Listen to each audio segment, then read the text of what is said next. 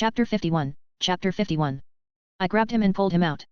I was right, the shattered glass had cut his cheek. I looked him over and growled, "Who the hell paid you?" I don't know what you mean.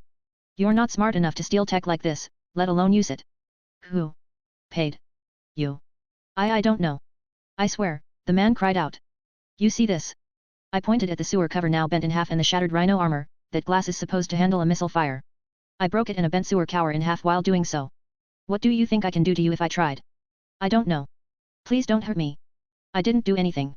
"You didn't do anything," I roared, turning him around. "Look at what you did. Look at the people you hurt." A block of the city roads were destroyed. Car flipped over, people hurt. I wanted to help, but this man came first. I am sorry. I didn't mean. I'm giving you one chance, tell me everything, or I will make sure that every person here who you hurt will get a pound of your flesh to hang on their wall. And if I run out I'll use your bones. His name was Gentle, that's all I know. He told me his client wanted to hire me and my guys to steal a few things. He gave me everything. Cash, the truck, everything. He's the guy you want. I narrowed my eyes. Who hired him? He didn't say. He just told me the guy was powerful and smart. He got us things we have never even seen before. Tech so advanced it was like we were dealing with alien shit. I narrowed my eyes. Where is it now? In out hideout. I swear that's all I know. Please don't hurt me. I growled. Give me a location. He blabbered it out. I grabbed him by the collar and threw him into the air. I waited until the last moment to catch him with my webbing and strick him up like a fly caught in a spider's web. I quickly got of the rhino armor and ran to the injured people. "It hurts," a man pinned under a car cried out as people tried to lift it off him. "Here, let me." I walked up to them and grabbed the car and lifted with my legs. "Pull him out. Quick. Grab him." Someone said as the people pulled the pinned man out. I dropped the car with a huff. The man said his thanks, but I didn't respond, already on my way to another crisis. A car had been flipped over and set on fire. It looked like it was about to explode and people couldn't get near it to save the unconscious people trapped inside. I quickly threw my webs onto the flame, suffocating it. I then grabbed the car doors and ripped it off its hinges, grabbing the mother and son and pulling them to safety. It was longer to clean up the mess Rhino made than to actually stop him. It was so much easier to break than fix. People were hurt. The fight lasted for only a minute or so, but so many people were hurt.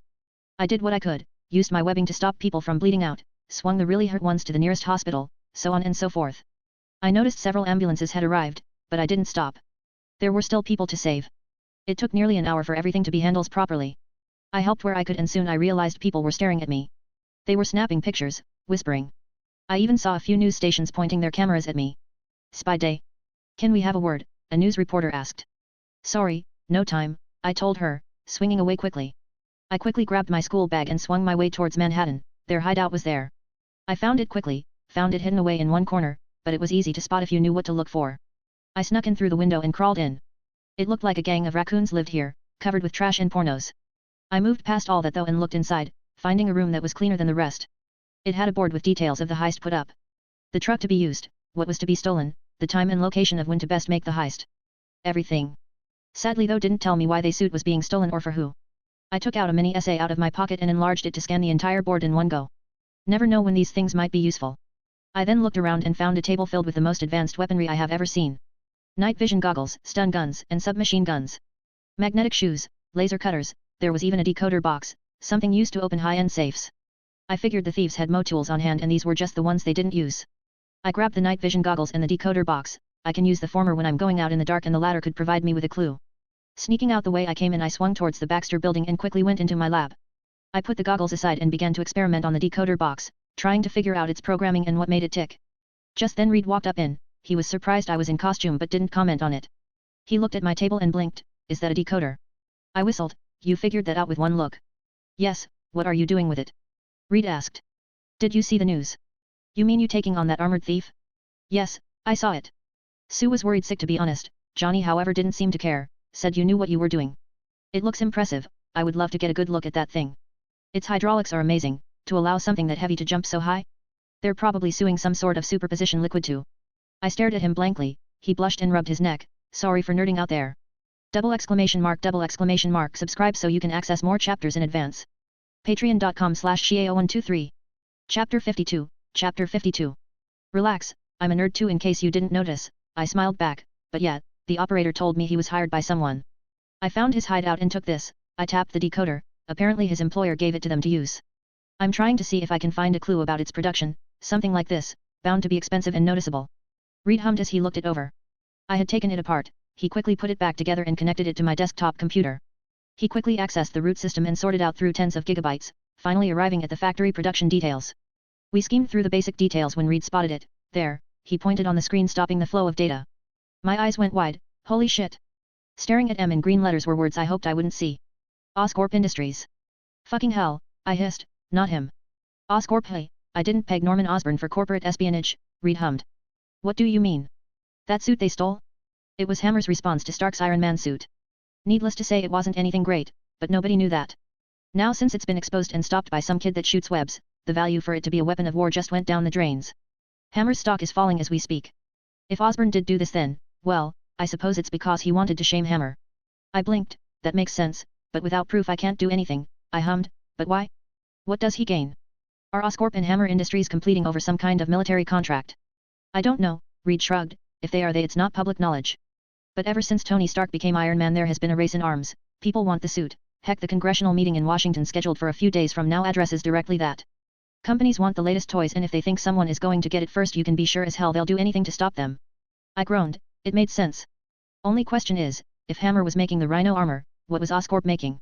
Flashes of a green suit and a glider flashed in my head. I really hope this doesn't mean Norman's going to go green anytime soon. I worked in the lab a little while longer before going home for the night. The next day at school, Spider-Man was once again the talk of the school. I sat down in my history class and noticed a few kids looking over Flash's shoulder at a video showing me fighting the rhino. Flash cheered as I broke the cockpit open, pulling the man out. That's how it's done. You see that? That's a hero right there. He took him out in under a minute. Flash cheered. Yeah, he's pretty cool, Harry admitted with a grin. He broke into that guy's cage and threw him out. Did you see the way he pinned that thing to the ground? Flash sounded ecstatic. I smiled. Nice to know I have such a loyal fan. I took my seat and Flash quickly spotted me. Hey Parker. You see this? This is what a real hero looks like. Flash called out. I rolled my eyes. Yeah Flash, I know. Do you think he can take on Iron Man? Harry asked. He probably could, right? I don't think so, Kong shrugged. Are you stupid? Of course he can. Flash yelled out. He's the coolest guy ever. No, he can't. He won't a second against Stark, Felicia spoke out. I looked at her and gave her a smile, one she returned with a grin. You're crazy, Felicia, of course he can. Flash yelled out. Iron Man's cool and all, but take that off and what is he?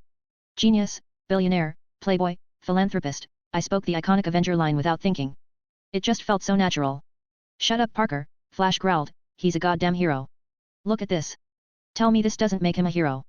Flash shoved the video into my face. He took that guy down in seconds. I shrugged. Impressive, but that doesn't make him a hero, Flash. What? Peter, you literally dressed up like him yesterday. Harry looked confused. And now you're saying he isn't a hero. I never said he wasn't a hero, I just said stopping that thing doesn't make him one. I grabbed the phone and played the video past me fighting Rhino, to when I began helping the injured people. He fought that thing for what? A minute? That's great and all, but look at this, really look. The class watched the video of me helping people out, lighting the car and then moving on to pull people out of a burning car. You see this? He did this for over an hour. He saved so many lives. This is why he's a hero, not the big flashy stunts. Any glory-loving idiot can do that. But this? This is Spider-Man and this is why he's a hero. I tossed Flash his phone and turned away. The others quickly went back into their own corners while Flash just stared at his phone in deep thought. That's pretty mature of you, Tiger, Felicia purred. I rolled my eyes. I think I prefer Muscles. No, Tiger is a much better nickname. I really need to thank Red for it. She turned around to spot MJ gossiping with Liz. When she stops acting like we don't exist. I shrugged. Visa 6, that is life. Sorry about yesterday, I didn't mean to cut our date short. It wasn't really a date, you do know that, right? Felicia smiled. Maybe one day it can be a real one then, I smiled as we got settled for class. Double exclamation mark, subscribe so you can access more chapters in advance. Patreon.com/Xiao123.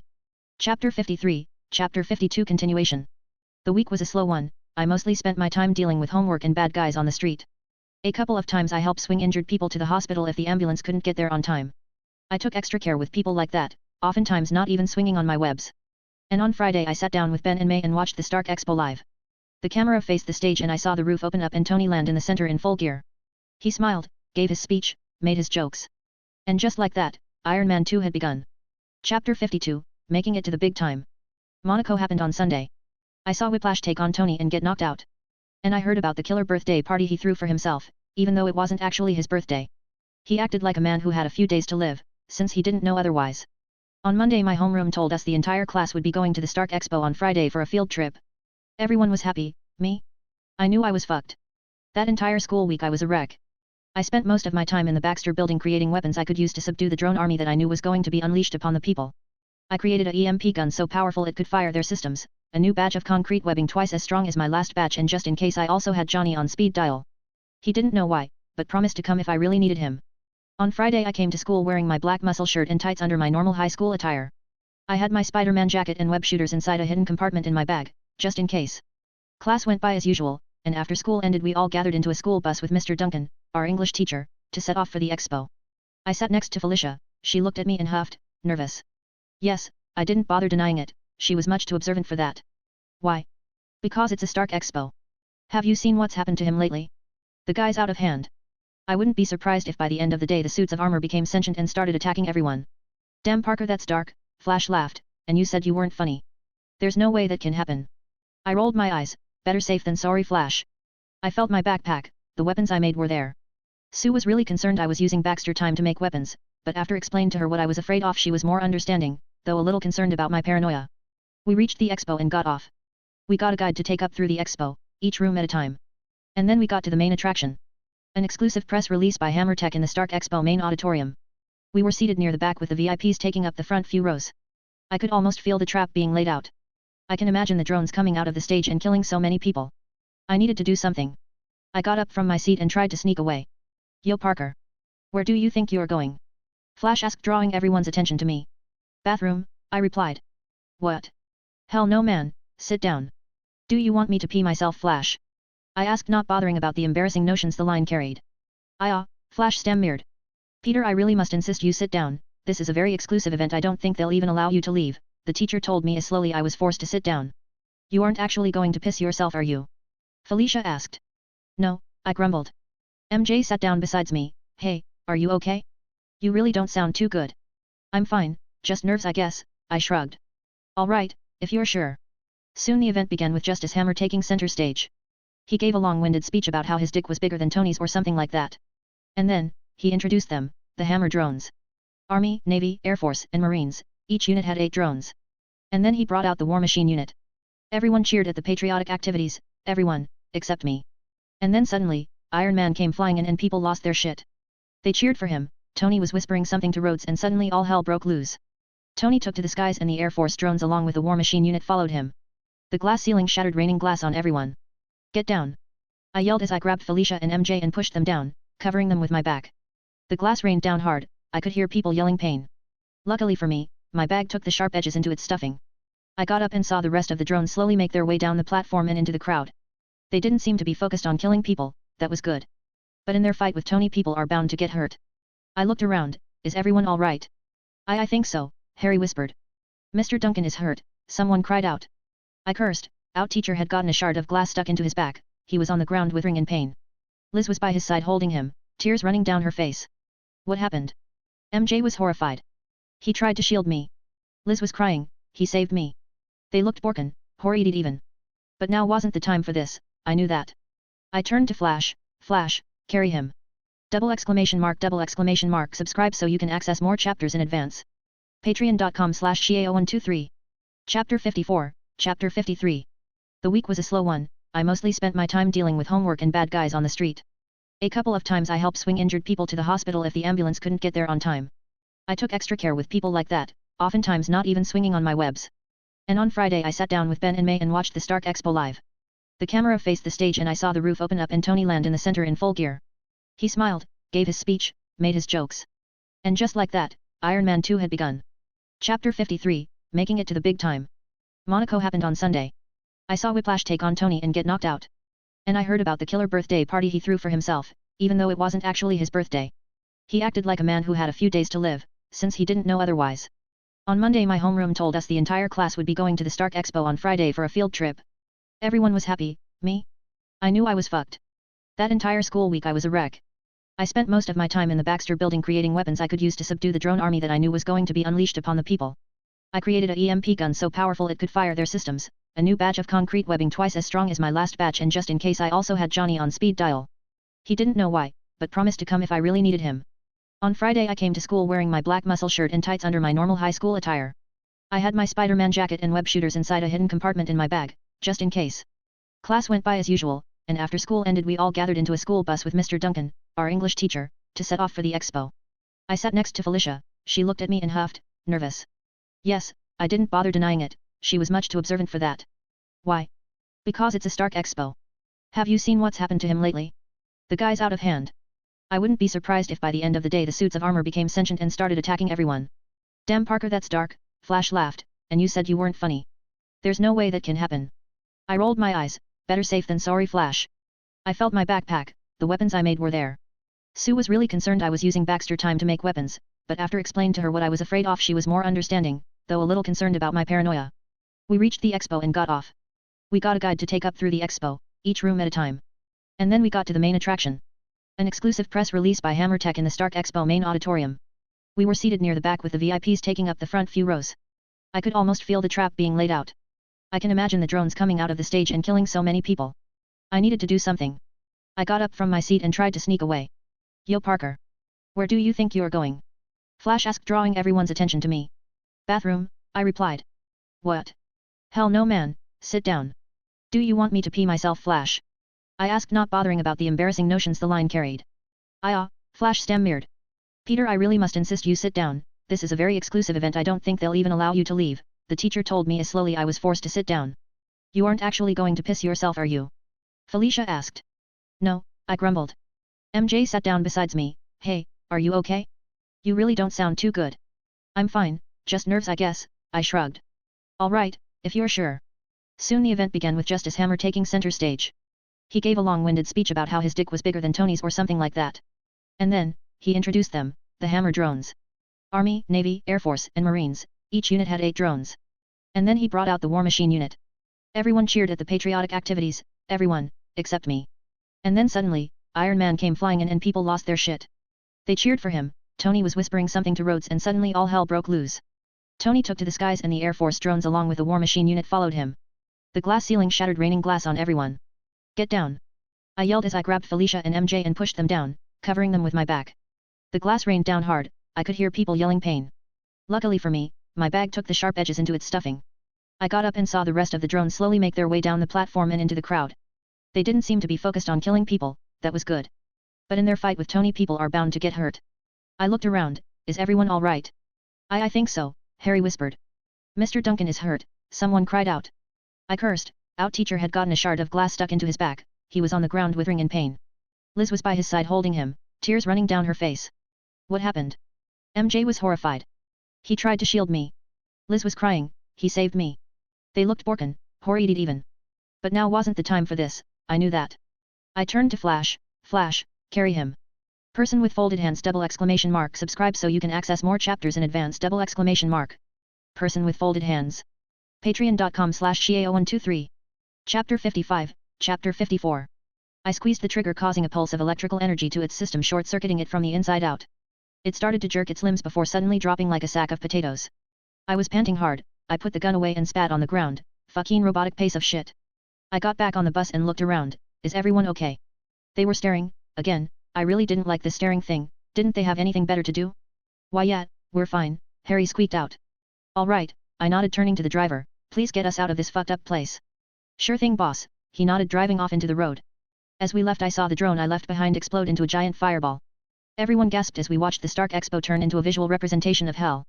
I prayed that everyone in there was alright. I was really regretting not being able to be there as Spider-Man, but I knew Johnny and the others could handle it just fine on their own. I don't know about you guys, but I'm never going on another field trip again, I chuckled. They all looked at me like I was mad. What? Bad time. Felicia got up, you noble bastard, she jumped on me, acting on instinct I caught her by hips as her lips suddenly locked themselves over mine. Her fingers ran down my hair and her legs locked around me. I was beyond surprised but shrugged it off, wrapping my arms around her, pushing into her lips. She moaned, licking my lips to gain entry, attacking every corner of my mouth she could. Damn, I heard Flash whisper. Finally she broke the kiss and pulled back, a line of saliva bridging the distance between our lips. She was panting, emerald eyes looking deeply into my own. Damn. I agreed, damn. You're a good kisser. Thanks. Want to do it again? I nodded, oh god yes, I initiated it this time, holding her up with one hand while the other ran through her hair. I think everyone there was looking at us, but I honestly couldn't care less. She tasted like vanilla, I like vanilla. We drove to the hospital and got Mr. Duncan into the ER immediately. We were then all brought back to the school where we were surprised to find out families waiting for us. Everyone got down and quickly ran to them. I was the last and immediately I spotted May and Ben. Oh Peter! May cried out, grabbing me into a tight hug. Are you okay? Did you get hurt? Did anything happen? I'm fine, Aunt May, I promise, everything's fine, I assured her with a smile. You sure, Pete? Ben asked. I nodded. Yet. We all got out safe. Only Mr. Duncan got hurt trying to save Liz's life. Guess field trips and I don't get along. Hey. Peter. How can you make jokes about this? May gasped. Ben smiled. Let him be, May, you know that's how some people process things. May sighed but nodded. Let's go home, May sighed pleadingly. I nodded. I looked up at the sky and saw a fireball heading right for me. Actually, could you wait for a second? I need to talk to someone. What? Who? Ben asked. Slowly everyone turned and watched Johnny fly down in before me. He grinned. Hey, glad you're okay. Thanks, how's the expo? How many people got hurt? I asked, ignoring the people staring at me. Not many, I think maybe 1 or 2 got hit really bad by the drones self-destructing, but Ben managed to save them from the worst of it by shielding them. The others reached on time. I was surprised. Yup. Sue and Reed managed to stop the whole place from blowing up. I think they got like 50% of the drones offline before they exploded. Good, that's good, I nodded. I looked behind me. Ben and May were staring. I smiled. Johnny, this is my Uncle Ben and my Aunt May. Guys, this is Johnny Storm, part of the Fantastic Four, he's a friend. Johnny waved. Hey Aunt May, Uncle Ben. Nice to see you. Peter's told me a lot about you. You guys should really stop by sometime. We would love to have you over. Why yes, thank you, Ben responded while May couldn't bring herself to say anything. Johnny nodded before turning to me. Anyway, I just came to see if you made it all right. I have to go back and help with the cleanup. Can I do anything? I asked automatically. Yeah sure, we could always. No, I don't think it's a good thing, Peter, May said in a quiet voice. That's enough for today, let the police handle it. But I wanted to argue, but one look at Ben and I decided against it. Right, sorry. Johnny chuckled. Well then I'll see you on Monday, Pete, take care. He then flamed on and took off into the air. I sighed and turned to my uncle and aunt. We moved to leave when Anna and MJ came up to us. Anna dear, May smiled, I'm glad to see Mary Jane's all right. Yes she is, thank you for taking me with you, it would have taken much longer if I had to come by the bus. But apparently we have Peter here to thank for MJ's safe return. Anna exclaimed. May and Ben looked surprised. What? He saved us, May, MJ whispered, he saved all of us. Ben and May turned to me. I shrugged, great power, great responsibility. Ben gasped, Peter, that isn't exactly what I meant. No, that's exactly what you meant, and you know it, I told him, I just scaled up the model a bit. But how? May asked. He used a gun or something. Flash yelled out. I turned to him and glared, stupid blonde idiot. A gun. Ben yelled out. Person with folded hands ! Subscribe so you can access more chapters in advance ! Person with folded hands. Patreon.com/Shia0123. Chapter 56, Chapter 55. It's not a gun, I said, sending Flash another hate-filled glare. I took out the EMP goo machine and presented it to them. It's something I made at work. Sends an EMP strong enough to knock out the drones. Peter, why did you even make such a thing? Ben asked. Simple, the last time Tony Stark did anything he was attacked by a madman with lighting whips. The time before that it was a guy in a suit of armor. I figured I shouldn't risk it, after all Hammer Tech was the one who designed the rhino suit, I figured someone might try and pull something in the expo tonight. So, EMP machine. They all looked at me like I grew a third head. How could you possibly know this? Liz asked. I got a job working with Reed Richards, did you really think I'm an idiot? I scoffed. Well, I for one am impressed. I heard a familiar voice that sent a shiver down my spine. Norman walked up to me and smiled. Peter, once again you've impressed me. May I? He's gestured to my EMP machine. I nodded and slowly gave it to him. He looked it over and raised an eyebrow. I have the smartest minds on the planet working under me, though I'm not sure anyone could have built something so efficient. Truly impressive, Peter. Thanks, I gulped. Excuse me, but who are you? Ben asked, standing between me and Norman. Guess he noticed how scared I suddenly became. Oh, I apologize, I'm Norman Osborne, Harry's father. He gestured to Harry to stood a good distance away looking at the ground like he was being punished. Normally I wouldn't involve myself in my son's life but, well, let's just say I'm glad I did. You are Ben Parker, correct? Ben blinked. Yes. Well, you have raised your nephew to be a fine man, Mr. Parker. I would offer him an internship at my company, but I don't think he would be interested. Yes, he looked at me and smiled. I nodded. Yeah, sorry. Oh please, it's no fault of yours. It's mine for not recognizing the talent you hold. This is twice I owe you for protecting my son Peter. I don't forget my debts I owe. If you need anything, call. He gave me his card and walked away. Come Harry, it's time for dinner. Yes father, Harry bowed. He actually bowed, and followed Norman into a long black limo. Well, that was something. Ben cleared his throat and turned to Anna. Are you two ready? Oh yes, Anna nodded. Come MJ, Peter, let's go home. I nodded. As we walked away though I noticed Felicia talking to a woman dressed in a fine dress gown with a diamond necklace and long silver hair that matched hers. Felicia looked up and gave me a small smile. She waved goodbye before leaving with the woman, who I guess is her mother. We drove back home quickly. Guess Ben was anxious to put this day behind him. Ben pulled up onto the driveway and quickly we got out. MJ gave me a confused look I couldn't quite understand, but she didn't say a thing as she went home.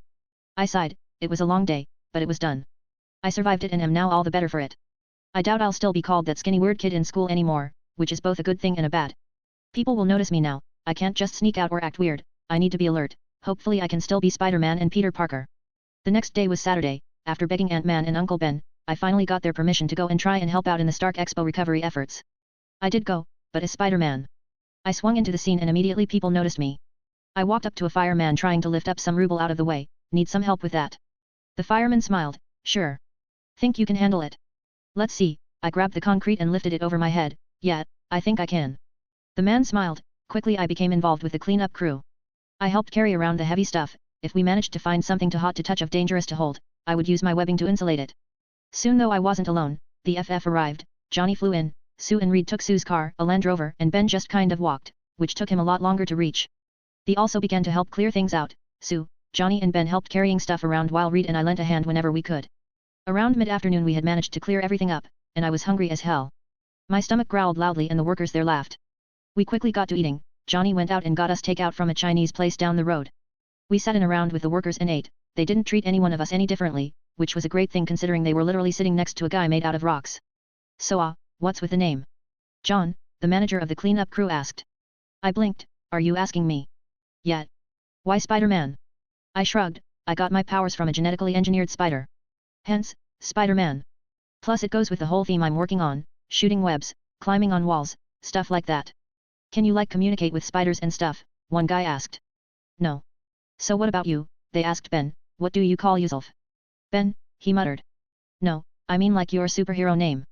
Oh, I suppose you can call me the Thing. Johnny does that sometimes. Ben shrugged uncaringly. We talked some more. The FF really made an impression on these guys and in the end I think Spider-Man got a few brownie points from the public. But there was another reason for me to do all this. Every time I found something interesting, like a part of a drone, a still intact arc reactor or anything I think I could use, I hide it away in the sewers. I tidy them up in a sack made from my hardest webbing fluid, should last for 24 hours. Person with folded hands ! Subscribe so you can access more chapters in advance ! Person with folded hands. Patreon.com/Xiao123. Chapter 57, Chapter 56. I went home at day and waited until nightfall to come back to the expo. It was empty, the people had all packed it in for the night. I was about to go in and get the items I stashed away when I saw a figure standing on a rooftop overlooking the destroyed expo. I recognized her immediately. I could know that silver hair anywhere. I landed on the roof behind her, startling her to my precise, "Hey cat, fancy seeing you here." "Spider," the black cat nodded, "what are you doing here?" "I was helping them clear out the wreckage in the morning. I left a few supplies behind." "And you?" I was here last night," Felicia admitted, sounding more scared than I have ever seen her before. "My friend and I, we almost died." "I'm sorry that happened," I apologized. "Where were you? Aren't you supposed to be a freaking hero or something? Isn't that what you always say?" "I'm a lowly thief and you're the gallant hero," she spat out. She was angry, I knew that, so I let her have that one. I was on the other side of the city helping where I could. By the time I heard what happened, I really regret not getting here on time. "So is that why you helped clean out the place?" "Because you felt guilty," the black cat all but demanded an answer. "No, not really. I can take the guilt. I did it because I knew it was the right thing to do. People needed help so I helped them. There isn't a deeper meaning for why I do the things I do, I just do." "Then you're a bigger fool than I thought," Felicia told me. "Sorry to disappoint you," I shrugged. Silence came down on us for a long time. I knew she had more to say so I just waited, keeping silent. She finally did speak. "There's a guy who was with me. I didn't think much of him, he was interesting enough, but that day, he saved me. He saved all of us." I raised an eyebrow. Was she talking about me? "Oh yeah, she was." I coughed. "So that's nice. He's the real hero, not you." I winced at her tone of voice but shrugged it off. "Maybe, he is." "What's he like?" "Kind. He tries to act aloof but I see right through him," she smiled. "Right, you can totally see right through me, that's why you have no idea I'm standing right next to you. He's smart, scary smart. I almost feel like sometimes I can't even hope to keep up with him. He's brave and loyal and a great kisser." I smiled under the mask. "Hey, if you like him so much why don't you ask him out?" Cat looked me and smiled. "Maybe I will. Bye Spider, try not to be late next time the world needs saving." She left, jumping from roof to roof. I'll admit, for a girl with no superpowers she sure can run. I went down into the Expo to grab the stuff I hide away and swung back home, sneaking into the basement. Everyone was asleep, time to have some fun. I took a look at what I had. 2 forearms from a Navy drone and an Army drone, 2 arc reactors that have been shut off and 1 leg from a drone until I couldn't identify. It wasn't much, but it would be enough. I began first with the arc reactors. I needed to find out how they worked. I knew 2 things. 1, it was radioactive, I knew as much since Tony was dying from having it inside his body for so long. And the other, it can produce high amounts of energy. It took me all night, I think it was around 4 in the morning when I finally began to understand what Tony had built. The radioactive material would first break down and be spun around to collide into themselves. It means there are charged particles moving in a circle, contained by a magnetic field. High-energy particles usually have high energy because they're moving very fast, and magnetic fields can curve the motion of charged particles. Curving the particles' motion into a circle keeps them in one place long enough to get them to collide. This also produced gamma rays as a result of the molecules colliding and releasing a loose neutron. There was a complex radioactive decay going on inside the arc reactor itself, one that I was just starting to understand. This in the end increased the motion of the magnetic field, alternating it as the loose neutrons began to move around. This in turn caused the magnetic superconductive wire to generate high amount of alternating current. I finally put down the arc reactor and sighed, rubbing my head. I'm so glad it's Sunday because I'm exhausted. I hide the acquired items away.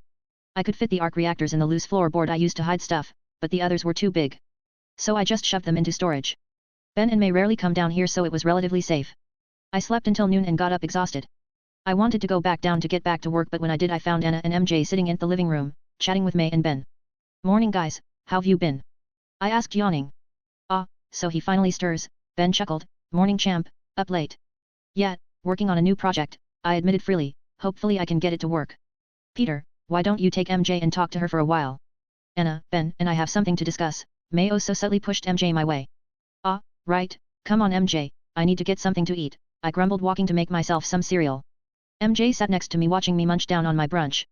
So you and Felicia hey? I shrugged, I don't know. You don't know? What do you mean you don't know? Person with folded hands ! Subscribe so you can access more chapters in advance ! Person with folded hands. Patreon.com/Xiao123. Chapter 58, Chapter 57. She just kissed me, I shrugged, didn't plan on it or anything. But you kissed her back. MJ yelled out. Our relatives looked at us, we lowered our heads and whispered. Yeah well, why wouldn't I? It's not like I have girls lining up to kiss me. I take what I can and besides, she's pretty cool, you think so too right? You still kissed her? Yes I did. Why? Did you want me to kiss you instead? MJ looked away pissed, she didn't say a thing. I sighed, sorry MJ, just teasing. It's fine, she shrugged. Just then my phone began to ring. I picked it up, hello. Peter, it's me Marcus. Colleen sensei is having another training session, you coming or what? I blinked, wait, today? I didn't know. How much time do I have? Can you be here by 2? Yeah I can but, I looked at MJ and sighed, sorry I'm actually with a family friend. Rain check. Damn, sensei won't like this man. I know, tell her I'm sorry. I sighed, bye Marcus. Bye man, he hung up. Who was that? MJ asked. A friend from my dojo, he wanted me to come over for a training experiences, I told him I couldn't, I took the used bowl and washed it. You didn't have to do that for me, MJ whispered. I shrugged, don't worry about it. Anyway, want to go up to my room? MJ nodded, I guided her upstairs and closed the door behind me. She plopped down on my bed while I sat on my desk chair. So how's life? I asked her. It's weird to be honest. Friday was so freaking weird. I mean one moment we were on a perfectly ordinary school trip and the next. Do you want to talk about it? What's there to talk about? She asked with a shrug. Robots attacked us, Iron Man flew in and saved the day and you basically made sure everyone I knew didn't die and saved our lives. I didn't do much. Peter, you single-handedly took out a drone, and if you hadn't called in Johnny Storm, who you're buddies with by the way, then who knows how many people would have died. Face it Tiger, you're a hero. I chuckled, thanks MJ, I'm glad you think so. What do you mean I think so? I'm not the only one. I was on the phone with Liz all day yesterday, the whole school knows about you Peter. They all think you're a hero. Hell I heard Liz mention half the cheerleaders like you now. I blinked, hey, well that's interesting. Yeah, she looked unsure of herself and I honestly felt bad. She wasn't a bad person per se, just a little childish. So MJ, are you going to audition for the school play? I heard they begin on Monday right? MJ looked surprised, why you remember that? Of course I do silly, I'm still your friend right? Why yeah, right. So? Are you? I don't know Peter. Liz keeps telling me it's a bad idea and I'm not going to like it. It's supposed to be long and gruesome and. Of course it's a long and tiresome task MJ, it's not worth doing if it was easy. But that's no reason to give up. But Liz said. Liz doesn't know you, I don't think she bothered to even try, because if she did she would know how much you want this. So shut up about what Liz thinks and tell me what you think. MJ was silent, she looked hard-pressed for an answer before sighing, you're right. I know I am, I grinned. Careful tiger, girls don't find an ego impressive, she snorted. I'll keep that in mind. It's just, MJ sighed, she wanted to focus on homecoming instead, said we barely have any time left to prepare. She and Flash are going together but I'm not sure I'm even going at all. I raised an eyebrow, holy shit, that's right, homecoming's this week. Damn, I actually forgot about that. Really? You did? Oh, what am I saying, of course you did, MJ rolled her eyes. I'm surprised someone hasn't asked you out yet. Actually Harry did ask me out but, I'm not sure if I should go. Really? Osborne? Again? You do know they are all creepy little shits, right? Harry might be decent enough, but his dad's totally up the walls fucked up. Really? How do you know so much about him? I used to be his BFF, remember? I scoffed, his dad always gave me the creeps, now ever more so. Because he showed interest in you. Exactly.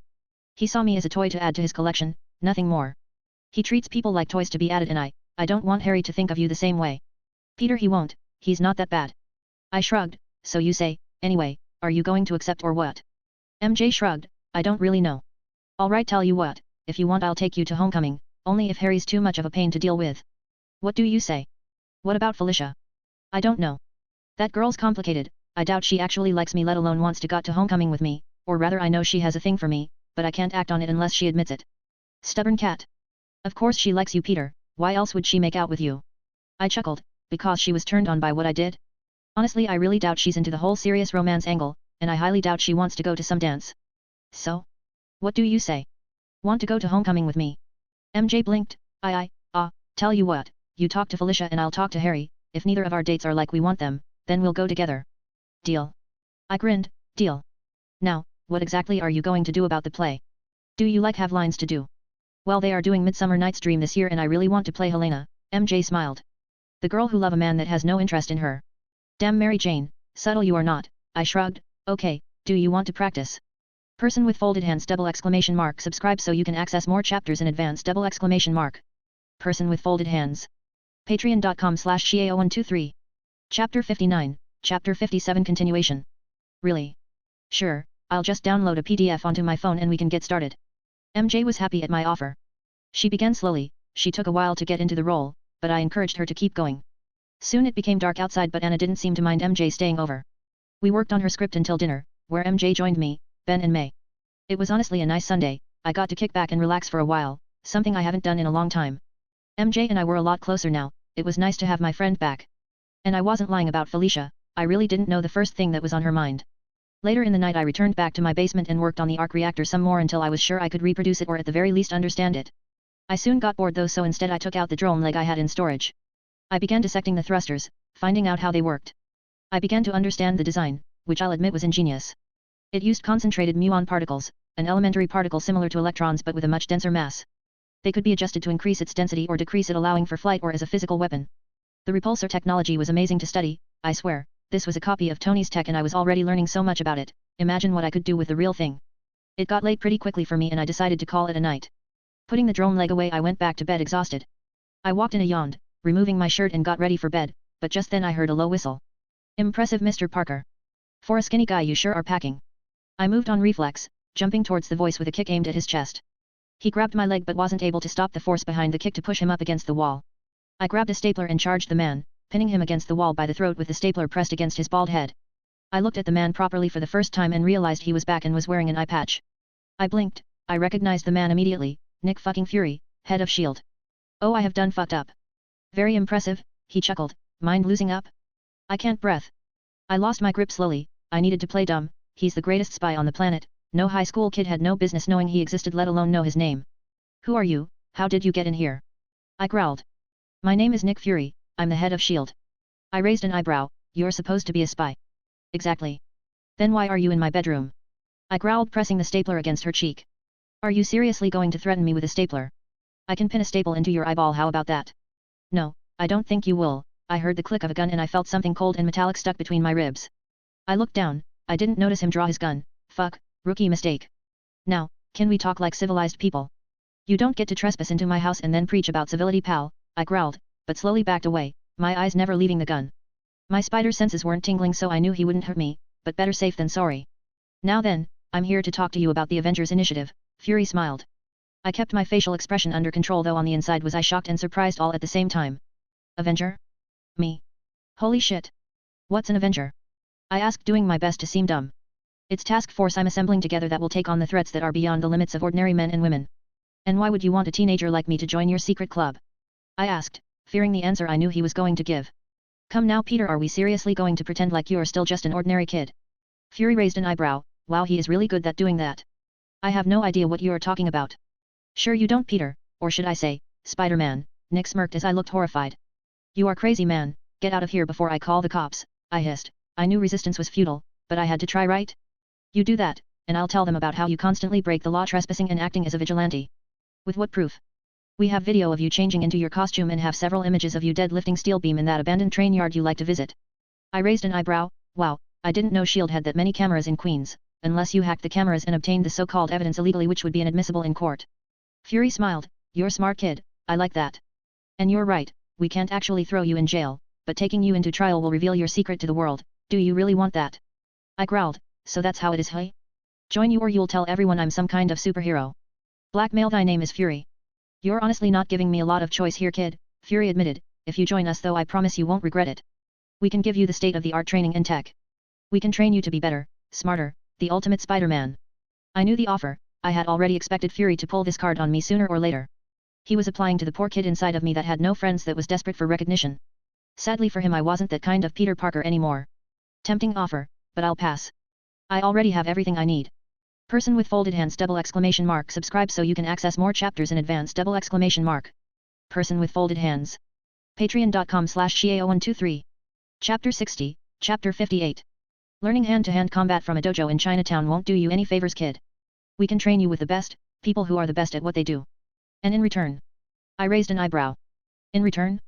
In return you work for us, we'll give you mission, assignments you'll have to carry out. People I'll have to kill. I raised an eyebrow. We don't do that. Then? What do you do? Infiltrate drug rings, terrorist organizations, find and contain threats to national security, Fury explained. Sorry Fury, but I don't really have time to be an international spy. I have a job and family to take care of. Most importantly I have a city to protect. You think you're the only superhero in tights crawling around? Every day I hear about someone new out in the night trying to fight the good fight. The kid survived before you came kid, it can survive without you. I raised an eyebrow. And school? And my job? We both know your hours at the Baxter building are flimsy at best. And well I'm sure we can find ways for you to switch between work and school. You won't miss prom or anything like that. I was silent for a long time. I need to push him. I wanted to see what he did when he got mad in order to understand what type of man I was dealing with. Tell me Fury, do you have any other child soldiers working for you? Or am I the only one? A dark scowl came over his face. You think I do this because I want to kid? If I had my way you wouldn't even be near the field. But you got too big too fast. People are starting to take note of you, and if you continue the way you are, people will come after you in hard. I'm giving you the option of less evil, I suggest you take it. I was silent for a long time. I finally spoke it. Can I have some time to decide? Yes, you have a week. Fury took out a folder and placed it on my desk. Here, everything you need to know about what I'm offering you. Good night Peter. He walked out my door and I didn't see him return. I have no idea how he did that, but I couldn't even hear his footsteps. I let out a gasp I didn't know I was holding. I looked around. My entire room could be bugged. No, fuck that, my entire house. I grabbed the EMP gun I'm at and switched up the settings and connected it to my phone. I began to scan the room for bugs using the microtransmitter in the EMP and quickly found 5. I switched the EMP pulse into a short-range burst and quickly took them all out. I then went up and down the house 3 times over, finding a total of 25 bugs put in place. I took great pleasure in destroying each one and gathering them into a paper bag. I dumped the bag on my front porch with a note that read, "Bug my house again and I'll fucking shove them up your ass Fury." I walked back inside my house and to my room. I looked down at the porch and found the bag gone. Good, I hope they learn their lesson. I picked up the file and gave it a once-mover, pretty basic stuff. I couldn't get into the detail though, I was too damn tired. Things have been moving so fast I couldn't even begin to understand everything that was happening to me. I laid down in my bed and prayed for a quick sleep. I so was not looking to deal with this bullshit in the morning. So I have taken a lot of the suggestions you have provided to me into account. I will use the ones I find most interesting. I assure you this will be a fun ride. Anyway yes, I am planning on letting my SI make a suit with Stark's tech in it. Should be a cool concept. Also yay. Love is in the air. You guys can't say Felicia wouldn't be attracted to a guy who kicks ass like it was nothing and is brave enough to risk his life for others.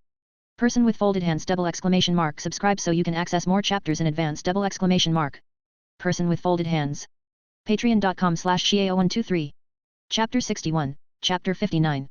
The class was over quickly and I have to admit Natasha knew what she was talking about. The explanations of English literature were deep and meaningful, almost makes me think she wasn't a secret assassin from Russia that can kill everyone in this room without blinking an eye. And at the end of the class the boys were grumbling at having to leave. Everyone slowly waked out, but I remained behind. Felicia looked at me and asked if I was leaving. I told her I needed to talk to our new teacher. She gave me a strange look before leaving. Thank God the girl knew to respect one's privacy. Natasha noticed I was standing behind and smiled. Mr. Parker, right? How can I help you? I thought Fury was going to give me some time to think about it. I cut straight to the point. Natasha blinked. I'm sorry, who? I'm afraid I don't understand. Who is this Fury? I rolled my eyes. Really? I'm not stupid, you know. A new teacher arriving this quickly to fill in a job position 2 days after the last one got sent to the hospital? This school isn't that effective. I knew this for a fact. This had happened before once. The teacher got sick and Peter had the entire week free before they could find a substitute. Well, you see, I was already applying for a job when Mr. Dunkar had his accident. It really was luck. I threw a punch at her face. Natasha's eyes went wide as she reacted on instinct and dodged it, grabbing my arm and throwing me over her shoulder into the ground. I really hate that move. I looked up at her and smiled. You're pretty fast for a teacher. Natasha hissed. The mask of a high school teacher dropped, revealing a cold hard stare underneath. Fury said you were quick. I didn't expect you to be this quick. Thanks, it's a fucking gift. Now I suggest you get off me before someone arrives and thinks you are trying to sleep with a student on the first day. I smirked. I saw the corner of her mouth twitch. Guess she found me funny. We got to our feet and I patted my coat. I looked over the deal. It's okay. I do have some requests. And I want to be able to protect this city. I understand I'll be needed elsewhere on mission, but every time this place is in danger I want the chance to protect it. I won't endanger a mission and go running off like a madman if that's what you're thinking, but I won't leave it unprotected. Natasha nodded. Reasonable. Anything else? Yes, I like inventing stuff. Can Fury give me the funding to make my own toys? And if I do, will they be mine of property of Shields? You'll have to talk to Fury on that one, but I'll relay your requests to him. Natasha nodded before suddenly smiling. Now then, Mr. Parker, if that's all, you better get to your next class. Just then the door opened and her next batch of students walked in.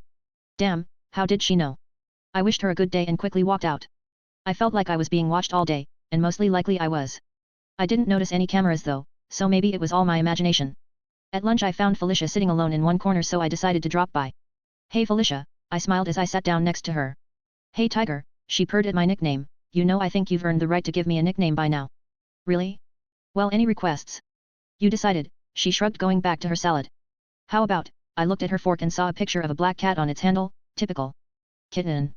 Felicia stopped and turned to me in surprise. Why did you call me that? The cat on your fork. I pointed at the fork she was using. I figured you kind of like a cat. Aloof, smart, and like totally graceful. So I figured, why not, right? Kitten. I said her nickname in a husky voice. Damn you, Parker, she hissed. What's the matter, kitten? Don't like it? No. It's fine, she grumbled, going back to her meal. I laughed. I must have nearly given her a heart attack when I called her that. After school, Felicia, MJ, and I sat down for our hourly study session. We did get some work done before the girls began talking about homecoming, about what to wear and what colors matched.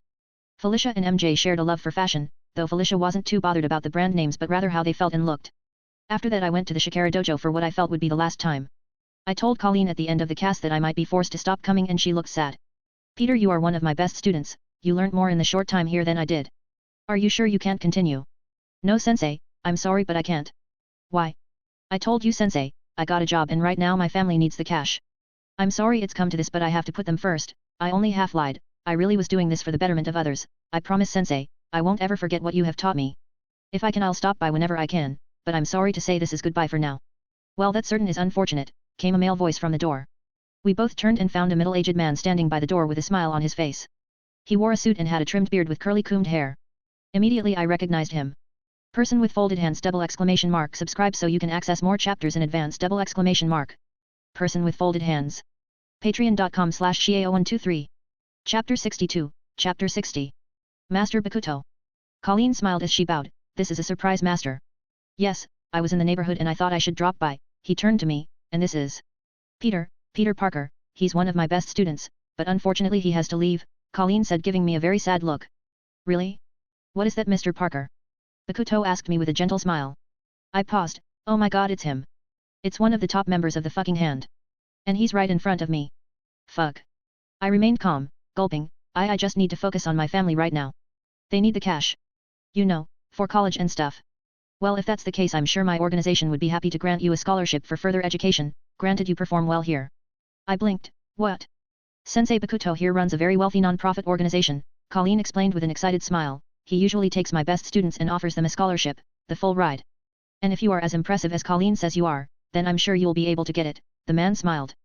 Yes, smile all you want buddy, but I know for a fucking fact that you just want to turn me into a mindless drone.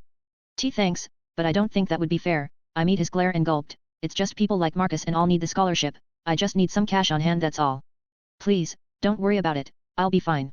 You are doing a disservice to your talent, Mr. Parker, Bakuto told me. It would be a shame for your talent to go to waste.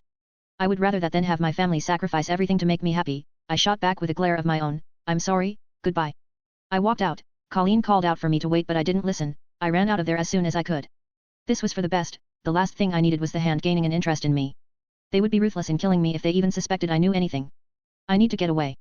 I walked into the Baxter building and sighed. Hey guys. I'm back. Is anyone here? In here, Pete? I heard Johnny call out. I was surprised to hear laughter coming from inside the den. I quickly walked in and was shocked to find May and Ben sitting in the living room with the FF. Oh hey Peter. How was school? Sue asked with a smirk. Fine. I blinked looking at May and Ben. What are you guys doing here? Well, we figured it was time we looked into this place you spend so much of your time at, Ben replied, and I have to say Peter, you couldn't have picked a better place. Oh, thanks Uncle Ben, Johnny smirked. Hey. Don't call him that. He's not your uncle. I grumbled. Now Peter, that's no way to talk to your colleges. I expect you to treat them with respect, May scolded. I blinked. Okay, but you don't mean Johnny, right? Of course.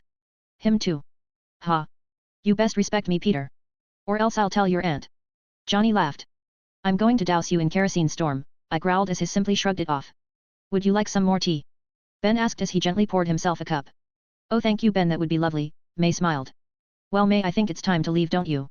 Uncle Ben asked. I'm sure Peter will feel embraced the longer we stay.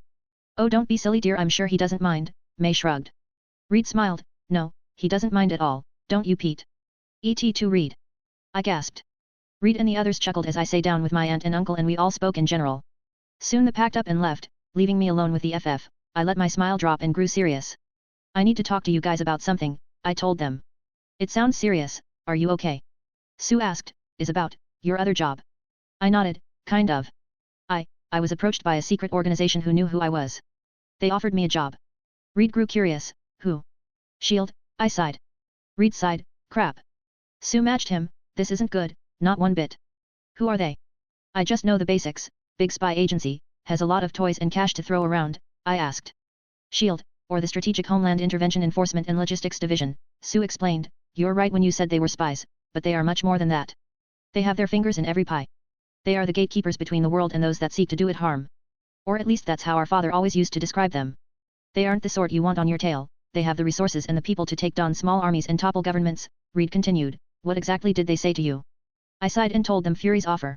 I showed Sue Fury's proposal stored on my essay and she began to look it over carefully. So are you going to accept? Johnny asked. Honestly? I don't think I have much of a choice. It was stupid to think I wouldn't be noticed. I'm just glad I'm getting a say in my fate, I sighed and admitted. I say take it, Ben's gravelly voice spoke up. It's the best deal you're going to get, webhead. The training will keep you alive and I'm sure if this Fury guy thinks you're a valuable asset he won't try and get on your bad side. Person with folded hands ! Subscribe so you can access more chapters in advance ! Person with folded hands. Patreon.com/Shiao123. Chapter 63, Chapter 61. And from what I'm seeing this deal's pretty ironclad, Sue murmured. You probably won't be cheated out of your training or anything. So it's basically a win-win situation? I asked. Reed nodded. Basically, yes. If I join, I'm not going to have much time for you guys, or friends, I sighed. We always were flexible with timing, Peter, you don't have to worry on that front, Reed assured him. And what friends? Weren't you supposed to be like a cool loner dude? Johnny asked. I was, but, well, after the Expo people are kidding, I'm amazed I know you guys. I'm basically a celebrity in their eyes, I shrugged. Oh, that's great, Peter. You can never have too many friends. Sue smiled. Yeah, but they don't act like friends, more like groupies, I shivered, but there is this girl and, well, she's nice. A girl, huh? Yeah, that'll do it, Ben chuckled. Girl. Johnny's interest was piqued. Tell me about her. I rolled my eyes. No. What? Why not? He whined. Because the moment I do you'll look for her profile on Facebook and perv on her, I snorted. No I won't. By the way, are you on Facebook? Johnny asked, his phone already on hand. No, waste of time, I shrugged. Same here, Reed sighed. We quickly talked a little while longer on what I should do before we went to our own labs for our side projects. Later in the evening Sue did call me over and talk to me about getting the SA patent. She told me her lawyers were already working on and we were in talks with Amazon to build them for public consumption. I would get a 50% ownership of the patent, the other going to the Baxter Foundation. I would also get 5% of every SA ever sold, earning me a steady stream of revenue in some time. Yup, things were looking up for little old me. The next day I arrived in class to find everyone glued to Flash's phone once more. This time they were looking at the news live.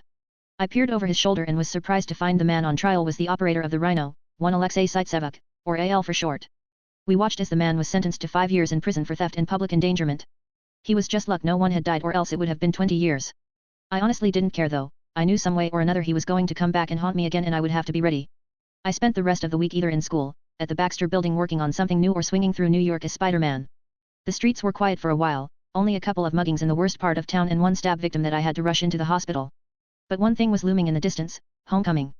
I don't understand how a silly high school dance could affect me so badly, but boy was I nervous. Felicia seemed to have noticed, she took every chance she had to tease me for it. Always going on and on about how it should be a perfect night, or else. So I actually started to try and make it a good night. I got a suit from Uncle Ben. I didn't bother with his firmly undershirt, 280s. But I did use his blue suit and wore my black shirt under it. It gave off the very hip and cool feel to the suit, which was nice. I also managed to get reservations to a restaurant in the fancy part of town. I knew I would end up spending half my allowance on that dinner but it seemed to be worth it. After all, why go out if you don't do it with a bang? Harry and Flash kept bothering me all week, asking if I wanted to join up with their dates and go together. I politely told them no, and when they insisted I told them to fuck off. And so it was all set. On Friday evening, an hour before we were meant to meet up, I called up Felicia as I was getting ready. "Hey Kitty." "Hey Tiger," was her reply. "You all set for tonight?" I asked her. "You bet I am, we're meeting up at Julio's, right?" "Yup, I'll see you soon, alright." "See you soon Tiger," she said huskily as I cut the call. I got ready, put on the suit, and went down. There he is. Ben smiled. "Don't you look handsome?" I grinned. "Thanks Uncle Ben." "Hey, could you help me with the tie? It's really bugging me," I asked him. "Sure, no problem kiddo," Ben smiled as he helped me out. "Oh, I wish you and your lovely date decided to meet up here instead." May sighed. "What was her name again?" "Felicity." "Felicia Aunt May," I rolled my eyes, "and besides, she isn't the photo type." "Oh nonsense, what type of girl isn't the photo type? I swear Peter you pick the oddest girls. You should have just stuck with Mary Jane." I shrugged. "She's going out with Harry, besides I don't think she and I would work out, she's in a very different place, I can't handle all that." "Well, doesn't that just sound like a trumped up excuse?" May huffed just as the door was opened and May exclaimed, "Why MJ dear, you look lovely." I blinked in surprise. I turned around and gasped when I saw MJ standing there all dressed up. She wore a black dress that came down till her mid-thighs that hugged her curves.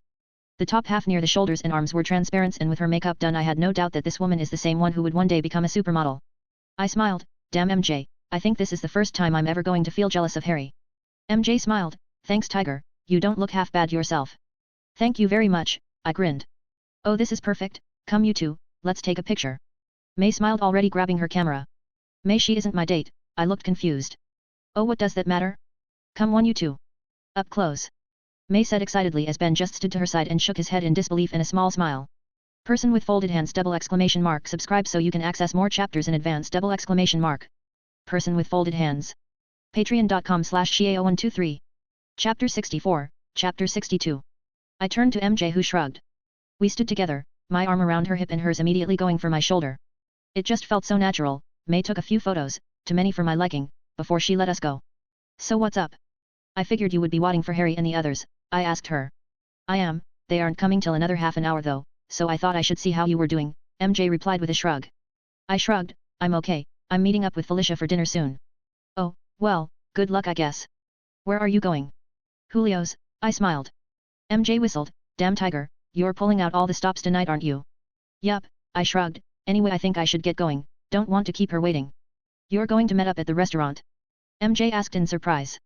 "Yeah, I think she's embarrassed of her mom or something, didn't even want me to pick her up in a cab or anything," I shrugged. "Well, alright I guess," MJ smiled. "Good luck Peter, I hope you have a great time." I smiled and pressed a chaste kiss on her cheek. MJ seemed to go into a state of shock at the kiss. I winked at her and quickly walked out the door. I hailed a cab and quickly got in. I texted Felicia I would be seeing her soon and sighed as the cab slowly drove through traffic. I was carrying with me a corsage. I didn't know the breed of the flower but it was white, similar to Felicia's hair. I also checked the hidden pockets of my jacket feeling my web shooters inside. I wasn't an idiot, it was times like this when nothing could go wrong that everything can go wrong.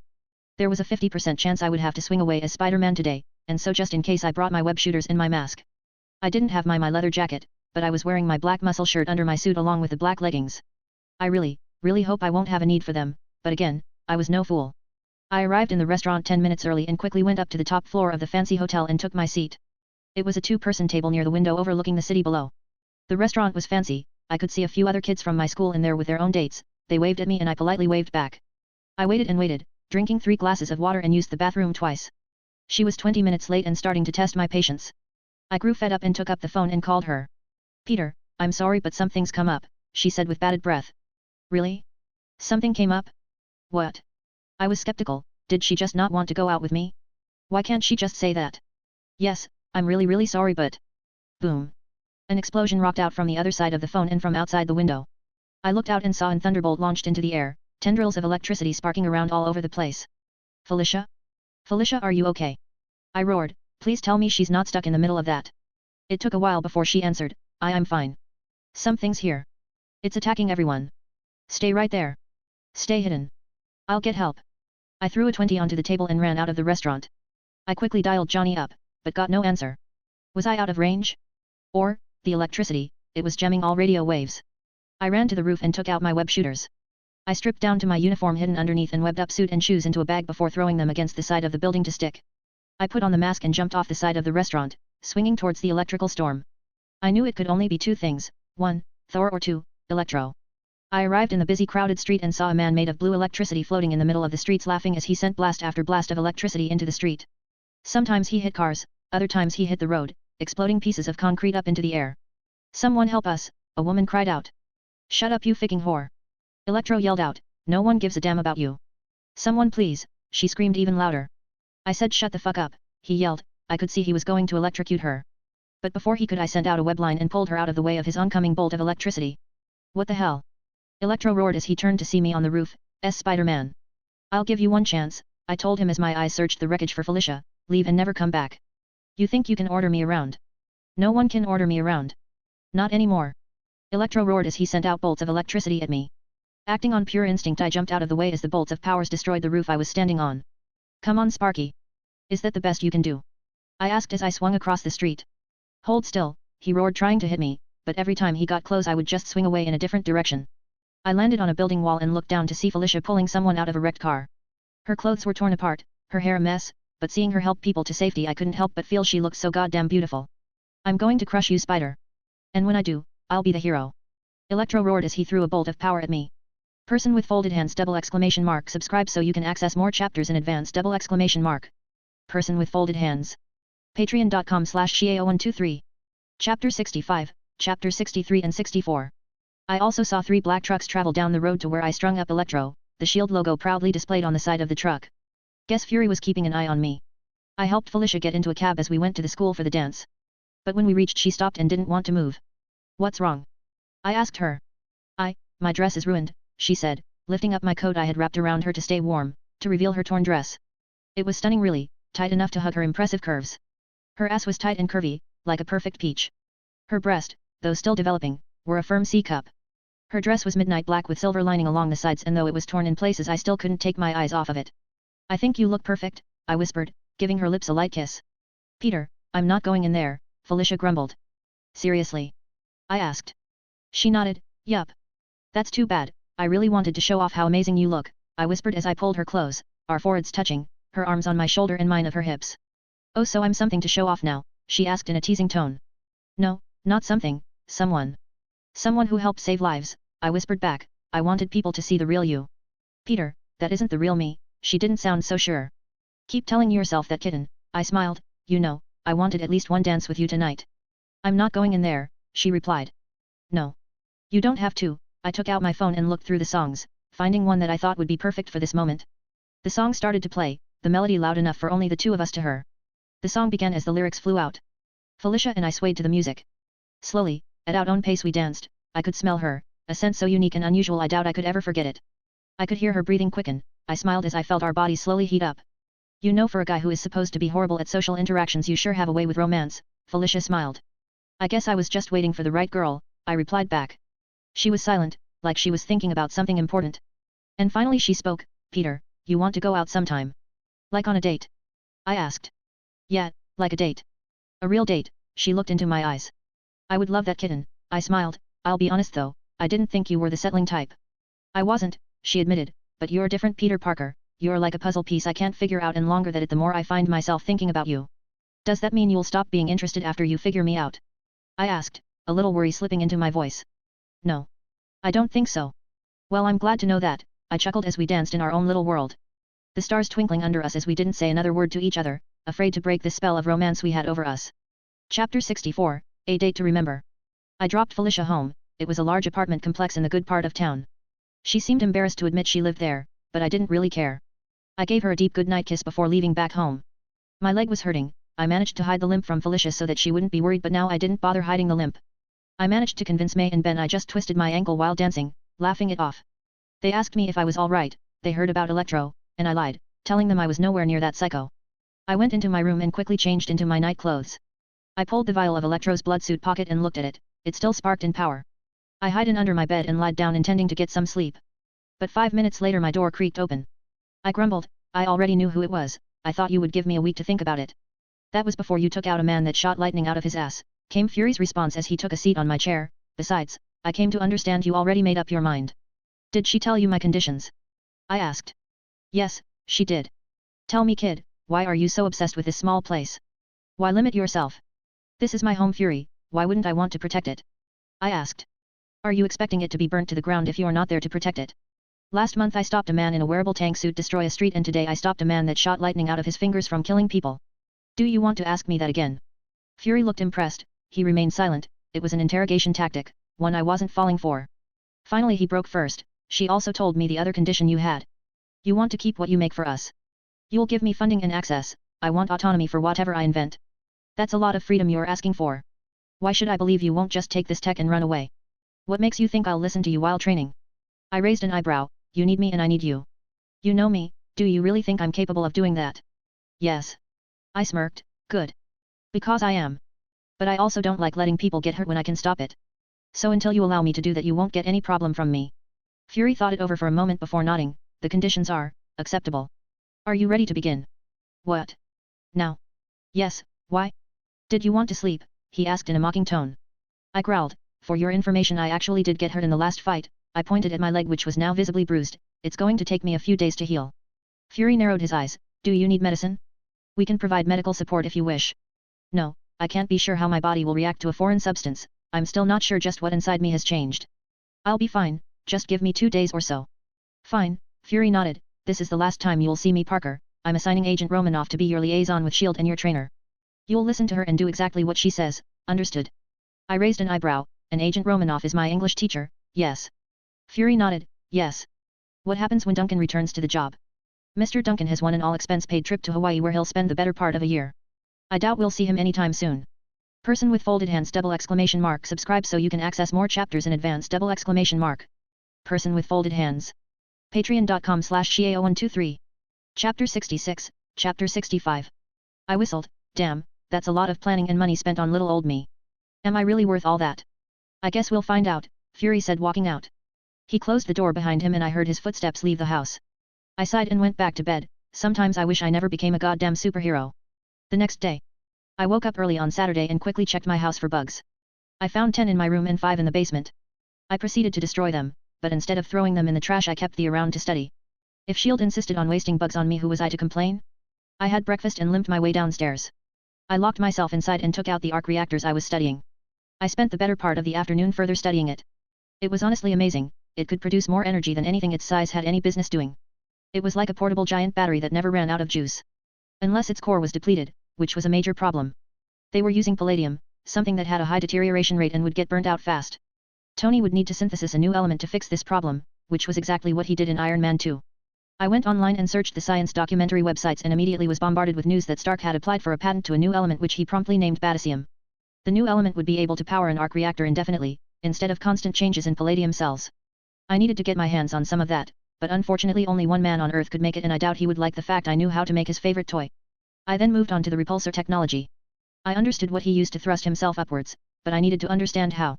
It took me all day, but I finally managed to break down the system and rebuild it. I even had a few ideas on how to improve the system, maybe even use this technology in other gadgets I wished to build.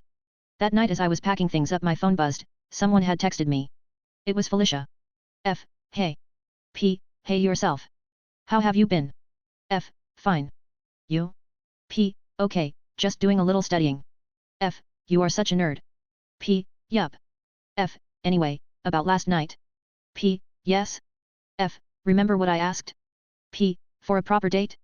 F, yeah, are you free tomorrow? P, for you? Always. Where do you want to go? F, anywhere is fine tiger. Your pick. P, okay, dinner and a movie sound good to you? F, yes. I'll see you then. Pick me up?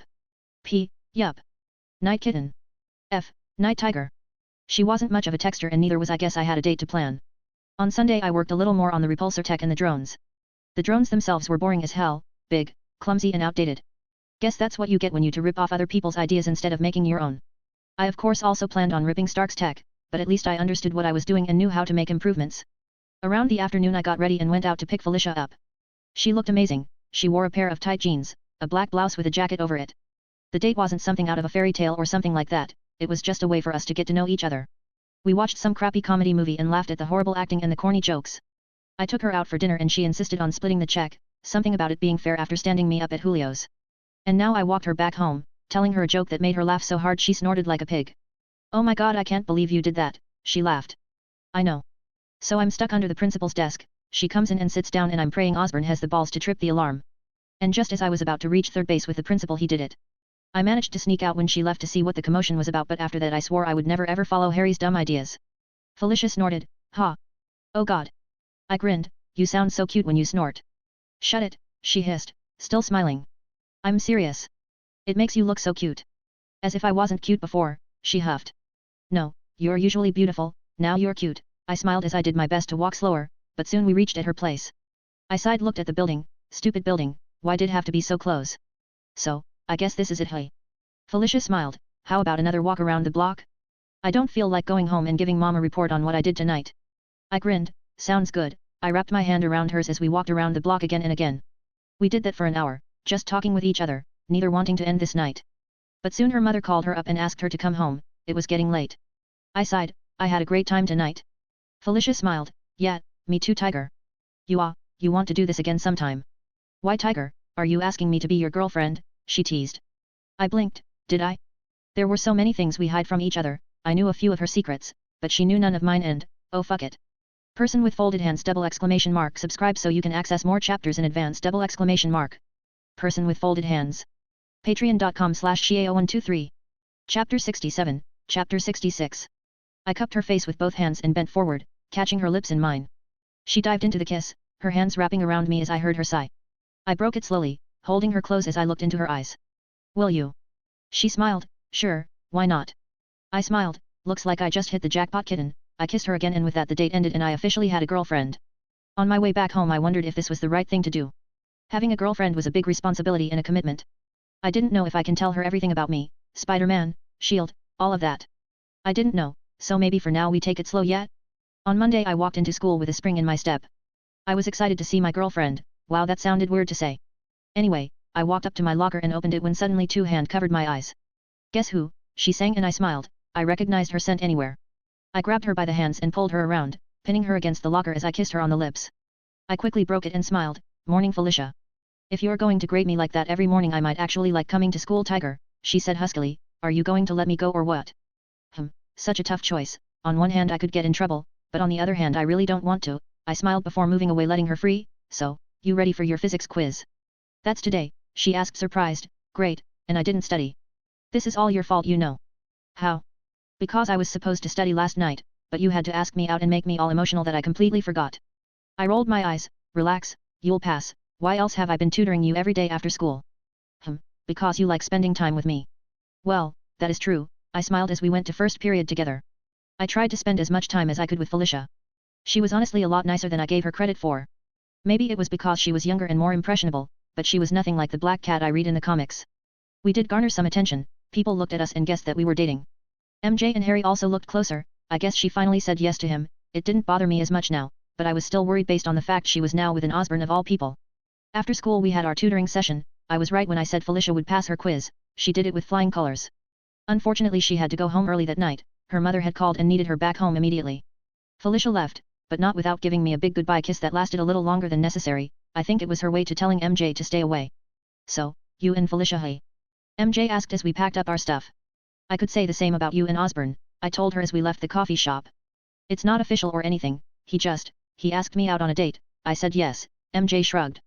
Look MJ, I know it's not my business or anything, but be careful. Don't trust Norman Osborne, that man is shrewd and cunning. Harry looks up to him and obeys him.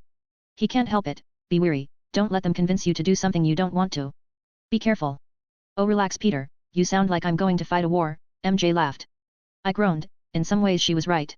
We went our separate ways and the moment I turned the corner I noticed I was being followed, and by someone familiar. I snuck into the nearest alleyway and waited for her to follow me. She stepped in and I nodded, Agent Romanoff. Natasha removed her glasses and blonde wig, your ability to see past disguises is exceptional. Most wouldn't be able to notice what was right under their noses. Hiding in plain sight right? I asked nodding, anyway, are you here to take me to my first assignment? You're not ready for any field work, not until I say so. She put her disguise away and motioned me to follow. Come, it's time I showed you where you'll be trained. I followed her without question. I walked back a good 5 feet just in case she didn't want people to know we were together. As we walked I couldn't help my ass landing on her amazing ass, I couldn't help it, she had the body of Scarlett Johansson, you try not checking that ass out. I think she caught though as she turned around and smiled seductively, I knew there was no emotion behind that look, she was just trying to rile me up, so I just smiled back with a shrug. We eventually reached an old warehouse near the old part of Queens. She took out a golden key and unlocked the door, the inside was barren, the entire place was empty except for a few crates of what looked like packing paper. She walked up to the wall on the right and pressed her hand against a normal-looking stone. It blared to life and the wall opened revealing an elevator inside. We got in, the lift had only 3 options, G, B, and LB ground, basement and lower basement if I had to guess. Natasha pressed LB and we were off. Did Fury tell you what is expected of you? Natasha asked. No, but I can take a guess. He wants me to be a field agent, one that is prepared for anything and everything the world might throw at me. You'll be handling my training and like you said once you think I'm ready I'll be sent out on mission. Did I miss anything? Person with folded hands !! Subscribe so you can access more chapters in advance. Chapters 1 to 104, ! Person with folded hands. Patreon.com/Xiao123. Chapter 68, Chapter 67. I'll also be teaching you how to operate as an agent, not just training you to be a fighter. I'll teach you to be a spy, to infiltrate a gang and disable it from the inside out. I raised an eyebrow, read my file have you? What gave you that idea? You mentioned fight a gang from the inside, obviously you know about GST, trying to draw my attention to your usefulness. Natasha raised an unimpressed eyebrow, good, you'll need those observation skills of yours. Though next time, don't reveal all your cards. The lift doors opened revealing a darkened room. Natasha snapped her fingers and the lights came on. I gaped, it was an underground command center with a conference table in the middle, computer monitors to one side, an old-fashioned filing cabinets to the other, a locker with guns and other weaponry near the back and a sofa with a small kitchen further away. Welcome to the Queen's safe house. S.H.I.E.L.D. gave it to us for training and mission purposes, we'll have other agents drop in from time to time, but other than that it's only going to be us. Come, I'll show you around, Natasha walked off. This is the main room, she pointed to room we were in. She went through a hallway near the back, we passed by several rooms with transparent walls, gym, data hub, lab, and supply closet. Any questions? Do you live here? I asked. The floor below. Okay, when do we start? Now, follow me, she took me back to the main hall. She pressed a button, the wall opened up revealing a closet filled with S.H.I.E.L.D. uniforms. She picked up a pair of tracks, shirt, and shoes, put this on and meet me at the gym. I did so and walked into the gym.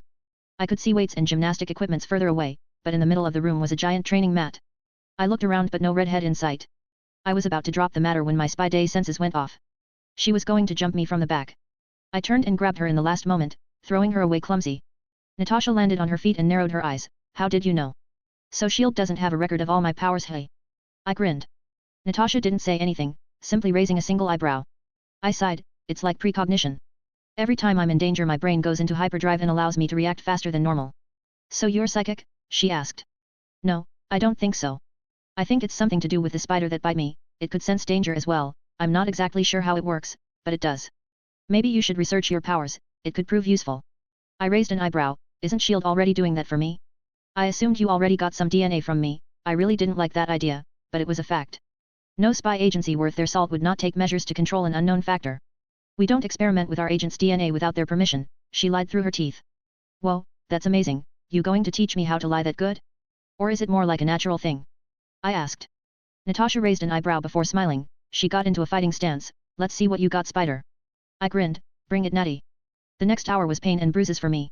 My reaction time was good, great even, but like I have found out time and time again, People with enough skills, like Felicia, can get the drop on me. And Natasha took joy in pointing that out. Bam. She slammed me into the floor once more, pinning me down with her foot on my chest. You're still reacting instead of leading, Spider. Your instincts are good, but they should only be used as a last resort, nothing more. So you keep saying, I growled, getting back up, again. No, that's enough for now.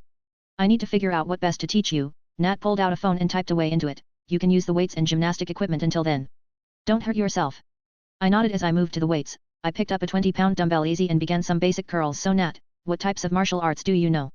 Karate, judo, jujutsu, boxing, aikido, savate, ninjutsu, various styles of kung fu and kenpo. Just to name a few. I stopped and whistled. Damn, remind me never to get on your bad side. Sure, she gave a half smile. Every day you'll have hand-to-hand training with me for an hour. I'll give you an hour break in between for you to complete your homework and such before going into other details such as tactics and how to be a field agent. You'll have to spend at least 3 hours with me in this bunker every day. Got that? 3 hours in a bunker with a beautiful woman every day? Other than my girlfriend getting jealous, I don't see a problem. I shrugged. Good, you have free time now, don't waste it, and with that she left. After working out for a bit I went and finished all my homework for the day, relaxing for the rest of the time. Natish then made me sit down at the conference table and slammed thick 2,000-page book in front of me. The shield manual, read it, memorize it. I whistled, the font was small, really small. Is this really necessary? Yes. Do you follow every word in this? Yes. Again, you really have to tell me how you can lie so easily, I scoffed, pushing the book to the side. So what's first, teach? She put down a book in French. You need to learn new languages if you want to fit in. I know a little bit of French, I think we can skip this part, I told her in my best French. Natish's eyebrows actually raised up in surprise. I didn't know you spoke French. There's a lot you don't know about me, Nat. For instance, I love vanilla ice cream. Put that in my file, would you? Nat rolled her eyes. Fine, what languages do you know? French, Spanish, a little German, and I began to read up on Japanese, but I stopped halfway. Okay then, let's test your language skills, she said before asking me GK questions in different languages. After I answer a question correctly in the same language, she would switch to a completely different one. Person with folded hands ! Subscribe so you can access more chapters in advance ! Person with folded hands. Patreon.com/Xiao123. Chapter 69, Chapter 68. She stuck to the languages I knew, but she made me work for it, asking more and more complex questions. At the end of my first training session I was exhausted mentally and physically, but I knew it was worth it. I made my way to the Baxter building by 7 or so and spent 2 hours with them helping Reed and Sue out on their projects. By that time Felicia had called me 2 times, one when I was in the bunker and once at the Baxter building. She was just checking up on me and I had to lie about the bunker thing, telling her I was just at the Shikara dojo. We chatted for a while until she hung up, telling me she had to go. It was gooey and romantic, but I liked it just the same. At around 9 in the night I returned home and ate. I told Ben and May I was going to be putting in more hours at the Baxter building from now on and they understood, though May was a little reluctant. At around 11, when I knew they wouldn't disturb me, I swung out into the city as Spider-Man. I still had a job to do after all. As I swung down Hell's Kitchen I stopped by Matt Murdock's place. The rookie lawyer had now made a name for himself and his firm with the handling of the GST case. Of course he wasn't allowed to represent the state, that was the DA's job, but he did get credit for bringing in the evidence to the case. I swung by his house and noticed him sitting in his living room reading a book. He paused for a moment and turned out the window. I guess his hearing was so good he could hear my heartbeat from across the street. He waved at me and I waved back, though I later realized that was a stupid thing to do when dealing with a blind man. I stopped a ATM robbery and 2 muggings that night. And just when I was about to call it a night I saw a figure in a black tracksuit running towards the banking district. I rolled my eyes, so that's what she was busy with. I swung by and landed before her. Hey, a cat. Fancy running into you here. Great, you again. Black Cat sighed. Seriously man, you are totally bumming my style. Can't a girl rob rich people blind in peace in this town? Well, no, I shrugged. Anyway, how about instead of being a thief tonight and me stopping you and you eventually getting away, we skip the whole deal and get something to eat? I'm hungry and I doubt you had something this late in the night. Cat snorted. Hate to break it to you, Spider, but I have a boyfriend. I gasped in surprise. Really? You? You don't seem the type. My acting must be Oscar-worthy cause she bought it. Black Cat shrugged. I didn't think I was either, but, well, things change. Ah, is it that hero guy who saved your life? I remember mentioning him before. I scratched my head, never did get his name. And you're never going to. She narrowed her eyes dangerously, and who I'm dating is of none business of yours. I rolled my eyes. Lady, you have no idea. Well, okay, sheesh, just curious. So have you told him yet? About, I pointed at her costume up and down. No, of course not, she hissed. I'm not stupid. He would freak out. I shrugged. I don't know, from what you told me he seems like a pretty sweet guy. Plus I mean, starting a relationship with secrets is, well, it's not healthy. Trust me. My girlfriend is awesome, but she likes to hide things. Wait, you have a girlfriend? Cat sounded surprised. Yup. What? You think with a body like this I didn't have one? I laughed. So, is she like a spider or something? I blinked. No, she's human. Really? Does she live in Canada? She teased. I sigh, why would I lie about having a girlfriend to one of my arch-rivals? I'm your arch-rival. Well, it's either you or Electro. Honestly, I'm glad you're the closest thing I have to an arch-rival. I do not need that kind of stress in my life. Cat hummed as she let it on the roof. So, you think I should tell him? I nodded as I stood next to her. Definitely. My girl tried to hide something from me and I found out. I think she thinks I would freak out, but I honestly didn't care. It was part of the reason I liked her. But I don't want to push it. We're just starting out and I don't want to seem pushy. So you know her secret, but you're just acting dumb? Black Cat asked. Yup. I want her to trust me enough to tell me off her own accord, only then can our relationship move. Does she know about, well, the whole superhero thing? Nope, I chuckled. Then why don't you tell her? If you want your relationship to mature, can't you just tell her your secret and push her to reveal hers? Not really, I know her secret, Cat, and I accept that. But I don't know how she'll react to me dressing up and fighting crime. Honestly, I don't want to lose her. Cat gave me an understanding smile as she rubbed my hand. Give it time. I'm sure she'll come around. And you? Are you going to tell your boy toy who you really are? I think so, she shook her head, not right now but soon. We just started going out yesterday and I don't want to scare him off. Well, whatever you do, I hope you succeed. Oh, and one more thing, I grabbed her hand, currently trying to pick one of my pockets. Please don't try to rob me while we're having an emotional moment, it's really a dick move. Hee, sorry Spider, old habit. She got on the building ledge and threw a grapple line across, swinging away. See you, Spider, she cried out as she swung away. Person with folded hands ! Subscribe so you can access more chapters in advance! Person with folded hands. Patreon.com/Xiao123. Chapter 70, Chapter 69. I sighed, I should probably stop her or something, but there is no way in hell I'm sending my own girlfriend into jail. So for tonight I guess she gets a free pass. For the next month or so this was my life. School was the one normal part of my life, which also made it the most boring. I managed to get around that though by making out with Felicia as much as I could. She and I almost got caught several times, but that just made things all the more exciting. Nat began to really tighten the screws on me during training. I had to memorize that manual in a week's time and learn to forget or ignore certain parts as the need arises. Most were easy to remember, it mostly involved not acting like an idiot while on missions. Nat also began to teach me different forms of fighting, starting with karate, the simplest form, according to her at least. While my kendo training did help with the basics, I had to learn of new techniques in a short while. Difficult to do, but I was willing to put in the time. She kicked my ass every day and slowly I was learning to spot the weak points in her attacks, at least the ones she let me find. She also started to drill me on other fields of knowledge I would need to know, like fashion, current world news, reality TV shows and even art criticism. I would need to blend in while on missions. You will never know when even the most basic of information might end up saving lives. I did however have time to lean back and relax. Felicia and I texted constantly. At one point Nat broke my phone because I wasn't focusing on her lecture. I had to buy a new phone and promise never to use it while training. But that didn't stop us from growing closer. Whenever I could I spent time with her. Sometimes she almost felt suffocated and needed her own space, but I understood. She wasn't used to these feelings, so I took it slowly. She didn't tell me she was the Black Cat yet. I guess that is to be expected after all, we have just been dating for a month or so. I think there was one or two times she was considering it, but I can't be too sure of that. Other than Felicia I had no personal life. MJ did talk to me when she could, but she usually just spent most of her time with her new boyfriend, who I think is starting to realize having a girlfriend isn't all fun and games. Whatever, it's Osborne's problem now. At the Baxter building I finally started to get into my own research. I brought the arc reactors and drone parts I stole and put them in my lab. I kept them hidden and out of sight. The FF didn't need to learn about these just yet. I began experimenting with them, working on how to improve them. It took me some time before I fully understood how each system worked, and to be honest I was both impressed and horrified at Peter's intelligence. The kid understood something the smartest men in the world had trouble figuring out. Sure, he had an actual model, but still, impressive and scary. I also began researching into Electro's blood. The blood was an amazing conductor of electricity. I used the FF's advanced tools to do a thorough analysis of the blood and found what made it tick. I have a theory. First, Max, Electro's real name, was flash frozen to extremely low temperatures and then electrocuted, turning his entire body into a superconductor of some kind. But you see what happened next kept him alive, as each and every mitochondria in his body became supercharged, allowing it to adapt to the immense amount of power pushed into him. How the last part happened was anyone's guess. Personally I think he was bitten by a radioactive eel, but that's just my theory. Which actually might be true on some level. I managed to analyze the mitochondria in his cells and figure out just makes it tick, allowing me an idea on how to use this blood to improve on Stark's arc reactor. These days people use artificially created mitochondria to power nanobots. But I figured out what I need to change in a mitochondria to make it similar to the ones Electro has in his blood. It took me all month to figure that out. I had to get Reed's help with a few of the formulas, but luckily he had more than enough time to help me out. By the end of November I had created a superconductive liquid that could store electricity and absorb it at will. It was like creating Electro's blood in a test tube, however it was black.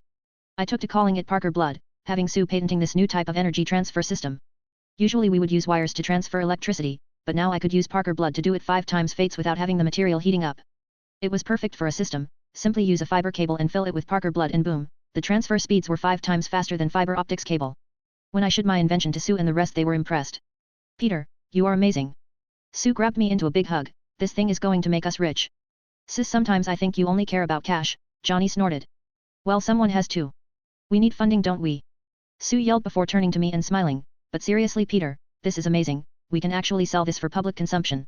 If I can get Google on the phone, I'm sure they would be bidding through their teeth to get a piece of this new tech. I smiled, thanks Sue, but before that, do you think we can patent it? Of course we will, don't worry about it. Damn, 15 and already have 2 patents under your name. Sue smiled, turning to read, remember when that was us? Person with folded hands ! Subscribe so you can access more chapters in advance! Person with folded hands. Patreon.com/Shiao123. Chapter 71, Chapter 70. Reed smiled, what are you talking about? I'm still that impressive. Right, Sue rolled her eyes before turning to me, alright Peter, I'll get right on this. Also here, I almost forgot to give you this. She handed me a check and I blinked looking at it. $10,000. I squeaked looking at the check, is this the money for the essay? No, this is your monthly allowance, Sue smiled, did you honestly forget we're actually paying you? I nodded, kinda yet. Ha. That's rich. Johnny chuckled, anyway sis, you haven't told him about the deal with Amazon yet. Alright already. I'm getting to it. Sue huffed, anyway Peter, the deal with Amazon went through, we got them to accept the essay as a more advanced version of the Kindle, we did have to make a few modifications to it, but it shouldn't be too different. I shrugged, it's cool. So? What's the deal? Well, the Baxter building was given $2 million for the rights of manufacturing and you will get 5% of every essay ever sold as royalty checks. How much are they going to sell it for? I asked curiously. Around $1,000, she smiled. I whistled, damn, that's like $50 in my pocket for every essay sold. Yup. So use the money wisely Spider, don't grow a big ego you hear. Sue warned with a wink, quickly getting on the phone with her patent lawyer to talk about Parker blood. I was grinning ear to ear that night when I went home. Ben and May were curious as to why I had cashed in the check Sue gave me and dropped 10 grand on the table, starting them both. Ben had actually gotten scared thinking I had robbed an ATM or something. I just laughed and told him the truth, and after a call to Sue Storm just to be sure, they hugged me and whispered they were proud. I made them take the money to pay for the bills that were piling up in the mail. They refused, of course, like the Nobel people they were. They insisted I use the money for my college funds or something similar, but I was just as stubborn as them, and maybe a little more so. I had to tell them about the royalty checks Amazon would give me to finally get them to agree to take the cash. That night Ben told me in private how things were barely holding together at home and how the cash I gave them would really turn things around. May didn't want to admit it, but Ben knew what had to be done. So with that done, I finally began to make myself a proper costume for myself. Don't get me wrong, the jacket was perfect and all, but it was still just a jacket. If I was going to fight crimes and people, I needed to become better. So I used the tech I had on hand to make myself a new costume. I got a shield tactical suit from the Armory in the bunker, with Natasha's permission of course. It was made of a polymer blend with 10 layers of treated composite materials. It provided a state-of-the-art ballistic protection, plus it came in black. I then created a miniature arc reactor of my own design, its body shape hexagonal instead of circular and its internal wiring system replaced with Parker blood. It caused the reactor to glow black, but it also allowed me to reduce the size of the machine to just 3 inches of height.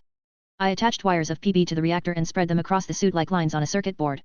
Since of course they were just wires and could easily break on impact, so I added a layer of red cloth of the same polymer blend over the wires that was semi-transparent.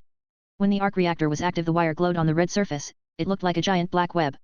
It spread from the chest all the way down to my arms, upper back, around my hip and along the side of my legs. The Parker blood wires were like a circulatory system for the suit, glowing black with energy transferred around the whole suit. It really did look like the classic Spider-Man costume, except with black and red instead of red and blue. I also decided my web shooters needed an upgrade. They were great as they were, but I needed them to be more powerful, to do more. I also needed to add in the repulsor technology into them, and that would be a challenge. I put in more features into the web shooters, made the range of webbing I could fire out much larger. I also worked in a way to create a thick blanket of webbing, which I could use as insulation in case I ever fought someone who I couldn't touch directly. I then went a little mad, adding in more and more additions to the shooters. A cartridge I could throw like a grenade, webbing that won't ever tear, and even a laser-guided web bullet that could fly over 100 feet. But the shooter began to become too heavy and clunky. I couldn't fit all these new changes around my wrist alone, so instead of just a wristband I decided to do a full gauntlet instead. It was actually based off the drone's robotic design. I designed the gauntlets to go around my forearms and carry inside it spare web carriages that would automatically switch when an old one ran out. Sort of like a machine gun changing rounds automatically. I also left a lot of empty room inside the gauntlet, so that I could one day add more interesting features to it. Right now I had a small computer inside that acted like a phone, GPS, navigation, Google, the works. I had an SA to serve as the screen and a small keypad underneath it. It wasn't much, but it would do for now. The gloves were attached to the gauntlet and were made of a polymer similar to my suit. I attached Knuckles' bracer on it, it would give my punches an extra oomph. I also attached a small repulsor in the palm of my hand, strong enough to be used as weapons. Sorry Tony, I might have to rip you off. Person with folded hands ! Subscribe so you can access more chapters in advance ! Person with folded hands. Patreon.com/Xiao123. Chapter 72, Chapter 71. The gauntlets were silver, breaking away from the whole black and red color scheme I had on hand. I knew I had to find a way to hide these in plain sight, so I made it such that they fold into themselves into the size of 2 large smartphones and be hidden away in the stretching of my bag if need be. I thought of sticking repulsor to the bottom of my feet as well, but they were just too big and clunky. I needed my speed and balance as Spider-Man, and sticking 2 large discs under my feet would throw me off balance. So sadly Spider-Man wouldn't be able to fly anytime soon. I then moved on to my mask. While the cloth mask was classic and all that, it was also kind of stupid. I was swinging through the city on a rope at near terminal velocity, one mistake and I'm flying towards the ground, and if I'm not careful that could mean my head gets split open like a coconut. So I decided it would be best if I made a helmet instead. It was actually something Johnny helped me with. When it came to things that involved cars, he was the best. He helped create a helmet that could be collapsed into half its size without losing its structural integrity. I made the helmet smooth and all-encompassing. I added the night vision goggles I stole from Rhino and his crew into it, figured it would be useful later on. I still had a lot of upgrades I could make, but for now this was perfect. When not in use, the helmet would collapse into a face mask that could then expand around my head to form a helmet that fit perfectly. I even made the surface out of alternate hue panels that could change colors on command, so when not as use it would look ordinary, but while I had it turned on, it would become red with black web lines covering its surface. I was finished working on the costume in the middle of December. I put it up on display in my lab at the Baxter building inside. There were so many things I could add into it, but I would need to be patient, I didn't have the tech yet. Just then the doors opened up and Sue walked up. Hey Peter, I wanted to talk about the PB patent. She stopped noticing my suit hanging on the wall. She whistled, so this is what you and Johnny were working on?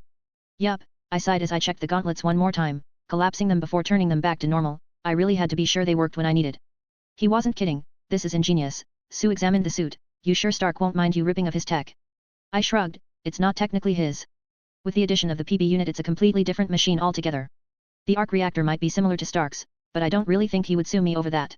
Whatever you say Pete, Sue said, further examining the suit. So Sue, did you need something? I asked. Oh, right, it's about the PB patent. I managed to streamline it and people have begun to take notice. I kept your name out of the spotlight for as long as I could, but if we are going to go public with this you might garner a little attention. I shrugged, it's fine. I can handle it. Anything else? No, just sign these. Sue handed me a couple of documents before turning back to the suit. Mind if I take a look at the specs for the suit, Peter? It's very interesting. Sure, knock yourself out, you know my terminal's password.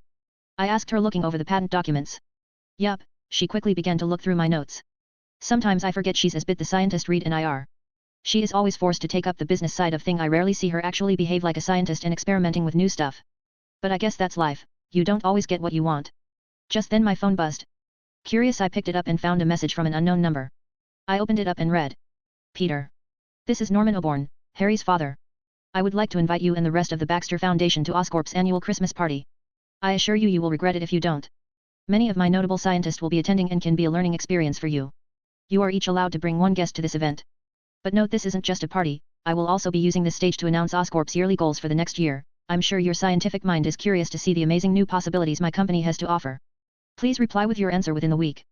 The party will be held the day before Christmas Eve. Thanking you. Norman Osborne, CEO of Oscorp. Man, this guy was narcissistic. He mentioned it was his company and his achievements like 5 times. I didn't want to go, obviously I didn't. But, if Osborne's up to something I need to find out what. I told Sue about the invitation and she told me straight off she and the others won't be coming. That man was dangerous and the FF couldn't be seen working with him. I agreed, but since I wasn't a member of the Fantastic Four I wasn't bound by the same limitations. So I accepted the invite. I had a few days before the party, so until then I could prepare for anything. Something felt off about this party, and I knew Spider-Man would be needed. Maybe I should ask Felicia if she wants to go? Person with folded hands! Subscribe so you can access more chapters in advance! Person with folded hands.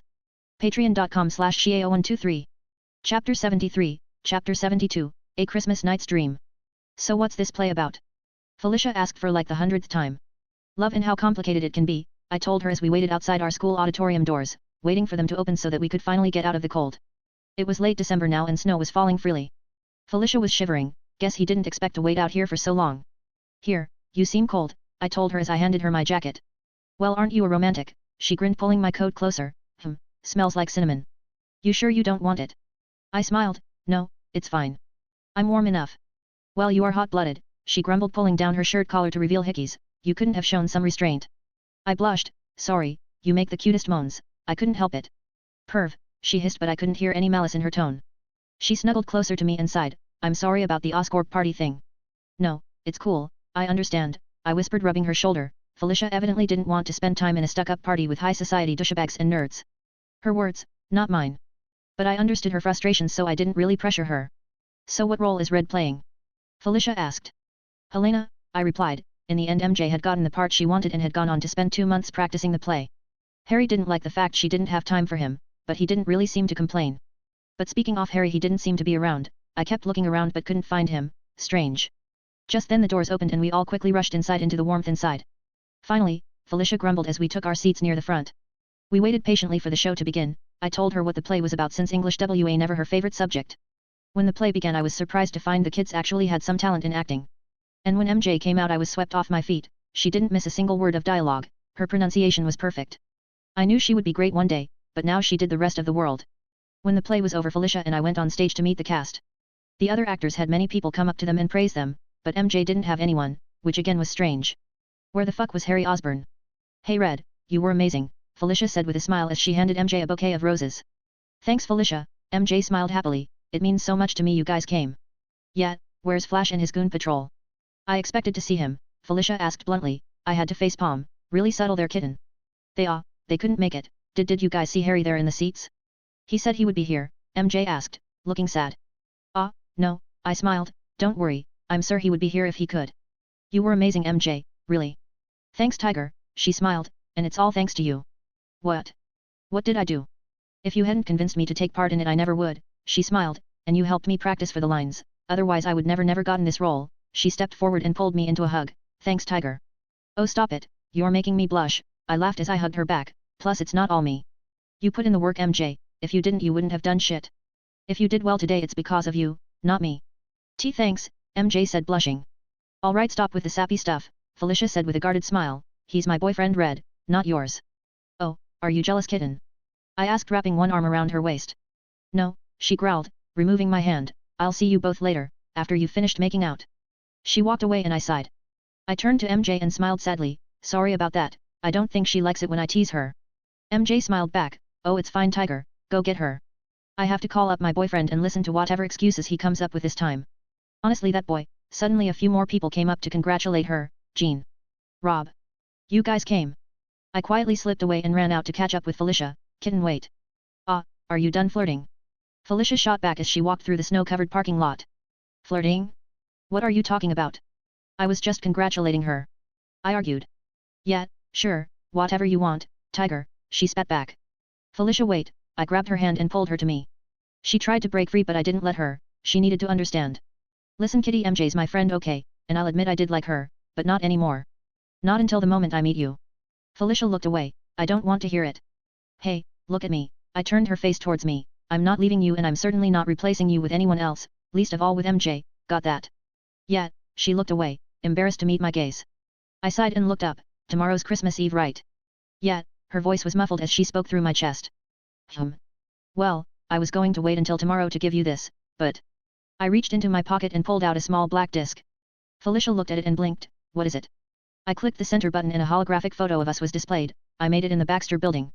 I know we just started dating, so expensive gifts were off the table, but, well, I figured you would like something more thoughtful. Person with folded hands ! Subscribe so you can access more chapters in advance! Person with folded hands. Patreon.com/Xiao123. Chapter 74, Chapter 73. Felicia looked at the hologram. It was us when we went on our first date in the movie theater. She smiled and turned to me. I'm sorry, it's just, I never did this before. You're the first serious boyfriend I have and sometimes it feels like I'm slipping away from you. You're always working, we barely get to spend any time together and. Hey, I'm new to this whole relationship thing too, we'll take it one step at a time, okay? I told her, planting a kiss on her cheek. Merry Christmas kitten. She took the gift and smiled. Merry Christmas Tiger. She then kissed me back on the lips. I dropped her off at her house and then went home to get ready. It was time for the Oscorp party, and I was going stag tonight. I wore the same suit I wore to homecoming, it was after all an Oscar party, high class, and all that shit. However, I wasn't going unarmed. I wore my Spider-Man costume underneath my suit. I switched off the arc reactor, making the suit seem more like a one-piece thermal wear than a superhero costume. I had my mask hidden inside my suit jacket in its inactive flatboard form, and the gauntlets were hidden up my sleeve. I took a cab to Oscorp Towers. When I reached, I noticed people were already gathered, all dressed in expensive-looking clothing, walking into the large tower like they were about to visit the mall. But then again, Norman did say he was going to make an announcement today, so it might be kind of like a shopping spree for the wealthy. I got in with little hassle. I had to show the text Norman sent me as proof of invitation along with a driver's license. I stepped into the lift with a beautiful blonde woman and her date. They pressed the button for the top floor. Guess that's where I'm going as well. The elevator opened up, revealing a high-class ballroom with people filling it up by the second. I walked in and slowly moved to the corner, not trying to draw attention to myself. I looked around. There was food being served near the back, waiters with snacks and drinks, a band playing soft classical music off to one corner, and in the center a large circular structure of some kind that was covered by a cloth. It was obvious the hidden machine was what everyone was here for, but I couldn't sneak in and get a look underneath. Too many guards around it keeping a watchful eye. I could cause a distraction, but I doubt something other than Iron Man dropping in could surprise them. I could ask Johnny to show off, but Sue told me the FF had to stay out of the public eye when it came to people like Osborne. I was fucked and I knew it. I had to sit here and wait. I looked around. I recognized some of these people. The mayor of New York was here, so was the day, a few police captains judging by the uniforms, a handful of celebrities that I knew and I'm sure many more I didn't, and even the occasional scientists that were out of place, since they were nerds and had no fashion sense, like me. I was about to just walk around and get something to eat when I spotted Harry off in the distance with Flash by his side. They were discussing something. I was just about to run and hide when Flash looked up and immediately spotted me. Parker. Flash smiled. He pointed at me and Harry quickly spotted me too. Great, just great. They both quickly walked up to me with matching grins. Fuck me. Osborne, Flash, I nodded at them. I suppose I would find you here. Yo Peter, how did you hear? Harry asked in surprise.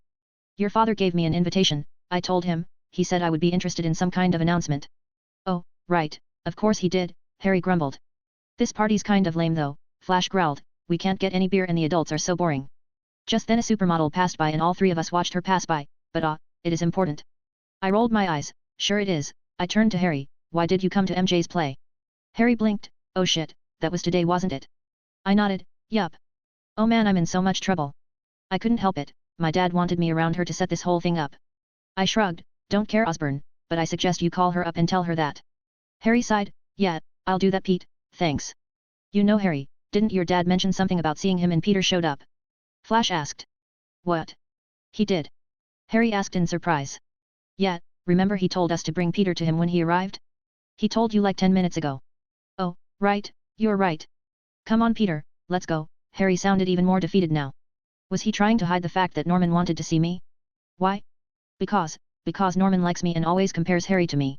Of course he wouldn't want me to meet him and give more reasons for Norman to push him down. We walked into the heart of the crowd with Harry leading the way. Flash and I followed him. The people there spared us a single glance before dismissing us. Good, not many of them know of me yet, or else this would be troublesome. We reached Norman, who was currently talking to the couple I was in the elevator with. By his side was another couple, a short man of average build and messy brown hair, and by his side a woman around his age that looked kind. The man looked familiar, but I couldn't quite put my finger on it. Father, Peter's here, Harry spoke softly. Norman turned to us and glared at his son for interrupting his conversation, but once his eyes landed on me they were full of joy. Person with folded hands ! Subscribe so you can access more chapters in advance! Person with folded hands. Patreon.com/Shia0123. Chapter 75, Chapter 74. Ah Peter.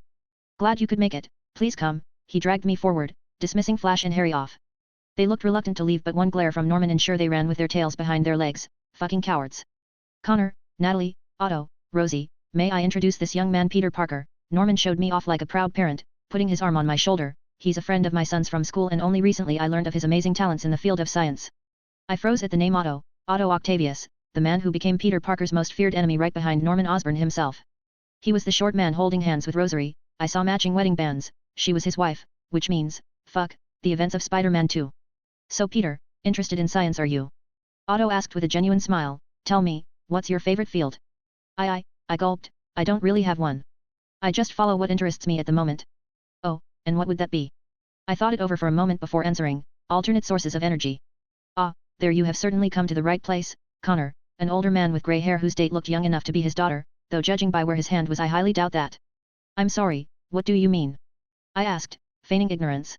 I knew the reason of course, Otto Octavius was trying to create a new source of energy, and he would do it by creating a miniature sun. That giant machine hidden under sheets must have been his experiment, meaning he was going to perform it now.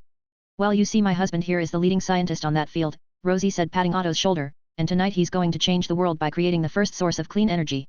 I raised an eyebrow. I think Stark already has you beat on that front. Otto laughed. True, Stark's arc reactor can power one of his suits, but my experiment can power an entire city. I raised an eyebrow. How?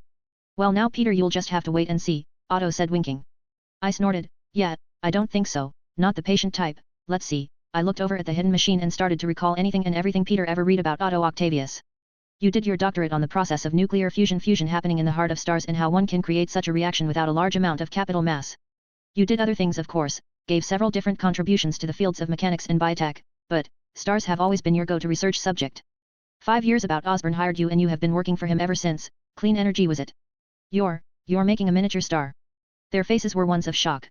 Otto himself looked like he was going to have a heart attack. Norman was the only one who smiled like the cat that caught the canary. Told you he was clever, Osborne beamed. How do you know that? Otto asked. Educated guess, I shrugged. You want clean energy, you study nuclear fusion in stars, put 2 and 2 together and boom. Peter, would you like a job? Rosie asked. I shook my head. Thanks, ma'am, but I already have one. What? Where? Connor asked. The Baxter Building. Otto's chuckled. That actually makes sense. My word, how didn't you notice him before, Osborne? He would have made an amazing addition to my team. Alas, that will always be my greatest regret, Osborne sighed. Well, I'll leave you 2 and Peter to talk science. Connor, not a line, would you like to get a drink? They left, leaving me alone with Otto and his wife. I knew I shouldn't be too worried. The man wasn't evil yet, but at the same time, he was dangerous. I knew what was going to happen. The shields he had installed in his machine would fail and people would die. Maybe I could prevent it. So Dr. Octavius, tell me, what safety measures have you installed that makes sure the world doesn't burn up in nanoseconds? I asked. Well, Peter, you see, I have 4 magnetic shield generators that keeps most of the heat and magnetic bursts within control. We'll be safe. I see, and when the sun doubles in size? Did you account for the sudden increase in sun that can causes an exponential increase in magnetic disturbance? Excuse me. Well, you are going to increase the size of the sun, right? Otto nodded. Then won't the magnetic attacks against the shield, which also increased in size?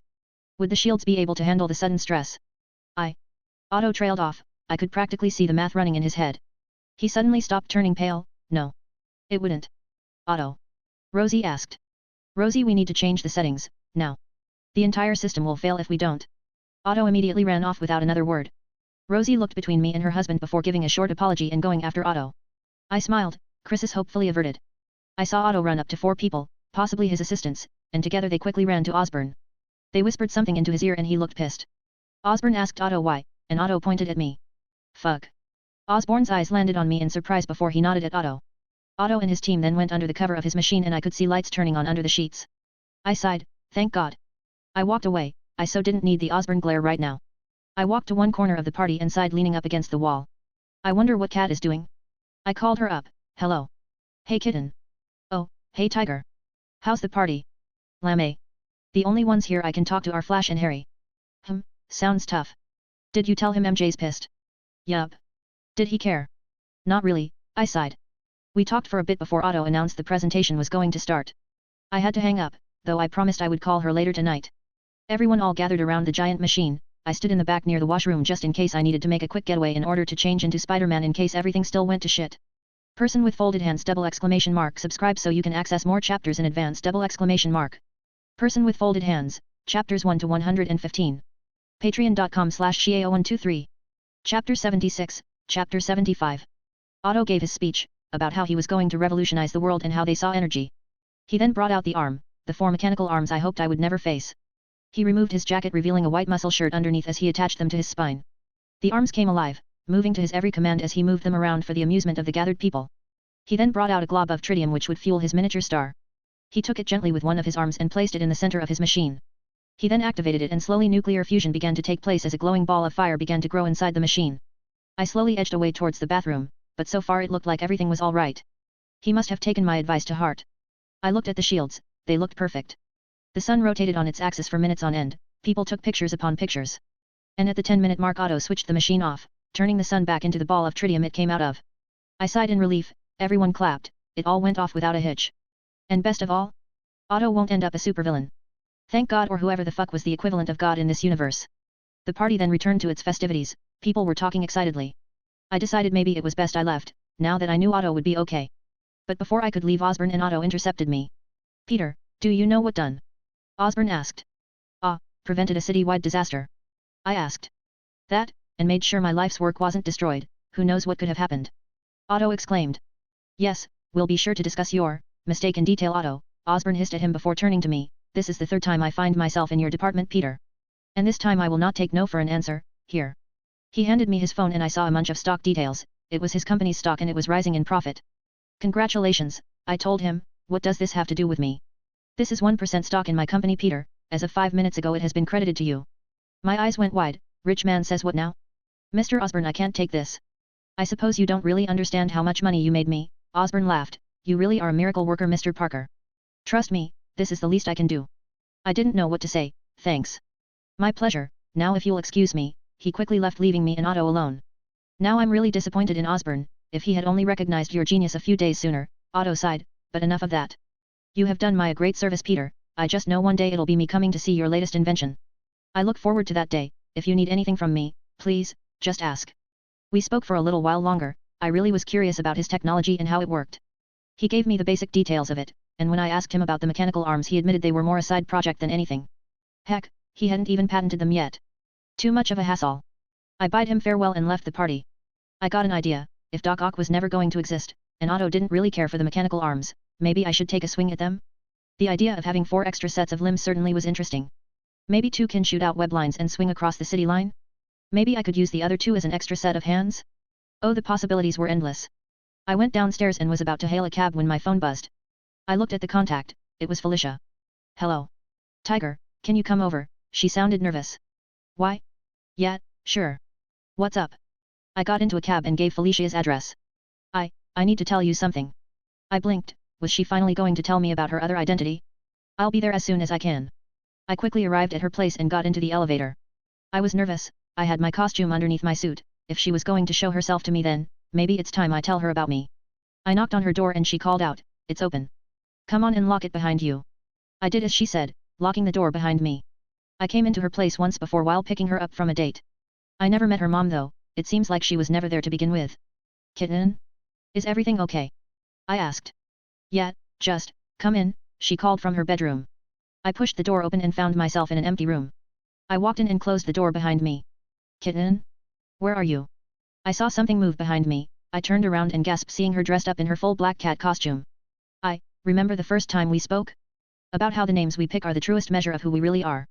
Felicia removed the domino mask. This is who I am, Peter. My name is the Black Cat and I'm a thief. I looked at her for a few seconds. She grew nervous at my silence. And then I smiled. I went up to her and pushed her against the wall, kissing her with all my will. Felicia pressed her hands against my chest in surprise at first, but slowly leaned into the kiss. When we finally stopped, she looked at me. What was that? That was for finally telling me. I smiled. She looked shocked. You knew. How? I smiled. Because Cat, you're not the only one with a secret. I took off my jacket and unbuttoned my shirt, revealing a red and black uniform underneath. I slammed my hand on my chest, activating the arc reactor, causing the black webs to appear over the red of my costume, and the spider to take centerpiece. She gasped as she met my eyes. I grabbed the mask hidden in my suit pocket and activated it, snapping the helmet around my head. Hey Cat. Person with folded hands ! Subscribe so you can access more chapters in advance! Person with folded hands, chapters 1 to 116.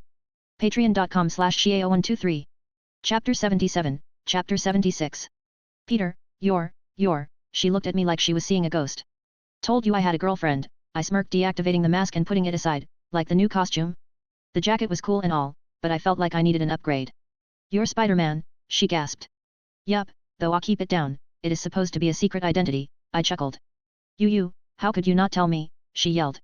How could you no tell me you were the Black Cat? I simply asked. You knew. You knew I was the Black Cat, she asked. Yup. Since when? I had a suspicion the moment you walked into the class for the first time. You left quite an impression me the first time we meet, in costume that is. You looked so damn beautiful, especially those eyes. I don't think I'll ever forget your eyes. And when I saw you as Felicia Hardy, I thought you might be the Black Cat. It wasn't until we talked did I know for sure. But she gaped, you ass. You complete and utter ass. Why didn't you tell me? I already told you, kitten, remember? That night when you complained to Spider-Man you were worried about me? I told you I had a girlfriend whose secret I knew and I wanted to wait until she trusted me enough to tell me herself. I thought you were talking about her cheating on you or something. Not this. Felicia gawked, this makes so much sense. The flirty behavior when we were both in masks, the jokes, the inappropriate touching. Hey, I didn't touch you inappropriately. Yes you did, she rolled her eyes, you must have pinned M to the ground at least 10 times while in costume. Well, that was because I was trying to stop you from stealing, I shrugged, sue me, I didn't want my girlfriend to go to jail. And if I did? I won't let them, I growled as wrapped my arms around her, you're mine Felicia Hardy, ain't nobody's going to take you away from me. You noble bastard, she whispered in a husky voice, jumping on me, wrapping her legs around my body. I moved back on her bed, lying down with her on top of me. Her fingers ran down the back of my costume, trying to find the zip. She broke the kiss and growled, take it off, now. I raised an eyebrow, someone's impatient. She grabbed my mouth and bit my lips, you're damn right I am. It's time I did something I should have done a long time ago, Spider. I took off my pants in a hurry and threw my shoes across the room. I then activated my suit's delocking function causing it expand 2 sizes bigger allowing Felicia to pull it right off with no restraint. She ran her fingers down my abs, these muscles, I should have guessed. Yeah, you should have, I grabbed her into a kiss and rolled around pinning her to the bed. I hooked one finger around her suit's zipper and pulled it down revealing a lacy black bra underneath. I grabbed the tracksuit and threw it halfway across the room. I kissed her on the lips, slowly going down, tracing kisses down her neck and slowly her shoulder blades. Felicia moaned at every kiss, her body squirmed under me. I wrapped my hands around her hips and squeezed her ass. Each time my lips met her skin it was like kissing fire, her blood rushing, her skin flushing. A hand went up and cupped her breasts, massaging them, Felicia moaned out, don't stop. And I didn't plan on it. I kissed her breasts harder, sliding one hand under her bra, feeling her mountains properly for the first time. The tips of my fingers felt her nipples harder, I circled them, flicking it gently. I pulled the bra up releasing her breasts, they were perky and could fit the palm of my hand, but I knew one day they would be twice as big. I kissed her neck, slowly going down once more to her glorious tits, one finger still teasing her left nipple. I kissed her right breast, sucking on it long enough to form a hickey. She shuddered under me, I could feel her legs rubbing together. I felt my own dick harden in arousal as I pressed it against her pelvis, slowly grinding up against her. My mouth slowly circled her left nipple, teasing her, tongue licking around, but never quite touching the areola. She moaned in frustration and I moved, swallowing her nipple in one gulp, licking it, sucking it. Don't stop, she growled again as her nails dug into my back. I felt sharp twinges of pain, but that only fueled my lust for the silver-haired goddess below me. I growled as I pulled away from her breasts, my hands grabbing the hem of her pants and pulling them off immediately. Felicia gasped as she crawled into her bed, I jumped in after her. I leaned down and kissed her, she wrapped her arms around my neck pulling me into bed. She grabbed the covers and threw it over us, wrapping us in warmth. Felicia, I want you, I growled into her ear as my fingers played with her nipples and my groin pressed against her pelvis. Tiger, she gasped, oh I need you, now, her hand slipped down and curled into my shorts. Her fingers glided south, I gasped as I felt her touch the head of my dick and try and wrap her fingers around them. Her eyes went wide, whoa, she looked at me in amazement. I smiled back, surprised. Oh god yes, she slowly slid her hand further down to my base, her mouth growing wider and wider the more time it took. When she finally did reach the end of my length she gasped, you're huge. And just think, I whispered into her ear, by the end of this night that's going to be inside you. Thank you Peter Parker, it really was a mystery how he managed to hide his hung wang while wearing spandex, but whatever, that's comic book logic for you. She shivered in anticipation, though I knew there was a little fear in there as well. I pulled our blanket over my head and slowly burned a trail of kisses down her body. I stayed for a hike at her nipples, taking turns to tease and lick each one. Person with folded hands ! Subscribe so you can access more chapters in advance ! Person with folded hands, chapters 1 to 120. Patreon.com/Xiao123. Chapter 78, Chapter 77. I then kissed her stomach, and then slowly I reached her legs. I wrapped my fingers around the straps of her panties, a black set that matched her bra and slowly pulled them down. She whimpered when I slid them off her legs and threw them to the side, her legs were pressed close, she was nervous. I took her legs and kissed her toes. She flinched in surprise as slowly I kissed her ankles, her shin, slowly making my way down her muscular legs. Her legs loosened, I put my arm on the other and slowly pushed them apart revealing her perfect pink lips. Felicia, I whispered though I knew she could hear me. I lowered down to her core, her scent so strong it was intoxicating. I tucked my tongue out and gave a slow long lick along her lips, you're perfect. Tiger, she gasped, her hands grabbing my hair, don't. No, I pushed her hands away, mine, I'll have you Felicia Hardy in every way I know how. Now, scream my name, I covered my lips over her clitoris and sucked on it, nibbling it lightly. Peter, she yelled as her hands pushed me deeper between her legs. I licked her entrance before thrusting my tongue into her tunnel. I eat like a man who lived in a desert, lapping up every drop she produced.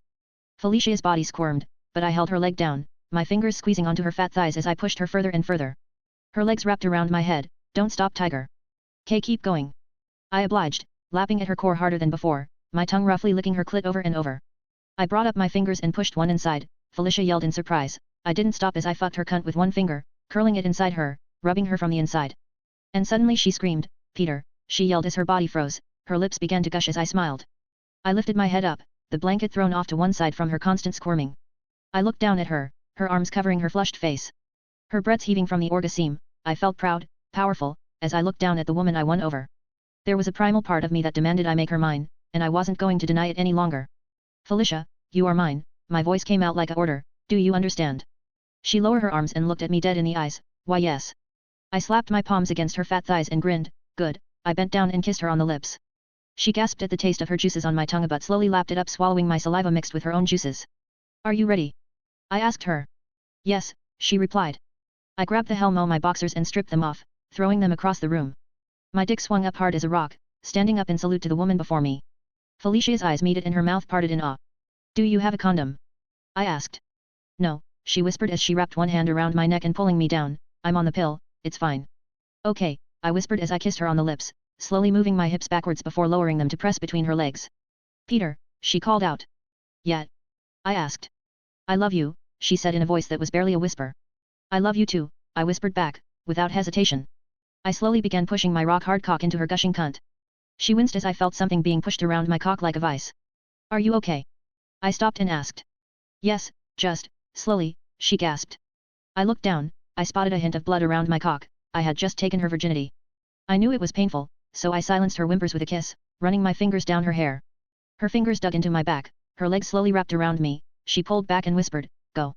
I sucked on her neck, giving it a hickey, making her focus on the pleasure instead of the pain as I slowly moved my dick further into her lower lips. I felt her fingers dig into my back, drawing blood. I didn't mind though as I moved into her until I felt my head hit her cervix. Felicia gasped, "Oh God." I wasn't even all the way inside her, I still had an inch or so of my 10-inch member left. I slowly pulled out of her before sliding back in. I slowly began to increase my pace as her pants grew louder. They were loud and meaningless as my hands grabbed her tits, squeezing them as I bit her lips. She pulled up and captured my lips, moaning into my mouth as I began to fuck her at a comfortable pace. I then suddenly jerked my hips forward, smashing my cock head into her cervix. Felicia moaned in pleasure as she broke the kiss, shoving my head into her breast. I took this as an invitation and began to kiss her tits, licking her nipples before playfully biting them. I kept fucking her cunt. I could feel it contracting around my cock as she grew tighter and tighter. "Are you going to come for me, kitten?" I asked her, licking her nipples. "Why yes," she moaned. "Come kitten, come for me, scream my name, let the world know who's fucking you." I yelled as I grew impatient, slamming my cock into her tunnel. She gasped again and again, and then finally she let loose. "Oh Peter," she yelled like a banshee, her nails scratching up my back, her legs wrapped round my hips as she shuddered. I felt my release coming quickly as I kept smashing into her cunt, desperate for release when it finally came, causing Felicia to whimper as my cum filled her up. Slowly she let go, her arms falling to the side limply, her legs folded apart besides me as I slowly removed my dick from inside her, a trail of sperm leaking out of her cunt. Person with folded hands ! Subscribe so you can access more chapters in advance! Person with folded hands, chapters 1 to 121. Patreon.com/Xiao123. Chapter 79, Chapter 78. I slept down besides her, my hands wrapped around her head as I pressed her head into my chest. I could hear her breathing slowing down. I smiled as I rubbed my hand down her naked smooth back. "That was amazing," she whispered. "You were amazing," I replied. I said it, didn't I? "I told you, I love you," she repeated. It wasn't a question. "Yes, do you want to take it back?" I asked in fear. "What? No. Do you want me to?" I kissed her on the lips, gently this time. "Never. I love you, Felicia Hardy, and more importantly, I trust you." Her eyes went wide, as she heard my words. I knew I couldn't tell her everything just yet, about me not being the real Peter Parker, but other than that, it was true, I did love her. And I did trust her. She suddenly jumped on me, straddling me as she kissed me with vigor and passion. I broke the kiss and chuckled, "Careful, keep doing that and you might wake up little Peter." I smiled at the pun. "As I recall, little Peter isn't very little," she smiled back. "Besides, I know you have limits, Tiger." I really doubt. She stopped as I jerked my hips upwards, hitting the tip of my once more hard member against her butt. She looked down at me. "You can't be serious." I grinned. I grabbed her ass and kneeled it like dough. "You bet your sweet ass I am." Again. I pulled her hips up and then shoved them down, my dick sliding into her entrance again. Felicia lowered her head and whimpered. Her cunt twitched around my dick. She was still sore from the first time. I expected her to stop me, but instead she smiled at me. "If you think you can handle me, Tiger," she growled as she lowered her cunt down my shaft, going deep down its length. I growled at the challenge, grabbed her hips to direct her hips to bounce along my length. I slammed my dick up into her. She gasped as slowly I slid in and out of her again and again. "Merry Christmas, Tiger," she gasped out as she rode my dick. "Merry Christmas, kitten," I growled back as I fucked her into the night. all that came out of her bedroom that night was my name screamed out from the top of her lungs and the heavy scent of sex. Chapter 78, Doom's Rival. It was New Year's Eve. I should be out with my girlfriend jumping from building to building, seeing New York in a way only we can. I should be introducing her to May and Ben, since we were finally serious I figured it was time. I should then be introduced to Felicia's mom, if she was even at home. I should be doing many different things right now, but instead I'm here, at work. Fuck the Fantastic Four. Just so you know, I hate you all, I grumbled out as we gathered around in Reed's lab. Oh come on Pete, would you rather be here or out there in the cold? Johnny asked with a sly grin. I would rather be with my girlfriend enjoying a wonderful night in together, I growled, not sitting on my ass in Reed's lab.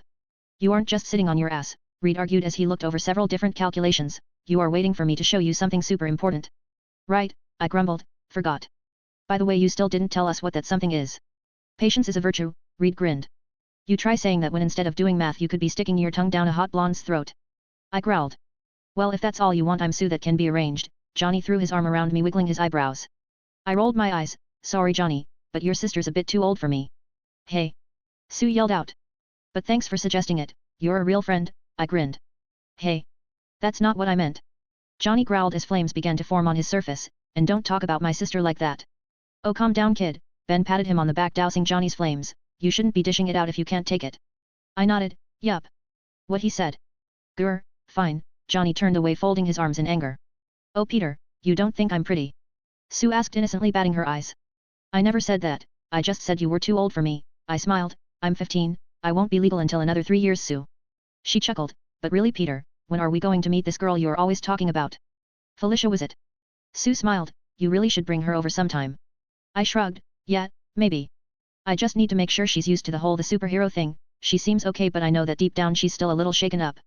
Wait, what? You told her you're Spider-Man. Johnny yelled out, dude. What the hell? I shrugged, what? I like her so I told her. She knows how to keep a secret, plus it will be weird if we continued this relationship with such a huge part of my life being kept away from her. That's, very nature of you Peter, Reed admitted from his lab, very thoughtful. Thanks, I smiled. Do you have a picture? Ben asked. Oh, yeah, I took out a holographic displays and turned it on, the picture of us at the movie theater on our first date was displayed, ta-da. Whoa. Johnny whistled, damn dude. How the hell did you score that? I smiled, simple, I'm awesome. She's very beautiful, Reed nodded, he noticed Sue looking at him and quickly spoke again, congratulations Peter. Treat her right kid, a girl like that is rare to have, Ben spoke grimly, from experience or not I don't know. No, seriously Peter, how? How did you get someone like this? Johnny growled, mean come on. I'm a freaking superhero and you're just a wimpy kid. I shrugged, a wimpy kid with a charming smile. Yeah right. Oh I don't know about that, he seems charming to me, Sue winked. I immediately blushed, thanks. Yes. Pay up Reed. Sue grinned. What? Oh, god damn it Peter. Reed yelled as he took out a $10 note and slapped it on Sue's outstretched hand, would it kill you to not be so damn shy? Did you have a bet to see if she could embrace me? I asked disbelievingly. No, that's not important, what is important is that I'm ready, Reed announced stepping away from the machine he built in the middle of his lab. It was a huge doorway, like 3 slabs of stones creating an arch. The other side was closed, but judging by the systems and machinery on the machine's frame it wasn't exactly a door. Never thought I would be seeing this thing again, Johnny sighed. You and me both kid, Ben growled as we all stepped up besides Reed looking at the machine. So to the member of the team who has no idea what's going on, can someone fill me in? I asked. This is a version of the dimensional teleporter that gave us our powers, Reed explained, I adjusted the settings so that we can't actually go through, just observe the world on the other side. Okay, and the reason you did this is, why? I asked curiously. Our powers comes from an alternate dimension, Reed explained, but without studying that dimension I can't tell just how this happened to us. I whistled, so, what are we waiting for? Fire it up. Reed nodded, right. He went to the panel and began to work at the keys. Suddenly a purple screen appeared in the doorway and I saw an image take form. It was a barren and dead landscape that had no reason existing. The sky was dark and filled with exploding supernovas and what looked like close-by planets. It looked like a universe that was dying, and I suppose in a way it was. Damn, you guys went in there, my voice was shaken, just, damn. I thought the same, Ben grumbled out, it's not a nice place. Wait, is this the same place we landed?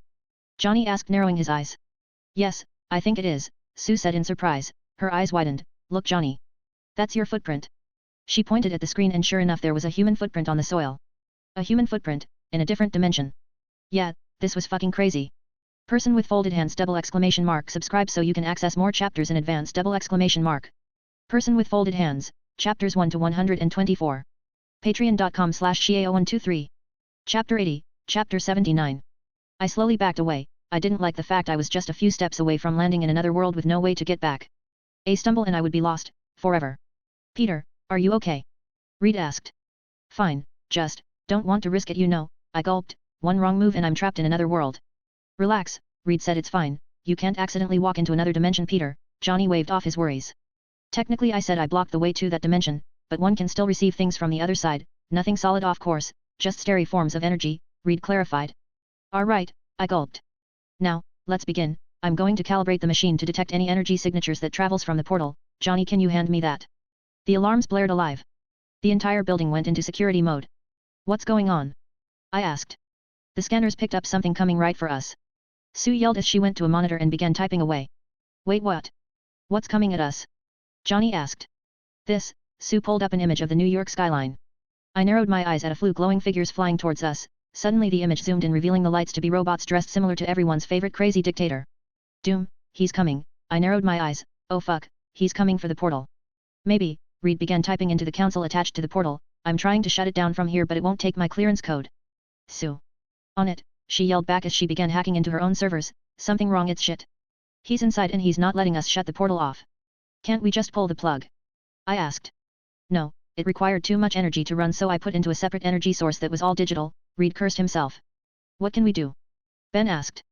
It's simple. Johnny stepped up, grinning as he turned on his flames. We kick his ass. Johnny's right, Sue nodded. He is. Ben and I asked in surprise. I am. Johnny blinked. Ben, Peter, Johnny, go outside and hold him off for as long as you can, Reed told us. We'll try and stop this portal. I'll break it apart with my bare hands if I have to. Go. Right, Ben nodded as he ran out of the lab. I pulled off my shirt and pants, revealing my suit underneath. I took out my mask and placed it on my face. The mask exploded outwards, hugging my face before snapping in place to form a helmet. I slipped on my gauntlets and slammed my fist on my chest pieces, activating the suit as black webs crawled down it. I reached the nearest window and jumped out, throwing a web line out to swing across the streets towards the fast-approaching squad of robots. Spider. Johnny flew next to me. You web them up, I'll burn them down. Deal. I yelled back as we charged into the squad of robots. I swung up into the air. I shot out 2 compressed web shots that exploded into a ball of webs the moment it hit a Doombot. Johnny then sent out twin blasts of fire, burning them. 2 down, around 40 go to. Terminate with extreme prejudice, came the robotic voice of all the Doombots as they began firing at us with green lasers. My spider senses with tingling, I maneuvered out of the way quickly to avoid getting killed, landing on the back on one Doombot. Hey, a big guy. I yelled, placing one hand on the back of his head and one on his chest. Bye, big guy. I jerked my fingers forward to activate the repulsors in my palms, blasting 2 holes into the robot's body. I jumped off and landed on another one. One by one I destroyed them. Just then 2 Doombots came at from either side, grabbing me into their arms before they took me up into the air. Shit. I realized, they were trying to drop me from a large height. Seeing no choice, I pressed a palm on the chest of each robot and sent out a repulsor beam strong enough to rip them to shreds. I ended up free falling back down, but I landed on yet another Doombot that then tried to strangle me. These things are everywhere. Johnny yelled and he blasted another bot away before suddenly one snuck up behind him and blasted him in the back. Johnny's flames disappeared as he fell to the ground. Johnny! I roared. I turned to the Doombot and punched him in the chest, ripping out whatever power core it had. I then jumped away and swung down, shooting of web lies between the buildings below to create a giant web net. Johnny landed on it and I quickly followed. I crawled to him and checked his heartbeat, stable, if a little cranky. I turned up. The Doombots were ignoring us, instead heading straight to the Baxter building. I didn't want to leave Johnny like this, but I had to. I jumped off the web and landed on a roof. I shot out a web line at a robot and pulled him down, smashing him onto the building's roof. I slowly got up, not in the least bit concerned for any damaged parts. It looked at me and turned away, ignoring me. Fucking sassy robot. It tried to fly away but jumped on it before it could, grabbing it by the head before pulling it as hard as I could. I could hear the groan of mechanical parts trying to stay together before suddenly something gave way and the head came flying off. I tossed the head to the side and looked up to see the robots surrounding the Baxter building's top floors. They all spread themselves equidistantly around the building and then spread their arms out. A green pulse of energy came seeping out of their bodies, covering the building in an energy field. Person with folded hands ! Subscribe so you can access more chapters in advance! Person with folded hands, chapters 1 to 128. Patreon.com/Xiao123. Chapter 81, Chapter 80. Fuck. I was too late. I swung to the Baxter building and tried to crawl past the energy shield, but it was too strong, not even a repulsor blast made a dent in it. I even tried going on from the inside, but the shield apparently traveled through solid stone without cutting it in half somehow. Just then I heard the screech of a subsonic jet. I looked up and saw a black one-man jet flying right at the Baxter building. I narrowed my eyes and focused on the cockpit. the man wore green and a metallic armor. Doom! I growled. But before I could do anything the jet slipped into the green force field and landed on the roof of the building unharmed. Fuck! I cursed. Doom was inside. I need to get inside. I looked around. Okay, brute force didn't work, maybe I need to think my way out of this? Just then I heard Ben scream loud enough that everyone in the building heard it. I grew panicked. What could hurt him? I needed to get in there. I looked around before I was hit by an idea. The building. The shield didn't block the building. Why? Did Doom calibrate it to ignore the concrete structure? That was ingenious. I crawled up to one corner of the Baxter building and punched it over and over again until it began to crack open. The broken down piece of concrete was huge. I grabbed it and tore it off, climbing up to the shield generator with the concrete web to my back. I slowly approached the shield, however the concrete into the shield and grinned as it passed through unharmed. I slowly crawled past the 5 inches of energy and the moment I reached the other side I tore off the concrete slab and ran into the building through a broken window. Inside I was met with a graveyard worth of broken Doom bots. Guess Ben really did a work on them. I ran past all of them and quickly reached Reed's room where Ben was knocked out and smashed into a wall. Ben! I called out leaning next to him. He was giving out shallow breaths, but still breathing. I ran into Reed's room and was shocked to find it completely in ruins with the dimensional portal sending out sparks of electricity everywhere. You cannot stop me, Richards. Doom will have his prize. Doom exclaimed at Reed and Sue who stood between him and the dimensional portal. Not likely, Victor, Reed growled out as he enlarged his fists. Fool! You cannot hope to stop Doom, he yelled, snapping his fingers to summon forth Doom bots that came crashing in through the ceiling. Destroy him. Reed and Sue were about to react to the robots when I decided to lend them a hand as I jumped into the fight and exploded out a repulsor blast into its chest piece. I landed before Doom and my friends. I'll take care of the robots. You get the Tin Man with no brain or heart. You again, Doom cried out. I'll skin you alive for this boy. Yush, touchy much. I jumped away as a Doom bot tried to fry me with its lasers. I landed on the wall and them jumped off, landing on the robot before beating it into pieces with my punches moving fast and deadly. Don't do this, Victor, you don't know what's on the other side. Sue cried out as she created force field between her and Reed. No, Susan, that is where you are wrong. Doom knows exactly what is on the other side. It is power, he roared as he threw his hands forward, shooting a blast of electricity that slammed against Sue's shield, slowly cracking them. Oh shit! I yelled. I had completely forgotten he could do that. I jumped away as a Doom bot tried to smash a fist through my chest and landed on the far wall. 2 robots came right at me. I waited until the last minute before jumping away. They tore through the wall and slowly turned to meet me, only to have a repulsors press their faces. Night, I growled, blasting their heads off. Ah! Sue cried out as Doom's attack broke through her shield, sending her flying away and knocked unconscious. Sue! Reed cried out before narrowing his eyes at Doom. You bastard! He came at him, fists flying. Doom simply raised a hand and created a green force field around himself, preventing any of Reed's powers to go through. Of all 5 of us who were blessed with these amazing powers, I must say, Richards, yours is the least impressive. Doom laughed as he sent out a blast of lightning, shocking Reed back onto his desk. I won't give up, Victor, not until I stop you, Reed cried as he and Victor began to fight. I got back to my battle. 2 drone came after me. I dodged them, shot a webline and then spun them around like a shot ball before throwing them into another squad of robots. I covered them in the hardest webbing I could. I turned to Reed. He was getting fried. I needed to help him. Hey, Gloom and Doom! I yelled out. Who dares? His sentence was cut short as my fist came flying at his face, knocking him back. Reed, are you okay? I ran up to the man. I am fine, he gasped out. Good, can you turn off the machine? I asked. Yes, just give me a moment, he turned to the controls. And I turned to Doom. You pathetic insect, he roared, getting back on his feet. You dare challenge Doom? Look, man, I know having a name like Doom allows you to make puns, but does every one of them have to be a pun? I scoffed. Die, you insolent fool! Doom yelled, sending out a blast of electricity. I couldn't move. If I did, Reed, who was standing right behind me, would be hit with the lighting, and he's the one who can actually save the day. So I stood, despite my spider sense yelling at me to run. I didn't. It hit me like a truck. I felt my fingers and toe curl up at the shock. I stood my ground and slowly I felt the electricity being siphoned away. He stopped his attack and I stood on my feet, panting. How are you still standing? Doom roared. Person with folded hands, ! Subscribe so you can access more chapters in advance, ! Person with folded hands, chapters 1 to 129. Patreon.com/Shiao123. Chapter 82, Chapter 81.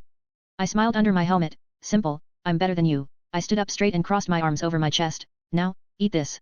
I threw my arms apart, activating the unibeam of my arc reactor. Doom's eyes widened in surprise as he was smashed with the full front of the arc reactor's power. The Parker blood lining my suit siphoned off his electricity and pushed into the arc reactor. Thanks for the boost, jackass. Finally I stopped, my hands dropping to the side from exhaustion. How? Doom yelled as he slowly got back on his feet. How do you possess this technology? I stole it off a drone, I smiled. Insolent fool. No matter, Doom will not be stopped, he yelled, snapping his fingers. The drones I had webbed up to one side suddenly came alive as I tore through the webbing and charged at me. They grabbed me and pinned me to the wall. I struggled, punching my way out of this trap made from their own bodies, ripping them apart piece by piece. Stop Richards, Doom sent out a bolt of energy hitting Reed in the back. Reed yelled in pain and fell down. Doom stepped over his body and worked away at the terminal, and in a few short seconds the purple sheen over the portal disappeared. It was hopeless to even try to resist Doom Richards, Victor gloated as he walked towards the portal, all this power, all this knowledge, and you would seek to hide it away like a bastard son? Truly thou art a fool of the highest caliber, Richards.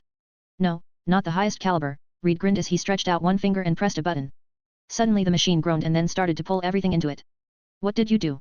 Doom yelled as he walked away from the sucking effect of the portal. Sending you where you belong.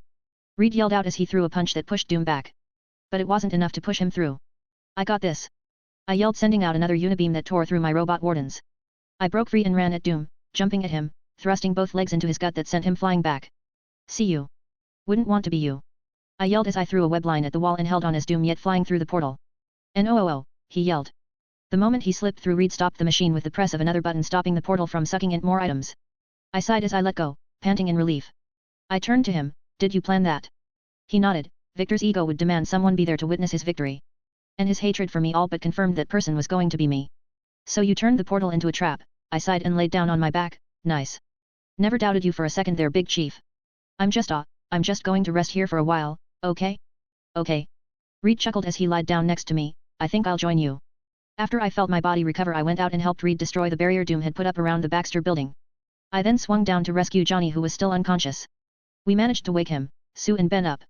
The other were pretty pissed they got knocked out so easily, but were glad that Doom was finally stopped. Though Sue was sad at the lengths we had to go to stop him. In an hour's time though, there were men in black suits knocking on our doors, and in walked agents of S.H.I.E.L.D. None that I recognized, so I didn't mention I was working for them as well.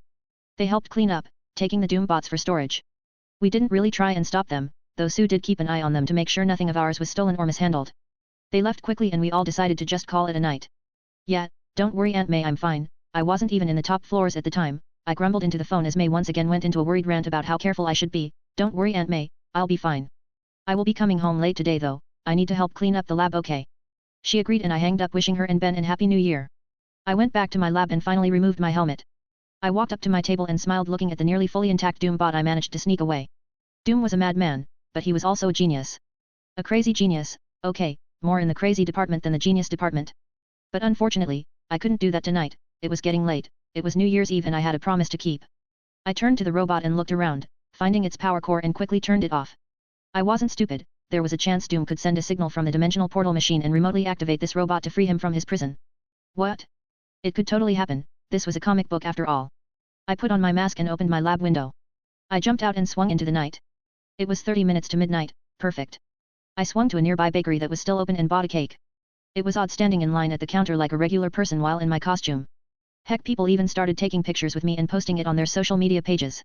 I quickly paid for the cake and ran out into the night, making my way to Felicia's apartment. I landed outside her window and knocked. Felicia looked up from her bed and smiled. She walked over and opened her window smiling. Hello stranger. Person with folded hands ! Subscribe so you can access more chapters in advance ! Person with folded hands, chapters 1 to 130. Patreon.com/Xiao123. Chapter 83, Chapter 82. Hello ma'am, I heard reports of a very sexy woman in need of cuddling tonight, may I come in? Felicia stepped aside letting me in. She rolled her eyes. Nerd. You're nerd. I removed my mask, wrapped an arm around her and kissed her on the lips.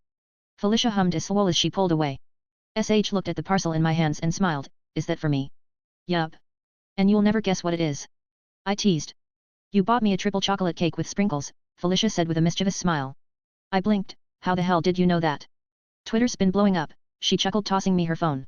I saw the pics I took with those people down at the cake shop had become viral. There were comments below it like, who's the lucky girl? Damn, someone gets his fine ass this new year and I get nothing. Is he single? Keep eating cake and those pants don't fit anymore, Spidey. I chuckled. Damn, should have known. So cake? Felicia asked. You do like cake, right? I smiled, putting the cake on her desk. Oh, I love cake, but I think I like you more. She wrapped her hands around me, kissing me, and pulling me into her bed. She quickly went on top, her fingers tracing down my suit before she stopped the kiss and grumbled, I fucking hate your suit. Always hides the good stuff. I laughed. I can say the same thing about anything you wear in general. I pressed the release button and quickly shimmied out of it. So, tell me, any New Year's resolutions? Yeah, I'm planning on making sure my stupid superhero boyfriend doesn't get himself killed, she grumbled. Oh relax, what's the worst that can happen? I laugh. That is exactly what you shouldn't say, Tiger, Felicia grumbled. You do realize now something terrible is going to happen, right? Oh come on kitten, what could possibly? Felicia, I'm home. I looked into Felicia's eyes and she glared back into my mother, she hissed. I gulped, totally didn't see that coming. Get out, now, she yelled out throwing open her window. I grabbed my suit and tried to put it on but there was no time. I could hear her door being opened so I jumped out the window and crawled up the side of the wall and waited out in the cold snowy night. Felicia, Happy New Year dear, I heard her mother call out joyfully. Hey mom, I didn't expect to see you, she sold nervous. I sighed as I quickly put on my costume, fucking universe. Well I got home early because I thought it would be best to spend some quality mother-daughter time.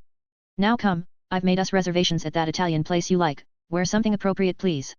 Felicia sighed at the door closing before she stuck her head out the window looked at me, I'm sorry, I didn't think she would be coming over today. It's fine, it's my fault really, me and my big mouth, I sighed, leaning down planting a soft kiss on her forehead, go on, have fun, we'll hang out later. Sorry tiger, she apologized again. I waved it off and jumped off the building swinging into the night. Well I was already in costume, might as well do some heroing.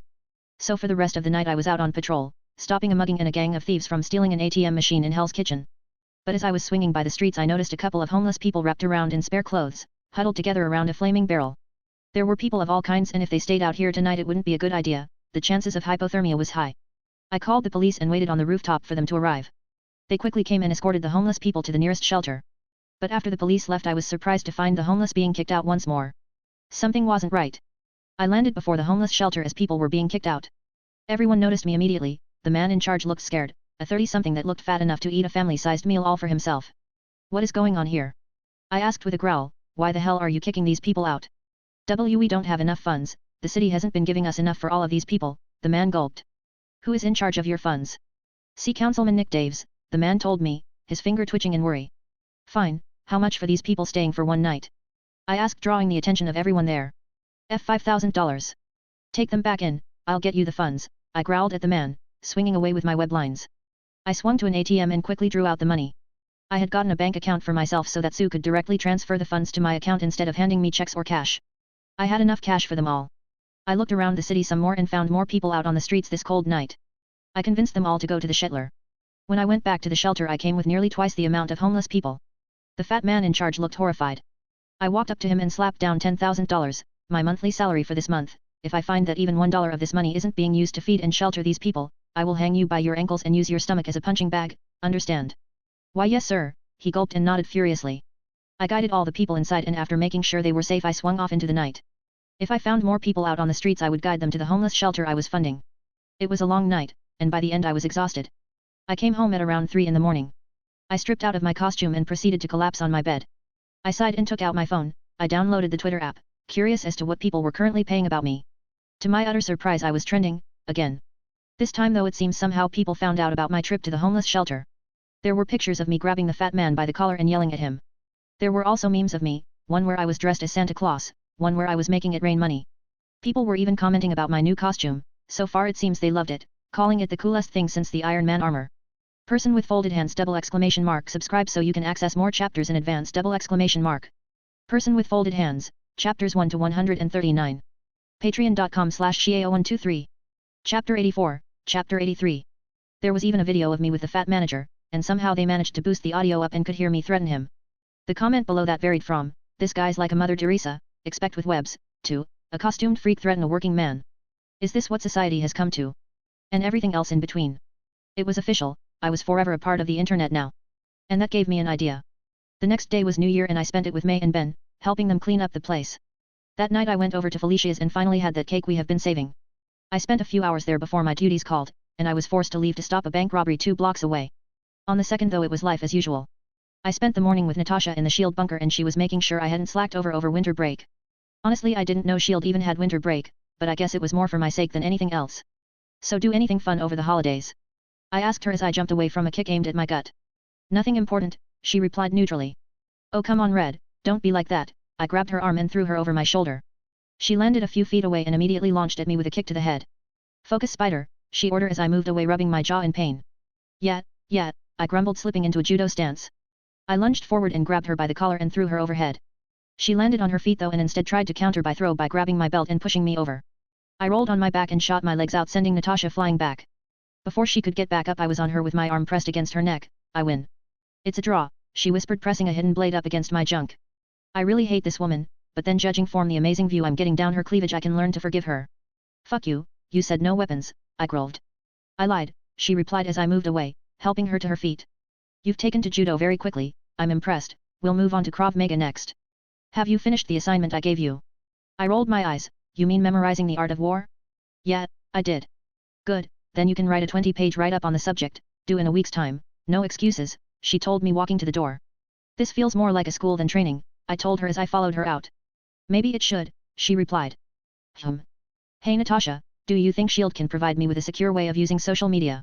The Black Widow stopped and turned to me, excuse me. Has S.H.I.E.L.D. been tracking my online process? Sightings, people talking about me, all that. I asked. Yes, we have, and... Well, there are times when I haven't really had the chance to speak for myself and justify my actions. If I had an online presence I can do that, I argued as we approached the showers. I see, I'll talk to Fury about it. She grabbed the hem of her shirt and pulled it off, revealing her giant breasts being held back by a tight training bra. My eyes went wide as I looked her smoking hot body and gulped. She looked at me with a teasing smile, are you going to join me? I gulped, I don't think Felicia would like that. See you red, I said walking away, taking one last glance at her tits before doing so. And I swear I think I saw her grin in victory. Stupid sexy spy, thinks she's all that. Well, she is, but I'm not going to let her know that. Next day morning I had a parcel delivered to my front porch. It didn't have anything written on it, expect a letter inside which read. Untraceable. Don't post anything stupid like nudes or anything that can compromise you or S.H.I.E.L.D.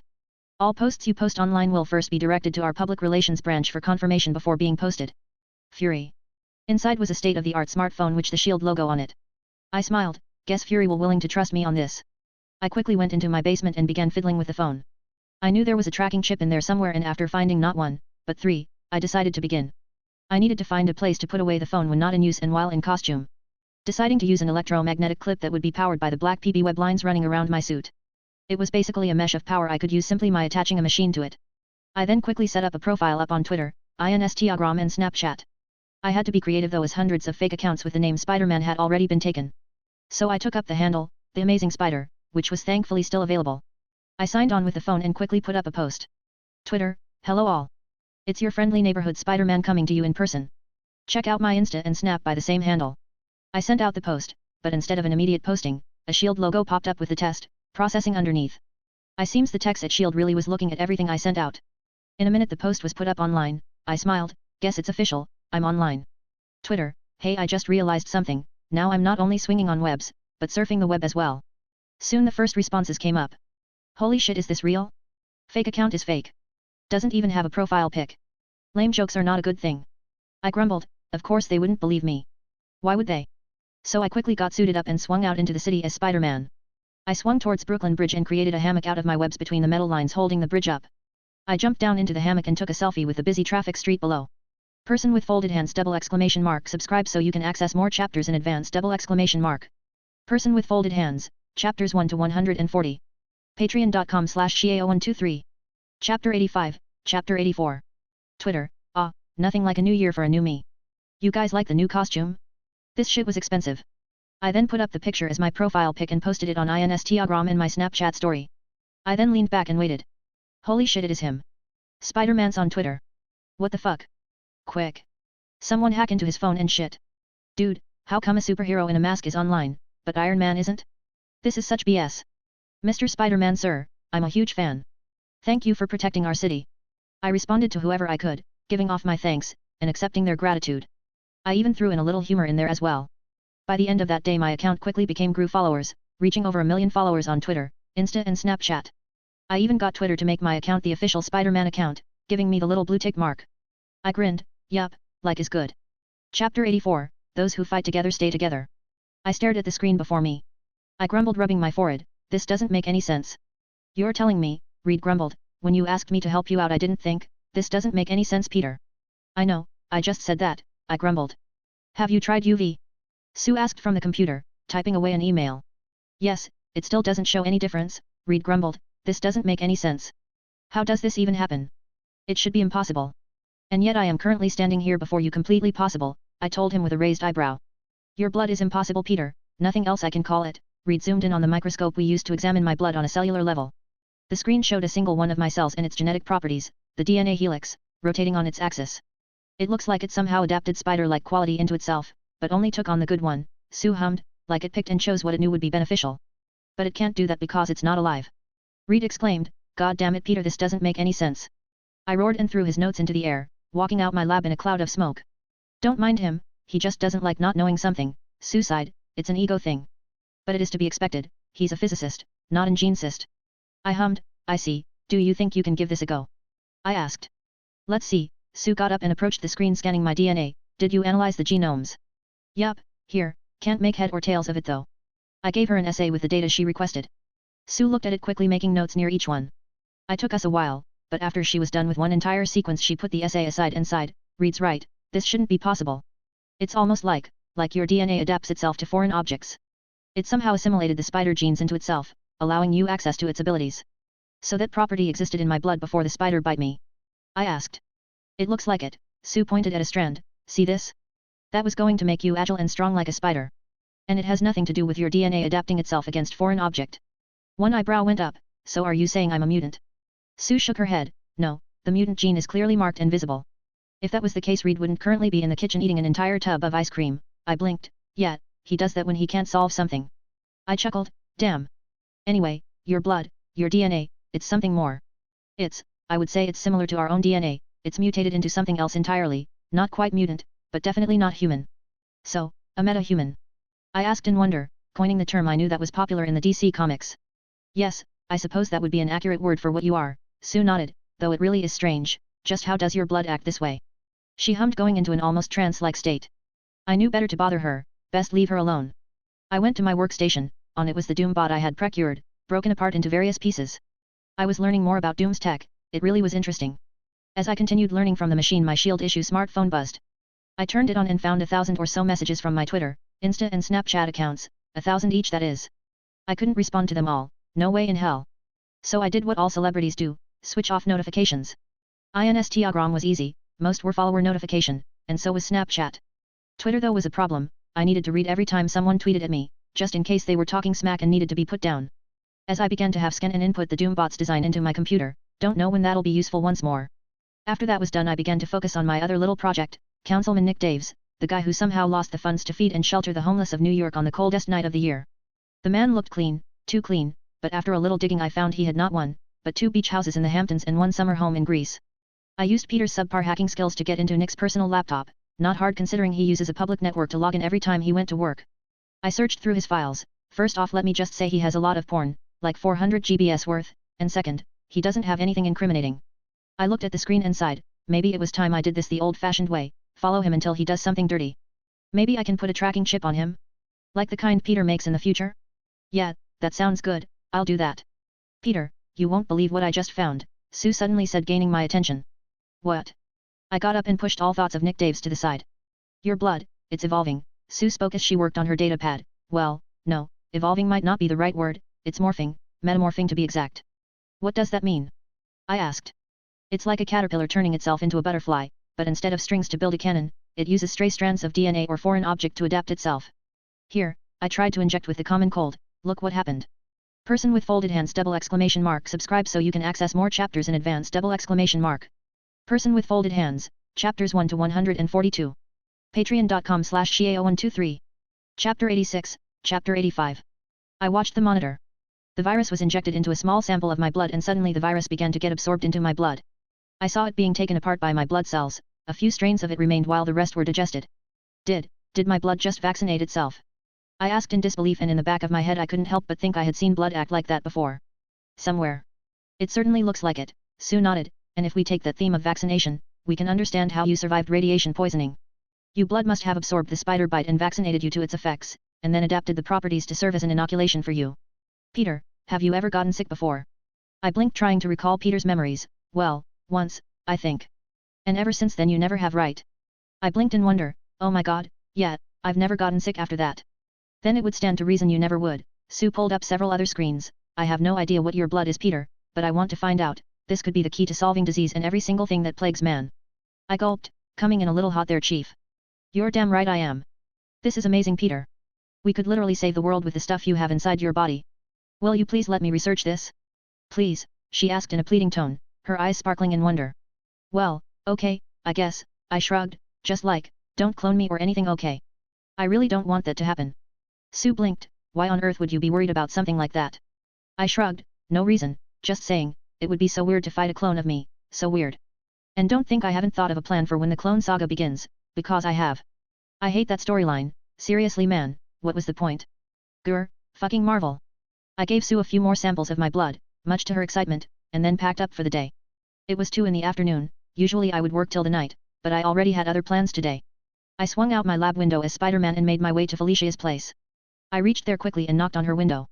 She threw it open and smiled. Hey Spider, come on in, I'll almost ready. Right, I jumped in and stretched, it really was going to be a long day. So, you nervous? I asked her. No, why would I be nervous? She huffed as she tried on a jacket before taking it off and searching through her closet for something else. Because you're biting your lips, you do that when you're nervous, I chuckled as I removed my mask and my web shooters, removing my school bag where I kept my civilian clothes. Well, maybe I'm a little nervous, she admitted as she tried on a long coat. She turned to me, what do you think? I smiled, I think they'll love you no matter what you wear. I deactivated my suit and shimmed out of it, standing in nothing but a pair of briefs. Felicia's eye roamed down my body as she licked her lips. You know, if you're trying to seduce me, it's working. Oh kitten, you know how to make a guy feel loved. I gave her a small peck on the cheek. If you want we can have some fun later, but right now we need to move. My Aunt May would kill me if I was late. Felicia pouted, fine. I don't get it though, why do they want to meet me so much? Well you are my girlfriend, I told her putting on my shirt, and so they want to meet you. Fine, she grummed. You don't have to be nervous. I'm not. Right, good, because I am, I chuckled. Felicia rolled her eyes but said nothing. We walked out of her apartment and got a cab downstairs. It took some time to reach my place but when we finally stood in front of my door she sighed, okay, maybe I'm a little nervous. I laughed, don't worry, I knocked on the door, they'll love you. Felicia gulped and nodded. Almost immediately May threw open the door and smiled, Peter. Finally. I was beginning to get worried.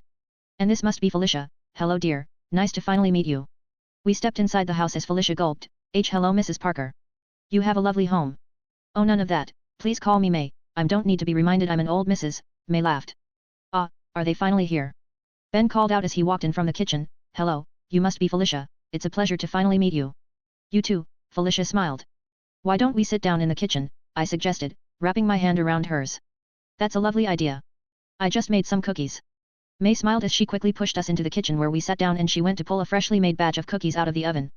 So Felicia dear, how did you and Peter meet? May asked, the excitement in her voice almost made me think she was going to have a heart attack or something, but luckily it seemed she was just excited Peter was finally bringing home a girl. Felicia smiled, well actually it's because I wanted a tutor and I was told Peter was the best, we spent a lot of time together and I guess it just happened. Oh and he did kind of save my life.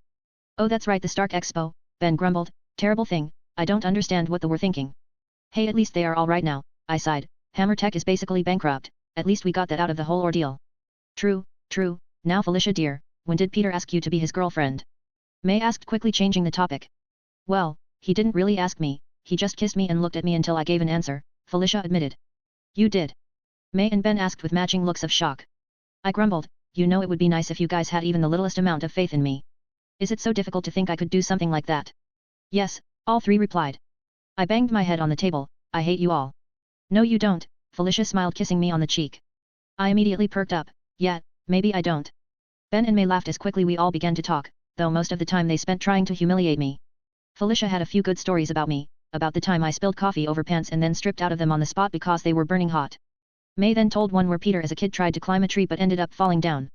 The only reason Peter didn't crack his head open was because his pants were caught in between a tree branch saving his life, but giving him a monster wedgie.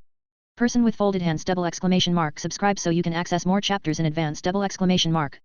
Person with folded hands, chapters 1 to 143. Patreon.com/Xiao123. Chapter 87, Chapter 86. In the end we had a nice afternoon and I could see Felicia getting along with him like a fish to water. I'm glad that's the case, I would hate it if they didn't get along. Soon we had to leave. Oh I do wish you stay for a little while longer, May said with a sad tone, it was so good to finally meet you Felicia.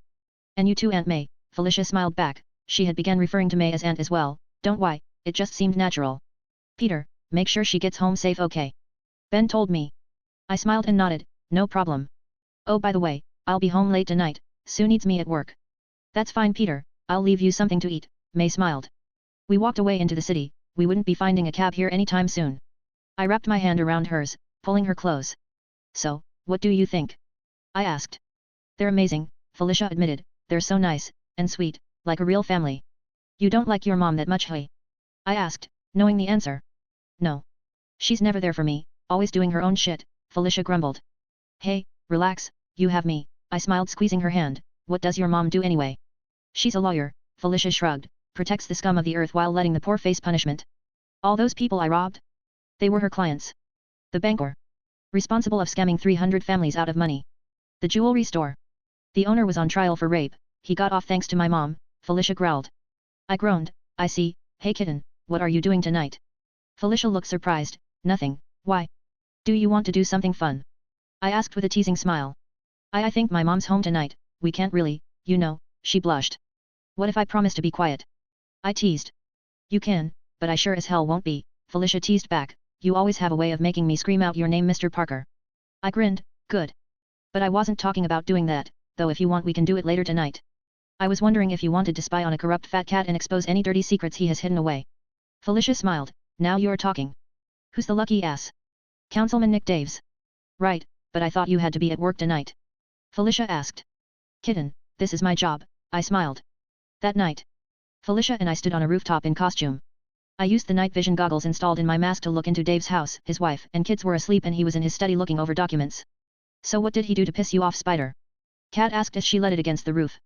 He's in charge of funding homeless shelters all across New York, but last month there was a shortage in funds and people were thrown out on the streets on the coldest day on the year. If I hadn't helped them out I'm sure some would be dead right now, I grumbled as I tried to see what documents Daves was looking at but unfortunately I didn't have a zoom fucking, maybe I should add that next. Sounds like a bad man, Black Cat growled, how did scum like this get power in the first place? Is this your first dirty politician? I asked. No, but it is my first one where I stay out here in the cold waiting for him to do something, she grumbled. Sorry, I looked at her, she was shivering in the cold January night. I could see her nipples poking out, I couldn't help but get turned on, you know, you really should change your costume. Felicia blinked, why? What's wrong with my suit? She looked down. The black tracksuit was nice to be honest, she had her gadgets attached on a belt around her hips and domino mask on her face, but it wasn't the classic skin-tight leather dress that I knew and loved.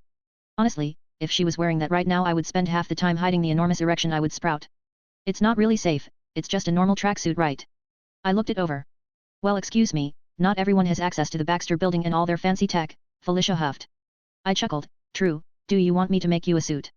What? Do you want me to make you a suit? It shouldn't be that hard, I shrugged. I could probably steal a shield combat suit, no, that won't do, Natasha would find out and then they would know about Felicia, if they didn't already. Guess I'll just have to make one from scratch. Wait, you would do that for me? Felicia asked surprised.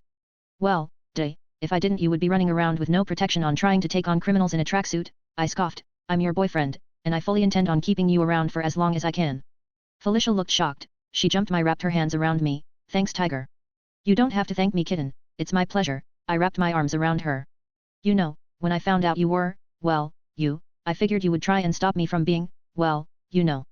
Felicia, I still remembered the first time we talked, really talked. I know how much this means to you, how the name you chose truly lets you be free and express who you are, do you think I would ever want you to stop being that? Well I just thought, you know, I'm a criminal, and you're a hero, so, you. She trailed off. What? That I wouldn't want to be with you. I laughed, Felicia, I'm a criminal too. I'm currently stalking a government worker as we speak. People may look to me like a hero or a savior, but I'm a criminal too. I removed my mask and kissed her on the lips. You aren't going anywhere kitten. Person with folded hands ! Subscribe so you can access more chapters in advance ! Person with folded hands, chapters 1 to 146. Patreon.com/Xiao123. Chapter 88, Chapter 87. Felicia smiled, she opened her mouth to say something before gasping, he's moving. I blinked, what? Daves, he's leaving his home. Cat broke away and went to the rooftop looking down, he got into his car, we need to follow him. I grumbled, we were just having a moment, I put on my mask and wrapped a hand around Felicia, alright hold on, this is going to be fun. Cat did so and we swung into the night. She kept an eye on the car as we slowly went to the bad part of town. But just then he went down into a tunnel, shit. I cursed. I know where he's going, Cat hissed, there, she pointed at a large fancy hotel a few blocks away, that tunnel leads to two places, the highway or a service road leading to that hotel. I'm guess he's not skipping town just yet. I could kiss you, I creed. Just don't drop me Spider, Cat smiled as I swung towards the hotel, landing on a window on the 5th floor. We looked down and in the distance saw Dave's car coming out of the tunnel and into the parking garage. We need to follow him, Cat spoke, can you get us inside? Yup, I nodded as I crawled downward with Cat clinging to my back. I quickly found a service entrance near the back, we slipped inside and snuck our way in. We avoided a couple of the hotel workers before I stumbled onto a man coming out of the security room. Score, I whispered, calling Cat over, how good are you at picking open door? Cat looked offended, the best. Now stand back and let a master show you how it's done. She pulled out 2 pins and in 5 seconds the door was open. I am incredibly turned on right now, I whispered as we snuck inside, locking the door behind us. So what are we searching for? Cat asked as we stepped up to the security monitors and controls for every camera in the room. We are searching for him, I pointed at Dave stepping out of the lift on the 10th floor. We followed him closely. I manually changed the feeds to all the cameras on the 10th floor. We tracked him knocking on room 1010, the door opened revealing a black man in a nicely pressed suit. I held up my essay and scanned his face, storing it in my data banks. Dave stepped in and we lost track of him. So he's in a suite on the top floor, Kat said as she leaned back on the chair, kicking her legs up on the terminal. What now? Well, let's see if I can get a little help. I transferred the image of the man I captured onto my shield phone and sent it as a message to the tech department with the message, need identification. It was a long shot, but it turned out to work as I quickly got an email back with an attached folder. I displayed the folder on my essay and whistled, damn. What? What did you find? Kat asked, getting up to look at the file I looked over. Do you know Dominic Marcel? I asked. Kat groaned, yeah, big-time mafia boss. Last year his entire operation got busted but he managed to escape. Police have been trying to track him, but every time they came close he just disappeared. Yeah, and the guy we just saw?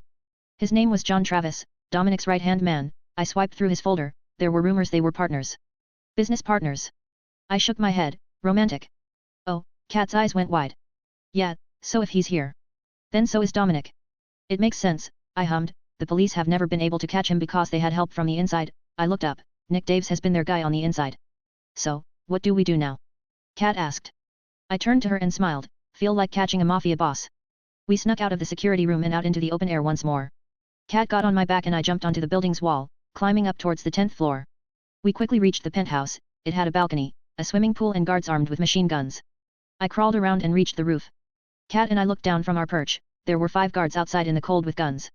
From what I briefly saw inside, there were about a dozen more inside, luckily not carrying guns. I think you should stay back for this one, I told Kat. What?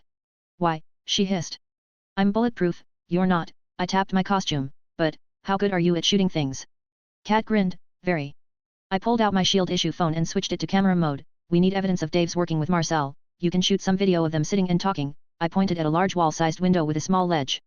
Kat took the camera and groaned, I thought you were going to give me a gun. I shrugged, sorry, I don't like guns. Whatever, she rolled her eyes and with the grace of a practiced acrobat she leaped down to the ledge. I was scared, my heart leaped out. We were 10 floors up, if she missed, she would fall. But she didn't miss, she stuck the landing. I sighed in relief. She quickly moved to the corner of the window and pulled out the phone. She slowly slid the window open just a crack, allowing the sound from inside to come leaking out, allowing the video to have some audio as well. Seeing that part being taken care of, I turned to the guards with guns. I cracked my neck and checked my web shooters. Time to get wild. Hey boys! I cried out. All 5 armed guards turned at me and leveled their guns. Is this the bathroom? Because I think I'm lost. What the fuck? I launched a web line at his chest and pulled. He came flying at me as I collided my fist to his face, knocking a few of his teeth out. Waste him, another yelled out as they fired bullets at me. My spider sense went into overdrive. I jumped back into the roof. Their bullets couldn't reach me here. Someone go up there and get his body, a guard yelled out. Hey! What's going on out there? I heard a voice from inside ask. A man climbed up onto the roof, but the moment he looked up he saw my foot coming for his jaw, throwing him off. He's alive, they yelled. Eat webbing, assholes. I yelled, shooting down 2 web lines to grab their guns and jerk it from their grips. What the fuck is th? I jumped down, landing a kick on his face before spinning around and kicking the last armed idiot in the stomach. I then grabbed the last man still standing and threw him through the patio doors. He landed in the middle of the suite's living room. Person with folded hands ! Subscribe so you can access more chapters in advance ! Person with folded hands, chapters 1 to 153. Patreon.com/Xiao123. Chapter 89, Chapter 88. What the fuck is going on? A white man who I recognized as Marcel asked as he and everyone else in the suite were on their feet. I stepped in, crushing glass shards under my feet. Hello Marcel, fancy meeting you here. Are you and Councilman Nick Dave's friends? Or am I just being paranoid? Waste him. Mark Eels yelled out as he, Nick and John Travis ran for the door. Ah, you aren't going anywhere, not this time, I said, covering the door with my hardest webbing. What the fuck is this? Marcel yelled as he grabbed the door and tried to shove it open, but my webbing didn't let him. Now, there are 2 ways we can do this. I counted the men inside, around 10, armed with baseball bats, but one guy had what looked like a sword. Where did he get a fucking sword? You know who I am, right? Spider-Man? Fought a guy made out of electricity and came out fresh as a daisy? Took on a tank and beat the shit out of it using a sewer lid? Do you really think I can't take each and every one of you out right now? They looked at each other gulping. They slowly dropped their weapons and held their hands up in surrender. No. Fight you bastards. Marcel yelled, why do I pay you fuckers?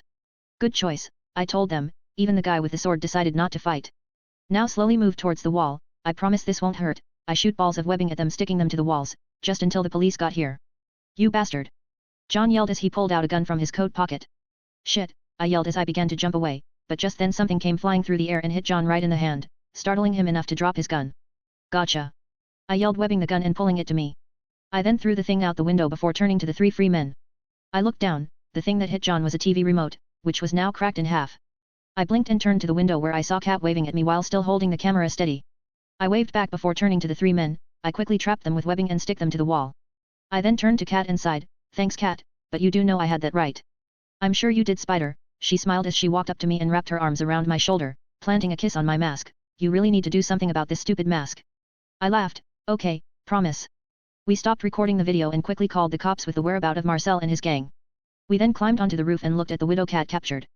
This is the third time, Nick, Marcel spoke, you can't keep asking for cash without showing results. Please, I need it, you need to pay this man off. If you don't, he'll kill us all. Dave sounded hysterical. John scoffed, right, so some guy walks up to you on the middle of your office, tells you to pay him cash and you just do it. No. Dave's yelled, he then gave me a package with Cassie's hand inside. Cassie? Who the fuck's Cassie? Marcel asked, sipping a glass of wine. She's my mistress and she's fucking dead. This guy said if we don't pay he'll do the same to my family. Grr, fucking hell man, Marcel growled. Please Marcel. How many times have I saved you from getting caught? How many times did the police catch you only because of me? Fine, fine, I'll give you the money, Marcel grumbled, but you owe me Dave's. Thank you. Nick looked relieved. Why did he target you? John asked. I heard myself in the video announcing my arrival to the goons outside. He said we were moving in on his turf. The heroin you guys bring in is affecting his business, Nick shuddered. Did he tell you who he was? Marcel asked. Yeah, he called himself a member of the Hand and. Hey. What's going on out there? John roared. And then I came in, threatened me, and I saw Kat's POV as she grabbed the remote and threw it at John. The camera focused on me when I snaked her, and when she wrapped her arms around me to kiss me, the frame was now framing her lips touching my mask. Luckily the mic was muffled so you couldn't hear what she whispered. Not bad, Tiger, Kat smiled, with this there's no way he can hide. But I wasn't listening to her. I wasn't even paying attention. I was in shock. The Hand, already? How? Have I really brushed up so close to them? Will they come after me now? No, no, I just got one of their biggest rivals arrested, they'll fucking throw me a party. I knew I should go down there and undo what I did, but it was too late. I could hear the police sirens downstairs, the cops were already here. Tiger? Are you okay? Peter. Kat asked once more, snapping me out of my daze. Yeah, it's just, that name, Hand, I know it. I wasn't going to tell her everything, just a little. Really? Where? An ancient Japanese gang, they are rumored to worship a demon and. I don't know much else, but every time I talk to a gang who knows even the slightest thing about them they would freeze up and shut up. I think they're scared. Someone who can scare every single gang in New York? Damn, this I have to see. No. I snapped, if you even think is somehow involved, Felicia, you run. Do you understand? You run and you don't look back. Kat was startled by my use of her real name, something I rarely ever do. Peter, but why? What's so different about the Hand? Person with folded hands ! Subscribe so you can access more chapters in advance! Person with folded hands, chapters 1 to 154. Patreon.com/Shia0123. Chapter 90, Chapter 89. They are dangerous, I explained slowly. Promise me, Felicia, promise me if you even think the Hand is involved you'll call me right away and run as fast as you can. Peter, Please, I begged, my voice sounding afraid, something she has never heard it do. She gulped and nodded, I promise. I sighed, hugging her tight, thank you kitten, if I ever lost you I don't know what I would do. She slowly hugged me back, don't worry Tiger, you aren't getting rid of me that easily. We swung back to her place where I used her computer to edit the video down to only the parts where Dave's basically confessed to HS crimes. We quickly changed out of our costumes back into civilians' clothing just as he video got rendered. I then transferred the file to my phone where I posted the video on Instagram with links to it on my Snapchat and Twitter. Time to take it viral. But this time though the post didn't get approved, in 2 minutes I got a message saying my request was denied. I was surprised, but just then I got a call, the number was blocked. I sighed, I have a feeling I know who this is. I put the phone up to my ear, hello. What the hell were you thinking? I heard Fury on the other side. What do you mean? You went after a crime lord on your own. Fury yelled back. No, I went after a corrupt politician who just happened to be working with a crime boss, totally different. Do you realize what you almost did? You nearly caused a scandal that would rock the eastern seaboard. If this video got out, the case the FBI was building on Marcel over the last 4 years would be useless. I flinched. Sorry. Next time you find a fucking crime lord in hiding, do the right thing, Peter. Call the fucking cops. This isn't your job. I sighed. Right. And next time don't involve your girlfriend. I paused in shock. Did you really think we wouldn't be able to extract the full video from your phone? Come on, kid, I thought you were better than that. I'm serious though, the Black Cat is a known thief, don't get Spider-Man involved with her. No, Fury, this is where I draw the line, you don't get to say shit about who I involve myself with, do you understand? I growled back at him. Felicia looked startled but wisely kept quiet. Actually I do, you're my agent, kid, don't forget that. I may be your agent, but you aren't my fucking father, don't forget that. Spider-Man isn't a fucking hero for you to carry around on shoulders, he's me and I'll damn well associate myself with anyone I damn want, understand? Fury's line was silent. I'm pretty sure I just lost my job. Finally though he spoke, speak to me like that again and you are done. No, I don't think I am, you need me, I'm arrogant as hell I know, but give me my first mission, Fury, and I swear you won't regret it. Fine, you want a mission, I'll give you one. He hanged up. I smiled. Sucker. What was that? Felicia asked. I turned to her, she had her arms crossed, guarded and scared. I sighed, this was going to be difficult to explain. Well, you remember Electro, right? I told her as I took off my mask and web shooters sitting on her bed. Yeah, kind of hard to forget when you nearly die, and. Wait, you saved me that day, oh my god, I didn't even realize. Felicia's eyes went wide. Yeah, you're welcome, I chuckled, but anyway, after that day a man broke into my house and introduced himself as Fury, the director of S.H.I.E.L.D. Felicia blinked. What? Spies, I explained in one word. He was a spy, and they knew everything about me, even who I really was. He basically offered me a job at his organization, my skills to be used to protect the world, he would give me training, equipment, anything I needed. He's the one who called. I tried to post the video but S.H.I.E.L.D's monitoring all my Spider-Man account and didn't let me. Too dangerous it seems. So, what you're telling me is, you're a spy? Felicia looked amazed. I shrugged, okay, yeah, if you want to think it like that. You ass, she yelled, why didn't you tell me? I shrugged, honestly. I thought you would hate me. I mean, you don't exactly like I'm a superhero. I was kind of cared how you would react when I told you I was a spy.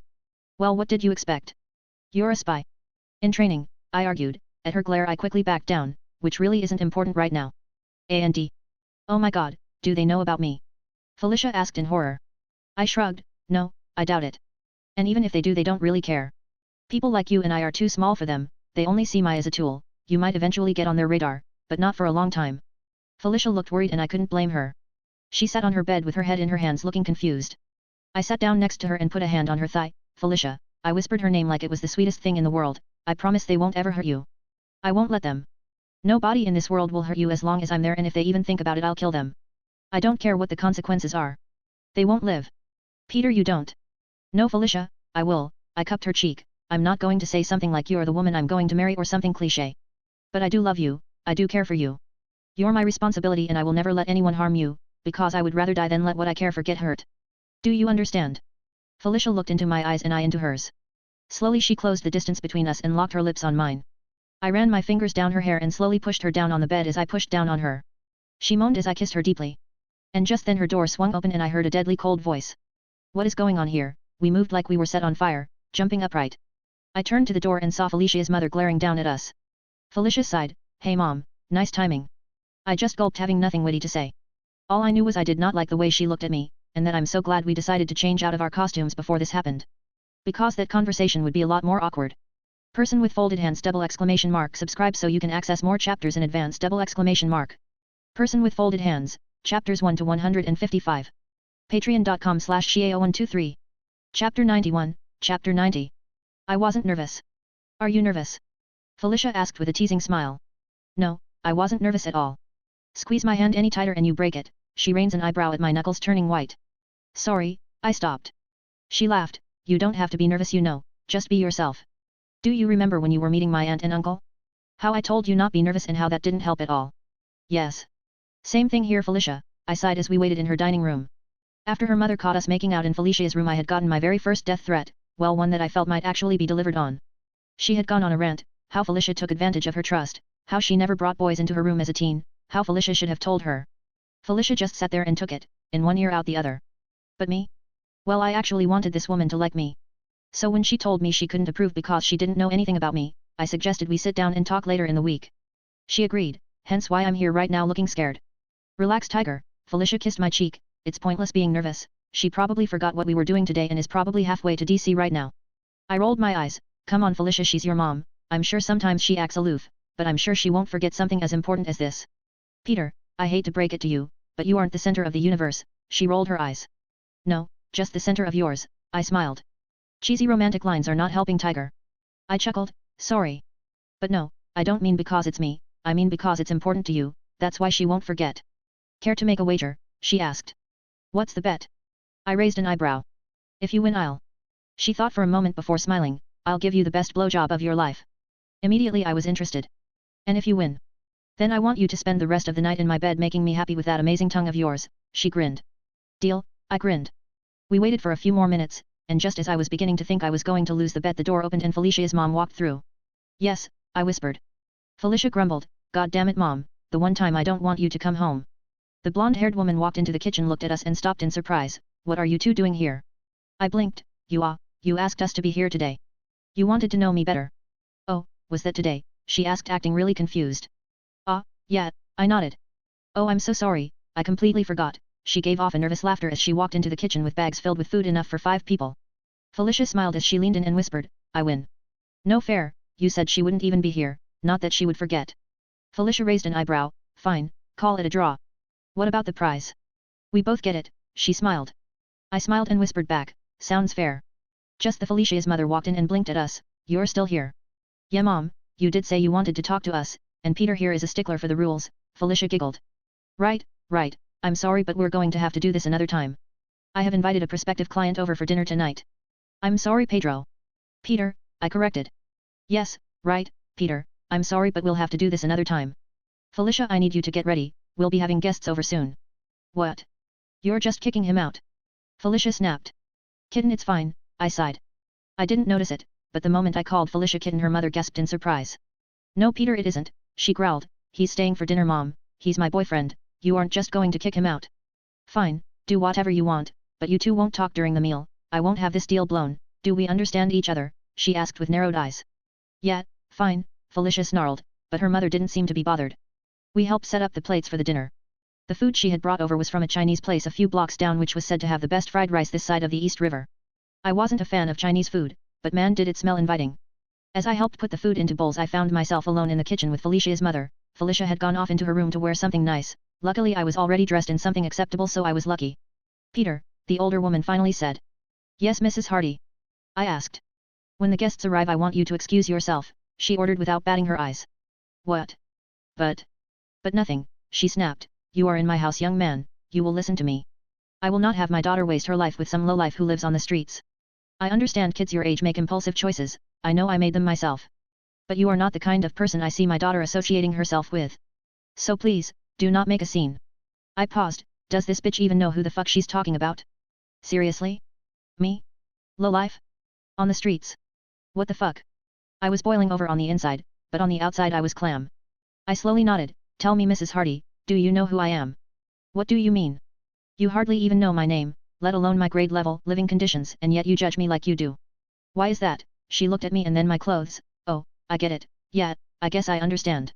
I don't exactly dress the role of a high-class socialite, but I promise you, I do have other qualities you will like. Like what exactly? Well, for one, I'm the reason your daughter is passing physics. I shrugged. You're tutoring her? She asked, surprised. Yes, I am. I'm actually quite smart, you know, I chucked. She looked skeptical. I suppose it is her right after all. She sighed. Fine, I may have spoken too fast. But the issue remains, this night is too important for it to go wrong. I understand you deserve a fair portion of my time, and I'll give it to you, soon. That is if you and Felicia are still dating by then. But regardless, I want you gone tonight. Do you understand? I sighed. Perfectly, bitch. Felicia came back and I wanted to tell her what her mom told me to do. But I honestly didn't want another fight between the two, so I just told her it would be best if I came back another time when we had her full attention.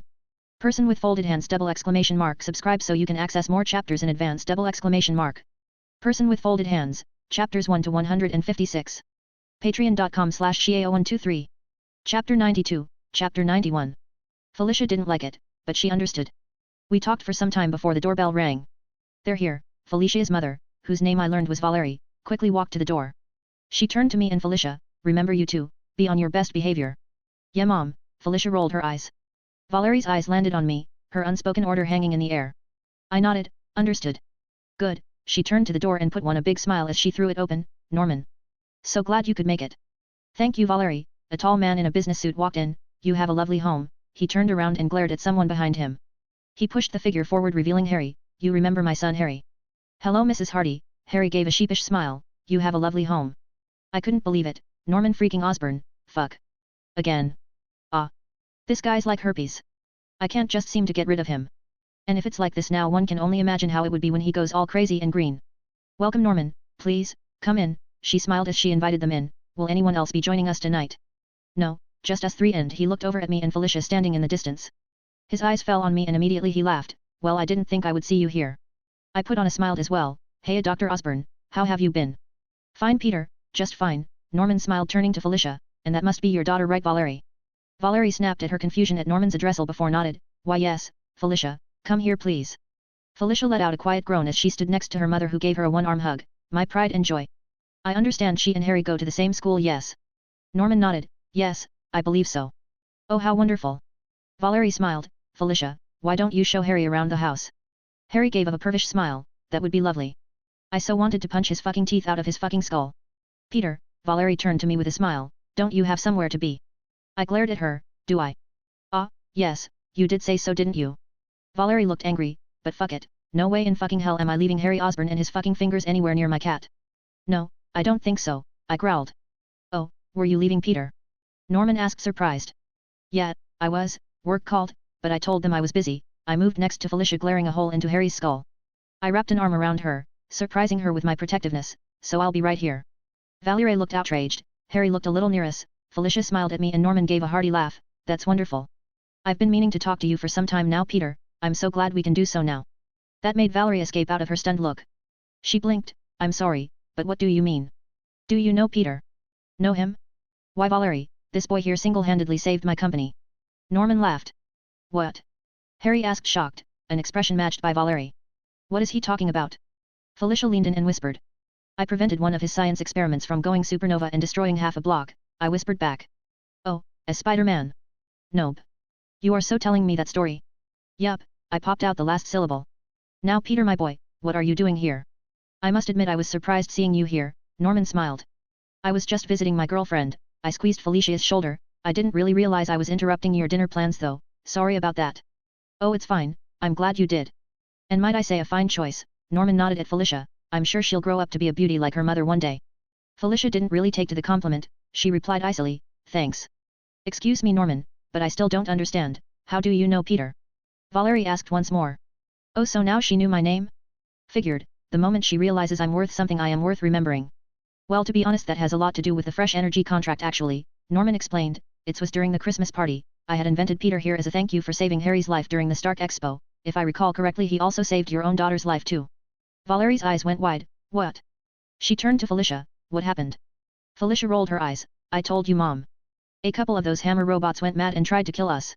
Shush, it's like you don't even listen. And if I recall correctly, Peter here made sure none of our children got turned into cheddar cheese. Norman chuckled at his joke. Really? Valerie said, turning to me. I shrugged. Was nothing. Either way, he had my gratitude, Norman continued, so I invited him to the party to show him what Oscorp was going to achieve, in a way to persuade him into leaving his current employer. Never going to happen, I grinned. Well, you can't blame a man for trying, Norman chuckled. I'm sorry? Current employer? Valerie asked. Where does Peter work? The Baxter Building, I supplied with a smug tone of voice. I usually wasn't this petty, but this bitch thought I was basic white trash. Fuck you, cunt. The Baxter Building? With the Fantastic Four. Valerie stammered. Yeah, Mom, he knows them too, Felicia smirked. Heck, he even has Johnny Storm on speed dial. Which honestly kind of pisses me off. I mean, I'm not even on your speed dial and I'm your girlfriend. Hey, I don't have him on speed dial, that was a long time. I pulled out my phone and saw Johnny's number saved on speed dial. Hey, forgot about that. Sorry, kitten. Norman chuckled. Well, anyway, I invite him in and like everyone else he was unaware as to why the event was happening.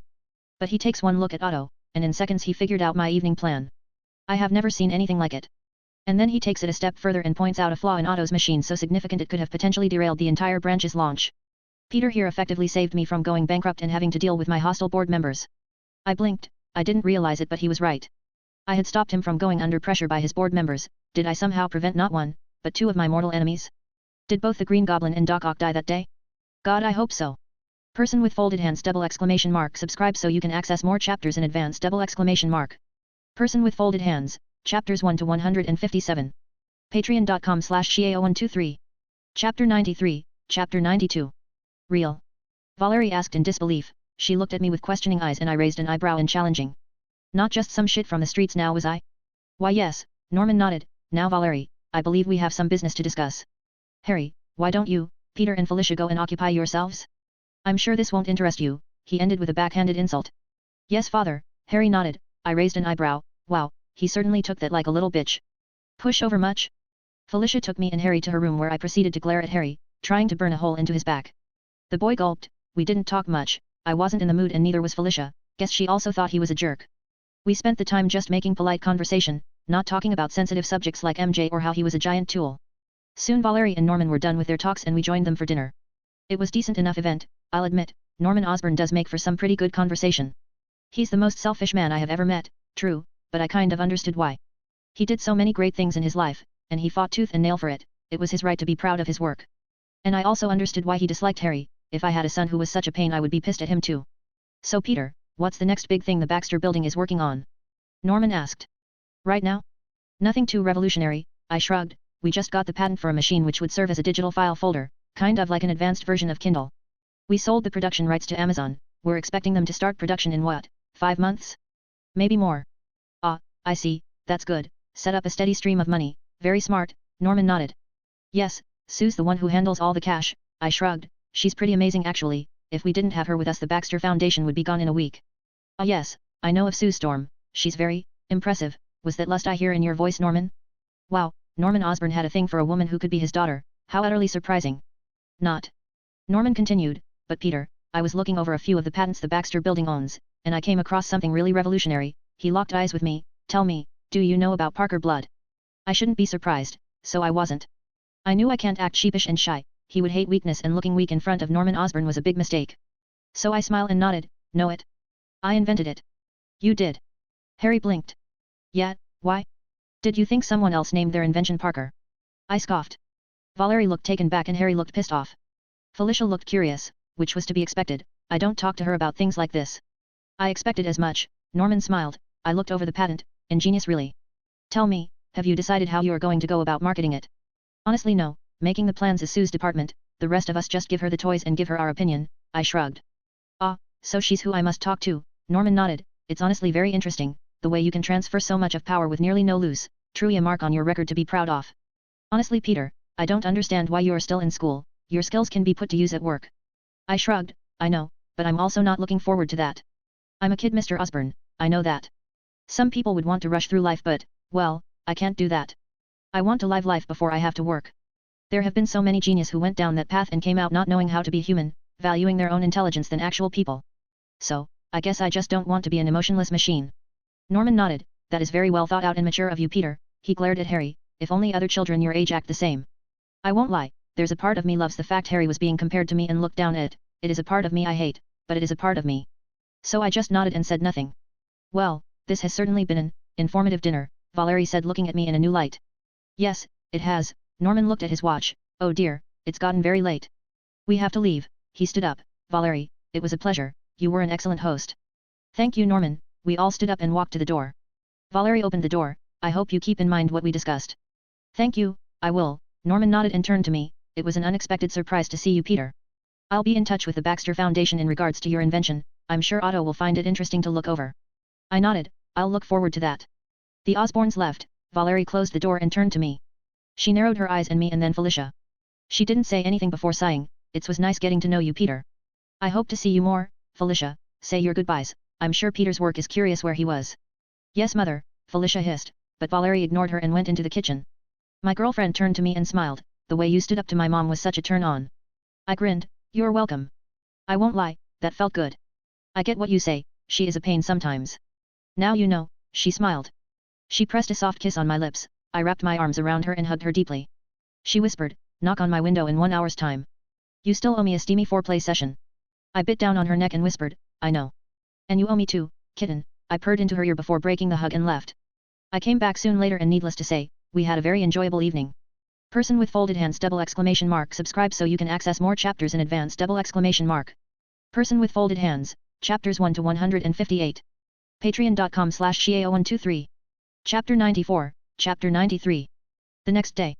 School had begun again after winter break. I honestly didn't remember what happened in school. I did remember Harry glaring at me, but Felicia and I didn't care. We spent the entire time making googly eyes at each other, and the people were honestly surprised. They didn't know we were dating after all. Well, they did now. There was one interesting thing that came out of all of this. I finally got to take my driver's test. I was only 15, and this was just practice, but I felt glad I was finally getting my hands behind a wheel. It didn't matter how. After school was over I went to the shield bunker where I found Natasha waiting for me in the conference hall with 2 folders in front of her. She looked at me and narrowed her eyes. Great, what did I do now?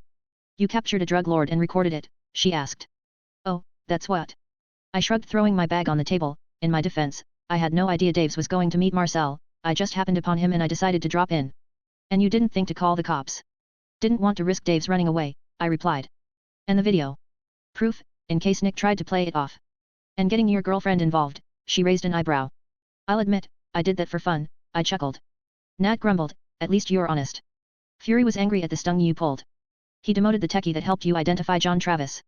So Fury was furious. I chuckled. Nat growled, rubbing her temples. God help me. She took one folder and slammed it on the table. Here, you wanted a mission, you got one. Against my advice Fury believes you're ready, so here, enjoy. Thanks, your enthusiasm is infectious, Master Romanoff. I rolled my eyes. I took the file and quickly read it over. There were reports of children going missing in West Bronx area, some homeless kids or poor ones, so no one really noticed. But SHIELD did, and so did the FBI, but the latter didn't have the resources to go after them, or the time. It wasn't important enough, but now SHIELD has me. I memorized the details. The children targeted were off the ages 12 to 16, some were younger, but most were around puberty.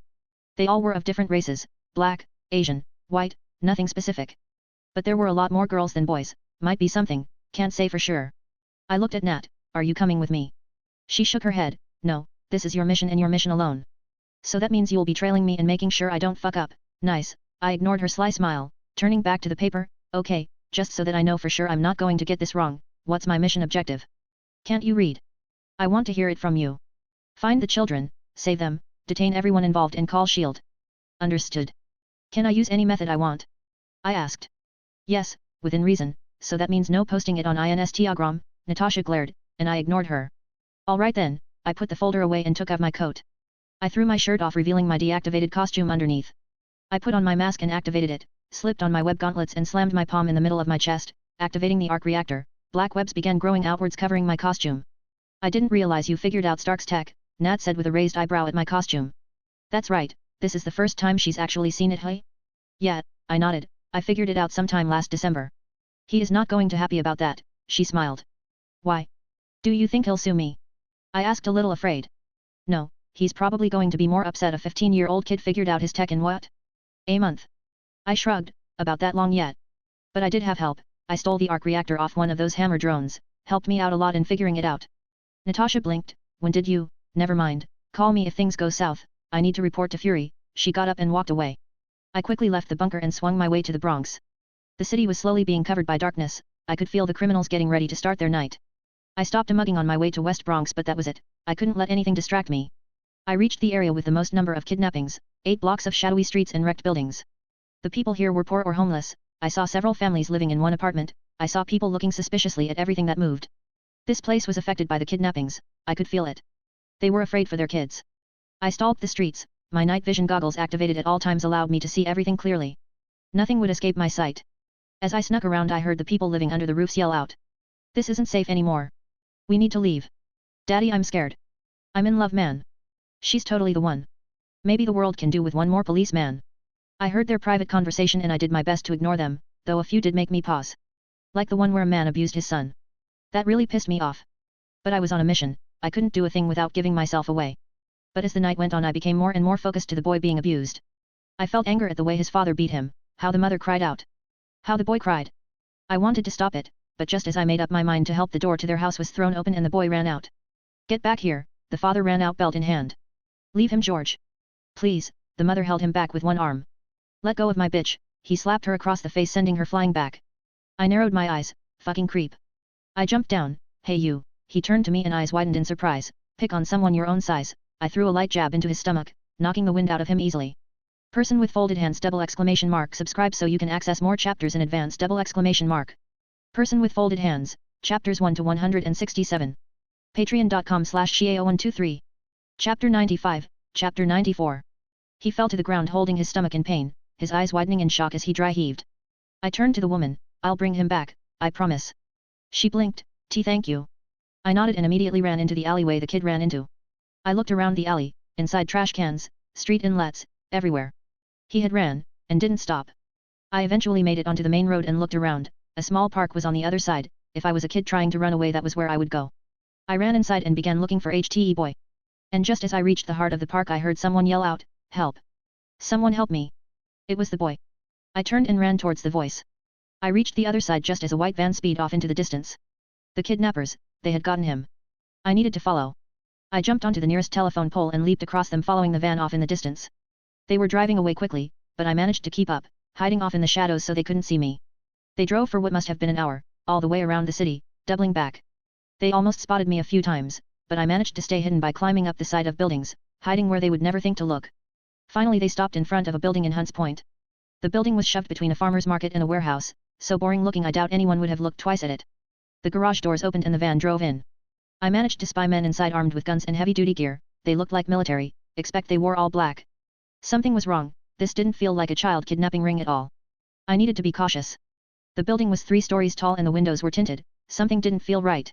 I jumped onto the roof and looked around for an air vent I could sneak in through. But the one I found was too small for me to fit inside.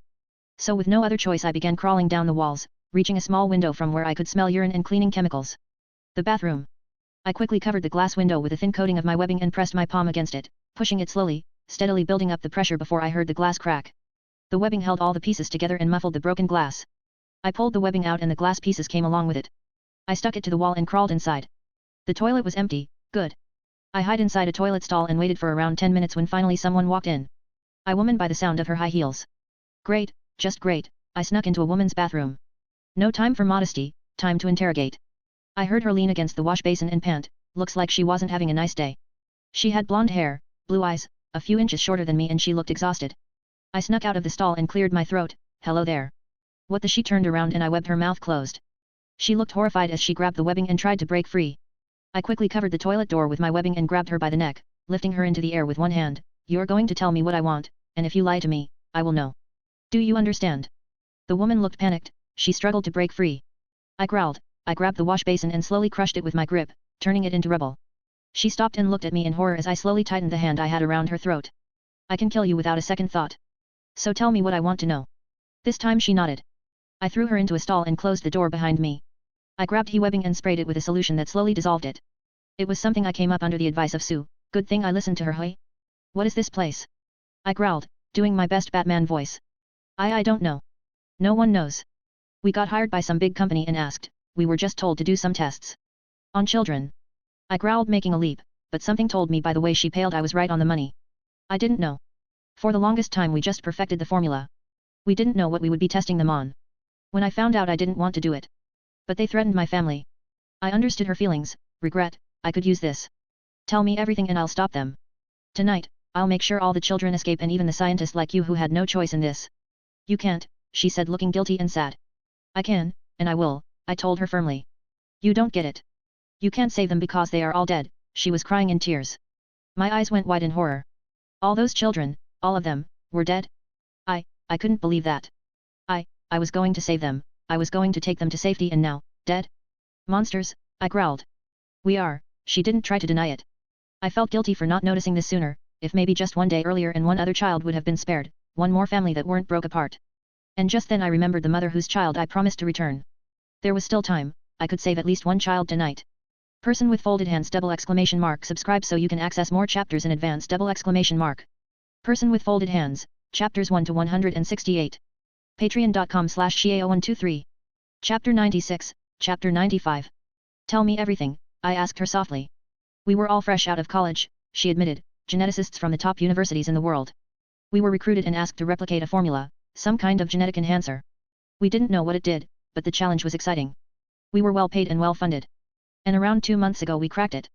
I nodded. 2 months ago the children started to disappear. What happened next? They brought in the children. She looked sick, so many of them. They made us inject the children with the formula, trying to, I don't know what. The gene was supposed to make them powerful, beyond human. But, something went wrong. They died, they all died. Experimentation on kids?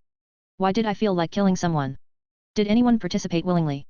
She shook her head, no, nobody did. Then why? I couldn't keep the hate out of my voice. Because they threatened us, one of us, she explained. She told me that before, but after what I just heard, I needed to know they had no choice in this as well. I looked at her, she was scared. But I knew she was also feeling guilty, maybe she could help me. How many guards in the building? She looked surprised at the question. Well, 10 on each floor and 30 in the basement. What's in the basement? That's where the gas chamber is, she gulped, we have to supply the formula through the air. No other choice. So the children are. It's okay, you don't have to say it, I stop her, tell me. Betty Cooper, the woman supplied. I blinked, like the Archie Andrews comic books.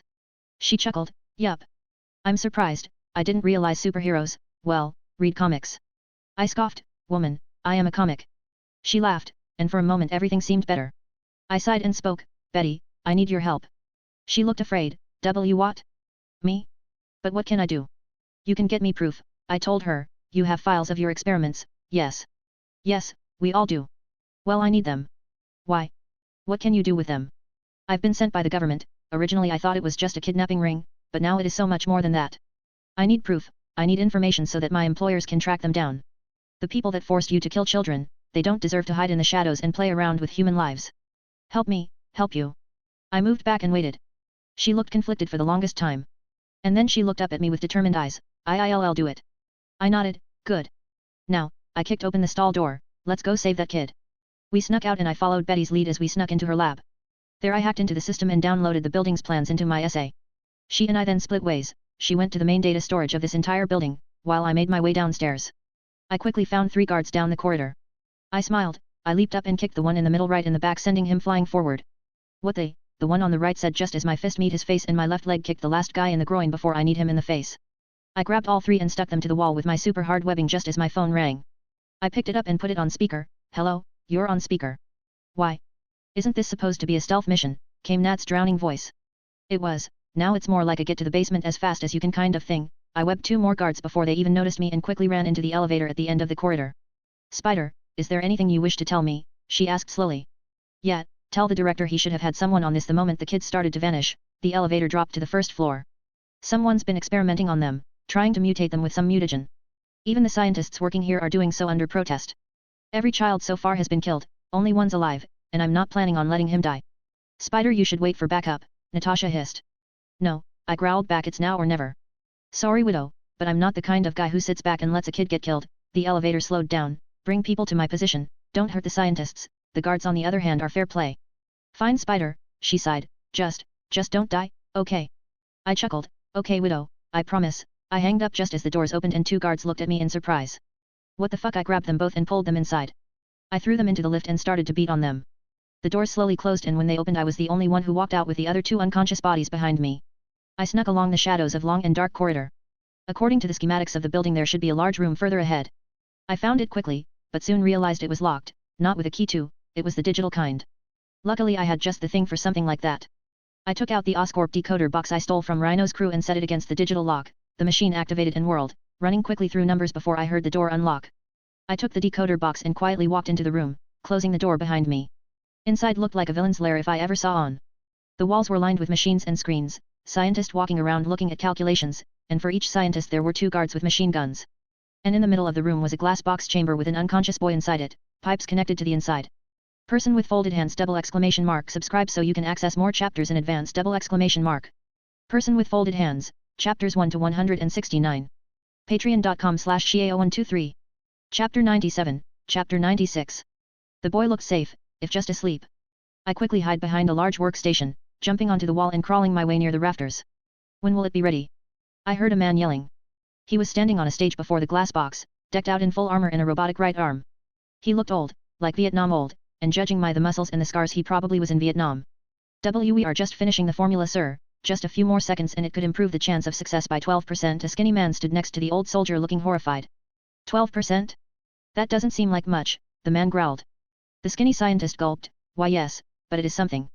The child might even survive this time and... Your job isn't to save worthless rats, the man yelled, slamming his metal fist into the stage railing, denting it. Your job is to provide results. Why yes sir. I know, but nothing, the man yelled, start the experiment now. Or do you want a reminder of what I did to your predecessor, he ended with a growl. And no sir. We'll start right away. Charles. Get everything set. Experiment 32 begins now. Yes Dr. Lang, a younger man nodded as he moved to press a big red button. I couldn't hide any longer, I needed to stop him. Wait. I yelled out, stopping everyone in the room, drawing all eyes on me. They looked shocked at seeing me. I gulped. So, lovely weather today right? What the hell is Spider-Man doing here? The old soldier yelled out. Stopping you. I yelled out, pulling out a web cartridge and throwing it at the main control panels. The moment it struck, it exploded into a web grenade, seeping into every crack of the machinery. No. He's ruining everything, the old man yelled. He turned to a couple of stunned guards. What are you waiting for? Shoot him. The guards broke out of their stunned surprise and quickly opened fire at me. Luckily my spider senses kicked in and I dodged the bullets with ease, leaping away, towards the glass box with the kid inside. Bet you can't shoot me. I taunted. The guards fell for it, shooting at me. I dodged quickly, the bullets breaking the glass box with the kid inside. No. Stop him you idiots, the soldier yelled as everyone else in the room ran away in a panic. Thanks you guys. I don't know how I would have broken him out of that box otherwise. I chuckled as I leaped onto the wall and jumped away, hoping to empty their clips quickly. But I didn't pay attention to what it was they fired at. A bullet pierced a pipeline next to my mask, releasing a green gas that clouded my vision. Immediately everything went blurry and I lost all sense of balance, dropping to the ground like a fly. You fools. You've killed us all. Dr. Lang yelled out as he and his assistants ran out of the room. I felt my head spin. Was I poisoned? Oh god, the gas. I could see it leaking out. It would kill the kid. So many dead. I can't let any more die. I stood up slowly. I saw the guards running away in the corner of my eye. Fucking cowards. I looked at the pipe and held up a shaky hand. I blinked away my heavy eyelids and fired a stream of webbing covering up the pipe, sealing the gas leak. Impressive, came the voice of the soldier. I looked up. He was looking down at me from his stage. You didn't run like a coward, I chuckled as I felt my feet slowly get its strength back. I stopped seeing 3 and slowly focused on him. You really are amazing, you know that, he asked with a smile. People who have subjected to that gas died in seconds, but you? You survived, you are an asset to my employers. Sorry pal, I ain't nobody's asset, least of all a cult of child killers, I spat. Sacrifices have to be made, he shrugged as he grabbed his armor and threw it off, revealing a muscular body underneath that could have put Thor to shame on the basis of pure muscle mass. I'll give you one chance, Spider, join me, together we can save the world, the man grinned. Sorry, not going to happen, I was panting, don't know how long I can keep standing. Fine, be that way, I'll extract your secrets from your corpse, he charged at me with his right hand raised up. Its palm suddenly changed into a giant metal blade coming straight for me. I would have usually jumped away and drawn out the fight, learning who he was and who he was working for, but I don't have time for that. I held up my hand and fired a repulsor blast at his metal arm, ripping it into pieces. He swung a stump at me and blinked when it failed to hurt me. How did you? I fired a web line at his mouth and grabbed him by the collar, throwing him up into the air before sticking him to the wall with webbing. Simple, I'm Spider-Man, I turned to the kid, he was slowly coming to.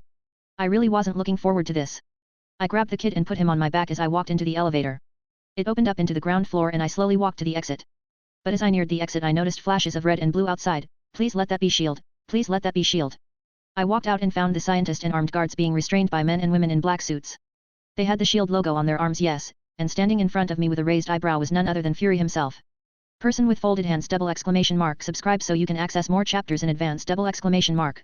Person with folded hands, chapters 1 to 170. Patreon.com/Shiao123. Chapter 98, Chapter 97, Subject, D. And here I thought we wouldn't be seeing each other again, I chuckled weakly, that gas was coming back, I think. I might faint this time. Well, I didn't expect this now did I, he asked. 32 children kidnapped and experimented on, and we had no idea. 31, I told him. What? He asked, raising an eyebrow. 31, I moved the kid off my back and called an agent over, putting him into her waiting arms. He's had a rough home life, so when you return him, make sure you rough up his dad for me, okay? The agent looked skeptical. She turned to Fury, who just sighed and nodded. The woman then left with the kid in hand and I turned my attention to Fury. Are you here to fire me? I asked. He raised an eyebrow. Why would I? Because I didn't wait for backup, I sighed, leaning against a phone pole. Yeah, the gas was affecting me. Please don't tell me this is how I fucking die. You did what you were told, Fury sighed, rubbing his one eye. I suppose it's not your fault the intelligence was so wrong. I sighed. So I'm not fired, yay. No, you aren't, in fact I'm here to congratulate you on your first mission, Fury nodded, and to clean up this mess. I smiled. Talk to Betty Cooper, blonde, and no, I'm not making this up. She has all the files you'll need regarding the experiments they were doing. It should be a good place to start. Fury nodded. I bet it is. I felt my eyes grow heavy. He nodded me leaning on the pole. Are you okay? You look exhausted. I am, I told him. I was exposed to some kind of gas in there. It was what they used to experiment on the kids. I don't think I'll die or something, my bloods, it's special. But, I do feel exhausted, maybe just a nap. Fury looked worried. What you need is a doctor. So you can experiment on me while I'm sleeping? No thanks, I chuckled. This isn't a joke, Spider, he growled. Fine, I sighed. Call Susan Storm, she knows a lot more about my blood work than anyone else on the planet. If anyone can help me, she can. Call her, now. Fury nodded, fine. Anything else you need? I chuckled, oh I don't know, since you're asking, could I maybe have another one of these combat suits you guys have? And make it a woman's size. Fury raised an eyebrow, please don't ask me why. I have a feeling I'm going to regret this, he sighed. I chuckled, why yet, you just, and suddenly my legs gave out and I fell to the side. My head hit the pavement but I felt nothing. I heard Fury's muffled yells through my helmet but I didn't care to listen. I just needed some sleep, yeah, that's what I need. Chapter 97, Subject, D. I woke up feeling comfortable. I looked around, I know this place, it was the first room I ever saw in the Baxter building, the med bay. Damn it, I must have gotten knocked out. I was still wearing my Spider-Man costume, my helmet was removed and placed on the side table along with my web gauntlets. I got off the bed and my feet wobbled slightly, they felt heavy, like really heavy. I put on my gauntlets and helmet and walked out of the room. I needed to find Sue, she would have some idea what was going on. I walked down the corridor and came upon her lab. I opened the door and stepped in. Sue, we need to talk. Peter. Oh my god, you're awake. Sue cried out as she ran up to me and hugged me. We were all so worried. When Fury brought you in we thought you were going to die. Johnny looked like he was going to go supernova. When they told you what you did though.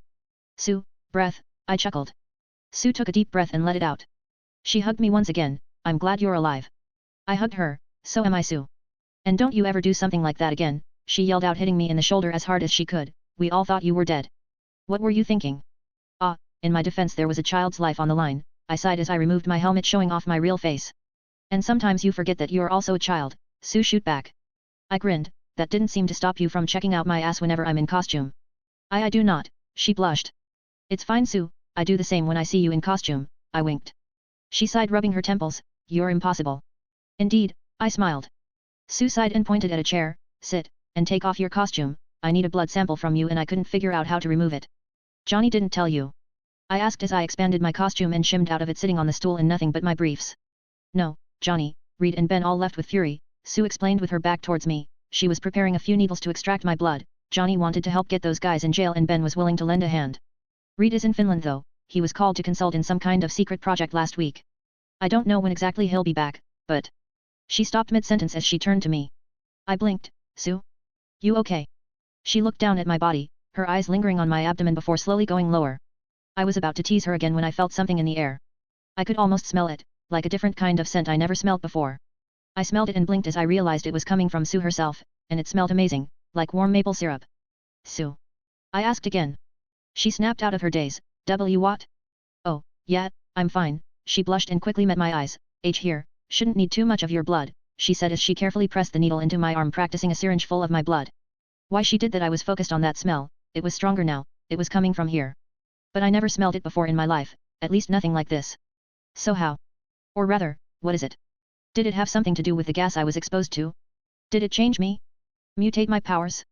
Sue coughed. So Peter, tell me what happened. I sighed. Well, where to begin? I quickly told her about the mission and what had happened. The gas and why I think it might have gotten to me. Well, we'll just see about that, Sue said as she took my blood to her workstation. She looked over her shoulder, her eyes going down my body again, and I immediately smelled that warm husky maple syrup scent. You can put your clothes back on, Peter. I nodded. Usually I just teased about perving on my body, but now? Now things are too weird, I need be serious. This was an unknown factor, I needed to deal with it properly. Person with folded hands ! Subscribe so you can access more chapters in advance! Person with folded hands, chapters 1 to 171. Patreon.com/Xiao123. Chapter 99, Chapter 98. I went back to my lab and grabbed my civilian clothes that I have stashed away just in case I needed it. I pack up my costume and put the away, coming back to Sue's lab. Her monitors were filled with images of my blood and Sue looked at them like she didn't understand what was going on. What's wrong? I asked her. Nothing, Sue hissed, which is exactly the problem. Your blood is different now, its genetic structure is, it's like I mutated. She pulled up two monitors displaying my genetic helix. The one on the right is your blood a week ago, the one on the left is your blood now. I looked at the two samples, the one I had a week ago looked to be relatively normal, and so did the one I had now. But upon further looking I realized certain strands were different, mutated into something else entirely. How? I asked. I have a theory, she said, it's relating to your meta powers. I nodded, allowing her to continue. You see, I think your blood is the key to your survival. Like we figured out the first time around, your blood adapts itself to foreign invaders, so maybe this time it did the same thing. I hummed, do you have the files from the lab? Do we know what this thing was? Sue nodded, yeah, just a SEC. She quickly pulled up various documents up on the screen. From what I understand, these geneticists were tasked to recreate some kind of way to duplicate a mutagene. From what I understand, this gas was based upon a subject D, someone who apparently has some sort of special powers. Do we know what kind of powers he had? I asked. No, her file wasn't included in the folders Shield gathered, Sue told me. Subject D is a woman, I stated. Okay, how about her genetic sequence? Can we figure out what's so special about her through it? No, because they didn't know either. What? How's that possible? They were trying to recreate her powers but had no idea how they worked or even what they were. Why do you think 31 children died as a result? Sue spat out, fucking monsters. They weren't given enough time or material to research. It's like giving a toddler a few watercolors and asking him to paint the Mona Lisa. Impossible, unless you have a genius working for them. I sighed, so what do we know about the gas itself? What can we tell?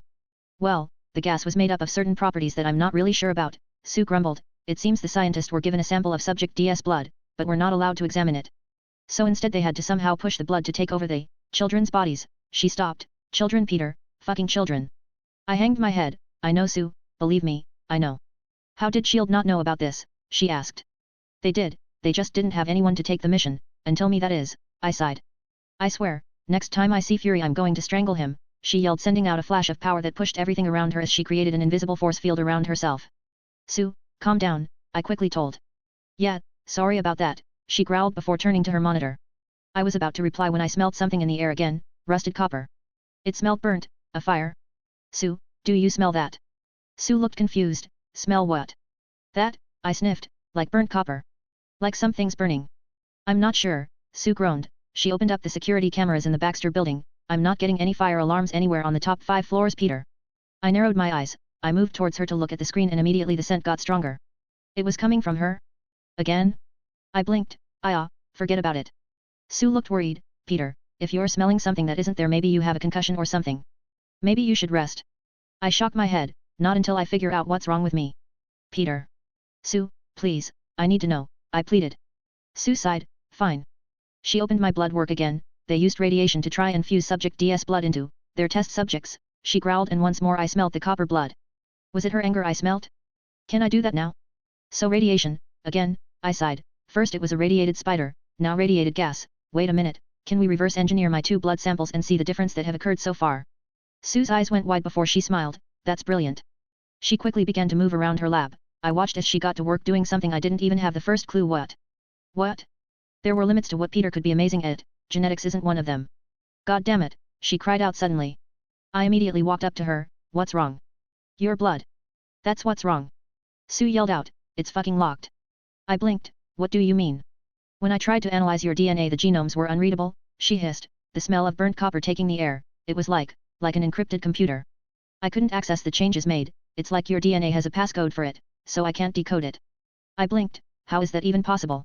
Sue sighed. Your genes have a sort of protective layer of enzymes covering them, preventing people from understanding what they are. It's the same thing that allows you to adapt from your spider bite, assimilating your spider power, only now it prevents me from looking into its genetic structure. We use enzymes for genetic surgery, but the moment I introduce any enzyme, your layer of protection kind of blocks it, preventing me from even looking inside. Hello everyone. I want to inform you that the novel Caught in the Web of the Spider is now available in PDF format in the store section. It consists of 8 volumes, each with 100 chapters or more, from chapter 1 to 831. If you want to read the entire novel, go to my Patreon and buy it now. Person with folded hands ! Subscribe so you can access more chapters in advance ! Person with folded hands. Patreon.com/Shia0123. Chapter 100, Chapter 99. I walked into the bathroom and reached the sink, dry heaving into it. I looked up. My face looked shaken, slowly losing color. I quickly washed my face. Maybe it was time to call SHIELD? But then suddenly my body stopped shaking, the upset stomach went away, I felt normal again. I sighed, what the hell is going on? Suddenly I felt something, my hands started to twitch. I could feel some sort of energy inside my hands, I could feel it growing. My muscles twitched, I was curious, I held onto this feeling and slowly tried to pull out more of this energy, when slowly my arms started to glow blue. My eyes went wide, the hair on my arms stood up straight from static, the energy building up in my arms grew and then suddenly. Boom. The blue energy was discharged from my hand. The surprising force of the attack made me lose my balance, sending me on my ass. The blue bolt of energy struck the bathroom window and evaporated into thin air. Sparks of electricity flew through the mirror's surface. I started at my hands. The glowing energy slowly died down. I could feel more inside of me, but without me guiding it out there it will remain. My logical mind quickly took over. I needed to process this, quickly. The energy I drew out was from my own body. It glowed blue and acted like a plasma bolt. It didn't have mass, it acted like arcs of electricity when hitting the mirror. Glass was a great insulator of electricity, hence why it didn't shatter. What the hell is this? This wasn't a power Spider-Man had, at least not this version of him. Miles Morales, he had an attack similar to this, harnessing his bioelectricity to stun people. Meaning, no, that didn't make sense. Miles, if he was alive, would be too young to have powers of his own. Meaning it was someone else.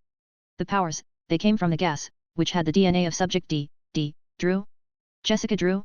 Oh my god, it fits. Jessica Drew has her own form of venom blasts and, she could control and detect pheromones.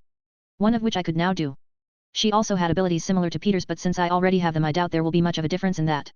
I know she has a few things unique only to her, but now I have them as well. I reached back into my memory. Jessica Drew, Spider-Woman, no relation with Peter Parker. Smart, loyal, sexy as fuck if I remember correctly, and, she was an agent of Hydra. If subject D was Drew, then the people we caught last night were, Hydra. And if this universe is similar to the Marvel Cinematic Universe, the Shield is Hydra. Which is why people dismissed the child kidnapping case for so long. Hydra was buying its people time. Fury was angry at me, he acted out of anger and assigned me a case he was never supposed to. In doing so he messed up Hydra's plan, and holy shit, the soldier, he was a high-ranking member in the operation, a member of Hydra. I didn't want to tell Fury about Hydra, I didn't know how to explain a 15-year-old kid knowing about an agency hidden inside another agency that is the most highly protected and mysterious one in the world. But now I could. I just needed to get that old man to talk. I took out the Shield issue phone and called Nat. It rang twice before she picked up. What is it, Spider? The old soldier from last night, did he say anything? Why? Is something wrong? I hesitated. Should I tell her about my powers? No. Shield already had a file on me, meaning Hydra had a file on me. In case they ever plan on taking me out, I would need an ace up my sleeve, and my new powers need to be kept hidden. No, I lied, I'm fine. But I was just curious about the man who ordered the deaths of 32 children. Did you get him talking yet? Spider, he's dead, she spoke out. My heart skipped a beat. I growled, how? Cyanide capsule, she replied. You didn't think to check for one of those? I yelled. We did, he had another one, we don't know how he got it. Did someone on the inside give it to him? You think we have a spy in S.H.I.E.L.D.? I would be surprised if we didn't, I hissed. Someone delayed the case being picked up. If I didn't get Fury to give me a case, it probably would have never been picked up. Something's not right, Widow. She was silent for a long time before speaking. Agreed, but until we know what we can't move, do you understand? I sighed, yeah. Do everything you normally do, don't draw attention to yourself, they could be watching. Yeah, I know, I became slightly paranoid, but I calmed myself down, panicking won't help anyone. Good, I won't be in for your training today, Fury has me investigating the genetics lab. Enjoy. When will you be back? Unknown, if it lasts more than a week I'll have someone take over. Fine, take care, Widow. You too, Spider. She hung up. I sighed, hopefully Hydra won't start taking an interest in me, hopefully they'll just think I survived because of my powers, and not because I was able to adapt gaining me new ones. I walked out of the bathroom and to the girls. Felicia was whispering something to MJ, making the girl blush harder and harder by the second. Hey, I called out. MJ jerked up and looked at me. And immediately her eyes went to my crotch before she looked back at me. Hey, she croaked out. I blinked, suddenly I smelled maple syrup, arousal. And it was coming from MJ. I raised an eyebrow, is everything okay? Yes, Tiger, Felicia whispered, just perfect. Why yet? MJ replied. Okay then, I said cautiously, sitting down across from them. You feeling better? MJ asked. Yeah, just an upset stomach, I'm fine now, I told them. I would need to test out my powers, see what I could really do. But later, not right now. By the way, kitten, my boss just called, I don't have to get to work today, so if we can spend some time together. Immediately Felicia smiled, really? That's great. What do you want to do? Hello everyone. I want to inform you that the novel Caught in the Web of the Spider is now available in PDF format in the store section. It consists of 8 volumes, each with 100 chapters or more, from chapter 1 to 831. If you want to read the entire novel, go to my Patreon and buy it now. Person with folded hands ! Subscribe so you can access more chapters in advance ! Person with folded hands. Patreon.com/Xiao123. Chapter 101, Chapter 100. I shrugged, anything babe, I'm all yours today. Well, she looked me up and down, maybe, shopping. Shopping? I asked. Yup. It's about time I buy you something decent, Peter, She hissed, you have such an amazing body, but you keep wearing those big clunky clothes. I looked down, she was right. I have been meaning to spice up Peter's wardrobe for some time now, but I either never had the time or money for that. Hey, guess I do now. Okay kitten, let's go shopping, I smiled. Yes. Felicia smiled. After we finished studying, I told her. Oh come on, we already know this stuff. Felicia whined, you taught us this weeks ago. We are basically just revising everything right. Well, I suppose, I hummed. That settles it, we're going shopping. Now. Felicia slammed her books shut and packed th away. I sighed and turned to MJ, sorry MJ, but I think we have to call it early today. MJ nodded, it's fine Tiger, I get it. Anyway, enjoy your date you two. MJ moved to leave when Felicia stopped her. Where do you think you're going Red? Felicia spoke, you're coming with us. I am. She is. I asked surprised. Isn't this like a boyfriend-girlfriend date thing? MJ asked in surprise. Yeah, but I need your help, you think he'll just sit there let me try on clothes all day? Felicia huffed, Peter is a two-woman job, so you're going to help me pick his clothes and then you can leave. I honestly didn't mind MJ and I haven't spoken much lately, so I just shrugged my shoulders. MJ looked at Felicia and then at me before nodded, okay, sounds fun. We left the cafe almost immediately and got into a cab that dropped us off at a mall a few blocks down. Felicia practically dragged MJ and I inside. Her first stop, buying me underwear. Here, she tossed several packages of briefs into our shopping bag, very important. I raised an eyebrow looking at them, red, blue, black, pink. Ah, kitten, I have plenty of underwear. And I am tired of seeing only white. Felicia glared as MJ blushed. I looked at MJ and grumbled, Felicia. What? She'll get used to it, she said waving off MJ's embarrassment, now, let's see what we can do with you. It was 2 hours of what felt like purgatory. I was dragged from store to store made to try on clothes like an app that let you dress up a Barbie doll with a swipe of a button. I felt humiliated, and I almost faked a heart attack to get out of it. Almost. In the end I did manage to get a few clothes I liked, a leather jacket, a nice pair of pants and even a cool shirt with Tony Stark's arc reactor in the middle, it even glowed. But MJ and Felicia also got me a lot of other clothes I wouldn't even think of wearing. They made me look like a snobbish douche, like Harry. I managed to curb the girls' attention and throw away the really ugly ones, but I still got an entirely new wardrobe filled with pompous-looking clothes. After shopping we decided to go to a restaurant for an early dinner, a restaurant down 2 blocks down. This way, MJ said pointing down an alleyway, it's a shortcut. Felicia and I shrugged and followed her. I was stuck carrying the bag, though thanks to my spider strength I barely even felt it. So Tiger, what's your plan for the evening? Felicia asked. Well, I have to be in the Baxter building after dinner, Sue needs to run some more tests on a project she's working on. I'm assisting her. Felicia raised an eyebrow and I waved it off, mouthing, later. It's so cool that you work with the FF Tiger, MJ sighed, it's so cool. Hey, does Johnny Storm really sleep naked? I blinked, no, why would you think that? And more importantly, why do you think I would know if he did? Well, wouldn't he like burn his clothes while sleeping? MJ asked, so I don't know, it would make sense if he just slept naked. Yeah, it would, Felicia nodded, and what about the thing? Does he have a junk? Or is it like covered up those rocks? And can like Mr. Fantastic increase the size of any part of his body? MJ asked. I blinked, you know, I don't know, hey, I should ask them. Ha, yeah you should, Felicia snorted. Just then a figure jumped out from behind a dumpster and stood in front of us. He had his hood up and flashed a knife, cash, now.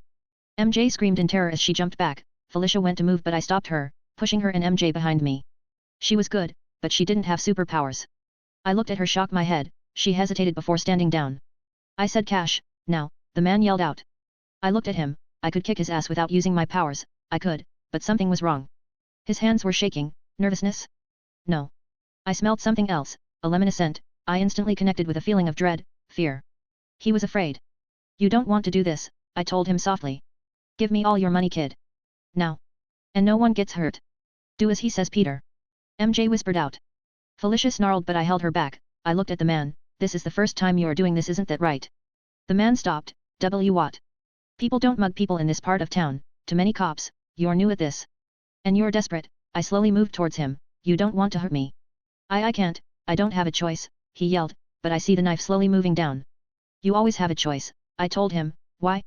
Why do you need the cash? My family, he stammered, they'll stare. Okay, then here, I took out my wallet, it had $100 note in it. I also took out an old bill and wrote down a number. I gave the man the cash and number, take the cash, feed your family. The number I wrote down is to a homeless shelter that'll take in anyone.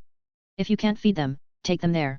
If you do this again, you might get caught next time, and then you'll never be able to help them. Hello everyone.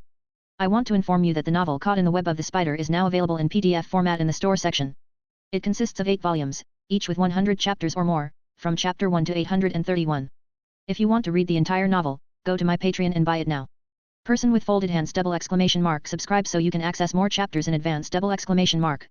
Person with folded hands. Patreon.com/Xiao123. Chapter 102, Chapter 101. The man snatched the money and note and ran. He looked back at me, hesitation in his eyes, before he continued running. I sighed, poor guy. You should have just kicked his ass, Felicia argued. He was just trying to feed his family kitten, I told her, picking up the shopping bags. Don't pretend you won't do the same. Felicia paused, maybe, but still. Next time we'll do it my way. Peter, that was amazing, MJ said in slight awe. I looked at her and chuckled, oh, it was nothing. Nothing? I can't even argue. You are impossible, Peter Parker. MJ threw her hands up in frustration, walking out of the alley as quickly as she could. I turned to Felicia, what's her problem? Felicia chuckled, oh Tiger, you have so much to learn. We did end up having a nice early dinner despite the mugging incident. Felicia had to pay, considering I didn't have any cash. I really should get a debit card, go cashless, and all that. I sent Felicia back home in a cab, promising to see her tomorrow at school. MJ and I then took another one back home. The whole ride MJ gave me the silent treatment. So, are we just going to pretend you aren't ignoring me? I asked her. I'm not ignoring you, she replied. Well, it kind of feels like you are, I reply back. Well, maybe I'm just upset that you tried to reason with the guy who tried to mug us. I sighed, sorry. Just seemed like the path of least violence. The cab pulled up, MJ paid the man and we got out. Peter, what you did was reckless and dangerous. We should have just ran. MJ, he was just trying to feed his family. And? A stranger's family is more important than your own life. I sighed, I was never really in any danger. How can you say that? Because, I stopped and thought of an excuse, I have training. I do go for self-defense classes, you know. Yeah, but... Enough, I cut her off, closing the distance between us to just inches. There are 2 things in life I know for sure. 1, life isn't fair, and 2, unless you take the time to give a damn, you'll leave this world worse than you found it. I don't plan on doing that, to be a footnote in history. I promise, I'll never put you in danger, MJ, I will protect you. We were so close, I could smell the lemon scent rolling off her turn into maple syrup. Arousal. Her pupils dilated, increasing in size. I could feel her emotions raging inside. She leaned forward by a few inches, before suddenly the maple syrup turned sour, and she immediately moved back. Guilt, I think. All right, Peter, she replied, turning away. I'll see you tomorrow. Yeah, see you, I replied as I watched her leave. These powers are weird, man. I went home and quickly replaced most of my old clothes with my new ones. Ben and May were horrified I spent so much on one day, but I managed to convince them it was for the best. I spent the rest of the night patrolling the streets as Spider-Man before dropping in on Sue in the Baxter building. She and the others were working late. Sue was trying to figure out how my blood worked while Johnny and Ben seemed to just be content watching a movie. I felt bad she was up so late because of me, so I swung over to the nearest pizzeria to buy them all several pies for dinner and then swung over to Felicia's. I knocked on her window twice before she opened it, dressed in one of my shirts I kept here just in case I needed to go a quick change. Hey lover, didn't think I'd see you here tonight, she smiled as I stepped inside, kissing her gently on the lips. I actually wanted to show you something, I smiled, as I took off my gauntlets and mask, putting it on her table. I got new powers. Felicia's eyes went wide. I'm sorry. I smiled as I held my hands apart and slowly gathered bioelectricity into the palm of my hands, allowing the currents to travel between my palms, creating a light blue chain of power. Felicia gasped, when did you rip off Electro's power? I chuckled, no, not him. I explained what had happened, how I stopped a group of scientists forced to experiment on children and how I ended up with these powers. So that's why you look sick, Felicia hummed. I nodded, yeah, powers needed a little getting used to. Are you alright now? She asked in concern. I could smell the lemon scent of fear slowly rolling off her. I'm perfect, in fact. I pulled her close and kissed her. She moaned into my mouth like she did, pressing the disengage button on my suit, pulling it down, running her hands over my naked chest. You know, I got another power, I whispered as I pushed her onto bed, the scent of maple syrup heavy on her breath. Yeah, she asked, her mind not really paying attention.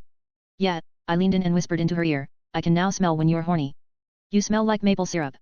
Felicia chuckled, well then, it's a good thing you're not diabetic. I stopped and blinked, wow, really? What? That bad? Yes. Oh shut it, you make worse jokes than that. Hey. I protested as she laughed, pulling me into bed and throwing the covers over us. We were tossing and turning for over an hour before we were done. I wanted to go again, but Felicia hit me over the head and reminded me it was a school night. I would need to go home before May and Ben realize I wasn't in my room. I sighed as I reluctantly put on my costume and slipped into the night, planting a goodnight kiss on her forehead. I reached home quickly and was about to go to bed when I remembered something odd. I was actually thinking about it all night, but only now I think I have an idea. Blood, radiation, adapting, where have I heard that before? Where have I seen that before? Where? Oh fuck. I ran downstairs into my basement lab that I rarely ever use anymore. I opened the hidden compartment under the floorboard and pulled out the stone I got from Harlem with Hulk's blood on it. Irradiated blood that adapts and could absorb anything, we had the same blood. Hello everyone. I want to inform you that the novel Caught in the Web of the Spider is now available in PDF format in the store section. It consists of 8 volumes, each with 100 chapters or more, from chapter 1 to 831. If you want to read the entire novel, go to my Patreon and buy it now. Person with folded hands ! Subscribe so you can access more chapters in advance ! Person with folded hands. Patreon.com/Shio123. Chapter 103, Chapter 102. I quickly donned my costume and was out the door once more. I swung to the Baxter building, and walked in. Sue? Johnny? Ben? Anyone? Peter. Sue's voice came from inside her lab. In here. I quickly walked in and looked around. The place was a mess since last I saw it, so many post-it notes on the wall. The screens were filled with calculations and practically every monitor in the building was in here mapping out genome sequences. Where's Ben and Johnny? I asked walking in. In bed, they had a long day, she replied looking at the monitors. And you? No sleep. Oh, you know how it is, find a mystery you can't solve and suddenly you have all the energy in the world. Why are you back so soon, Peter? Sue asked. I think I found something that can help, I told her, placing the rock on the only empty surface in the lab. Sue looked at rock and the blood. Whose is it? The Hulk's, I told her. Sue blinked. How did you get it? I told you, the Hulk's battle with Abomination was the first time I ever suited up. I went back and got this as a sort of soil engineer. I was curious to see how it worked. I found out that this blood, even though it's been out of its host's body for so long, can still absorb glucose and carbs into itself. Sound familiar? Sue's eyes went wide. It's similar to your blood. I don't know, didn't have a powerful enough microscope to see into the genetic material, I told her, but maybe we should try. Sue nodded. Help me. With pleasure, I took off my mask and kept it aside. We quickly began to work with the blood, scraping it off the rock, revitalizing it with a number of chemicals to make it alive again. On my recommendation we also added sugar water into TI, allowing the cells to absorb them and become active. Sue then put the new sample of blood under a microscope and put the blood work on display. We started it and Sue's jaw was dropped. Whoa. You can say that again, I replied. It's a 70% match, she whispered. But how? I asked. I'm basically a spider and he's, well, the fucking Hulk. Your genes themselves are completely different, true, but the way they behave, it's nearly identical. Sue began to study them closely. The Hulk's blood and mine work the same way. Not really, but yet. Sue pulled up the Hulk's DNA, his genome is much more open for study, unlike yours, she mumbled that last part out, you can see how his blood has mutated. He's more powerful than one would think. His cells absorbed radiation, allowing him to adapt and supercharge his cells to peak performance. So what? He's like souped up battery. In a sense yes, Sue nodded, and your blood did the same, absorbing the radiation, but using it to cut and paste genetic changes. It's like they were brothers, but different. I groaned. Bruce Banner, what was he trying to do in that experiment? Sue blinked. He was, I believe he was trying to recreate the super solider serum they used on Captain Steve Rogers. I blinked. So could the same be said about me? Sue blinked. What do you mean? I stepped up to her monitor and quickly typed in Peter's father's name. Several case files opened up. Sue looked at them quickly. Master and doctorate in genetic engineering from Harvard. Graduated at 17, employed by, unknown? Married Mary Fitzpatrick and had a son named, Peter. This is your father. I nodded. Yeah, he died a year after I was born, I think. I never really got a straight answer from my aunt and uncle. But he was a researcher, and a damn good one. I think. From what I'm seeing I think you're right, Sue said looking through the files. He did his doctorate on, the super solider serum and its potential radioactive origins. Oh my god. So he did do it, I hissed out. Peter, do you know what this means? Sue asked. I nodded. Yeah, my dad is the reason I have my powers, his experimentations, they allowed me to adapt and evolve.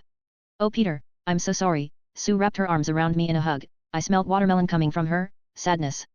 I hugged her back. I honestly didn't feel too bad about it, but I suppose any normal kid would be sad or angry their father did something like this to them. But me?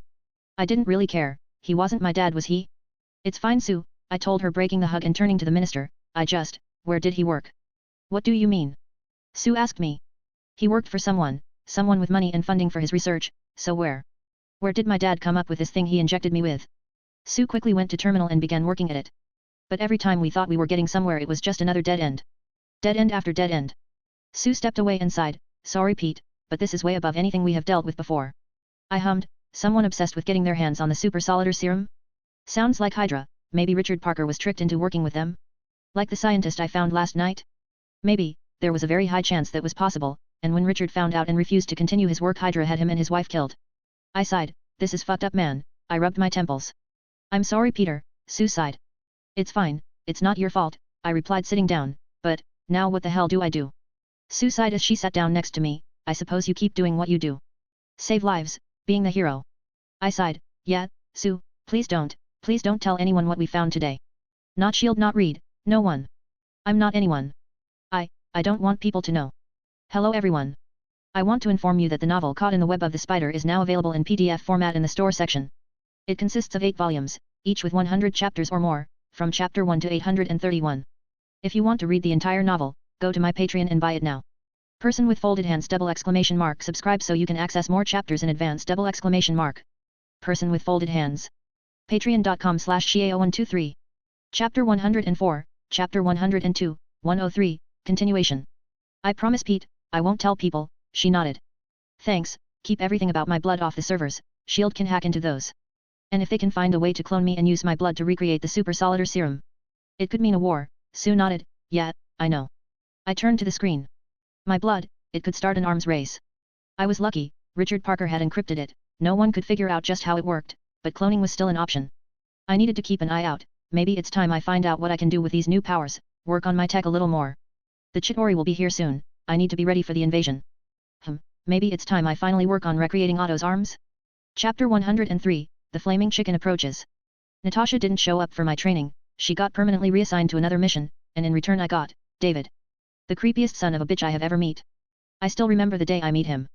I was waiting in the boardroom of the bunker when the elevator doors opened up and a buff black man stepped out. He looked mean, tough and serious. He looked at me and glared at my feet resting on the desk. If you're going to be an agent of S.H.I.E.L.D. you will come to represent us in everything you do.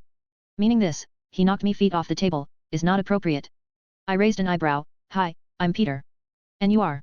He grunted, David. Just David. Yes, he nodded sitting down next to me, Agent Widow has informed me off you training, frankly it's appalling. You take everything as a joke and you lack focus. I'm a 15-year-old genius, give me a break, I huffed. Your intelligence is the only reason I even have hope to turn you into a proper agent, David grunted, he opened my file, you have disobeyed orders, went rouge, tried to post a video of a corrupt senator on your Twitter account and have insulted the director several times. I shrugged, and the only reason I'm even here is because I obey orders, he snarled, I don't like you Parker, not one bit. But I'll train you, because that's my job.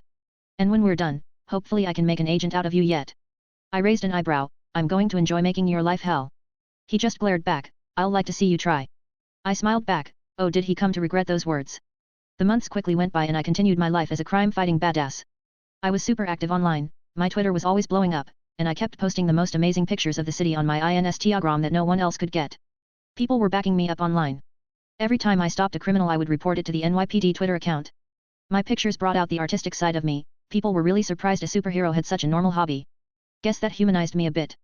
Eventually though I got my first encounter with JJJ and the Daily Bugle. All this time they were silent on the Spider-Man front, but one day I woke up to find number fake hero trending, and people linking me to it. JJJ had gone on a rant the night before saying I wasn't a hero, but just a glory-seeking kid. He wrote, Bugle JJJ, the day we glorify a teenager with a camera and ropes coming out of his wrists is the day we fail as a nation. And I of course replied. The Amazing Spider, yeah, I'm not listening to advice about being a hero from a guy with a Hitler mustache. Bugle JJJ. And people went nuts. Burn. Dude, you just pissed off a guy who tries to be nice to everyone, how big of a douche are you? This just in, for the first time ever, the spider crushes the newspaper. That last one really made me laugh, I even retweeted it. Yup, the 21st century really was a place of wonders. Someone was nasty to you? You could talk to them directly and in public, it really was amazing. JJ did reply something back, but I never really bothered reading that. I did spend some time getting used to my new powers. The bioelectrical blasts I could now shoot out were amazing to say the least. It's like my body was a walking conductor. I even modified my suit so that I could transfer energy from the Parker blood directly into me from the suit or vice versa. I found different levels of shocking people. I could stun them, shock them, or supercharge it so much it blasts people away. And if I really wanted to harm them, I could fry them from the inside out, just like Electro. I even found that I could absorb certain amount of electricity into my body without it doing much damage, it even filled my energy levels up a little. I also worked on my pheromones, I found I could so far only detect and identify them, not secret them like Jessica Drew can. Maybe I need to keep working on that for it to happen, but who knows, I'm treading new boundaries here. Apart from my powers and training I also worked on my tech. The Chitauri were coming, I didn't know when, but they were coming and I needed an upgrade. I first worked on my suit in general, the first thing I did was make the entire system voice activated. I set it to just my voice and linked it with all the systems in the suit.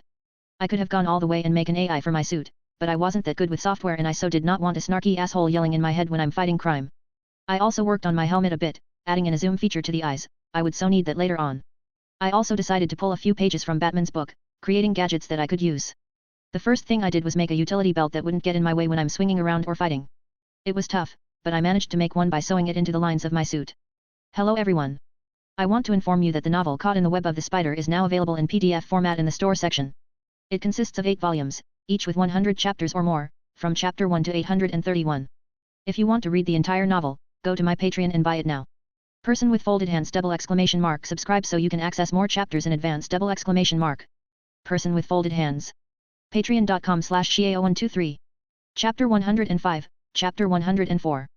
I made a few shurikens that were shaped like an 8-legged spider and were red. Johnny really didn't understand why I would need that, but I ignored him. They just made me feel so cool. I made a few more things I knew I would need, like a gun that shot out little pellets of liquid nitrogen, a spray gun with exploding foam, several bugs that I could use to spy on people or track them, a couple of smoke bombs and just in case, an EMP emitter which was a scaled-down size of my previous one. Unfortunately I couldn't fit any more into my suit, otherwise my entire balance would go all wonky. So then I went on to my final project, Doc Ock's arms. By this time Otto had patented his arms, so I couldn't just steal them, it would make me look bad and I didn't like copying someone else's work. So I decided to build my own. Using the basis of Otto's tech I began to work on my own version of his arms. They would fit like a backpack on the back of my suit. I had Reed help out with the basic designs, but the rest I did myself. Thank God Parker was a genius. The suit would contain 2 sets of arms, one set on top and the other down below. They were triple jointed and capable of rotating a full 360 degrees. I made them for 2 purposes, attack and defense. The arms were made of reinforced titanium, allowing me to use it to block attacks as well as pierce through 10 feet of concrete if I wished to do so. I also hollowed out the inside just a bit so that I could launch web lines out of them, allowing me to swing using them instead of my real arms. Getting the arms to collapse into the backpack was the hard part, but thankfully geometry had my back. I was able to make the arms 4 feet long before I wouldn't be able to fit them into the pack, but hopefully that would be enough. I made the backpack a part of my main suit. Now instead of just lying around like cloth, when not in use my suit would collapse into the arm pack creating a bundle of cloth and machine. So now all I had to do was activate my costume pack, causing my costume to explode outwards, ready to be worn. I worked on the outside of the pack a little, allowing it to change colors. It became black when inactive and red when active. It looked like a pretty much ordinary backpack, so I decided to make it one as well. I added a zip to the back and a collapsible strap to wrap it around my neck like a messenger bag. Unusually large messenger bag. But I never really use my school bag to carry more than a few books, so it should be fine. But of course funding all this new improvement to my tech did cost money. Which I luckily got from the sale of the SA and PB in the open market. While the SA wasn't flying off the shelf like hotcakes, mostly because of the price and lack of interest, I did make some money off of it. But the really kicked was PB. When it was introduced into the market, Stark Tech, Oscorp, and a large number of tech giants sent their managers to the Baxter Building doorstep to negotiate a price for it. Sue was really tempted to give the deal to Oscorp. $20 million a year for exclusive rights was a big offer. But I warned her about Norman and how I didn't trust him, and how Reed and I found he was involved in some shady shit involving Hammer Tech. So sadly Sue rejected the offer, instead allowing it to be used by several companies at the same time. The money offer was significantly lesser now. Everyone always wanted to have an advantage over other people, but it was more than enough to fund the Baxter Building and my suit upgrades. And mine wasn't the only suit I was working on. A week after the child kidnapping and experimentation mission, Fury sent me a care package. In it was a woman's shield issue tactical suit with a note. Don't make me regret this. Sadly, I'm 100% sure he would. I touched up the suit, adding another layer of protection by isolating it and putting in suction gloves and solace which stimulated my wall crawling powers. I also made a grapple gun for it and a couple of smoke bombs. For the domino mask I went a little crazy and added in the night vision goggles, a zooming in feature and UV detection. It was a thick set of cat eye shaped goggles now, opaque from the outside, but perfectly visible from the inside. I then changed the costume up a little bit. I couldn't help it, I really liked the classic black cat look. When it was ready I swung by Felicia's place for the surprise, knocking on her window. Felicia looked up from her computer and blinked seeing me wave at her from outside. She quickly opened the door and let me, Tiger? What are you doing here? I came to give you this. I handed her the black briefcase. Felicia looked surprised. She looked down and carefully opened the case, gasping at what she saw. Peter, did you make this? I took off my mask and shrugged, just a little. The base suit came from Fury, but I tricked it up and gave you a few extra toys. Oh my god, you shouldn't have. Felicia cried out as she picked the costume up and looked it over. It's amazing, Peter. It has white fuzz around the neck. I blushed. Yeah, kind of got carried away. Figured you should follow the whole cat thing you have going on. Go on, try it out. Felicia nodded as she put the case down and began to strip. I smiled at the sight of my girlfriend's bare firm ass displayed in front of me. Lately she had been hitting the gym pretty hard, something about not letting me have the best ass in this relationship. She slipped into costume and slowly zipped herself up. Whoa, she gasped looking herself over, this is amazing. Hello everyone. I want to inform you that the novel Caught in the Web of the Spider is now available in PDF format in the store section. It consists of 8 volumes, each with 100 chapters or more, from chapter 1 to 831. If you want to read the entire novel, go to my Patreon and buy it now. Person with folded hands ! Subscribe so you can access more chapters in advance ! Person with folded hands. Patreon.com/Shia123. Chapter 106, Chapter 105. And it was. It hugged her impressive curves, sexualizing them. But at the same time if one focused they could see the tactical armor just underneath. She had a little bit of white fur around her neck and her forearms, but that was it. Peter, this is amazing, Felicia said looking at herself in the mirror. She turned around and stared at her ass striking out the costume. Peter, did you make it tight around my ass on purpose? I grinned. I was going to deny it and make up some lie about how the suit came like that, but yeah, I totally did. Sue me. Felicia rolled her eyes, horny bastard. Indeed I am, I smiled. Here, try these on. I then handed her the goggles. She slipped them on and blinked in surprise. Cool. Yup, and I'm not done. I took out the last piece of tech I made for her, a black bandana clip that fitted snugly on her head. What does it do? She stopped as suddenly her silver blonde hair became pitch black. She gasped, what? It's something I got Sue to make for me. It basically makes people think your hair looks black, I told her. But why? I smiled running my hands through her now dark locks. Kitten, I love you, and I love your hair. But it's iconic, like really iconic. I figured out who you were because of your hair, because of how unique it was. And if you're going after your mother's clients, then it's only a matter of time before they figure it out too. Felicia's eyes went wide. You're right. Oh, how could I be so stupid? She threw her hands up. I knew I should have worn a wig, but it was too damn difficult to make it stick on my head. I laughed. Relax kitten, no one got a good picture of you yet, everything's not lost. You'll just have to accidentally let someone photograph you with black hair, thereby planting the idea that the black cat has black hair. Hell, if you want I can post a picture of me chasing you on Twitter or something. Felicia blinked as she slowly realized I was right. Yeah, that could work. She jumped at me. I caught her as she wrapped her legs around my and threw her arms around my head kissing me deeply. She broke apart and whispered, this is amazing tiger, thank you. You're welcome kitten, happy Valentine's Day, I smiled. Felicia's eyes went wide. What? She snapped her neck to her calendar and found it was still a week before Valentine's Day, but there's week left. I shrugged. I know, just wanted to give you your gift a little early lover. I smirked kissing her on the lips throwing her on her bed before climbing on top. Oh you are so going to get some tonight, Felicia purred out in my ear. I bite her neck, you're goddamn right. My hands roamed around her breasts cupping them before slowly moving south. I bite down on her neck and dug my fingers into her fleshy thighs. I reached up to her suit zip and slowly pulled it down, stopping halfway and memorizing the sight before me. Her breasts were popping out from the deep neckline. I took off my gauntlets and threw them aside, slipping my hands into her suit and pinching her nipples. I could feel her heart race under my touch. Tiger, she moaned as I pushed her costume aside revealing her breasts in all their glory. Since we started dating they had been slowing growing in size. I don't know if it was because of my constant fondling or her genetics, but I knew they wouldn't stop anytime soon. I bent down and caught her nipples between my lips, licking them gently before giving a playful bite. She moaned and I felt my trousers tighten in arousal. I quickly took off my suit and helped Felicia out of hers. We jumped into bed and tussled. I heard her moan into my ears as for the rest of the night we spent every waking moment together. February came and went. On Valentine's Day Felicia surprised me with a trip to Disneyland, a place she knew I have never been. I was so excited and she knew it. She ended the day with the evening alone in her house. We cuddled and talked, and later in the night we decided to have some fun of our own. The month of March also passed by without incident. I kept being Spider-Man, kept stopping crime and all that. My popularity was slowly rising to Iron Man levels. People loved me on Twitter. My snappy comebacks were like the talk of the week. Kids in school would copy it whenever they could. There was one thing though, reports from New Mexico about something destroying an entire town in one afternoon. I saw it on the news, lighting and fire. Thor had arrived. I asked, Agent David about it and he refused to talk about it, stating, it's classified kid, mind your own business. Get back to work. I just tuned him out after that. But yeah, Thor was here, meaning the Avengers would soon be assembling, and I just knew it would be soon. And now it was April, and even though I'm a fucking superhero with over 1 million followers on Twitter, Instagram and Snapchat, I'm still forced to attend school. I fucking this place sometimes. I walk into school on Monday morning, sighing in irritation. I saw Harry and Flash talking to a couple of cheerleaders while Liz and MJ glared at them from across the hall. Did I mention Liz and MJ had finally broken up with those morons? No? Well they had, and the day they did I actually yelled out enjoy in the middle of the cafeteria. People gave me weird looks, but I didn't care. Hello everyone. I want to inform you that the novel Caught in the Web of the Spider is now available in PDF format in the store section. It consists of 8 volumes, each with 100 chapters or more, from chapter 1 to 831. If you want to read the entire novel, go to my Patreon and buy it now. Person with folded hands double exclamation mark subscribe so you can access more chapters in advance double exclamation mark. Person with folded hands. Patreon.com/Xiao123. Chapter 107, Chapter 106.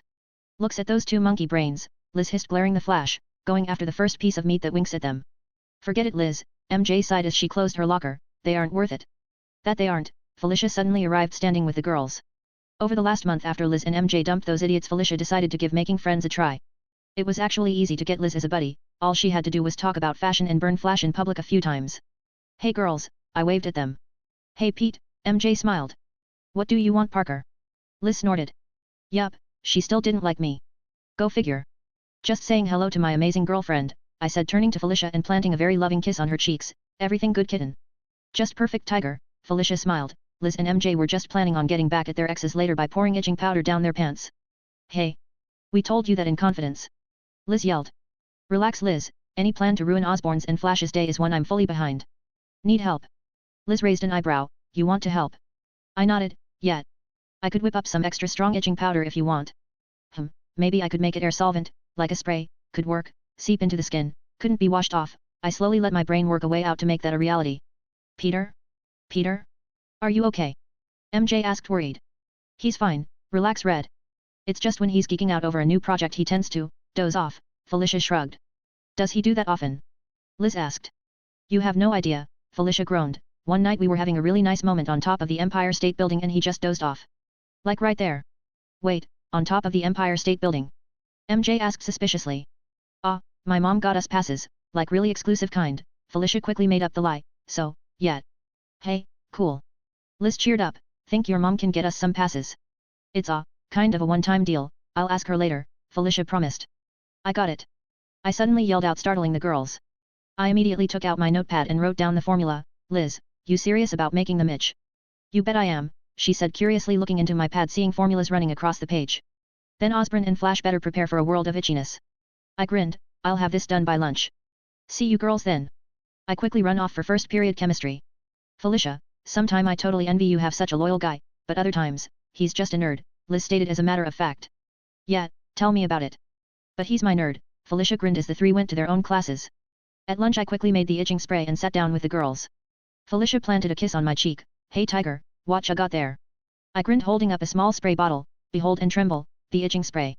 Twice as itchy and 3 times harder to wash off. Perfect to ruin an ex's day. Or pissing off bullies. Liz raised an eyebrow impressed, wow, that was fast. Yup. I grinned, I'm awesome like that. So when are you two going after them? Felicia asked. We don't know, MJ shrugged, honestly it just isn't worth the hassle. Yes it is. Liz snapped as she glared at Flash flirting with a blonde cheerleader who looked very similar to Liz, it's totally worth it. Sigh, fine, but we can't do that today, we have the Spanish assignment to do with Jean, MJ sighed. Oh, right, forgot about that, Liz sighed, fine, we'll make their life a living hell tomorrow.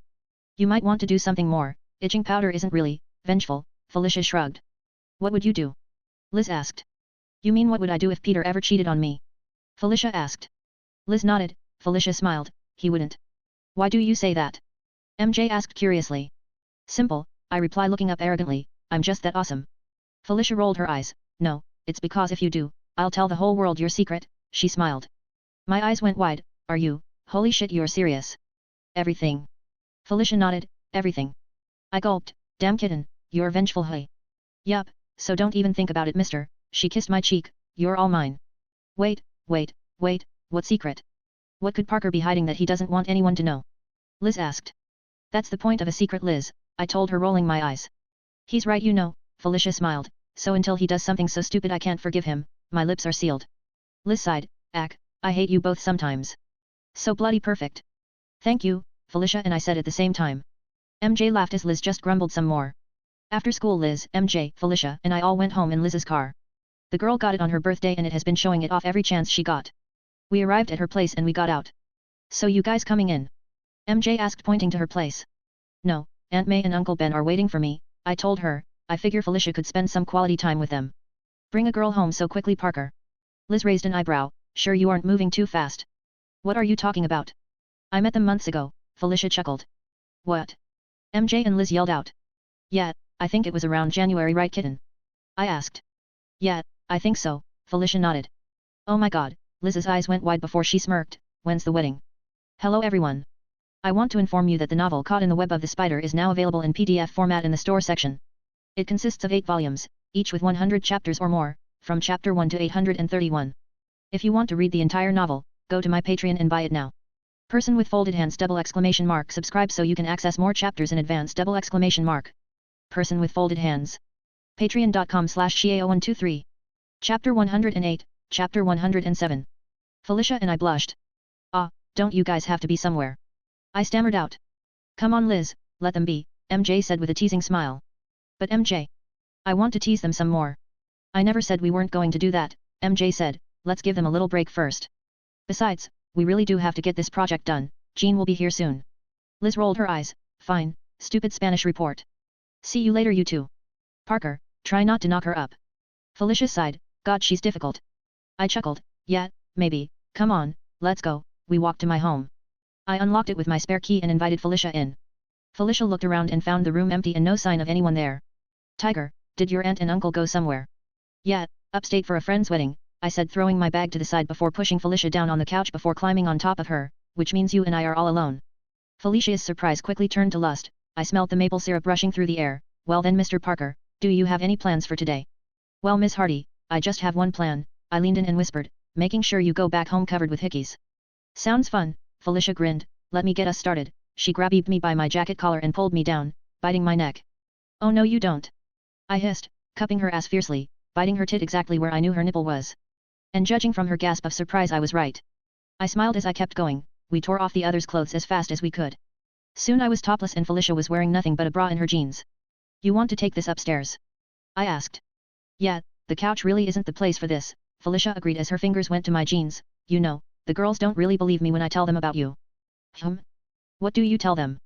I tell them how big you are, Felicia smirked, her fingers curling around the hem of my pants, pulling it down slowly, fingertips tracing my briefs, how you act like a horny little animal rather than the cool collected person you always are. I'm not that forceful am I? I asked with a smirk. Oh Peter, you have no idea the monster you become in bed, Felicia purred out as I leaned forward to give her a kiss. And just then the door to the house came flying open and people charged in. Peter.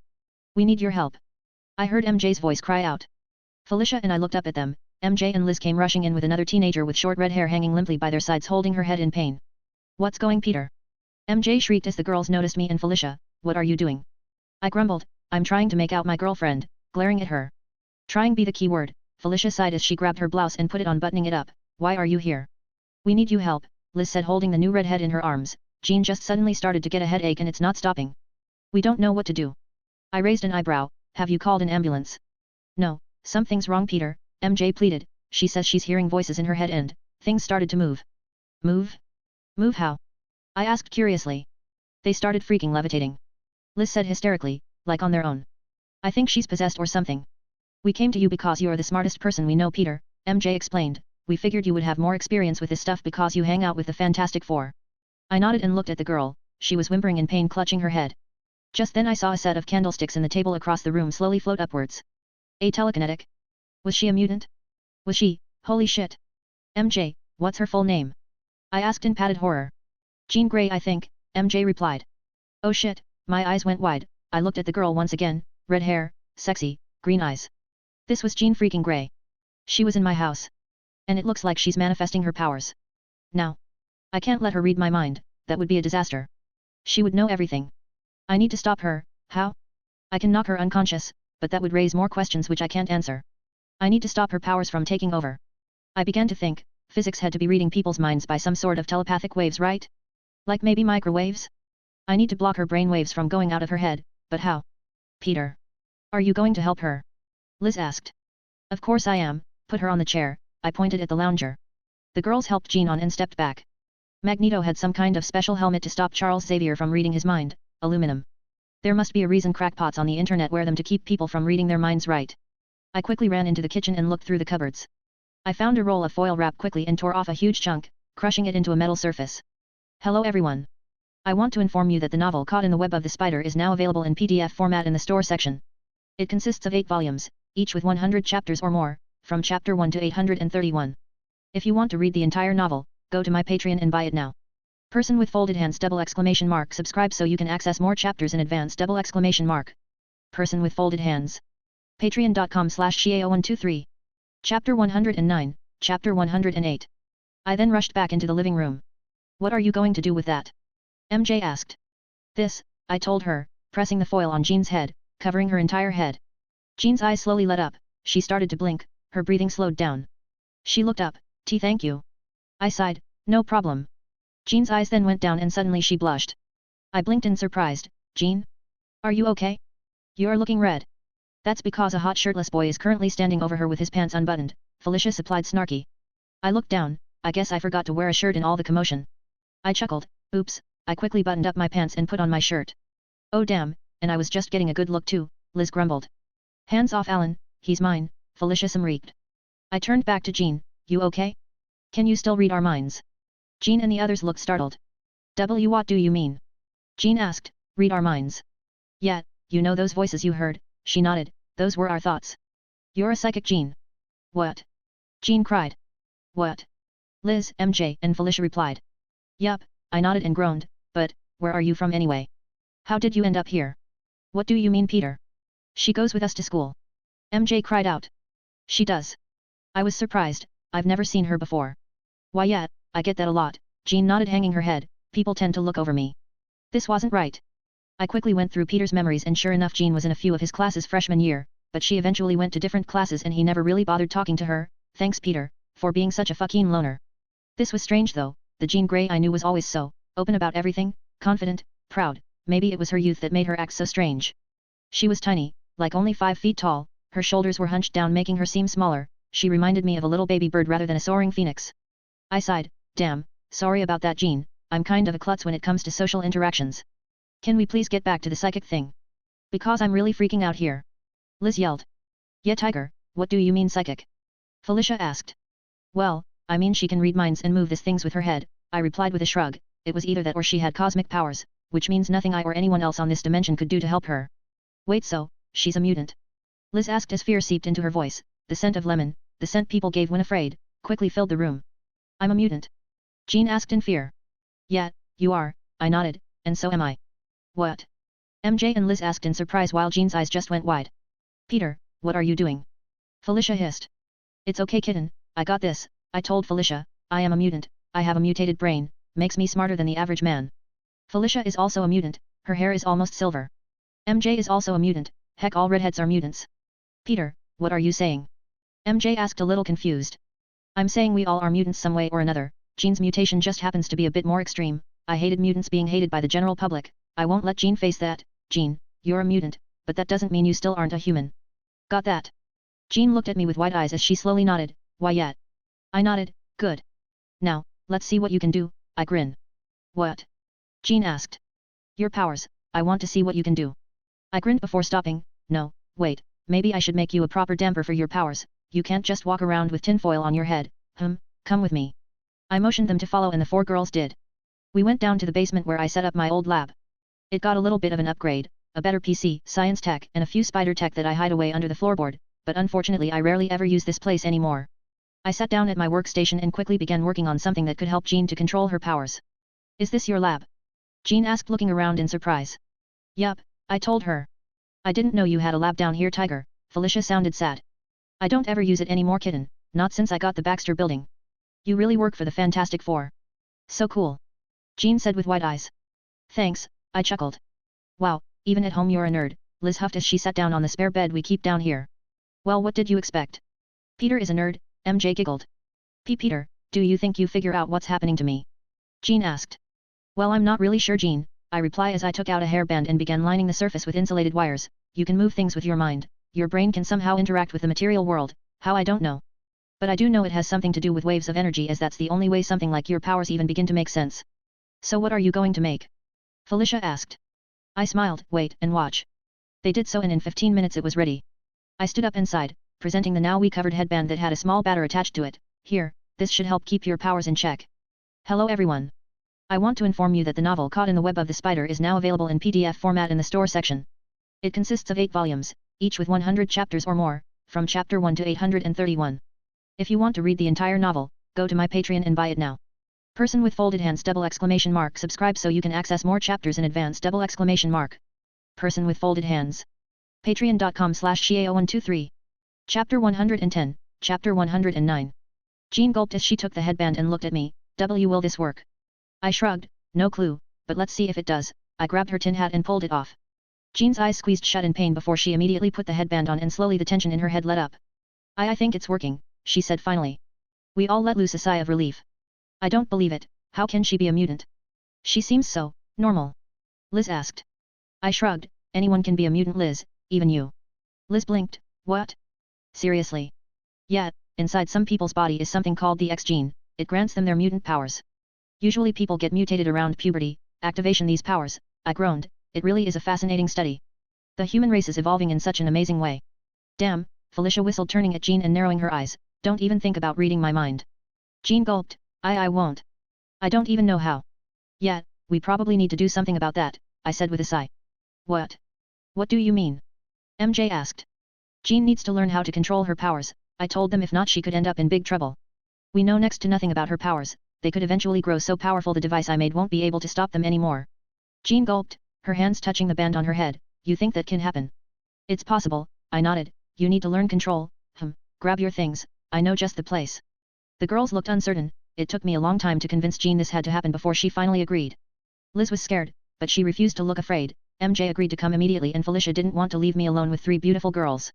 It's so cute the way she gets so jealous. We made our way to the abandoned train yard. I pushed the doors open as we all walked in. I hate this place, by far the worst place I have ever made out in, Liz grumbled. Agreed, MJ glared as she remembered the time Harry took her here and tried to force a kiss out of her. I don't know what would have happened if I didn't show up when I did, I'm just glad I did. Alright, let's see, I looked around spotting an empty tin can in the corner, perfect.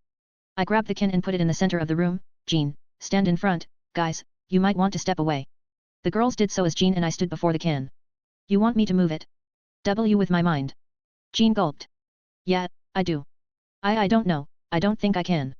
Yes, you can, I told her with a reassuring smile, I know you can. But the voices won't bother you if you don't let it. Your brain is like a muscle, you control it, not the other way around, I think. Matt, you should be good, just if you read my mind, just let me explain a few things before you go crazy, okay? Jean blinked, what? We all have secrets, Jean, I shrugged. Jean gulped, oh okay, I'll try, she touched the headband and slowly took it off, wincing from the suddenly influx of voices. I couldn't help it, I immediately began to think about what Jean would become, the Phoenix. Jean looked at me with a confused look, what was that? I can explain, what did you read? Nothing, she replied, it was too jumbled for me to understand. I blinked, what? I thought to myself, Jean, you're so freaking hot. Immediately Jean began to blush, why, you said I'm hot? I nodded, yeah, I now narrowed my eyes, Jean, you will become the Phoenix when you grow. I didn't understand that, she blinked, it felt like static. She can't read my brain when it comes to facts or the future. Holy shit. I need to experiment. Alright Jean, focus on my thoughts once more, okay? Tell me what you can read. I closed my eyes. S.H.I.E.L.D. is Hydra, Tony and Steve will cause a civil war, I'm pretty sure I'm going to become an Avenger at some point. You said something about being an Avenger, she replied, I couldn't make out the rest. So she could only read my thoughts and guesses but not any knowledge of my future? This was the act of the person who brought me here, whoever or whatever they were. Okay, we can deal with that later Jean, for now let's focus on controlling your powers. She nodded, right. I immediately focused on the task at hand and nothing else, not letting myself think about anything else. Focus on me Jean, focus on the sound of my voice, drown everything else out. She squinted, I can't. Yes, you can. I raised my voice a little, listen to my voice. Imagine your powers like a giant speaker, all those voices being amplified into your head. Imagine a giant volume dial set a full. Imagine all the voices coming out of it, and now, I want you to turn the volume down. Jean's eyes flickered open as she focused. I remembered seeing a TV show called Legion, where the son of Charles Xavier had trouble with voices in his head, just like Jean. I remembered how he learned to control his powers, hopeful Jean can do that same. She looked like she was struggling some more, she squeezed her eyes shut, it's going down. Good Jean, keep it up, tune it all out, slowly, until you can't hear them anymore. A minute later she opened her eyes and looked at me, they're gone. I grinned, good job, now keep that mental image in your head, if they ever come back you can deal with them on your own. Holy shit, did you see that? MJ whispered. How did he know how to do that? Liz asked suspiciously. I have no idea, Felicia glared. Alright Jean, I want you to focus on the tin can before you. You think that you can't move it, but you can. Your mind is an amazing thing, and you can do it if you try. Hello everyone. I want to inform you that the novel Caught in the Web of the Spider is now available in PDF format in the store section. It consists of 8 volumes, each with 100 chapters or more, from chapter 1 to 831. If you want to read the entire novel, go to my Patreon and buy it now. Person with folded hands ! Subscribe so you can access more chapters in advance ! Person with folded hands. Patreon.com/Xiao123. Chapter 111, Chapter 110. Jean looked at me in wonder-filled eyes and quickly nodded, right. She turned to the tin can and focused, trying to lift it with her mind. She was so focused, she determined, I could feel determination roll off of her, by which I mean I could smell it, it smelled like mint. And suddenly the tin can began to wobble. Oh my god. Did you see that? Jean turned to me with wide eyes. Oh my god Jean, that was epic. Liz ran up with the other girls walking besides her, can you do it again? Jean nodded as Liz and MJ surrounded her and watched as she made the tin can wobble once more. The girls cheered once again. Liz challenged Jean to actually lift the tin can into the air now and the redhead was more than willing to try. While this was going on, Felicia poked me. I turned to meet her worried gaze. What is it? I asked. Nothing, she replied, slipping her arms around me, hugging me tightly. Kitten, if something's bothering you tell me. I kissed her head of hair, hugging her back. It's just, you seem so comfortable around her, Felicia mumbled. You just met this girl and already you're acting like her best friend. I smiled. You're so cute when you're jealous. Hey. I'm not jealous. Felicia hissed. Okay, I chuckled. You're not jealous, she reminds me of me. What? She reminds me of when I first got my powers. I had no one to help me, so I guess I just felt like I had to help, I told her honestly. Plus I knew how dangerous she could grow to be if someone didn't help her control her powers now. Jean Grey was a threat to the world in large. I need to make sure she never loses herself to her dark side and let the phoenix rise. Damn, I forgot you were such a Boy Scout, Felicia said sarcastically, but I saw her smile as she buried her head into my chest. We then walked back to Jean and the others, Felicia's hands wrapped around mine protectively. I smiled. All right Jean, you're doing great. This is amazing Peter. Jean cried out, staring at the now hovering tin can, thank you so much. Nee Jean, it's all you, I shrugged, but I think from now on you need some professional help, and I think I know just the man to help you. Jean and the others looked curious. Who? Jean asked. I smiled. I took out my phone and googled his name and displayed a Wikipedia page dedicated to him. I showed them the phone screen. His name is Charles Xavier. He's the world's foremost expert on mutants. I think maybe we ought to call him. Chapter 110, Non-Magnetic Fists, it's that simple. Jean did not want me calling for outside help. No matter how much I tried to convince her otherwise, she was determined Charles would treat her like a lab rat and experiment on her. I couldn't tell her he was a mutant himself or that he had a school for people just like her, because well, how could I? Officially Charles was a human, and his school wasn't registered anywhere, so I couldn't have none all of that. So I was stuck, helplessly listening to Jean rant about how Xavier was probably some freak who liked little girls. So instead we came to a compromise. Jean needed to learn to control her powers, she wouldn't go outside for help, so instead I would train her. Felicia didn't like the idea of me spending so much of time with another girl, so she insisted she come along as well. And then Liz and MJ asked as well. The girls apparently grew closer when they found out about Jean's powers, so now they were all the best of buddies. I did make a psychic damper into my helmet, just in case. I knew Jean couldn't read my thoughts about the future and whatnot, but still, someone more powerful, like Xavier might be able to. Better safe than sorry. A week quickly passed by. The four girls were often seen talking together in school. They quickly drew the eyes of all the boys there, since most were single. I walked into school on Monday morning and was surprised to see a jock leaning against Felicia's locker and talking to her. He wore his sports jacket and was stacked like a bodybuilder. So babe, what ya doing tonight? He wiggled his eyebrow. Probably going to be with my boyfriend, Felicia shot back. Who? He asked in genuine surprise. Peter, Felicia hissed. Parker? You're serious? Forget that wimp. I know how to show you a good time, he said, moving closer, and that's when I decided to step in. Excuse me, coming through. I sent a jab into his ribs, causing him to buckle in pain. You okay there, man? You like you're constipated, you should really stop being full of shit, I glared. Good morning to you too, Tiger, Felicia smiled. Bye Brad, nice talking to you. Felicia held my hand as we walked to our first period. That was a little excessive, she whispered. He deserved it, I shrugged. I've seen you bent steel with your bare hands, Tiger. He didn't, he was just acting like an idiot, Felicia shrugged. You really shouldn't act so jealous. I smirked. Oh really? 2 words, kitten, Jean Grey. Hey, that's different and you know it. How so? I smiled with a raised eyebrow. Because Brad's not in love with me, Felicia rolled her eyes. I stopped. Sexy cat lady, say what now? Oh come on Peter, you see the way she looks at you, I swear it's like that girl doesn't even try to hide it. I'm surprised you didn't realize it sooner. I blinked. I never thought it was possible, which was true. This was Jean fucking Grey. The Phoenix. How the hell did she get a crush on me? This is so weird. Oh get used to it, Tiger, Felicia whispered. Why if I wasn't here to teach these bitches to back off you'll be flooded with girls. She looked to the left and glared at a group of girls that smiled at me. You do know they're staring because of the clothes, right? I pointed at the fashionable new set of clothes I wore that Felicia had picked out for me. I've been getting so many looks because of these. Oh please Peter, clothes don't make the man, well, they do, but in this case I would say they are staring because of your body under the clothes. You really have changed, you know. She was right, I had grown. I now stood at 5 feet 10 inches with broader shoulders and bigger biceps, swinging across the city did have its advantages. Hello everyone. I want to inform you that the novel Caught in the Web of the Spider is now available in PDF format in the store section. It consists of 8 volumes, each with 100 chapters or more, from chapter 1 to 831. If you want to read the entire novel, go to my Patreon and buy it now. Person with folded hands ! Subscribe so you can access more chapters in advance ! Person with folded hands. Patreon.com/Xiao123. Chapter 112, Chapter 111. We walked into the class and found MJ, Liz, and Jean sitting together. Usually Jean wouldn't be anywhere near them, choosing instead to sit further away near the back and putting her head down, but now they were best friends and all that. Felicia and I sat down next to them, Liz and Jean sat in the back while MJ, Felicia, and I sat in front of them. Hey Felicia, Liz greeted us, she looked at me and smirked, "Morning Parker, I heard you beat up Brad for flirting with your girl." I raised an eyebrow, "How do you know about that already?" "A couple of kids saw you and took a video," Liz shrugged, showing the video of my dropping him down like a sack of potatoes. I smiled, I immediately took out my phone and commented on the video. "My kitten, back off." Felicia looked at the comment and rolled her eyes, possessive. "Oh you know you love it," I waved her off. "So what are we doing today you guys?" Jean asked eagerly, "I've been working on the mind reading thing, I think I can actually try and read people's minds on purpose now." "Not so loud Jean." MJ hissed, looking around and sighing when she found no one giving us weird looks. "Sorry," the redhead blushed. "It's cool Birdie, just remember, soft words," I told her using the nickname I chose for her. Like I said, she wasn't the glorious phoenix, she was a small little birdie. "Why yeah, sorry," Jean blushed. Felicia leaned in and whispered, "Keep doing stuff like that and she'll fall harder for you." I blinked, "Oh shit, I didn't realize that." I looked at Jean and gave a nervous sigh before turning back to pay attention to class.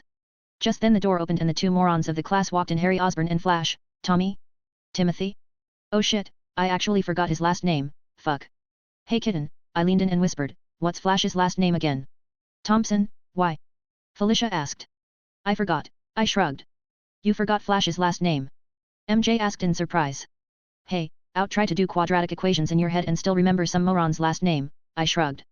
Liz rolled her eyes, "If only I could forget him as easily as you can." And just like magic Flash noticed Liz and the rest and smiled. "Liz. Hey. What's new girl?" "Nothing Flash," Liz shrugged as Flash and Harry walked up to us. Liz then turned her gaze at the Asian chick on Flash's arm and glared, "Who's this?" "Oh, this is Polly," Flash said nervously. "Hey," Pauline smiled and waved. "Hey Pauline, want a cracker?" Liz snorted. The girl looked sad and Flash looked pissed. "Not cool Liz." "Whatever meathead," Liz scoffed, "get lost." "Hey now no need to start a fight," Harry quickly stepped up. He looked down and smiled at MJ, "Hey MJ, long time no speak." "Believe me, that was intentional," MJ replied. Harry shrugged, "I deserved that." He then finally noticed another redhead in the group. "Hey, you're Jean right?" Jean gulped, "Why yet?" "Hi." "Hey, nice to meet you." Harry then dismissed her immediately and turned to MJ, "So, what are you doing later?" MJ glared, "I'm hanging out with my friends." "Really?" "Yeah, really," Felicia and I said at the same time.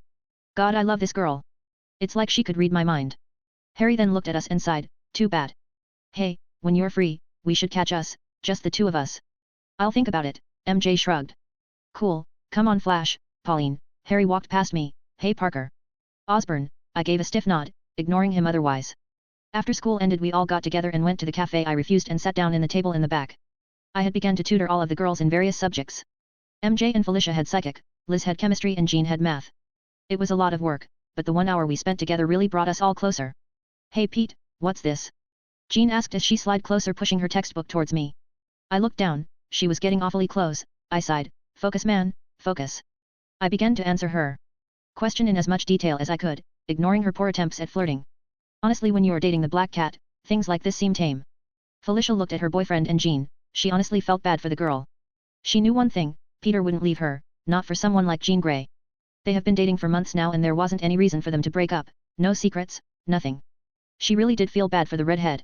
Finally we were done, we packed up our stuff and walked out of the cafe. "So what do you guys want to do now?" I asked them. "I want to get some training done," Jean spoke up. "I'm sure there are things I can do that no one else can, I just need to find out what." "Jean, what exactly are you going to do?" MJ asked. Everyone turned to her questioningly. "What? You all must have thought about it right? She can read minds for God's sake. She could basically be anything she wants." I nodded, "You're right." I turned to Jean, "What do you want to do Birdie?" I guess I want to help people, Jean admitted, you know, like Spider-Man. I smiled, really? You want to go around town wearing tights? Hey, for your information Spider-Man looks great in tights, Liz huffed, that ass is so pinchable. I know, Felicia grinned wiggling her eyebrows at me as I rolled my eyes. Right, anyway, you really want to do that? Be a superhero? Well, yeah, Jean nodded, I think so. Why? I asked her. What do you mean? Why do you want to be a superhero? I asked. Well, I should do something good with my powers, right? Jean said looking at her hands, I don't know why I have them, but I do, and shouldn't I try and do something good with them? Well, Tiger, looks like she really is your student, MJ chuckled. Yup, self-righteous and all, perfect fit, Felicia snorted. What do you mean? Liz asked, Jean looking equally confused. My uncle has a saying, I tell her, with great power comes great responsibility, MJ and Felicia completed. I chuckled, yeah, that's the one. And basically I try to live by that code. I try to make the better world with my inventions, try to further it forward. So if you're really going through with this, if you really want to protect people, you always have to remember that your actions have consequences and you must always try to do good, because if you can, it is your obligation to do so. Hello everyone. I want to inform you that the novel Caught in the Web of the Spider is now available in PDF format in the store section. It consists of 8 volumes, each with 100 chapters or more, from chapter 1 to 831. If you want to read the entire novel, go to my Patreon and buy it now. Person with folded hands ! Subscribe so you can access more chapters in advance ! Person with folded hands. Patreon.com/Xiao123. Chapter 113, Chapter 112. Jean looked at me in awe. Hey, kind of happening a lot these days, hey? Birdie? You still there? I ask. She slowly nodded, yeah, I understand. With great power from great responsibility. I nodded, exactly. Damn Parker, since when have you been so zen? Liz chuckled. I smiled and shrugged, since always. We walked down the street a few blocks over, MJ had finally joined acting classes, so after dropping her off there Liz would drive away in her car while Felicia and Jean would go for the latter's training and I would meet with David. Douchebag. But as we turned the corner my Spidey senses suddenly kicked in. I looked up and saw a giant construction crane wobble over us, dropping a steel beam from its load. Get down! I yelled, grabbed the girls and pushing them to the side. I looked up from the ground and saw an old woman still standing there right under the falling beam. No. The beam was a story away from the ground. I expected blood to come pouring out, but then, like magic, the beam stopped. I turned to the only other super-powered being I knew. Jean was holding it up with all her will, the scent of mint covering the street as she pushed everything into it. I got on my feet, grabbing the old woman and pulled her away. The very next second Jean let go of the beam and it crashed into the pavement. Oh my god, thank you young man, the old woman cried out. I looked around, cameras, people snapping pictures of me and the beam. Good, Jean wasn't on focus. I turned around and looked at Felicia, sneak away, I'll draw their attention. She nodded and quickly she pulled them away. I was quickly mobbed by people, the old woman profusely thanking me while I just stood there and took it for as long as I could. A couple of people took pictures of me and soon the police arrived. It was night before I was able to leave the scene. I had to call Agent David and explain the situation. Luckily the asshole didn't make such a big deal out of it. It was already evening by the time I meet up with the girls again in MJ's house. I climbed up MJ's wall and knocked on the window. MJ opened and smiled, hey Tiger, get in here. I did and quickly Jean stood up, I'm sorry. I didn't think. No, you did good Jean, I told her as I sat down next to Felicia on MJ's bed, with MJ joining us and Liz and Jean sitting on separate chairs. I told you, great power, great responsibility. You saved that woman's life without a second thought, you did good birdie. Told you he wouldn't be mad. Felicia pressed a kiss on my cheek, my man's too big of a softie. Jean sighed, thank you. Did people connect the beam thing to Jean? MJ asked. No, I shook my head, I kept the focus on me. And when someone brought it up I just waved it away as their imagination. It was difficult, but luckily the cops came by then and made the people disperse. So we're safe? No one knows about Jean? Liz asked. I shook my head, now, although there were cameras around, I can't be sure. Liz quickly took out her phone and began searching in a moment she stopped and cursed, fuck. What is it? Found something? I asked. Yeah, she showed a picture taken from across the road. I was pulling the old woman away, that was in the center frame, but in the corner one could see Jean holding out her hand. That doesn't look too bad, Felicia said reassuringly. Yeah, it almost looks like Jean's calling out for Peter, MJ replied. Are there any other photos? I asked cautiously. With Jean in them? No, this is the only one, Liz sighed. We all let out a sigh of relief. You're going to have to be more careful Jean, I told her, your identity is your biggest secret, you need to keep it. Yeah, Jean nodded, what do you think I should do? Spandex. I snorted, maybe. Oh, maybe we can buy something. Liz called out, you would look amazing in a jacket and jeans combo. Classy and practical. We should totally design her suit. MJ exclaimed. Totally. Liz agreed with an equal enthusiasm as they dragged Jean to MJ's fashion magazines and made her look through it for a costume. Felicia turned to me and whispered, "Think Shield's interested in her?" I gritted my teeth, "I don't know. I know they have me under surveillance, and I know they keep an eye on my friends, but I don't think they know. The event was an accident, they would have had to keep the camera on me 24/7 and hope to catch something, and I think I more than proved my loyalty to them. No. I think she's safe from them." "Then who else?" Felicia asked.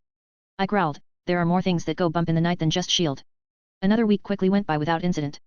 People in school were once again praising me for saving the old woman's life. I pushed it off as best I could. I really didn't like the attention, nor did I deserve it. MJ and Liz were a little busy though, working on Jean's costume. I got a few glances here and there and I was certainly impressed, they sure did have talent. I gave them a few suggestions, like making her color combo green and yellow, they thought it was perfect. Of course it was. And on Saturday night we all gathered once again in MJ's room, Felicia and I sitting on the bed while Liz and MJ walked in. "Hello everyone. I want to inform you that the novel Caught in the Web of the Spider is now available in PDF format in the store section. It consists of 8 volumes, each with 100 chapters or more, from chapter 1 to 831. If you want to read the entire novel, go to my Patreon and buy it now. Person with folded hands ! Subscribe so you can access more chapters in advance ! Person with folded hands. Patreon.com/Xiao123. Chapter 114, Chapter 113. And now, presenting for the first time, Marvel Girl. Liz announced. The door opened up and Jean walked in wearing her costume. It had a green set of pants and a black top with M stitched on in yellow. She wore a green overcoat with yellow going down her sides and a pair of gloves. Completing the costume was a yellow scarf tied around her head similar to what I saw Iron Fist wearing, covering her hair. The eye holes were curved like a cat, perfectly capturing Jean's eyes. Felicia whistled, "Damn." I nodded, "You look the part, Birdie." "What's it made out of?" Liz and MJ blinked. "Ah, cloth? The jacket's leather and the pants are like 50% cotton I think," MJ shrugged. I sighed, "You're telling me you made a costume with no protection of any kind?" "She's psychic, not bulletproof." "Hey, where the hell are we supposed to get armor?" Liz cried out. "Oh, I don't know, how about asking the guy who works in the central hub of new technology?" I replied sarcastically. "You two really should have thought of asking Peter," Felicia nodded, "but okay, Tiger, can you fix something up for her?"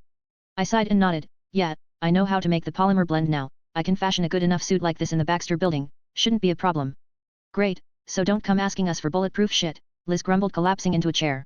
"It's amazing, thanks you guys," Jean said with a smile, "I feel so cool." "Yeah," MJ grinned. "So, when are we going out?" Liz asked excitedly. "We?" I raised an eyebrow. "Out?" MJ mirrored my questioning nature. "Well, yeah. We got the suit and the girl, shouldn't we test her out?" Liz asked shrugging. "Maybe it's a little too soon for Jean to be out," Felicia argued, "I mean she did literally just start. Maybe we should train her some more. I know a few basic hand-to-hand skills she would find useful." I nodded, "Yeah, agreed." "No," Jean spoke out, I want to go out. I want to at least see what I can do." I raised an eyebrow, "Jean, you need to be ready. You can't always rely on your powers to bail you out every time." Felicia scoffed, "Yeah, believe him, he knows what he's talking about." The other girls looked confused by Felicia's statement, but I ignored her altogether. "Peter, I need to do this, please," Jean said in a begging tone. I looked at Felicia, she shrugged. I sighed, "Fine. But it's just for tonight. After which you won't leave until Felicia's trained you." "Oh, and what makes Felicia so good at fighting?" MJ asked rolling her eyes. "I'm a black belt in Taekwondo and won the women's nationals in Judo," Felicia replied coolly. "Hey, that'll do it," MJ nodded. Jean grinned, "This is going to be so cool." I sighed, I quickly thought up of ways to keep her safe and quickly decided upon one. "Alright, I have to go now, work calls. But Jean, Felicia, MJ and Liz will be here to help." "We got your back, girl." Liz cried out.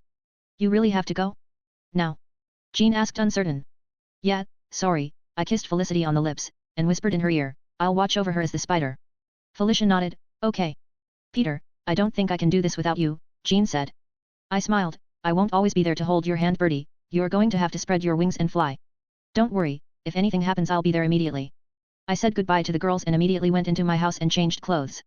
I took my backpack and pressed the hidden spider logo on its side, activating it.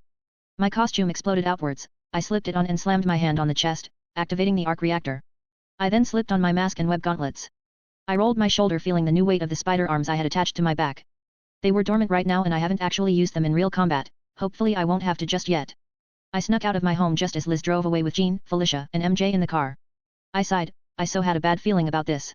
I managed to keep up with them, following behind as they drove towards the bad part of town. Liz parked a few blocks away and Jean stepped out looking nervous. I sighed and shook my head, she so wasn't ready. Just then my phone began to ring. It was Felicia. I picked it up. Hey kitten. We are in Peaks Point, she told me. I know, look up, Felicia slowly did, making sure MJ and Liz didn't notice. I waved at her. She's not ready. She'll be fine. She doesn't have the training. Did you? I had the ability to sense danger before it happened and spider-like reflexes. She can move things with her mind. I noticed her walk out of the alley, her posture stiff. I'll call you back, I'm going to make sure our girl doesn't die. Good luck Tiger, Felicia purred. God, I swear it's like sometimes she does this all on purpose. I jumped from rooftop to rooftop following Jean as she walked around town. More than once she got catcalled by people on streets and heckled for dressing up in a costume. She ignored them and kept going on. I was honestly impressed. The nervous wreck I knew a few weeks ago would have frozen in shock. She had grown so much in so little time. Eventually though, she did find trouble. She walked into an alleyway and immediately 3 people jumped out before her and 2 behind. They waved around a knife and baseball bats, laughing at her. I couldn't hear the threats they made, but it made me pissed off regardless. And then they attacked. Jean moved, pushing the guy with the knife back as hard as she could. They looked stunned at the sight of one of their own go flying away, but Jean didn't stop. Hello everyone. I want to inform you that the novel Caught in the Web of the Spider is now available in PDF format in the store section. It consists of 8 volumes, each with 100 chapters or more, from chapter 1 to 831. If you want to read the entire novel, go to my Patreon and buy it now. Person with folded hands ! Subscribe so you can access more chapters in advance ! Person with folded hands. Patreon.com/Xiao123. Chapter 115, Chapter 114. She threw a trash can at them, knocking them on their asses. She then threw another one into it all and when one guy charged from the back she threw him over her head, through the air and into another guy who tried to get on his feet. She looked like she was having fun beating those thugs. She danced around, throwing them from one corner to another. But just then I noticed one guy looking really pissed as he charged into Jean's blind spot with a knife thrust forward. That's not very nice. I called out shooting a web line and grabbing the weapon out of his hand. They all stopped and turned to see me standing on the wall a few feet off the ground examining the knife. This is very dangerous you know. People could get hurt, like innocent unopened letters. Spider-Man, one guy yelled out, fuck this. This bitch ain't worth it. They all turned around and ran leaving me and Jean alone. I jumped down and tossed the knife over my shoulder. You know I really do miss the old days when common thugs didn't run in fear. Like back then they actually stood their ground and fought back. Sigh, so sad. I looked at Jean, she had her jaw dropped in awe, her eyes sparkling. I tilted my head, the only way to show any emotion through this mask, so, who are you supposed to be? I am Marvel Girl, she squeaked out looking scared out of her wits. I chuckled, it's alright Marvel, I'm not going to bite, well, unless you ask me to. Jean squeaked. I looked around and whistled, damn, you have some power. What is it? Telekinesis? You a mutant or cosmic accident? Mutant, Jean squeaked out, and you're Spider-Man. I nodded, right in one. What gave me away? Was it the giant black spider on my chest? Jean chuckled, oh great, you can laugh. I was beginning to think all you could do was squeak in fear. If you're going to be a hero you need to be brave Marvel Girl. I am, she cried out passionately, it's just, I've never met a really superhero before. Oh, that's sweet, I flicked her on the forehead, but if you're serious about being a hero, you need to start taking this more seriously. Go home, train, learn, adapt. You can't use your powers for everything, got that? Jean nodded, yeah, I know. It's just, I wanted to see what I could do. Well from what I saw you have the potential to be something pretty amazing, I chuckled taking out my phone, selfie. Jean's eyes sparkled, yeah. I chuckled as we stood next to each other, Jean putting up the peace sign while I gave my trademark devil horns. I quickly put the picture up on Instagram with the caption. Just meet a real Marvel today, New York, say hello to Marvel Girl. Careful, she bites. I made sure Jean's face was a little blurred, keeping the image distorted in order to hide her face, not that you could tell it was her right away. I turned to Jean, alright Marvel Girl, stay safe, don't do anything I wouldn't do, and don't worry, you'll get the hero thing soon. I just know it. Jean smiled as I jumped away crawling up the building wall. Thank you Spidey. Jean cried out. You're welcome. I yelled back, crawling into the roof and hiding in the shadows. I looked down and followed Jean as she quickly walked back to where Liz and the others had parked. She quickly got in and they drove off. I followed them from the rooftops. Jean seemed to be telling them all something excitedly, probably of her first meeting with the most amazing superhero in the world. It seemed like it was going to be a smooth ride back home, when suddenly I saw something flying across rooftops, landing in the middle of the road. Liz's car screeched to a halt as we all stared in surprise at the metal beam embedded into the middle of the road. The girls looked confused, but for me I felt what must have been the very beginning of a heart attack. He was here. How? How did he know? Was it my picture? No, I didn't add a location and I doubt Magneto of a people used Instagram, but as I was thinking, the man in question came in view. He floated down from the sky, the girls looked up at him. He wore his trademark helmet and purple cape. His suit was black with a red chest piece and his arms had purple bracers. You his voice was so soft yet loud, I could see the whites of his eyes behind the shadowed insides of his helmet. They were looking at Jean. You are a mutant, strong and perfect in every way. Who the hell are you? Jean yelled out, stepping protectively before her friends. I am Magneto, a mutant, like you, he stated, his cape billowing in the wind. I have come with an offer. Yet? What is it? Want some fashion advice? Capes were so last century, bro. Jean yelled back.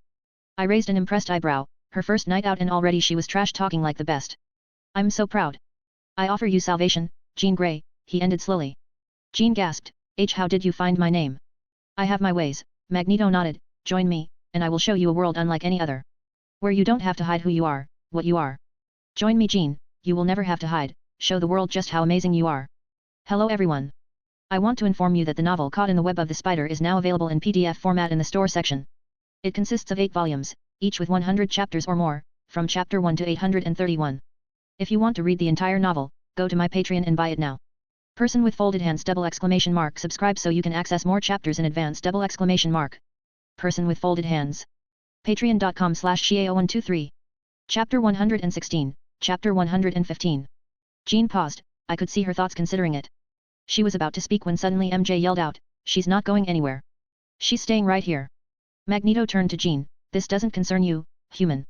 The way he said human sounded like an insult, and I think it was. She's our friend. So it is our concern, Felicia stepped up, flanking Jean. And no second-rate douchebag is taking her away from us. Liz yelled out. Enough. Magneto roared as he raised his hand, lifting Liz's car into the air before slamming it down on the ground with a loud crash. It was totally totaled. He glared at her and the girl squeaked, shrinking back in fear.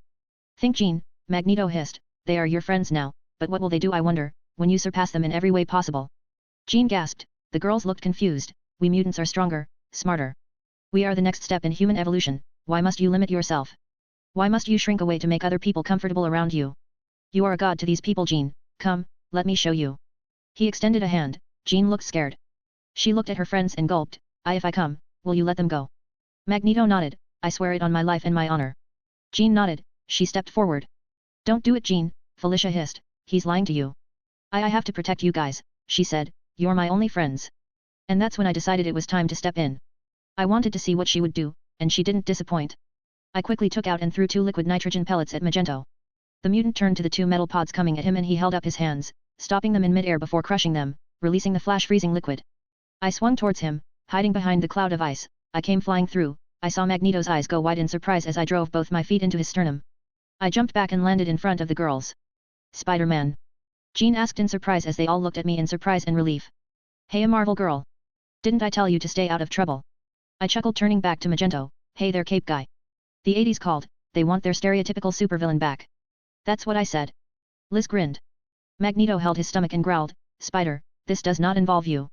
Yeah it does. I lowered my center of gravity, my fingers inching towards my web grenade cartridges. You just threatened the lives of civilians, Magneto, that makes me involved.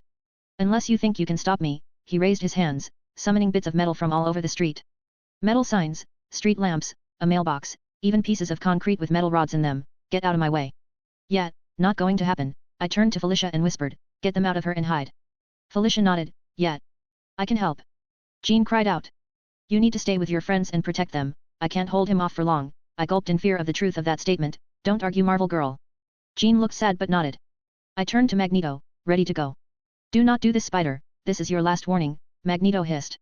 Bite me. I set my gauntlets on web grenade mode and clicked the shooters, sending out rapid-fire shoot of little balls of web.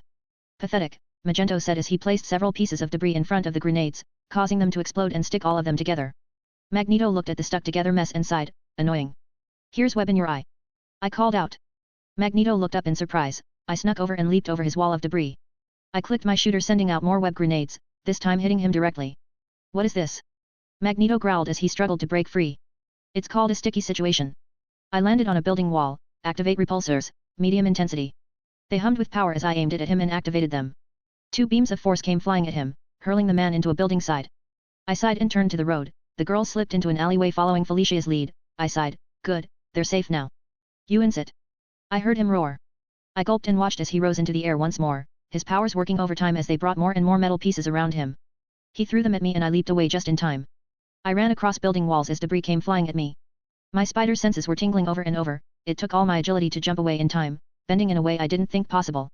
Hey, what's going on? An old woman yelled out, opening her window. I leaped over her window firing a WB net that caught several pieces of concrete before it hit her in the face. Get inside and lock the windows, ma'am. I yelled as I swung away. I need to get him somewhere there was no metal, like a park. I began swimming towards the closest park I know when suddenly a shard of metal cut through my webbing causing me to go flying down. I was about to land on my feet when suddenly my gauntlets were jerked upwards, sending me flying through the air right into Magento's floating hands. He had torn through the webbing cocooning him. He looked me over, holding my hands apart by manipulating my gauntlets. I struggled to break free, but it was useless. I was hanging limply in the air like Jesus about to be crucified. Hello everyone. I want to inform you that the novel Caught in the Web of the Spider is now available in PDF format in the store section. It consists of 8 volumes, each with 100 chapters or more, from chapter 1 to 831. If you want to read the entire novel, go to my Patreon and buy it now. Person with folded hands !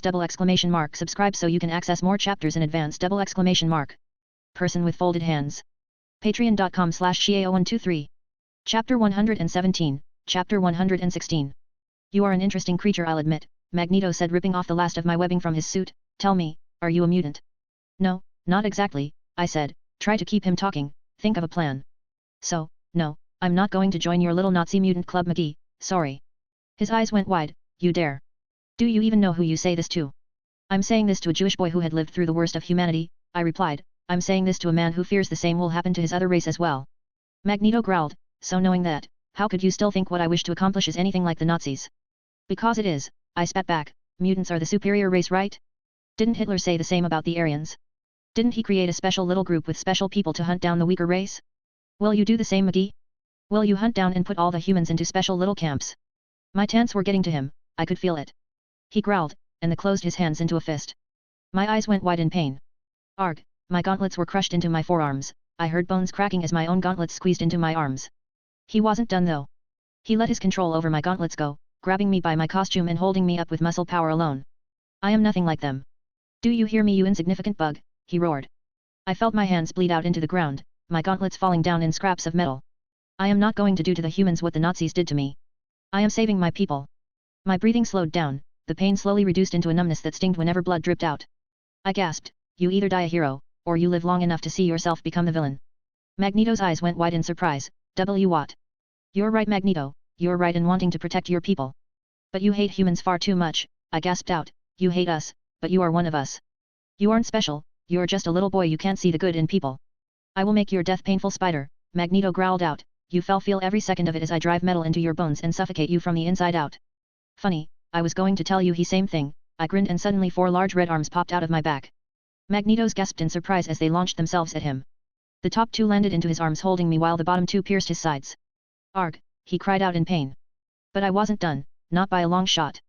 Unibeam, activate, full power, I growled out.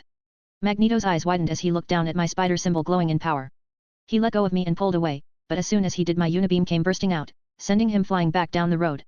I began falling, but with a simple metal command I had one arm shoot out a web line from the tip of its arm and swing me down slowly. I landed on the ground and panted. I looked down at my arms and cursed, they were bleeding, badly. I had my arms wrap them around with webbing to stop the bleeding. I rotated my wrist, looks like only my forearms were broken, lucky me. Hopefully the webcast will help me heal faster. I looked up, Magneto wasn't there. I guess he flew away, thank God. I don't think I could have even hurt him without surprising him first. I would have been screwed if he already knew what I could do.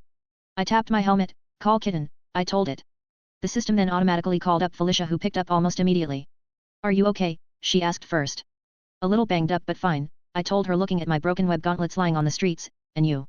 We're at Jean's house, 8 blocks away, her parents aren't home so it's just us, Felicia told quickly. How soon can you get here? I don't know, 10 minutes, my arms weren't going to be useful, and I wasn't used to web swinging with the arms just yet. That long? Did something happen? She asked, afraid. Web shooter's broken, I cursed. I'll be there soon, kitten, I promise. I love you, tiger, be safe, she told back. I hanged up the call and sighed. I needed to move, fast. I quickly gathered my broken web gauntlets and all the drops of my blood. Didn't want that getting into the wrong hands. I then launched a web line into a lamppost and swung away, slowly. The arm still needed getting used to. But as I swung towards Jean's place I thought to myself, just how the hell am I going to beat this guy? His powers shouldn't even be possible, right? Like, how can he control all forms of metal? Was it magnetism? Because if it was, then he can't control non-ferrous metals like my arms. He couldn't stop them from hurting him because they were made out of titanium. A very weak magnetic metal. My gauntlets were basically steel and some other minor metals, almost all were ferrous, meaning highly magnetic. I needed to use this to my advantage somehow. I couldn't make a brand new set of web gauntlets, now time. But just then I passed by a pawn shop and immediately got an idea. Hello everyone. I want to inform you that the novel Caught in the Web of the Spider is now available in PDF format in the store section. It consists of 8 volumes, each with 100 chapters or more, from chapter 1 to 831. If you want to read the entire novel, go to my Patreon and buy it now. Person with folded hands ! Subscribe so you can access more chapters in advance ! Person with folded hands. Patreon.com/Xiao123. Chapter 118, Chapter 117. At Jean's house. Felicia stepped out of the bathroom and sighed. Jean looked up from her bed. Who was that? Peter, Felicia said, he was just calling to check up. What did you tell him? MJ asked. That everything was fine and there was nothing to be worried about, Felicia lied. Why did you tell him that? Liz cried out, everything's not fine and there is plenty to worry about. A psychotic mutant that can control meal is coming after us. Which is exactly why Peter shouldn't be anywhere near here, MJ shot back, he needs to be safe. Can't we ask him to call Johnny Storm and the other Fantastic Four or something? Lazy asked. Yeah, we should do that, Jean said quickly, I don't want Peter to get hurt, but Spidey can't hold that freak back much longer, we need help. Felicia was backed into a corner, she sighed, I don't. Oh for God's sake Felicia. We can actually die. We need to. Boom. The far wall of Jean's room exploded outwards as it was ripped off and thrown aside. Magneto floated before the girls, his cape in tatters, his red armor broken in places and blood dripping out of his hands and chest. Jean, he said with narrowed eyes, this is your last chance. Join me, or die. Jean growled as she jumped in front of her friends, I thought you didn't hurt mutants. I didn't, but I'm running out of patience tonight, he growled. Felicia smirked, Spider did that didn't he? She looked at his wounds, superior race my ass. Incolate child. Magneto ripped a piece of concrete and iron and threw it at Felicia. The silver-haired girl ducked down, but the concrete never went past her, it stopped halfway as Jean held up her hands protectively. You won't touch them, she roared, throwing the concrete back at him.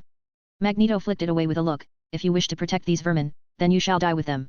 Slowly he pulled out several iron bars out of the wall, aiming them at Jean at the girls. Magneto got ready to launch them forward, when suddenly lightning roared in the sky.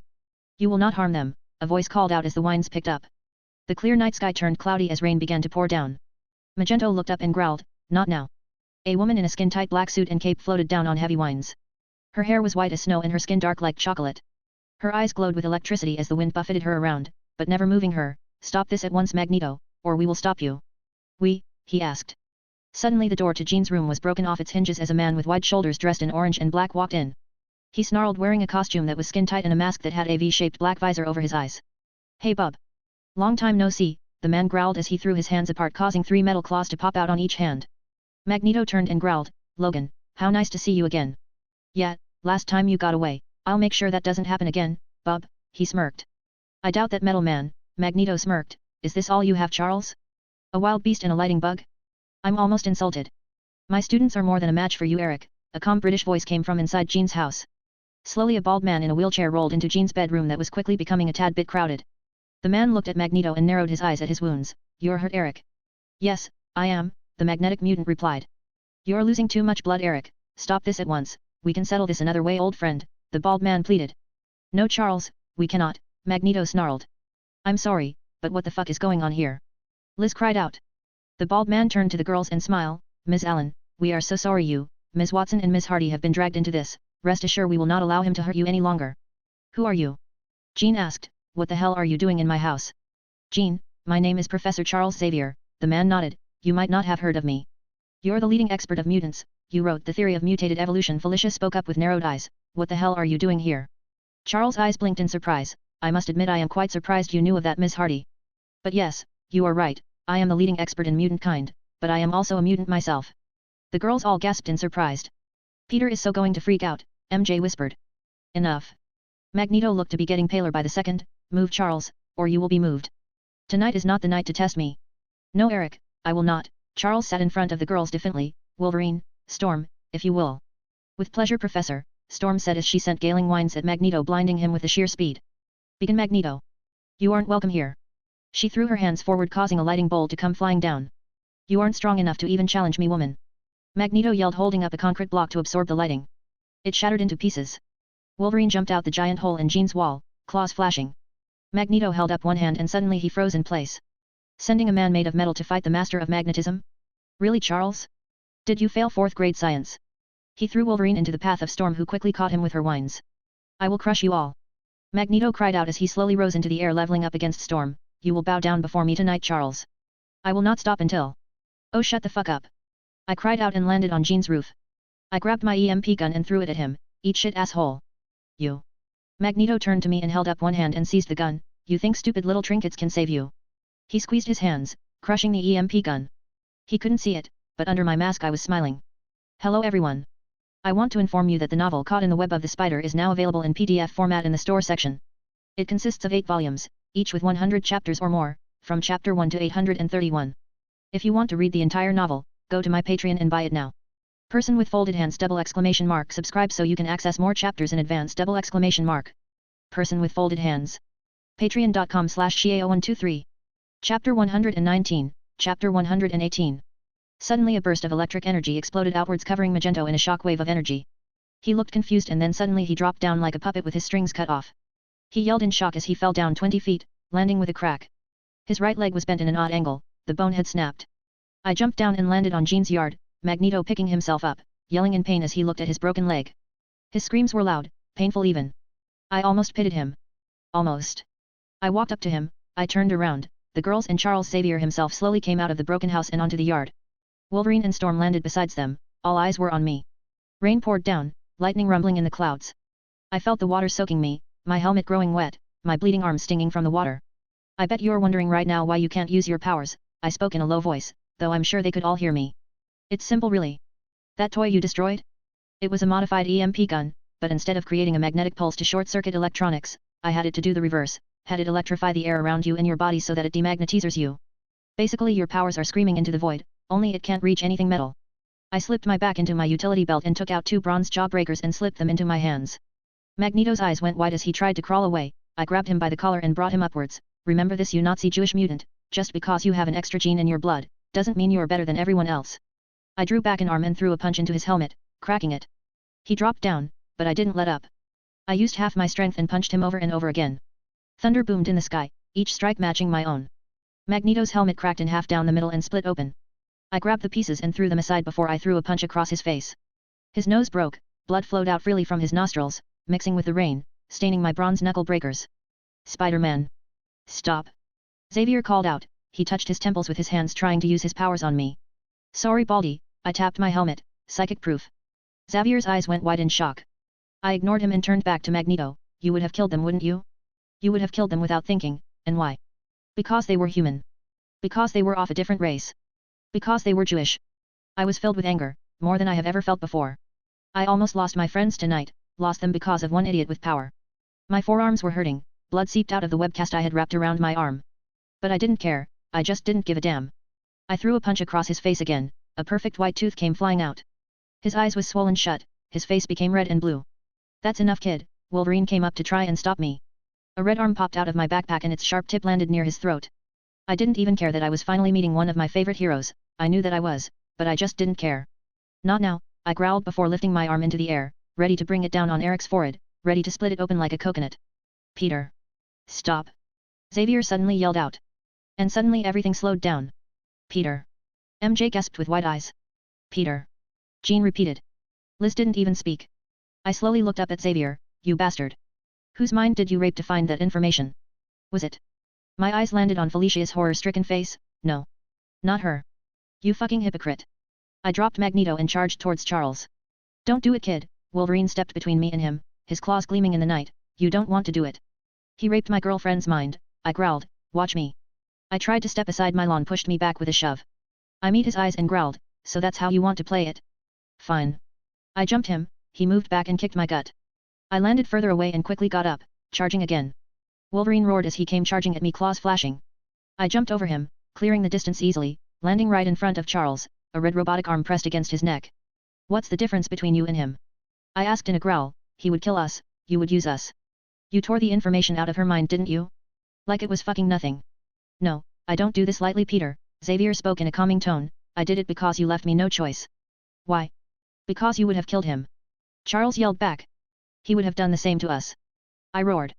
"Taking the life of another isn't justice," Charles argued. I paused, the words echoed in my head. He was right. "Maybe, but what you did was unforgivable. You had no right. If you wish, I can remove the memory from." "No. I growled, clothing my hand around his turtleneck. You will never touch their minds ever again. Do you understand me, you fucking bald freak? If I even think you ever manipulated the minds of the people I care about, I don't fucking care what mutant army you built, I will rip your head off your fucking shoulders. You got that? The roar of the thunder in the background was the only sound heard. I let go of him and drew in my arm. I walked past Logan, barely giving him a second glacé. I walked up to Magneto's broken and beaten body. Hello everyone. I want to inform you that the novel Caught in the Web of the Spider is now available in PDF format in the store section. It consists of 8 volumes, each with 100 chapters or more, from chapter 1 to 831. If you want to read the entire novel, go to my Patreon and buy it now. Person with folded hands ! Subscribe so you can access more chapters in advance ! Person with folded hands. Patreon.com/Xiao123. Chapter 120, Chapter 118 Continuation. I want you to remember this, Eric, I spoke. Words said to a different superpowered man came to my head, the context perfect for what I needed to say. In all your days to come, in your most private moments, I want you to remember the human who beat you. With nothing more than an EMP gun and 2 bronze knuckle busters, I defeated the master of magnetism. The human race is not weak, Eric, we won't fall. Fight us, and you will die. You think there's a war coming, and you're right. But it's not between mutants and humans, it's between those who abuse their power, thinking themselves gods, and those who understand the value of their gifts. Like it or not, you are the former, you are everything that is wrong with mutant kind, because you see, there is no human and mutant race, there is no difference. There is just us, we are all we have. Accept this, or the next time we meet, I will not spare you. I turned around, I said what I wanted to say. I looked to the girls. They looked scared, MJ, Liz and Jean all looked so scared. But Felicia didn't give a damn. She ran up to me and threw her arms around me. I was worried. I'm fine, kitten. I put away the bronze knuckle busters and slowly wrapped my arms around her. I told you, didn't I? I would never let anyone hurt you. Ever. Peter. MJ asked as she stepped up, is that really you? I sighed as I broke the hug. I sent a glare at Xavier before turning to the girls. I tapped my helmet, the front face slid up revealing my tired face. I gave a soft smile, hey, I'm glad you're safe. Chapter 119, Silver and Red. We sat in Jean's living room. The girls were on the couch, fidgeting nervously with tinfoil hats on their heads. It wasn't the best solution against Xavier's powers, but it was all I could do in the short time. Logan and Storm were standing on either side of Xavier with Eric unconscious besides him, tied up with my strongest webbing, and me, sitting on a lounger looking at my phone. What are you doing? Logan asked. I'm calling S.H.I.E.L.D., I replied, motioning to Eric. They'll prepare a cage for him. I don't think that would be wise, Charles spoke up.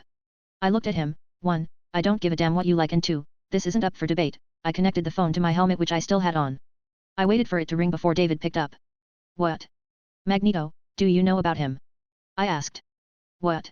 Why? Peter, don't do something stupid. What's going on?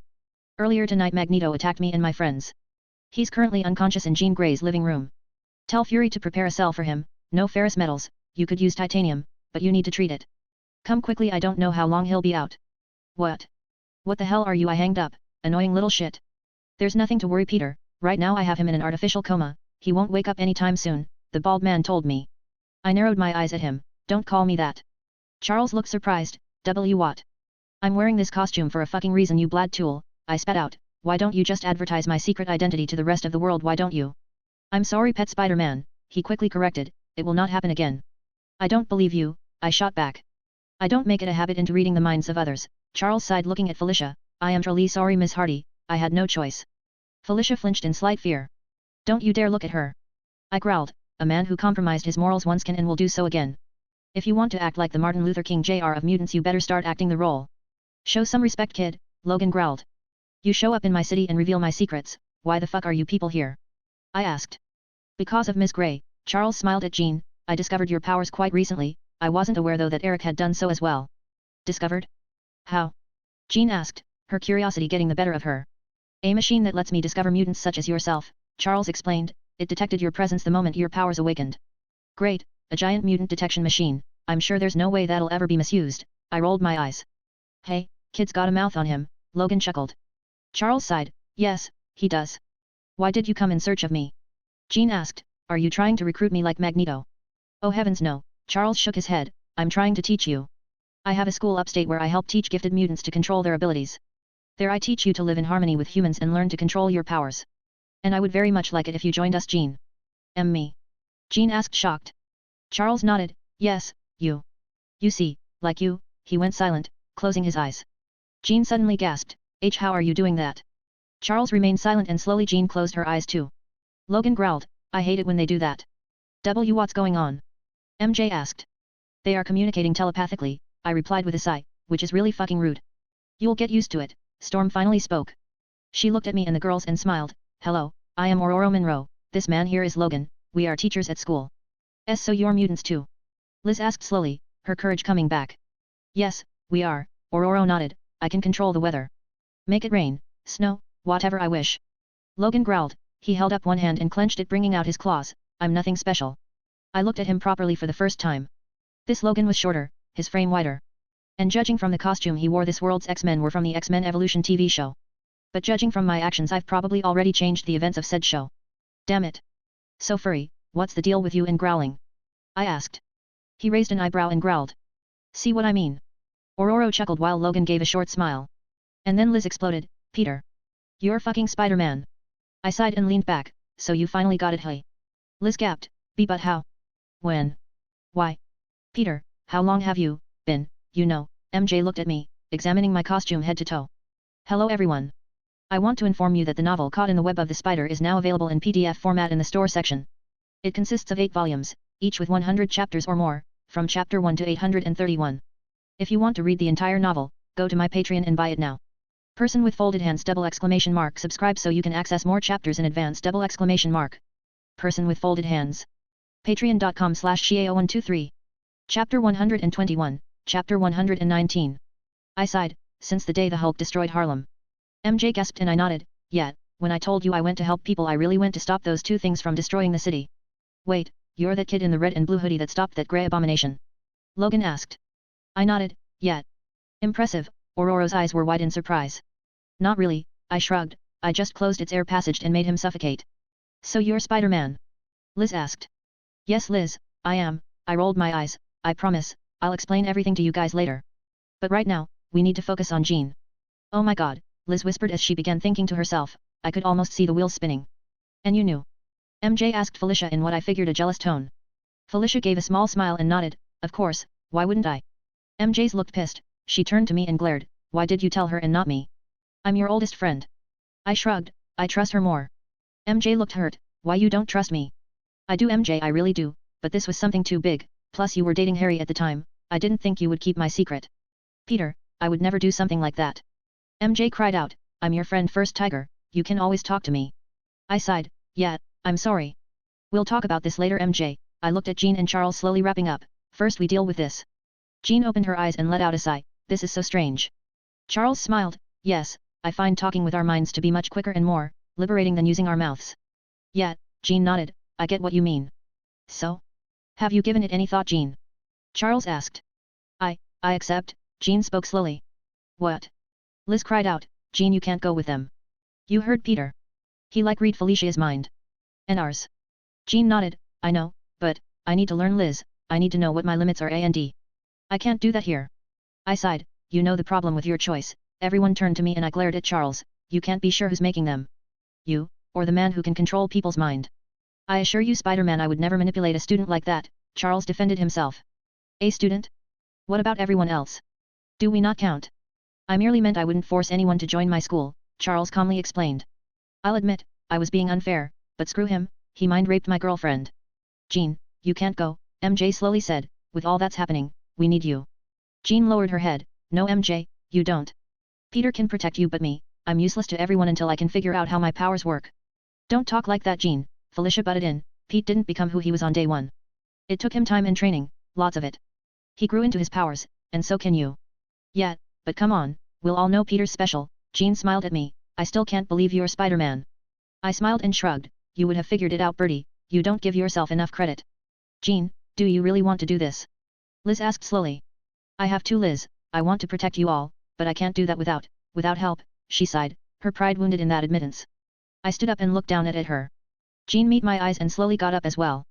We stood facing each other, if you go with them you're going to get into a lot of trouble. I can handle it. I grinned, I bet. But, when you're off, growing into a powerful mutant and all that I want you to remember what you learned from us. That humans won't always be cruel, that sometimes they can be kind as well. Don't ever forget that Jean. Jean slowly nodded, I won't, I promise. This so isn't fair. Liz cried out as she hugged Jean, we literally just started hanging out and you're already leaving. I'm sorry Liz, I wish I had more time, Jean sighed as she held her friend, slowly crying out small tears. Slowly the others got up and hugged Jean as well, whispering how much they would miss her. Soon S.H.I.E.L.D. came and took Magneto away. Charles, Logan, and Aurora left after that, Charles promising to come and talk to Jean's parents about the change first thing in the morning. The next day was a Sunday. Charles had convinced Jean's parents to send her to his school. I had Jean make sure her parents weren't being mind-controlled, just in case. So now she had to pack all her stuff, and the girls and I volunteered to help. I walked up to her home in normal civilian clothing and whistled at the sight of her wrecked home. I didn't realize it last night but Magneto really did a number on it. Her room was now exposed out into the air. I could see MJ, Liz, and Felicia inside, helping Jean pack up. Hello everyone. I want to inform you that the novel Caught in the Web of the Spider is now available in PDF format in the store section. It consists of 8 volumes, each with 100 chapters or more, from chapter 1 to 831. If you want to read the entire novel, go to my Patreon and buy it now. Person with folded hands ! Subscribe so you can access more chapters in advance ! Person with folded hands. Patreon.com/Xiao123. Chapter 122, Chapter 120. Hello girls, I walked up to them with a smile, working hard I see. Hey Tiger, Felicia smiled as she gave me a quick peck on the cheek. She held up my hands and sighed at the cast around them. What did the doctor say? It will take a few weeks to recover, I smiled, meaning I'll be okay this time tomorrow. So, is that like one of your powers? Liz asked in a quiet whisper. I nodded, yeah, my body recovers fast. But maybe we should hold off on that discussion until we get somewhere a little more. I looked at the missing fourth wall, private. Yeah, maybe, MJ agreed. With my help we had the packing done by lunchtime, when Jean suggested we go out for lunch. She told her parents it was a last meal with friends sort of deal and they quickly agreed. We went to an Italian place a few blocks over and found ourselves a quiet booth in the back, some place I knew we wouldn't be overheard. How did you explain the missing wall to your parents? MJ asked. Professor Xavier told them their foundation was broken. Jean shrugged, they didn't really believe him, but they don't really know what else to think. I think my dad's going to hire someone to figure it out though. MJ nodded, cool, by the way what happened to the crazy magnet guy? S.H.I.E.L.D. has him in lockup, I told them. As of last night he was taken into a black site and locked in with the keys thrown away. We won't be hearing from him anytime soon. Okay, can we finally talk about this now? Liz asked, her patience is finally running out. You're Spider-Man. Quietly. I hissed, looking around, thank God no one overheard that. Yes Liz, I'm Spider-Man, happy. How? She asked. I sighed, remember that field trip we took? The time I got bit by that spider. Yeah, she drawled out her answer. It altered my genetic code, gave me spider powers. I became faster, stronger and could cling on walls. Hence, Spider-Man. There, happy. But how? It was just a spider, right? MJ asked in surprise. No, it was a genetically altered spider that was radiated. I didn't mention the fact my blood could also adapt in different ways, too much information and all that. What about the webs? Jean asked. Artificial, I shrugged, I designed them myself at home. You did that? MJ asked before rolling her eyes. Of course you did, why do I even bother asking? And so I spent the rest of the afternoon and better part of the evening explaining what I did and why I did it. I didn't tell them everything, things like my research into my own blood or S.H.I.E.L.D. training me. So wait, you found a way to reverse engineer the Iron Man suit? Liz asked in shock as we walked through a local park. I chuckled, not all of it, no, just the arc reactor and the repulsor beams. It's fascinating really, really top-notch stuff. Wow, Jean said, so like, do you know other heroes? I shrugged, not really. The ones I know are the Fantastic Four. Wait, do they know about your other job? MJ phrased the wording very carefully. Yeah, the first fight with Doom I got knocked out, they took care of me and they found out. But they were totally cool about it, Johnny especially, he was so excited he got a buddy to play superhero with. Oh my god, this is so freaking weird. Liz yelled out, Felicia chuckled and Liz narrowed her eyes on her, and don't you dare laugh. How long have you known? Felicia rolled her eyes, since December. December, MJ repeated slowly, almost half a year? And you, how did you keep it a secret for so long? Felicia smiled, wrapped her arms around mine, he's my tiger, how could I ever betray him? I smirked, oh kitten, just for that, you are so getting some tonight. Oh no, no, you two aren't doing anything tonight. Liz quickly announced, tonight is Jean's last day in New York so we are spending the time together. I looked at Felicia who shrugged. I nodded, alright, fair enough. Any idea? Liz grinned, yeah, party time. That night. This is not what I meant. Liz cried out as we all sat in MJ's room. Anna was visiting MJ's parents for the weekend, so we had the place all to ourselves. So we did what people would normally do to have fun, play Monopoly. I was the race car, obviously, and right now MJ was winning. I don't like clubs, MJ replied. And I don't want to spend the entire night trying to scare bitches from stealing my man, Felicia shrugged. Same, I replied. Yeah well sorry, but I'm not used to large crowds just yet. Jean winced, too loud. Thought still giving you trouble? I asked. Yeah, it's difficult. I try to keep them out like you taught me, but sometimes a few come through. I shrugged. Well, relax, I'm sure Baldy will be more than happy to help you. You still don't care for him, hey? Jean asked. I nodded, obviously. He violated their personal privacy, Jean. How would you like it if someone read your thoughts and took out a secret you have been holding on? Like, what if you were gay, didn't realize it, but then Baldy just announced it to everyone? Well, she's definitely not gay, Liz mumbled as she sipped from her bottle of beer. It was the only alcohol we got for the night. I figured a few bottles couldn't be that bad, right? Peter's right though, MJ nodded. Be careful, Jean, I don't trust him. Jean nodded. Yeah, I will. Oh, and don't go all philosophical on us, Felicia snorted. That's something we don't need. I'll drink to that. I raised my bottle, to Jean Grey, mutant extraordinaire and awesome friend. To Jean, the others raised a glass. Jean blushed. Thanks you guys, you're the best. We chuckled drinking the warm liquid. I'll admit, this isn't the first drink I ever had, but it is the first drink Peter's body ever consumed, and I didn't realize that. So when I chugged it down, expecting it to go smoothly, I was mistaken.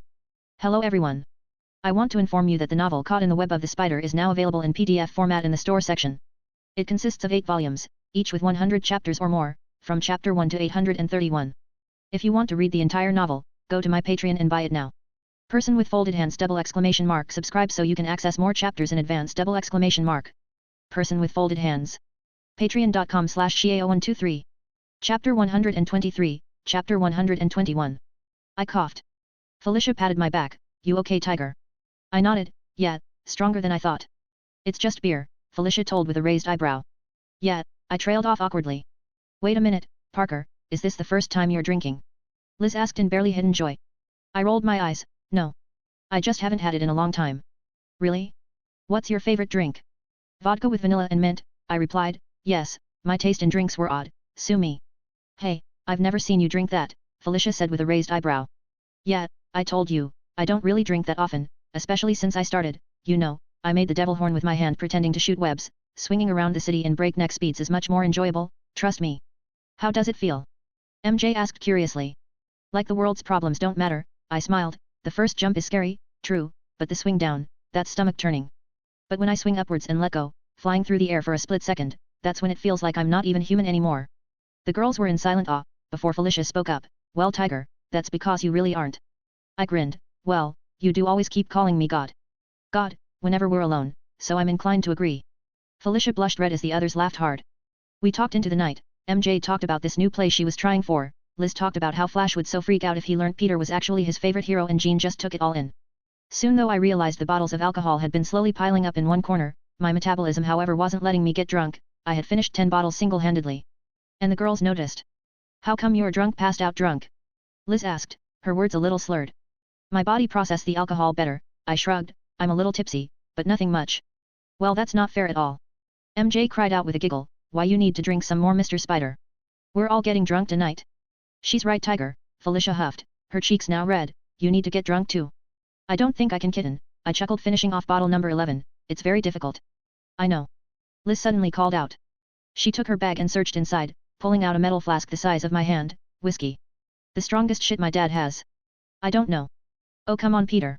Where's your sense of adventure? Jean cried out. I'm leaving tomorrow, damn it. I demand the chance to watch you make a fool of yourself. Come on, Tiger. Felicia kissed my cheek. Live a little. I looked at them and sighed. Fine, fine, I'll do it. Shush, you girls are impossible. Says the guy who can crawl up the side of a building, MJ huffed. I took the flask and sniffed it, the scent of liquor rolling off of it. I shrugged and took a sip, the smooth burning sensation rushing down my throat.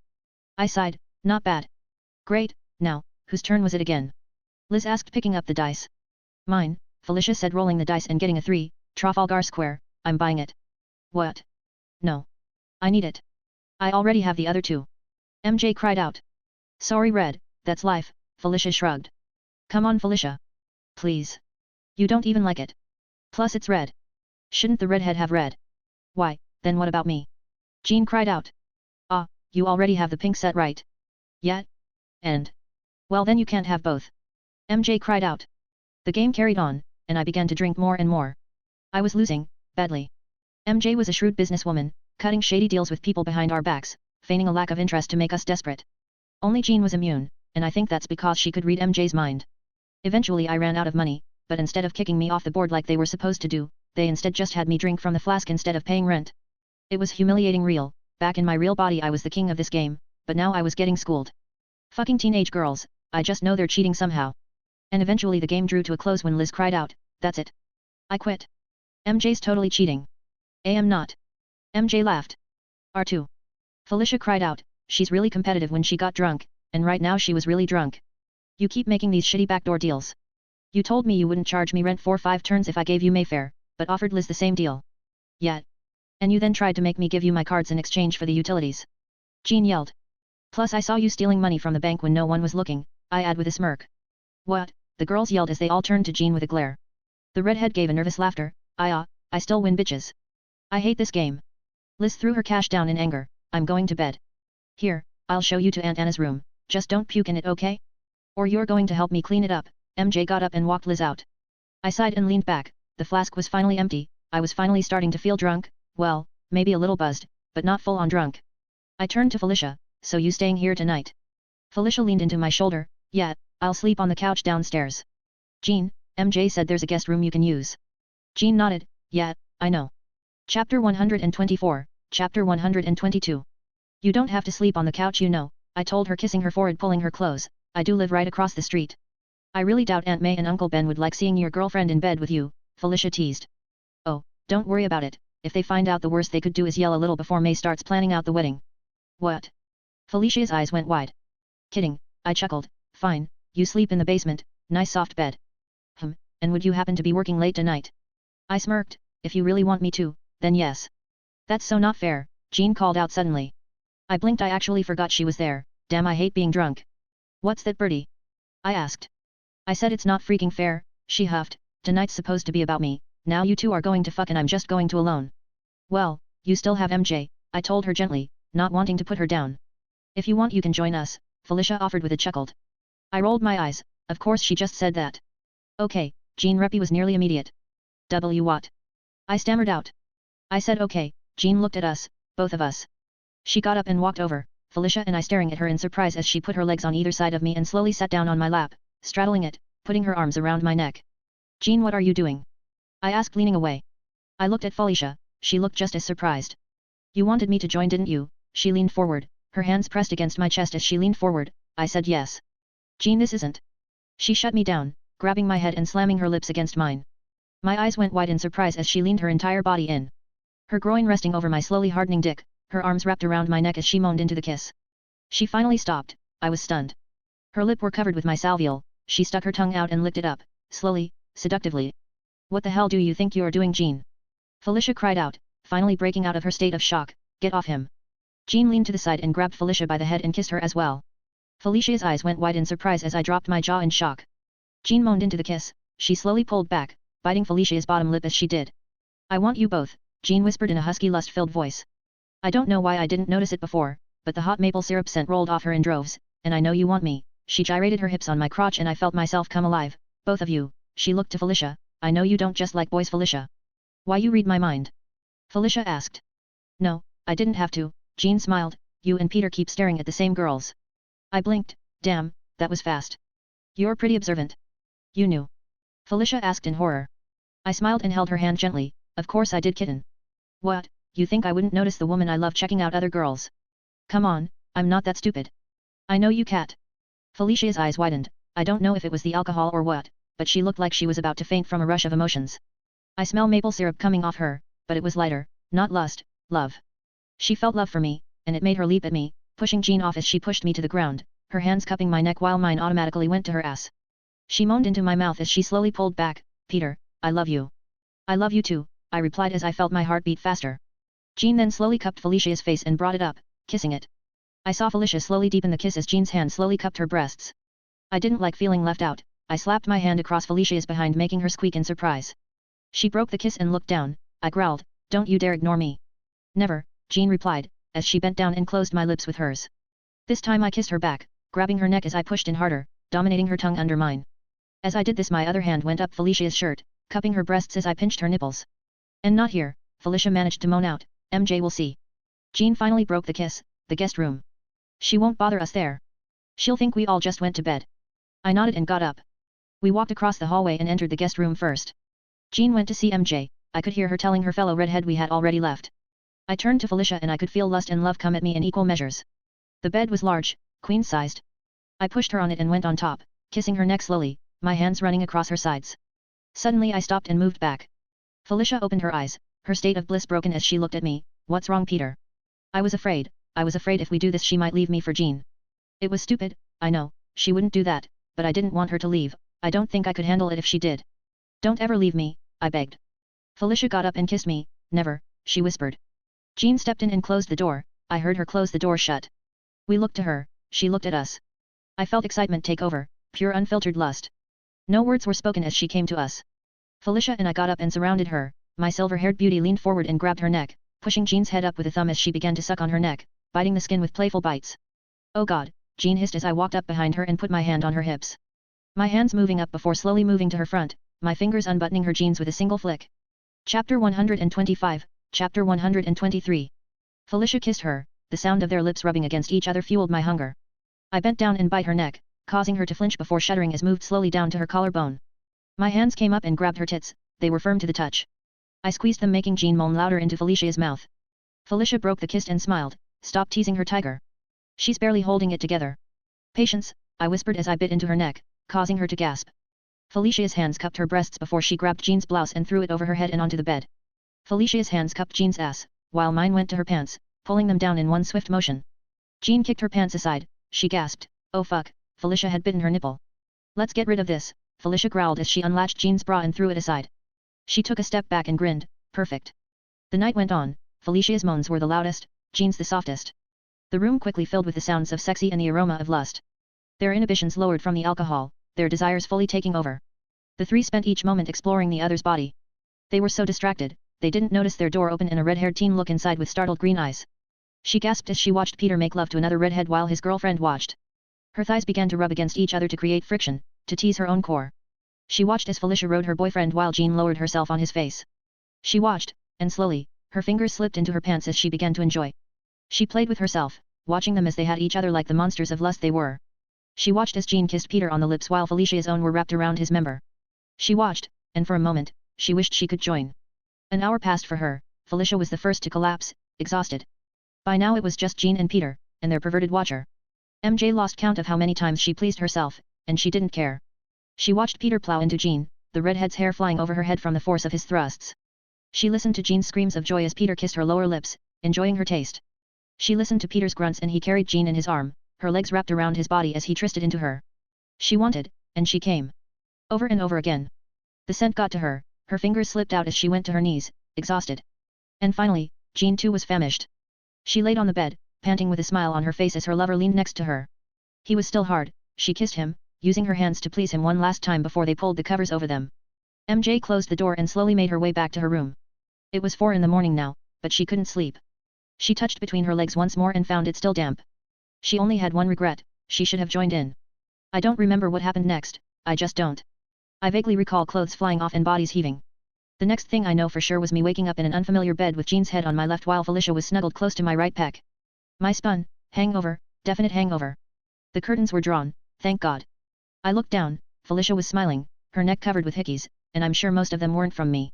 Morning, Jean moaned as she put her arm around me and Felicia, pulling closer before she opened her eyes revealing those amazing green emerald eyes. Do you remember last night?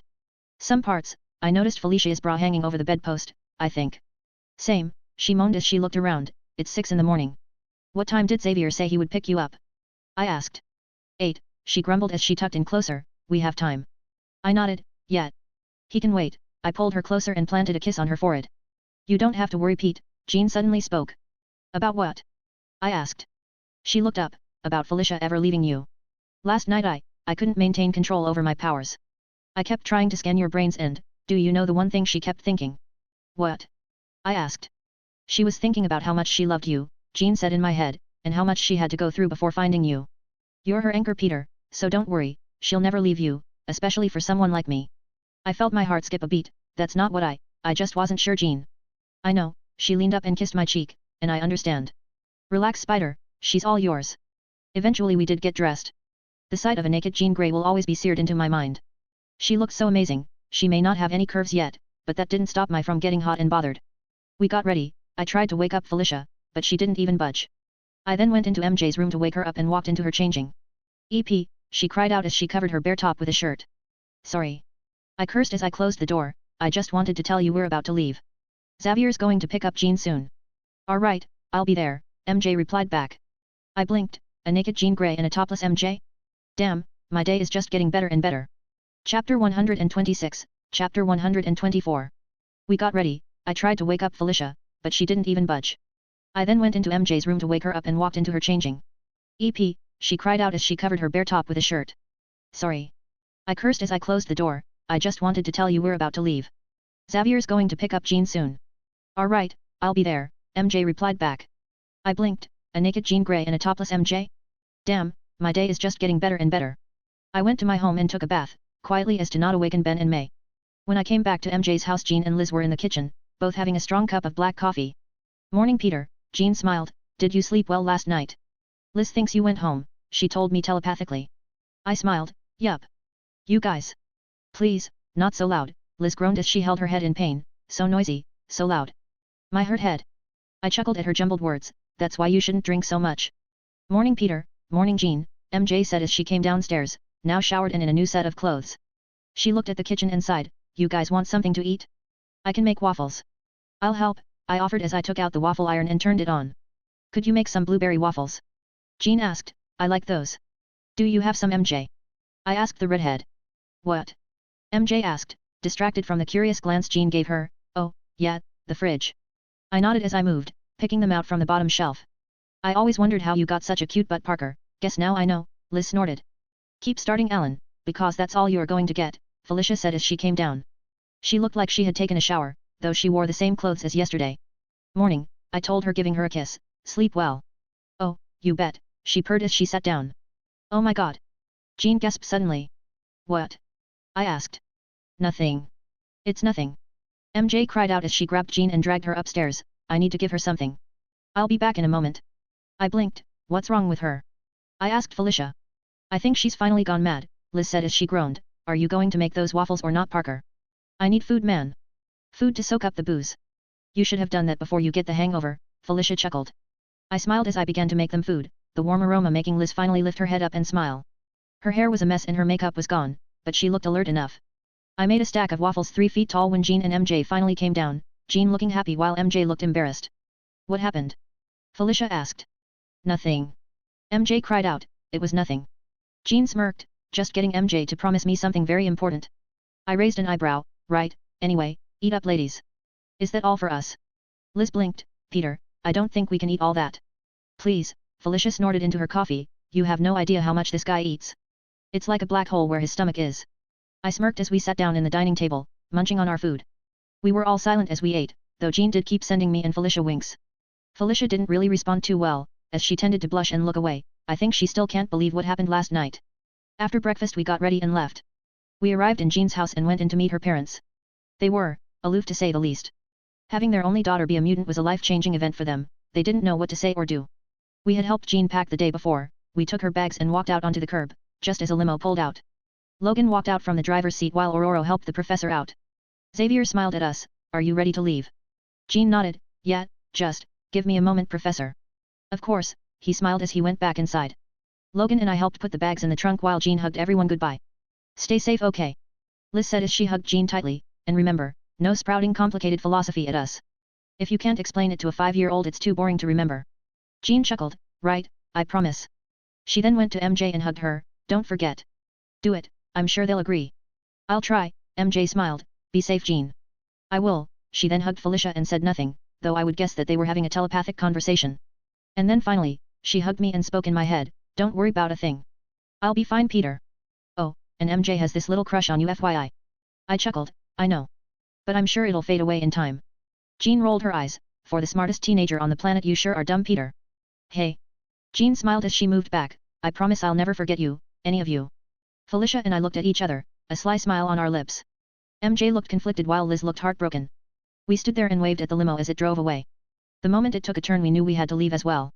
Felicia and Liz took a cab home while MJ and I just walked. It wasn't that far, and I didn't feel like going home just yet. So what did you and Jean talk about? I asked MJ. She wanted me to try and do something stupid, she shrugged, it's not important. I blinked, right, I'm going to miss her. Yeah, me too. I really hope she doesn't become an evil cosmic entity that kills people for fun. What? Inside joke, I smirked as we continued walking back home, MJ sending me the occasional side glance. Chapter 127, Chapter 125, Avengers I. The month of May went by without issue. The girls and I missed Jean, a lot, but she texted when she could and according to her she was happy enough. She mentioned a guy named Scott was already there in the school and they quickly became friends. I of course knew they would eventually be much more than that, but I kept that to myself. Felicia and I did talk about that night with Jean. We agreed there was a lot of alcohol involved and we shouldn't ever do it again. I admit I was a little disappointed to hear that last bit, but I understood, if she even suggested a threesome with some other guy I would be pissed, so I won't act like a hypocrite. We did also talk about her bisexuality, for some reason she thought I would freak out, but I didn't.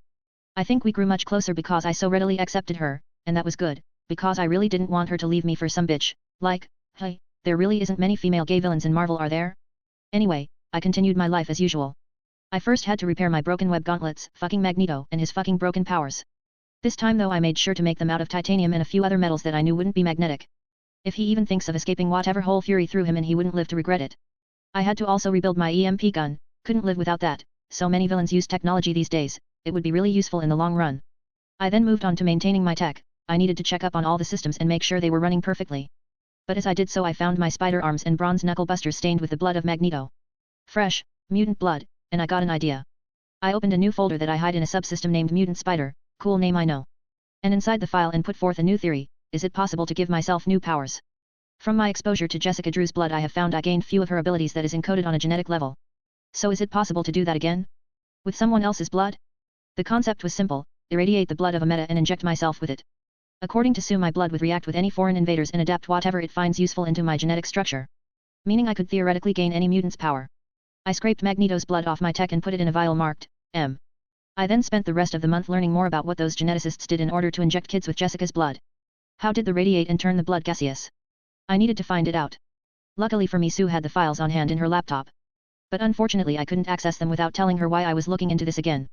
It was a dead end, for now. So other than that life was going pretty well for me. School had finally gotten over with. Needless to say I aced all my exams without an issue. And thanks to my endless tutoring, so did Felicia and MJ.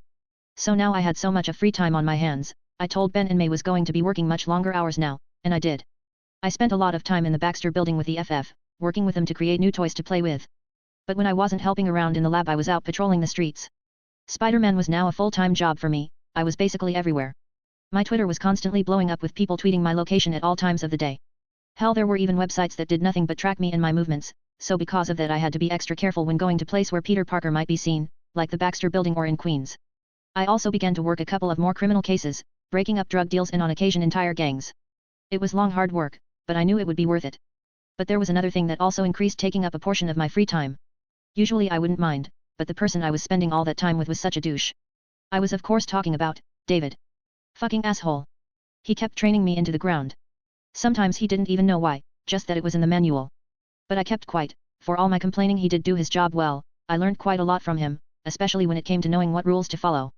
And right now I was in the training mat doing my best not to lose my temper at this moron. What's the matter Parker? Can't cut it out in the big leagues. David swung a kick at my head that I lazily dodged. Oh yeah, you're the big leagues David, I rolled my eyes. You know if you spent as much time on training as you do yapping away then you might just make a half-decent superhero. And if you took your head out of your ass you might just make a decent man, I smiled as I threw a punch that connected with his shoulder, sending him back a few steps. Not bad, kid, he spat out. Thanks, douche. That mouth on you, do you kiss your girlfriend with that mouth? Yeah, and your mother. Why you little he charged forward, I simply grabbed one arm and threw him over my head into the mat. I put a foot down on his torso and smiled, I win. You won the moment Agent David made this a fight of words rather than fists, a familiar voice called out. Standing on the frame of the door was a very tired-looking Nick Fury. He looked at me and nodded, I find this one has a mouth on him that rivals Wilson. You can tell me that again, David groaned as I stepped back and helped him up. David saluted Fury, sir. Chapter 128, Chapter 126. Fury saluted back, at ease, he turned to me and noticed my casual stance, don't you know you're supposed to salute a senior? Oh come on Fury, you ain't that old, maybe 40, or 50, but definitely not a senior, I smirked. You are so annoying, David growled. Thanks. Fury smirked for a moment before it fell from his face. He turned to David, I need the room for a moment. Yes sir, the man nodded and quickly walked out leaving me and Fury alone. Fury brought out a file and handed it me, do you remember why I brought you on in the first place? I nodded, the Avengers Initiative. I'm assuming I'm being called in. I opened the folder and found detailed information about all my future teammates. Iron Man, Captain America, and Hulk. There were a few missing, but I suppose S.H.I.E.L.D. never did actually account for Thor or even their own agents joining, did they? I whistled. Damn, these are some heavy hitter. You sure Stark's ego can handle working in a team? Are you really one to question anyone's team skills? True, but still. If push comes to shove, Cap and I will get along great. Stark on the other hand, he's a wild card. Agreed, but time is running out. What about the FF? I asked curiously. I know Reed and Sue aren't a fan, but Johnny should be up for this. We assessed him. His sister was insistent he wasn't going to be used as a S.H.I.E.L.D. asset. Fury looked nervous. Guess he finally figured out just how dangerous Sue Storm was. And Ben? Nick sighed. He flat out refused. He said he already had a team, didn't want to be used by the government. He motioned for me to turn to the last few pages and I did. It showed the Tesseract and Fury continued. It's called the Tesseract, a source of unlimited power. S.H.I.E.L.D. was hoping would end our energy crisis once and for all. And last night it was stolen. And so it begins. 2 hours later. After Fury briefed me, I quickly got ready. I told Ben and May I was going to be in the lab for a few days. An experiment Reed was conducting really took a lot out of me. And to the FF I just told them the truth. S.H.I.E.L.D. had another mission for Spider-Man. David was the one who had picked me up on a private S.H.I.E.L.D. jet, which he landed on a skyscraper in Queens. I got in and sat in the back as the plane took off flying into international waters. I sat there fully armored up. I couldn't make any major changes to the costume, so I just stuck with the basics. I looked at my helmet and a question popped into my head. David, does everyone know my secret identity? I asked. What? The agent asked. Does everyone in S.H.I.E.L.D. know who I really am? No, only a few select members are privy to that information. Agent Romanoff, Director Fury, and me. What about the other Avengers? No, your identity has not been revealed in any of their briefing. As far as they know, you're just an extremely valuable asset. Good, I put on my helmet and snapped it in place. I then activated the voice modifier in the helmet, distorting my voice several octaves deeper, because I'm really not looking forward to hearing them make an issue out of my age. Voice modulator, he asked. Don't want people taking guesses now, do we? Yeah, that's the idea, he replied. I got up and walked to the cockpit. I looked outside and saw the helicarrier approaching off in the distance. I whistled. Damn, that's big. David, do you think I'm ready? No, I rolled my eyes, but I don't think anyone's ready for this. I nodded. Then let's hope we end up getting Fury giant battery back.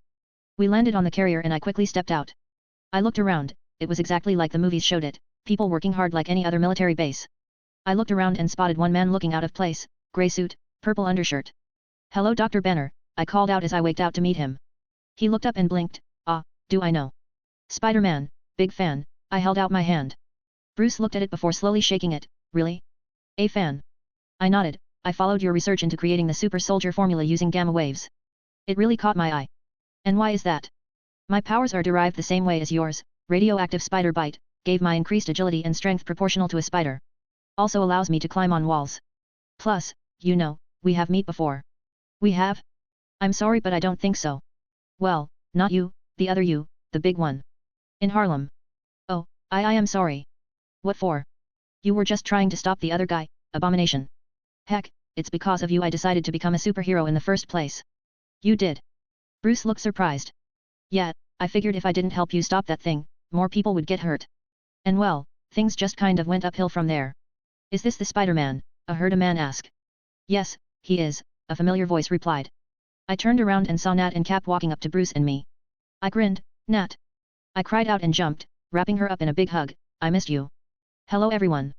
I want to inform you that the novel Caught in the Web of the Spider is now available in PDF format in the store section.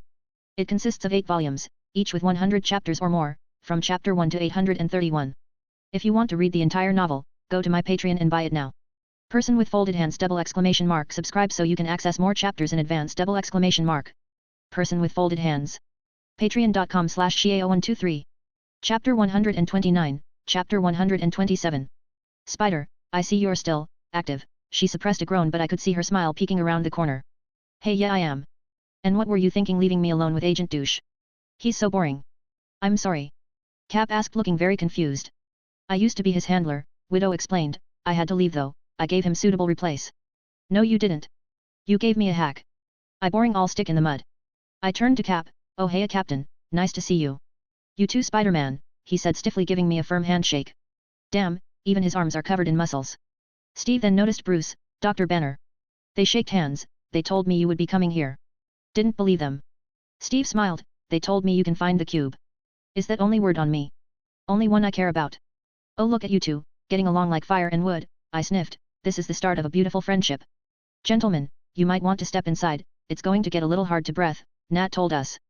We looked around and saw the carrier start to rumble, people coming out with air masks on and pinning the plants to the tarmac. Is this a submarine? Cap asked. Really? They want me in a pressurized metal container. Bruce smirked. Wrong direction guys, I grinned as the two men walked towards the EGD and witnessed the helicarrier engines come alive as slowly the turbines started to churn the ocean, lifting it upwards, sending gales of wind at them. Oh no, this is much worse, Bruce commented. We walked inside, Nat guiding the way. I looked around, so many people walked by, it was hard to imagine each was a trained killing machine. We slowly entered the main chamber and saw the people working tirelessly at terminals with Fury standing on the deck behind the command terminal. We're ready sir, a woman called out from down in the terminal's trenches. Good, let's vanish, Fury nodded. I saw a computer showing the ship's system, slowly it began to reflect the sky above it, camouflaging the whole ship. Steve walked up to Fury and took out $10 handing it to him. Fury grinned, he walked to Bruce, Dr. Banner, thank you for coming. Thank you for asking nicely, Bruce replied, so how long am I staying? Once we get the Tesseract back, you're in the clear. And where are you with that? Fury pointed at an agent, I immediately recognized him as Phil Coulson. We're seeping every wirelessly accessible camera on the planet. If it's connected to a satellite, it's eyes and ears for us. We still won't find them in time, Nat spoke looking at a screen with Clint's face on it. You need to narrow your field, how many spectrometers do you have? Bruce asked as he and Fury quickly began to seep into the details of what needed to be done. I must have watched the Avenger movie 100 times now, I knew every dialogue and every plot line in it. And I also knew how I could change it. This was too big of an event though, I couldn't afford to change too much, the world needs the Avengers, meaning the Chitauri have to invade and we have to stop it. Sigh, I fucking hate not doing anything. Nat walked out with Bruce to show him his lab, leaving me and Steve with Fury. Fury turned to me, you ready for this? I nodded, yup. Anything you can tell me about Loki? Wasn't it in the file? Fury asked. It was, yes, but I want to know what you think. You meet him, briefly. What type of man was he? Fury thought for a moment before replying, arrogant as hell. I chuckled, aren't they always? S.H.I.E.L.D. managed to eventually track him down to somewhere in Germany, I knew what was coming. Capt, Nat and I got into a sonic jet and took at full speed, we would be there in 10 minutes. I looked at Captain, he wore that stupid looking plain blue suit, the only thing in the Avengers movie I hated. Hey Captain, I don't want to be a buzzkill but, are you seriously going to wear that?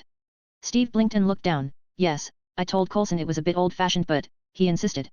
Seriously Nat? You let them get away with making him look like an American flag. I scoffed. I think he looks good, Nat gave a small smirk. You really don't like it? Steve asked surprised. I shrugged, it's just, a little plain to me. Like if we added in some details, may ever make it more streamlined, have you thought about using electromagnets to use your shield? Would be really easy to bring your shield back when you throw it. Steve blinked, I sighed, sorry, I forgot you weren't that tech savvy. P.S. when you get the time, you should totally watch this movie called Star Wars, it will blow your freaking mind man. Steve looked both amused and lost, while Nat just smiled. We reached German airspace quickly and drew up on the museum Loki was last seen entering. We looked down and saw him standing like a ruler over a crowd of people. Hello everyone. I want to inform you that the novel Caught in the Web of the Spider is now available in PDF format in the store section. It consists of 8 volumes, each with 100 chapters or more, from chapter 1 to 831. If you want to read the entire novel, go to my Patreon and buy it now. Person with folded hands ! Subscribe so you can access more chapters in advance ! Person with folded hands. Patreon.com/Shio123. Chapter 130, Chapter 128. Let's go. Captain America yelled out as he opened the ship's hangar door and jumped out. Bring up the rear Natasha. I yelled as I jumped out, following the captain. Steve landed in front of Loki's energy blast, reflecting the blast back into Loki. I landed on a lamppost and watched as Steve stood up protectively, Loki slowly getting back on his feet. I took out my phone and began recording this shit was going to be fucking history. You know, the last time I was in Germany and saw a man standing above everybody else, we ended up disagreeing, Steve smiled. The soldier, the man out of time, Loki chuckled. I'm not the man out of time, Steve motioned over his shoulder. Nat brought the plane back around and leveled its machine guns at Loki. Loki, drop the weapon and stand down. Loki rolled his eyes and thrusted the spear forward, sending a blast of energy that Natish quickly dodged. Cap then charged forward, throwing his shield at Loki. I stuck my phone to the lamppost and kept recording, time to earn my living. Loki struck Cap, who blocked the strike easily. Just then the Asgardian swiped his spear upwards sending Steve flying back. Yo-ho! I cried out. Loki turned to me and his eyes went wide as I went feet first into his gut, bouncing off his body and land away. Loki tried to get back on his feet but a few quickly shots of my strongest webbing kept him pinned down to the floor. He growled, what are you? I shrugged, haven't you heard? I'm Spider-Man, and just then my Spidey senses went off like an alarm. I ducked to the side just as Loki's spear somehow was thrust right where I was standing. I turned around to find Loki behind me, looking surprised. I leaped into combat, dodging his spear, landing a punch across his face.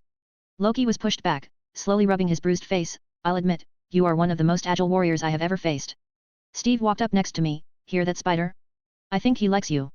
Aw shucks, sorry horns, but I'm more into women. I shoot out 2 web grenade cartridges at him. Enough of this. Loki cried out, blasting my webbing into bust. He sent a blast at me and Cap. We leaped to the side, easily avoiding it.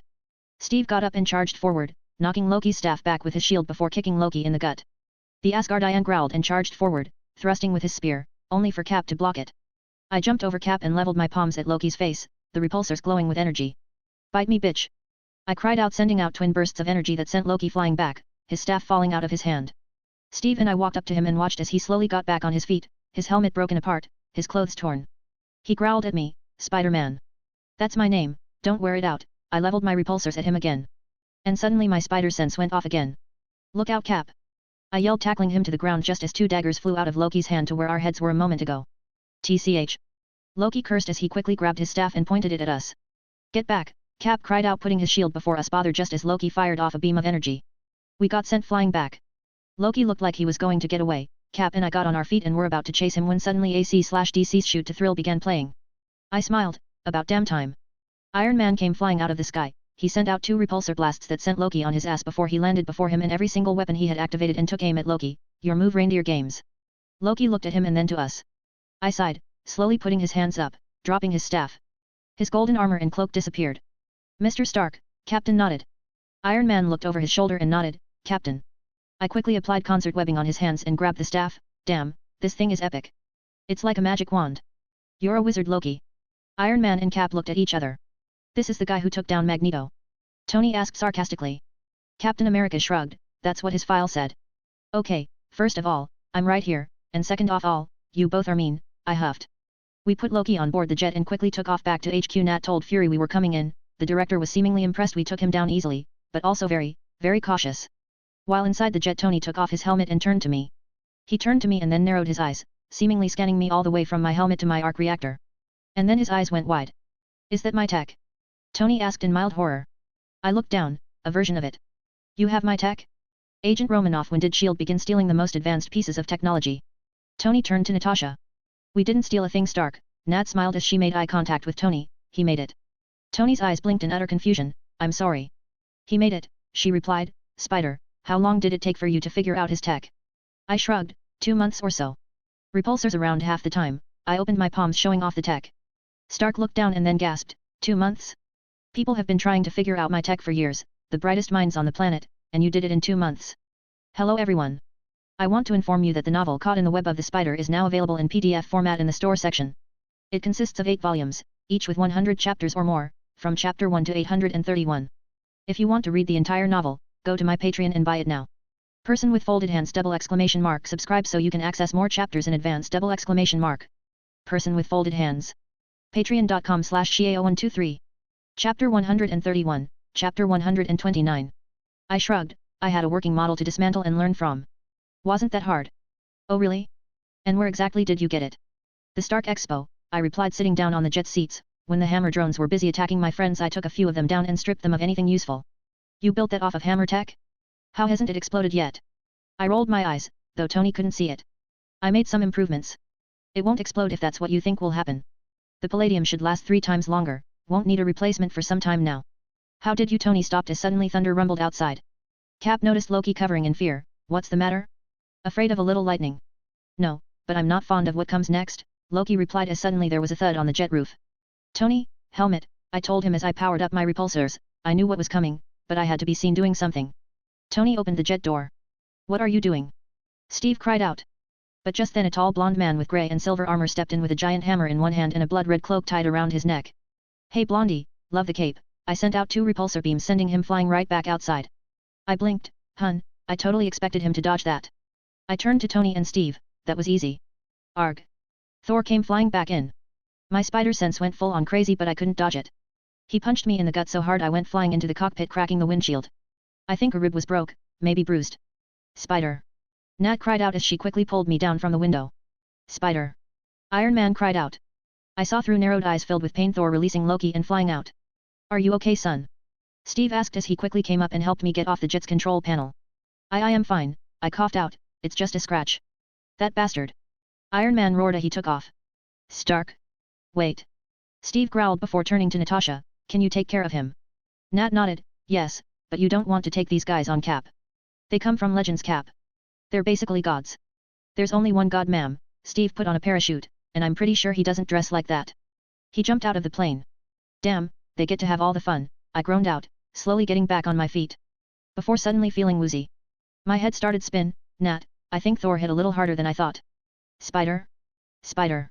I fell forwards and fell unconscious. Nat crying out my name was the last thing I heard. Some time later. I woke up in a hospital bed with my helmet removed and my costume opened up to reveal a bandaged chest. I groaned and got up. How long was I out? Careful, Peter, I heard someone call out. I looked and saw a beaten and bruised Natasha sitting between my bed and another's, this one with an unconscious Hawkeye. I blinked. Oh no, I slept through so much.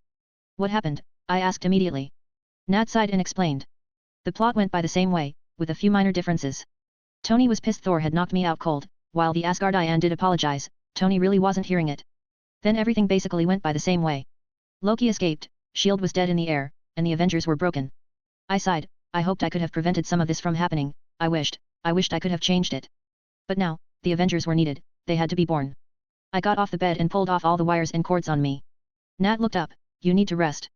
Loki's out there ready to unleash an army. I put on my suit, my glowing black spider webs coming alive. I don't intend to sit around doing nothing. You were attacked by a god, you can rest, Peter, let. Don't you dare fucking finish that sentence, I growled. I'm not some child to be swaddled, Natasha. I may not be a trained killer like you, but I ain't a coward. I put on my mask and walked out. Where are you going? She asked. I looked over my shoulder. Right now there are two very broken men that could potentially save the world. I'm going to kick their asses. Make sure your buddy's all right. I walked away towards the place where I knew Tony and Steve would be. The Hulk's giant prison, that Loki had tricked Thor into. It was empty now. I walked in and saw Tony and Steve looking somber. Well, isn't this just the saddest gathering of old men, I quipped.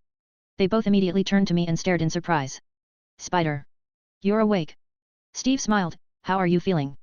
I patted myself, a bit bruised. Thor really packs a punch. He's sorry about that, Steve tried to apologize. Sorry's not going to cut it, Tony growled. I turned, there was blood on the walls. I looked at it, is that where he died? Tony couldn't bring himself to look, he just nodded. Steve sighed, was he married? No, there was a cellist I think, Tony spoke. I'm sorry, he seemed like a good man, Steve replied. He was an idiot. Why? For believing. For taking on Loki alone. He was doing his job. He was out of his league. Tony looked down at the cell hanger and glared, he should have waited. Sometimes there isn't a way out, Tony. Right, forgot that point. Is this the first time you lost a soldier? We are not soldiers. Yes, we are, I called out. They turned to look at me. I looked at them, but we aren't Fury soldiers. No, we fall under a different banner. I knew what had to be done. Tony was too angry, not like in the movie.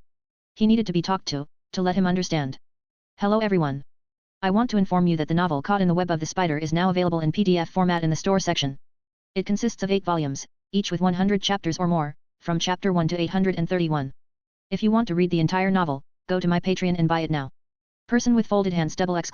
Subscribe so you can access more chapters in advance ! Person with folded hands. Patreon.com/Xiao123.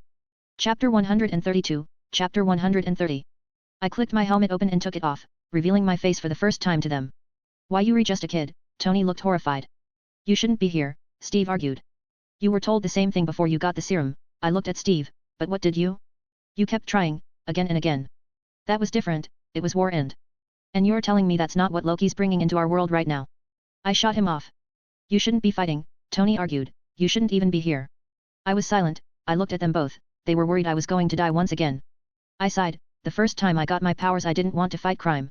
Hell, I wanted nothing to do with them. But, then a friend told me something, that if heroes don't rise, the bad guys won't stop coming.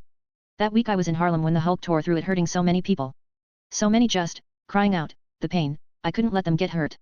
Not when I could stop it.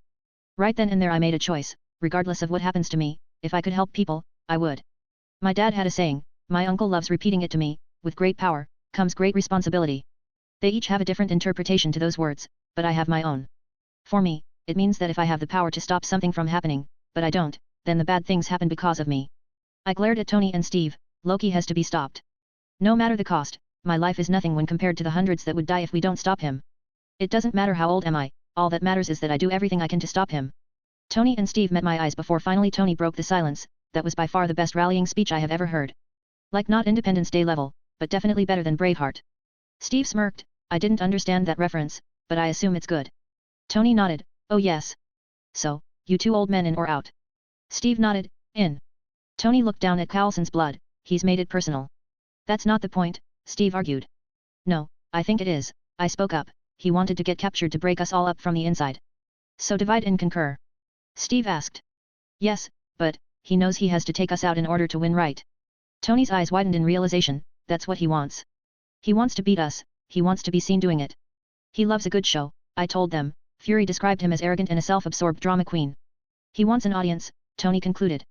We caught his act in Germany, Cap nodded. No, that's just the preview. This is opening night, and Loki's a full-tail drama queen, he wants flowers, he wants parades, he wants monuments built to the sky with his name plastered. Steve's eyes went wide, son of a bitch. We need to move, I put on my mask activating the voice changer. I'll take the suit and be the faster, Tony ran quickly. Don't take him on by yourself, Steve argued. No, if Loki hasn't set the teleporter yet there might still be time for us to stop him, I said in failing hope. Think your suit can take you all the way home, Tony? You bet it can, Tony split off leaving Cap and me alone. We need to get Nat and Hawkeye, I told Steve. Can he be trusted? Let's find out, I brought him to the infirmary. In minutes we were out, the heli carried in a jet piloted by Nat with Clint as her second. As we raced to Manhattan I realized something, the people, they were going to get hurt, so many of them. Maybe I could do something to stop that. I took out my Shield issue phone and opened my Spider-Man Twitter account. Twitter, not a drill, Manhattan going to be hit by crazy supervillain at Stark Tower. Everyone get out now. I sent the message again and again until finally people began to take notice. What are you doing? Nat asked. I just told all my followers to get out of the city. Loki's army is coming, they'll be the ones getting hurt. Smart move, Steve nodded. Yeah, unfortunately people think I'm joking, I grumbled. Damn, the amazing Spider is such a troll. Leave Manhattan? In the middle of the day? Man, do you even live here? What the hell is so bad that you think we should all leave? Damn morons. I growled, I slowly turned to Cap, wait a minute. Hey Cap, think you can do me a favor? I smiled, bringing the camera up, putting it on video mode, tell them all to get out of the city immediately, that people could actually die if they don't. Steve looked confused but slowly nodded. I made a video of him warning the people to run away and to get out of the city immediately, that this was not a joke. I posted it online, and people went nuts. Dude. That's Captain America. We all need to get gone. Why? What's happening? I replied to as many messages as I could. Steve looked over my shoulder nodding in approval at the way I told them, just enough so that they wouldn't panic, but getting the urgency through. But we wouldn't be enough, I knew that. I dialed Johnny's number, he picked up after 2 rings. Hey Peter, what's up? Johnny, where are you and the others?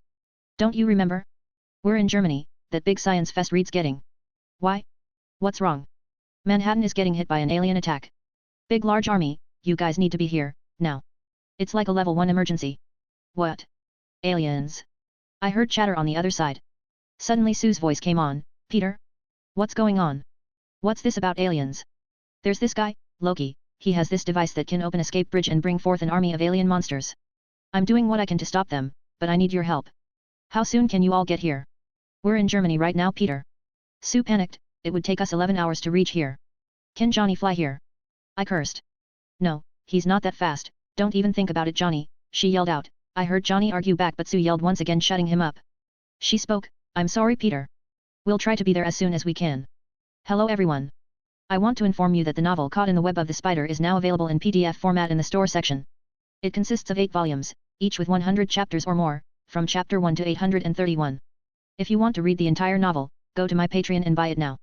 Person with folded hands ! Subscribe so you can access more chapters in advance ! Person with folded hands.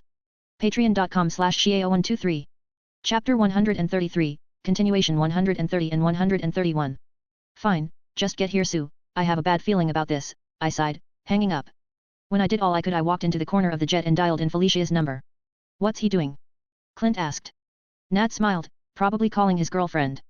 I glared at Nat just as the phone picked up. Hello? Tiger. Kitten, listen, you need to stay out of Manhattan, do you understand? I saw your post on Lint, what's going on, Tiger? It's crazy, Felicia, fucking crazy. I promise I'll tell you everything when I get back, but for now, please just make sure everyone is safe. Peter, Liz. She's in Manhattan right now. What? Why? Her summer job. Felicia, call her right now and tell her to get out. Don't even think about going in to get her, do you understand? Yes, I'll see you soon, she hanged up.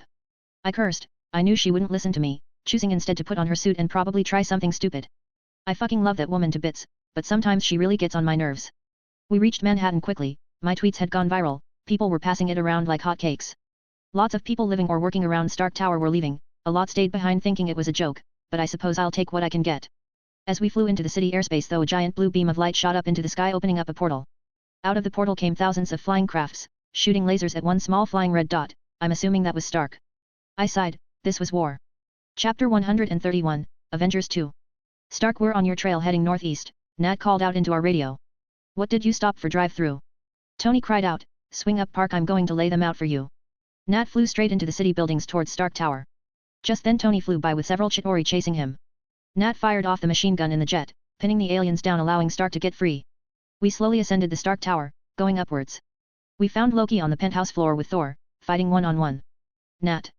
Clint pointed down. I see him, Nat replied moving the jet towards Loki and firing at him. The god of mischief leveled his staff at us and fired. Hold on. I cried out as the jet got hit with a plasma bolt and began to come crashing down. We came down quickly, Cap was holding on to the side, but kept getting battered away. I grabbed him and stuck myself to the wall as we slowly came crashing down.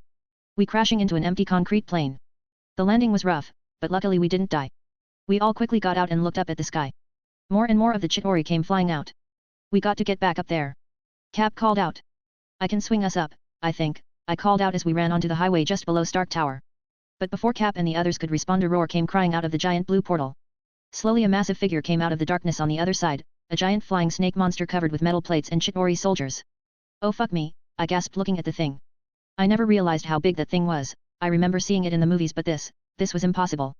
The creature flew over us, the monster deposited on its sides launched out and landed on building walls. The thing was a tank and a transport vehicle all in one.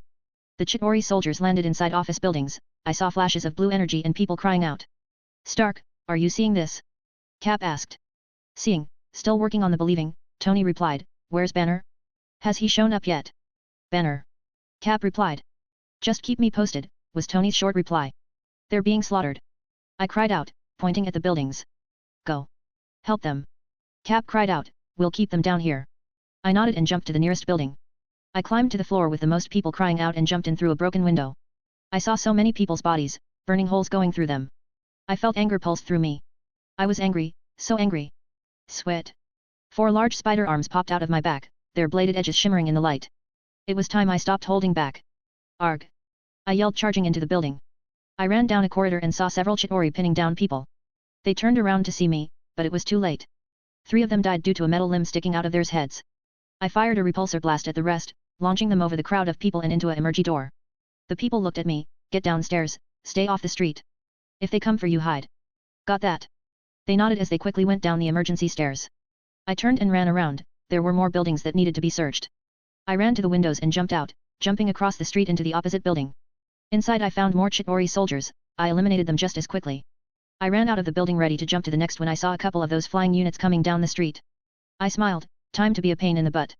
I shot out 2 concrete web lines onto the other building and stretched them to the limits. I waited as the cruisers flew by, 2 of them got clotheslined and flipped over, crashing into the ground. The others stopped before hitting the webs and turned to me. I jumped out and landed on the first one. They aimed their lance weapons at me but I sent out a repulsor blast that threw them both off the cruiser. I then backflipped and landed on another one and piercing into their chests with my spider arms. They fired at me, but ended up destroying their own cruisers as I jumped from flyer to flyer, killing each on, my red arms soaking with their blood. I killed the last one and jumped away from the falling cruiser landing on a building. Even here the Chitauri were there, as they climbed the walls with their sharp claws. I jumped off and landed on, punching him off before running across the building side, knocking them off one by one. I was at the edge of the building and looked around, a small platoon were coming for me. I shot a web line upwards and kicked off, swinging down. The Chitauri leveled their weapons at me and I aimed a repulsor at them, taking them all out as I swung over their ranks. Hello everyone. I want to inform you that the novel Caught in the Web of the Spider is now available in PDF format in the store section. It consists of 8 volumes, each with 100 chapters or more, from chapter 1 to 831. If you want to read the entire novel, go to my Patreon and buy it now. Person with folded hands ! Subscribe so you can access more chapters in advance ! Person with folded hands. Patreon.com/Xiao123. Chapter 134, Chapter 132. I looked down to see Nat and Clint fight off hordes of them. I swung down and landed on top of a soldier, rolling forward and throwing it into a pole before webbing him up tight. I saw several come at me, I leaped into the fight, kicking 2 in the head so hard I heard something snap. They fell down, dead. I punched one in the gut before swinging him in front of me to use as a shield. They fired their blue blasters at me, killing my shield. I threw him aside and sent out a unibeam so powerful it destroyed the remaining 5 Chitauri in seconds. My Spidey senses tingled. I jumped up just as a Chitauri soldier fired at my head. I landed on the ground and was about to blast him with a repulsor blast when an arrow pierced its skull, killing it. I looked back and saw Clint nodding at me. I had it, I replied. A thank you would be nice, he smiled. Just then a Chitauri landed behind him as jumped forward.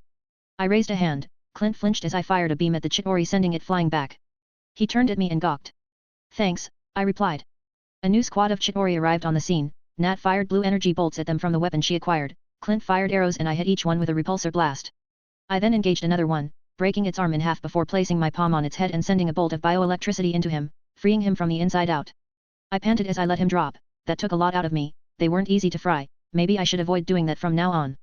Just then Cap leaped into the fray and dashed a few skulls, throwing his shield at one's head just as it was about to fire a plasma bolt at me. The remaining ground forces were converging on us when suddenly lightning struck them dead. Thor landed before us, holding his side in pain. He was bleeding. What's the story upstairs? Cap asked. The power surrounding the cube is impenetrable, Thor replied. He looked at me and immediately looked guilty. I am sorry, Spider, I didn't mean to hit that hard. I shrugged. Not the time, Goldilocks, we'll discuss this later. How do we do this? Nat asked. As a team, Cap replied. I have unfinished business with Loki, Thor grumbled. Yet? Well, get in line, Client glared as he adjusted his quiver. Save it, Loki's going to keep this light focused on us, that's what we need. Without him these things could run wild. We got Stark on top. The rumbling of a motorbike stopped Cap. We all turned to see Bruce riding up to us on an old scooter wearing baggy clothes. He stopped the bike and walked to us. So, this all seems horrible, he smiled. I've seen worse, Nat replied. Bruce looked saddened. I'm sorry. No, she smiled, we could use a little worse. Stark, he's here, just like you said, Cap spoke into his communicator. Brenner? Good, tell him to suit up, I'm bringing the party to you, Stark. They appeared down the road as he took a sharp turn towards us. And following right behind him was that giant snake monster from before. I don't see how that's a party, Nat replied. Well, that's a piñata, and Bruce here is going to hit it really, really hard, I replied. Dr. Banner, now might be a good time for you to get angry, Steve told the man. That's my secret, Captain, Bruce smiled, walking towards the monster just as Tony flew over us. The snake thing slithered on the road, jaws open ready to swallow us. I'm always angry, he turned, slowly growing in size as he threw a punch just as the monster reached him. The Hulk's punch was so powerful it stopped the monster dead in its tracks, sending him flying upwards, pieces of his arm snapping right off. Get down! Tony cried as he fired a missile at the exposed monster's flesh, blasting the monster into tiny bites. It landed to the corner as we slowly circled each other facing outwards. The Hulk roared. Tony landed right next to us as we looked at the monsters around us. I smiled, I could almost hear the Avengers theme song playing. Arg, the monster yelled at us. Yet. Well, come and get some. I yelled back. Suddenly the portal started to shit again, 3 more of those giant snake monsters came flying out. We turned and I slowly felt hope waning, but I couldn't let this end, not now, not ever. Call it Cap, Tony told him. Alright, listen us, until we can close that portal, our priority's containment. He looked at a nearby building. Barton, I want you on that roof, call out patterns and strays. Stark, you got the perimeter, you turn it back or you turn it to ash. Give me a lift. Clint asked. Right, better clench up, Legolas. Stark picked Clint up as they flew into the air. Thor, he turned to the god, we got to bottleneck that portal. You got the lightning, light the bastards up. Thor took off, flying without another word. Cap then turned to Nat and me. Nat, you and me, we stay on the ground, keep the fighting here. Spider, can you web up those flyers? Take them down like you did before. I nodded, not a problem. And Hulk, Cap turned to the green monster, smash. Hulk smiled as he jumped up, into a building, destroying the Chitauri soldiers stupid enough to fire at him. Hello everyone. I want to inform you that the novel Caught in the Web of the Spider is now available in PDF format in the store section. It consists of 8 volumes, each with 100 chapters or more, from chapter 1 to 831. If you want to read the entire novel, go to my Patreon and buy it now.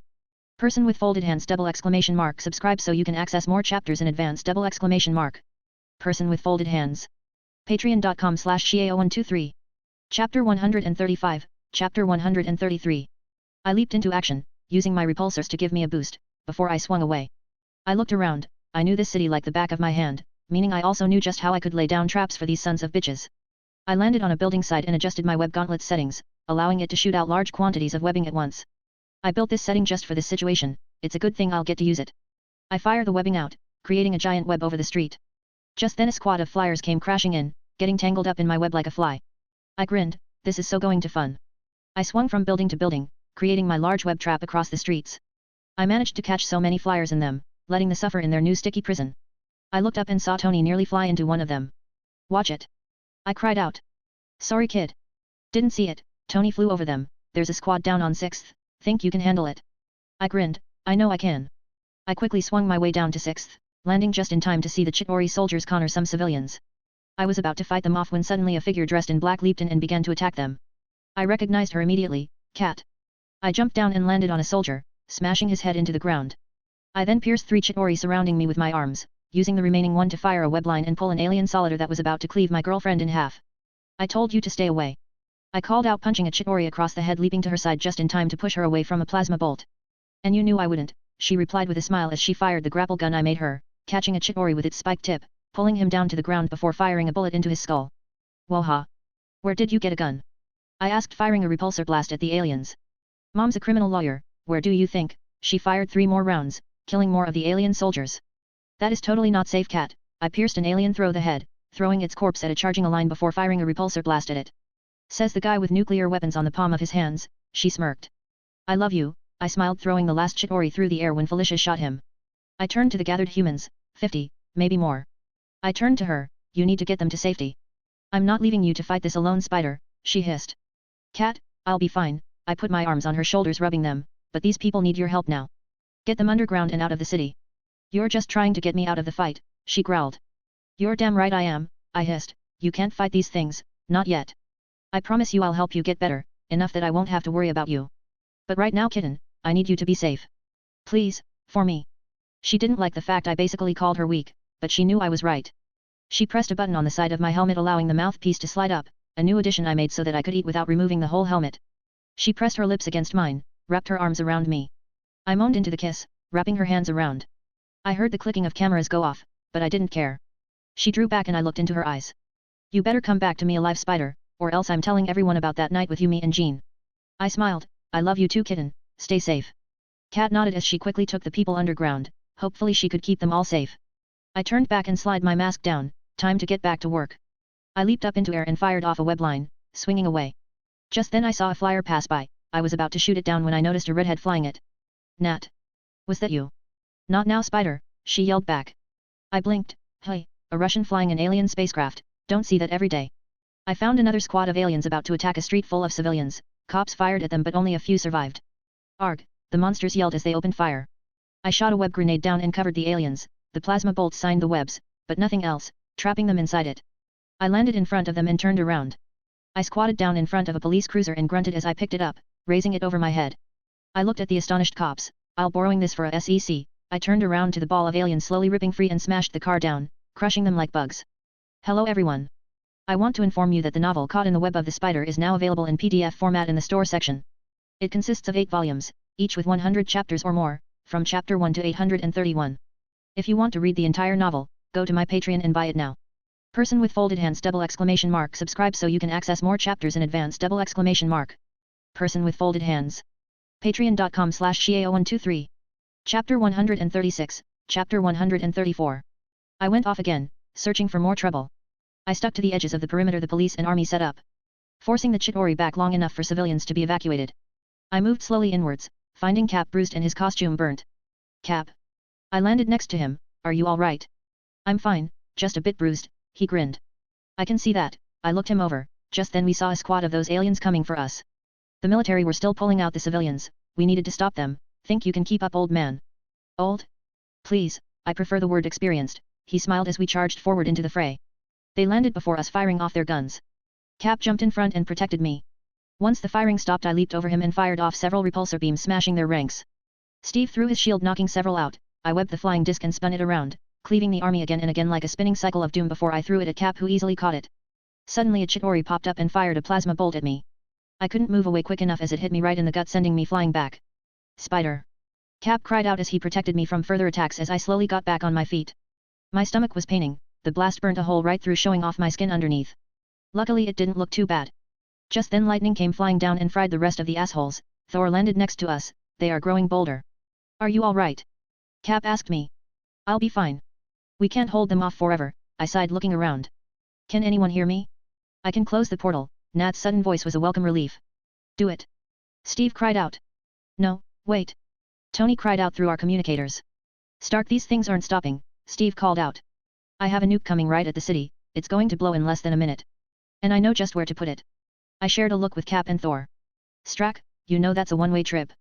Steve's voice had respect in its tone. Save the rest for the return, Jay. Tony cut off the feed. We looked up and saw him fly under a missile heading straight for Stark Tower. He slowly guided it upwards, right into the sky and through the giant portal.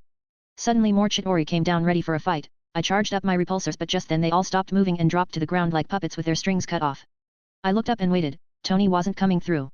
I was worried. Was he not going to make it this time? Did me being here change the story that much? Close it, Cap sighed. No, wait, he might still make it, I urged him. Spider, I'm sorry, Steve replied. Widow, close it. I saw the beam of light from the top of Stark Tower and as slowly the portal began to close. But in the very last second, as the portal began to collapse on itself, a red and gold figure came out. That son of a gun, Steve grinned. Go Tony. I cheered. We saw him falling down with no signs to stopping. I turned to Thor. He's not slowing down, catch him. Gladly, he spun his hammer ready to fly when suddenly the Hulk came flying across the building and grabbed Tony. He landed on a building side, sliding down until he landed on the ground, Tony safe in his arms. Hulk put the armor-wearing hero down as we ran up to him. Thor grabbed Tony's helmet and tore it open, revealing his still face. Give me some room, I told them, gathering bioelectricity into the palm of my hands. I think I can help. I shoved them into his chest, blasting electricity into him like a defibrillator. Ah! Tony cried out. We all stepped away. He looked around. What just happened?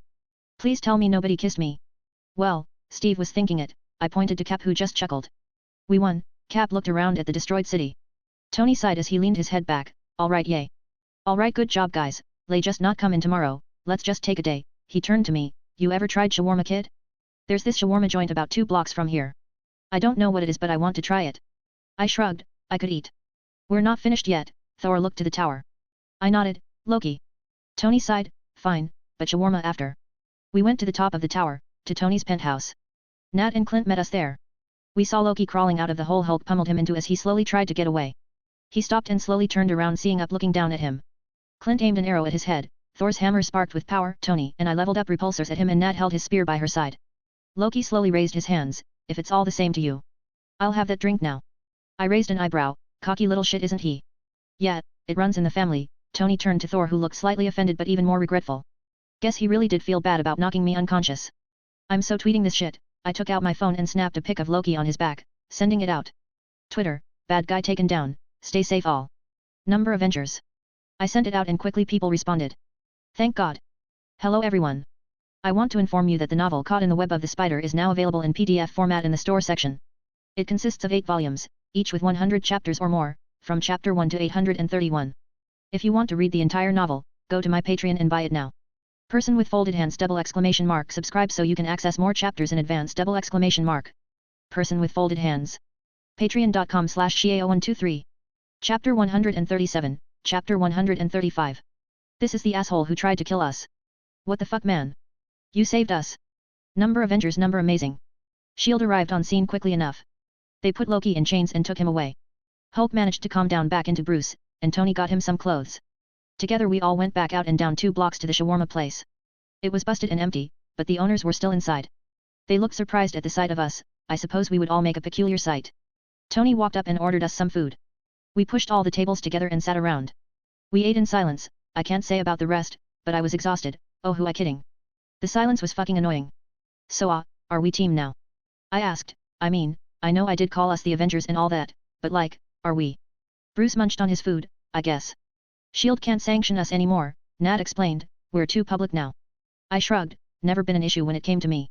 You are one agent, this is a team. Wait, he's an agent? Clint asked, surprised.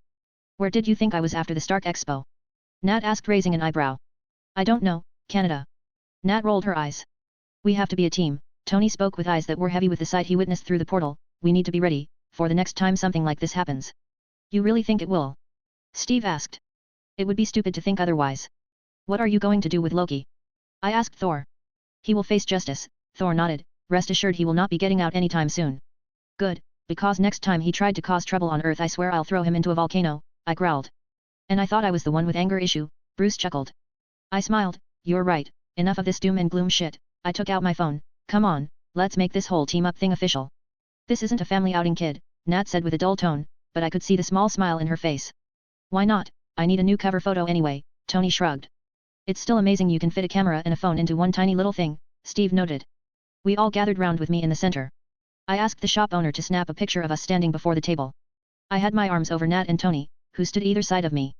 Clint stood next to Nat and Thor next to him. Bruce and Steve stood besides Tony. We smiled, or glared in Nat's case. I uploaded the picture to all my social media platforms. Twitter, number Avengers, here to stay. Insta, number Avengers, here to stay. Snapchat, number Avengers, here to stay. I smiled, why mess with a good formula? Just as we got ready to leave, Felicia landed in front of the shop entrance and ran in. Kitten! I cried out as she jumped into my arms, I'm glad you're safe. Whoa, who's the hot chick in the skin-tight suit? Tony asked. Guys, this is my girlfriend, Black Cat, I smiled. Oh, and Tony, she's 16. Tony blinked, I never said anything. Sure you did, Steve rolled his eyes. Speaking of 16, Nat reached into a pocket and took out a pen drive. She tossed it to me. Here, that pen drive has S.H.I.E.L.D.'s resource management team's contact details. If you need any toys to build a new suit, call them. Happy birthday, Spider. I blinked. Wait, what? I looked at my essay and blinked. Holy shit. It's my birthday. You forgot, didn't you? Kat rolled her eyes. Ah, maybe. I chuckled. Happy birthday, kid. Sorry I didn't get you anything. Tony patted my shoulder. On Asgard we celebrate a young man's 16th birthday by having him fight a wild beast.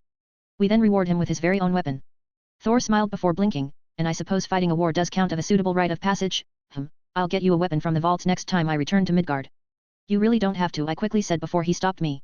Nonsense, a warrior like you deserves nothing less. Thor beamed. Kat leaned in and whispered, who's the dreamboat? The god of thunder, I replied. Damn, she looked him over. Hey, I hissed, shocking her a little with my bioelectricity, eyes up front. Kat pouted, spoil sport. I picked up Kat and swung away, promising to keep in touch with the others. As we swung across the New York skyline, I sighed at the sun setting in the distance as Kat clung to me. Is Liz safe? I asked. Yes, she replied as I landed on a train heading to Queens. We sat down on top of the train and rested as it went across the East River. You're hurt, she said, tracing the hole in my costume. I'm fine, the armor took most of the damage, I smiled, putting one arm around her as she leaned on my shoulder. You were amazing out there today, she said. Everyone was talking about how you and everyone there saved our lives. How your tweet and video must have saved like 100 people or so. You're the real hero, kitten, I replied. Peter, be serious. I am, I turned to her. I have powers and a nuclear weapon in my suit. You don't have either of those, but the first thing you did when you thought your friend was in danger was run to her side in the middle of a war zone. Don't tell me that isn't what a real hero would do. I wasn't being a hero then, Peter, I just wanted to save my friend, Felicia argued. I didn't see Liz in the group of people you saved.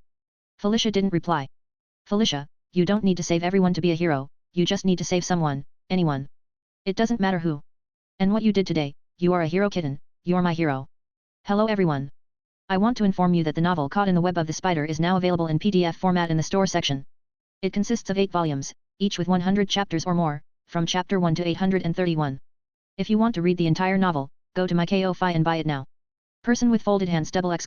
Subscribe so you can access more chapters in advance ! Person with folded hands. Ko-fi.com/skyarc. Chapter 138, Chapter 136. If we weren't already doing it, I would think you're just saying that to get into my pants, she smiled. Well, maybe just a little, we laughed as we made our way home. We first stopped at Felicia's place where we changed into our civilian clothes. I always kept a spare set of clothes in her place, for Spider-Man emergencies, or in case we overdid it the night before and needed a fresh set of clothes for school. We took a cab back to my place and I knocked on the door. May opened it in seconds. Peter. Hey Aunt May, I smiled as she opened the door and we walked in. Oh dear, we were so worried. We heard what happened in New York and thought you had somehow gotten involved. I chuckled. Relax Aunt May, I'm fine. Nothing is ever going to happen to me. And if it did, they would have to answer to me, Felicia smirked. We walked in and found Ben waiting for us in the kitchen. He smiled. See May, I told you he would be fine. Oh hush you, May battered his arm playfully. Don't believe him Peter, he was just as scared as I was. Why, more so even. He got it in his head that you would go out there and try and help people in the middle of all that. I rubbed my head sheepishly. Yeah, I'm not that brave. Felicia rolled her eyes, clearly doing her best not to laugh. Just then Kat's phone began to ring. She looked at it and sighed. I'm going to take this. I nodded. Right. She left leaving us 3 alone. I'm sorry I made you worry Aunt May, I really am. I just couldn't call, the aliens must have knocked out a cell tower or something. It's all right Peter, we're just glad you're safe. Ben wrapped his arms around me and gave me a hug. I winced, my wound was still sore. Are you all right? Fine, just a little tired is all, I smiled. Well, not too tired I hope, May smiled. She looked over my shoulder and smiled. Perfect timing girls. I blinked as I turned around and found MJ, Liz, and Felicia there smiling at me. Hey guys, what are you doing here? What? Did you really think we would forget your birthday? MJ asked. Yeah, he did, he actually forgot as well, Felicia rolled her eyes. I can actually believe that, MJ nodded. Liz walked and suddenly wrapped her arms around me in a hug. I was startled for a second before she whispered, thanks Pete, I don't think I would be here if you didn't warn me. I smiled and slowly hugged her back. I'm glad you're safe, Liz. Happy birthday to you, May began to sing as she walked in holding a giant chocolate cake with a single candle light up. Happy birthday to you. Happy birthday, the others began as I blushed in embarrassment. Happy birthday to you. I blew out the candle as they clapped.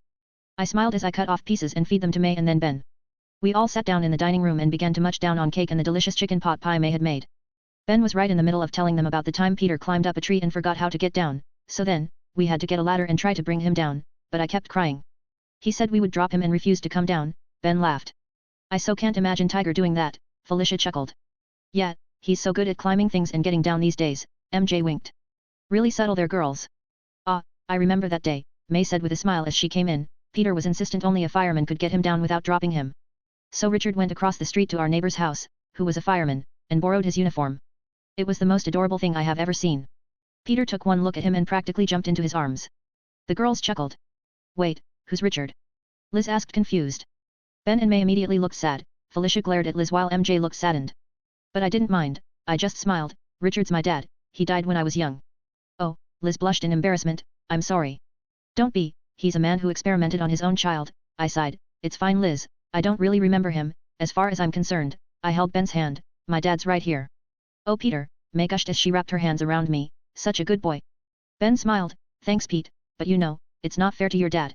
I shrugged, I don't really think he would mind. You did raise me Uncle Ben. He nodded, I know, but I mean it's not fair he's not here, giving you a gift. So, he stood up and motioned for us to follow him. We were curious, though by the way May smiled I'm guessing she knew what was going on. We walked outside and Ben opened the garage door. Inside was a car I had no trouble recognizing. A DeLorean DMC-12, the car from the freaking Back to the Future movies. I looked inside and found it to be heavy customized. Instead of the two-seater it had 4 seats, sacrificing leg space up front. Whoa, MJ gawked, you got a freaking time machine Tiger.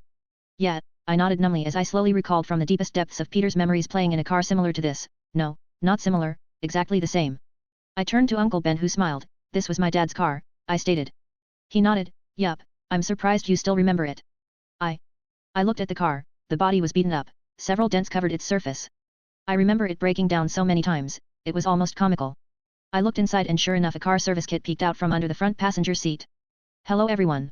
I want to inform you that the novel Caught in the Web of the Spider is now available in PDF format in the store section. It consists of 8 volumes, each with 100 chapters or more, from chapter 1 to 831. If you want to read the entire novel, go to my Ko-Fi and buy it now. Person with folded hands ! Subscribe so you can access more chapters in advance ! Person with folded hands. Ko-Fi.com/skyarc. Chapter 139, ! Information ! Hello everyone waving hand sign. I want to sincerely apologize to all the people who were members on my Patreon profile. According to the platform's support team, my account had security breaches, so they decided to close it. They kept all the money and left each subscriber without access to the daily content, including those who had already paid for their monthly subscription. I want to make it clear that I am not the original author of some of the novels I publish. I only translate and edit novels from Chinese, Hindi, Spanish, and other languages into English, making them available for everyone to read. I don't seek fame or credit for this, I simply share my work with the community so that those who can't read on other platforms can access the content for free. For those who want to read more advanced chapters, you can go to my Ko-Fi profile where you can get all the novels I publish and more in PDF format for your complete enjoyment. I appreciate all the people who have supported me, and I want to clarify to those who claim it's a fraud that I am not the author, just an editor and translator. God bless you person with folded hands. Chapter 140, Chapter 137. It needs some work, I know. And it's probably never going to actually be as good as a brand new car, but, he tossed me the keys, it was your father's. He would have wanted you to have it. I looked at the keys, it had a dog tag for a keychain with the name Parker, Richard labeled on it. Where did you keep it all the while? Your father had a storage locker downtown, he owns it so he doesn't really have to pay. Ben shrugged, I found it in there. Figured you would want it, now that you're old enough to drive. Peter, you are so driving us in that. Liz cried out, I swear when my dad sees this he's going to freak out. Back to the Future is like his favorite movie. And you're totally letting me drive. And me, MJ perked up. You don't even have a license yet. Liz argued. So? Neither does Peter, MJ pointed at me. I'm sure Peter can get his anytime he wants, Felicia winked at me. I chuckled, yeah. I'm sure I can. I turned to Ben and smiled, thanks Uncle Ben. This is perfect. Ben nodded, you're welcome Peter. Now, I don't have to give you a long-winded speech about driving responsibly do I? I chuckled, no Uncle Ben. Great, come on, there's still some cake to eat, and I have plenty of embarrassing stories about Peter. Oh, do you have one where he pees the bed? Liz asked. Sure, do you want to hear the one when he was 3 or the time he was 10? Ben. I cried out. After the party was finally over I walked upstairs to my bed and lied down. The girls made sure to keep the party short, they knew I was exhausted after saving the whole goddamn world. But as I tried to sleep, I found I couldn't.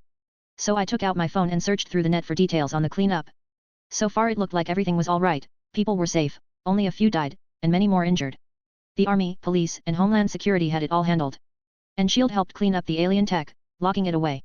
I so wanted to keep some of the tech for myself, but I was kind of busy to think about stuff like that. But there was a surprising new development, people had put up pictures and videos up of the incident. They mostly focused on the Avengers kicking butts and taking names. Even a few videos about how Tony put the nuke into the portal in the sky. But one of the most popular photos trending right now was my kiss with Kat. Someone had caught it at the perfect angle, showing her jump into my arms, her disguised black hair flowing behind her as my arms came around to wrap her hips. We stood before the rubble of a broken building, the destroyed city of New York around us, but the love we showed for each other made everything else seem insignificant. The hashtags, #SpiderLove and #PowerCouple were really trending. I smiled, she didn't really look anything like her real face, the hair and eyes were covered, as were the rest of her. People wouldn't be making the connection that Felicia Hardy was Black Cat anytime soon. My curiosity now satisfied I put away the phone and collapsed into my pillow almost instantly. I so needed some sleep. But later into the night I felt someone shake me awake, I looked up and saw Felicia standing over me wearing her Black Cat costume. I blinked as she took off her goggles and hairband turning her hair from black to silver. Liz and MJ thought you were cheating on me, she smiled. Because Spider-Man was seen kissing some hot cat chick? I asked with a smile. Yup, I had to wear this to prove to them I was the Black Cat. You regret kissing me now? No tiger, not even for 1 second, she smiled as she slowly unzipped her costume and threw it to the side. She lifted my covers and slipped in, kissing me harshly, wrapping her hands around me. I love you Felicia, I whispered as I threw off my shirt and jeans. I love you Peter, she leaned in and bit my neck, whispering, happy birthday. I smiled. The next day. I got a call from Nat telling me to come to Central Park at around noon and to come in civilian's clothes. I did so, with Felicia insisting she came along. I think she still doesn't like the fact I risked my life trying to save the world. Which kind of made sense. She stole from people who deserves it because she believes that's right, but I don't want her to do that because I'm afraid she'll get hurt. I would feel the same way she's feeling right now. Thor stepped forward with Loki in chains. He looked to us and nodded. We took out the Tesseract and placed it into a containment seal which Thor used to transport himself back to Asgard. Tony walked up to me and took off his coolers, so Peter, tell me, do you have a job? I smiled, I work with Reed Richards and Sue Storm at the Baxter Building Tony. Damn, too late, I smiled, anyway, just wanted to say you impressed me kid. If there's anything you need don't hesitate to ask. Same to you Tony, I held out my hand and he shook it. Oh and don't worry, I decided to not sue you for ripping off my tech. Tony called out as he got in a car with Bruce and drove off. Hello everyone. I want to inform you that the novel Caught in the Web of the Spider is now available in PDF format in the store section. It consists of 8 volumes, each with 100 chapters or more, from chapter 1 to 831. If you want to read the entire novel, go to my Ko-Fi and buy it now. Person with folded hands ! Subscribe so you can access more chapters in advance ! Person with folded hands. Ko-Fi.com/Skyark. Chapter 141, Chapter 138. Cap wished me well before riding off into. Nat then came up to me and looked at Felicia with a raised eyebrow. Felicia Hardy, should have guessed. I raised an eyebrow, you mean you didn't know? S.H.I.E.L.D. doesn't have the time to know the identities of every single thief in the city. I felt like kicking myself, I just put her in danger. If Nat knows then Fury will too, meaning Hydra, fuck. Any chance you can keep this between just us? I asked her in a pleading tone. Nat smirked, fine. But you owe me.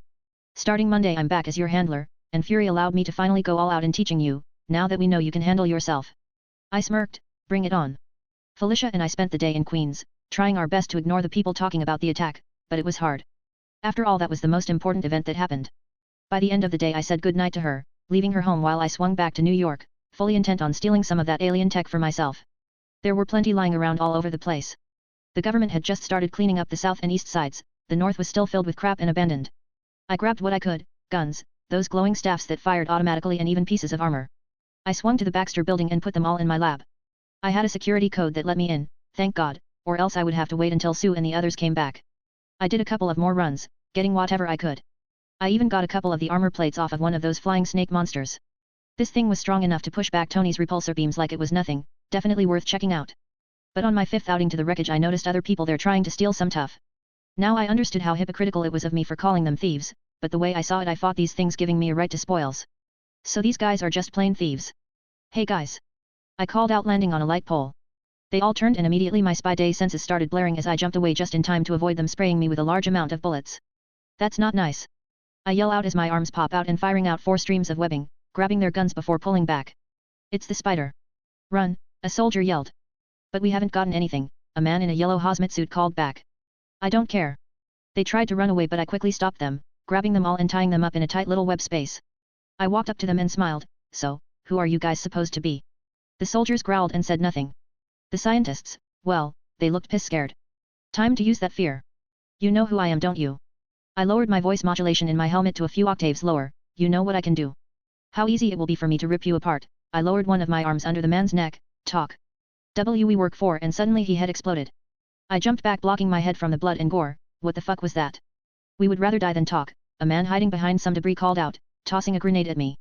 I kicked it away just as it exploded, but watched in horror as that man fired bullets into his friends' bodies. No. I shot out a web line pulling his gun away from him before sending out a blast of electricity strong enough to stun him. I look at the tied up people, they were all dead. The man who killed them were the only ones alive. I walked up to the man and searched his body for identification of any kind. I found nothing, except a tattoo of a skull. It wasn't much, but the design reminded me of a group that Cap used to tangle with, Hydra.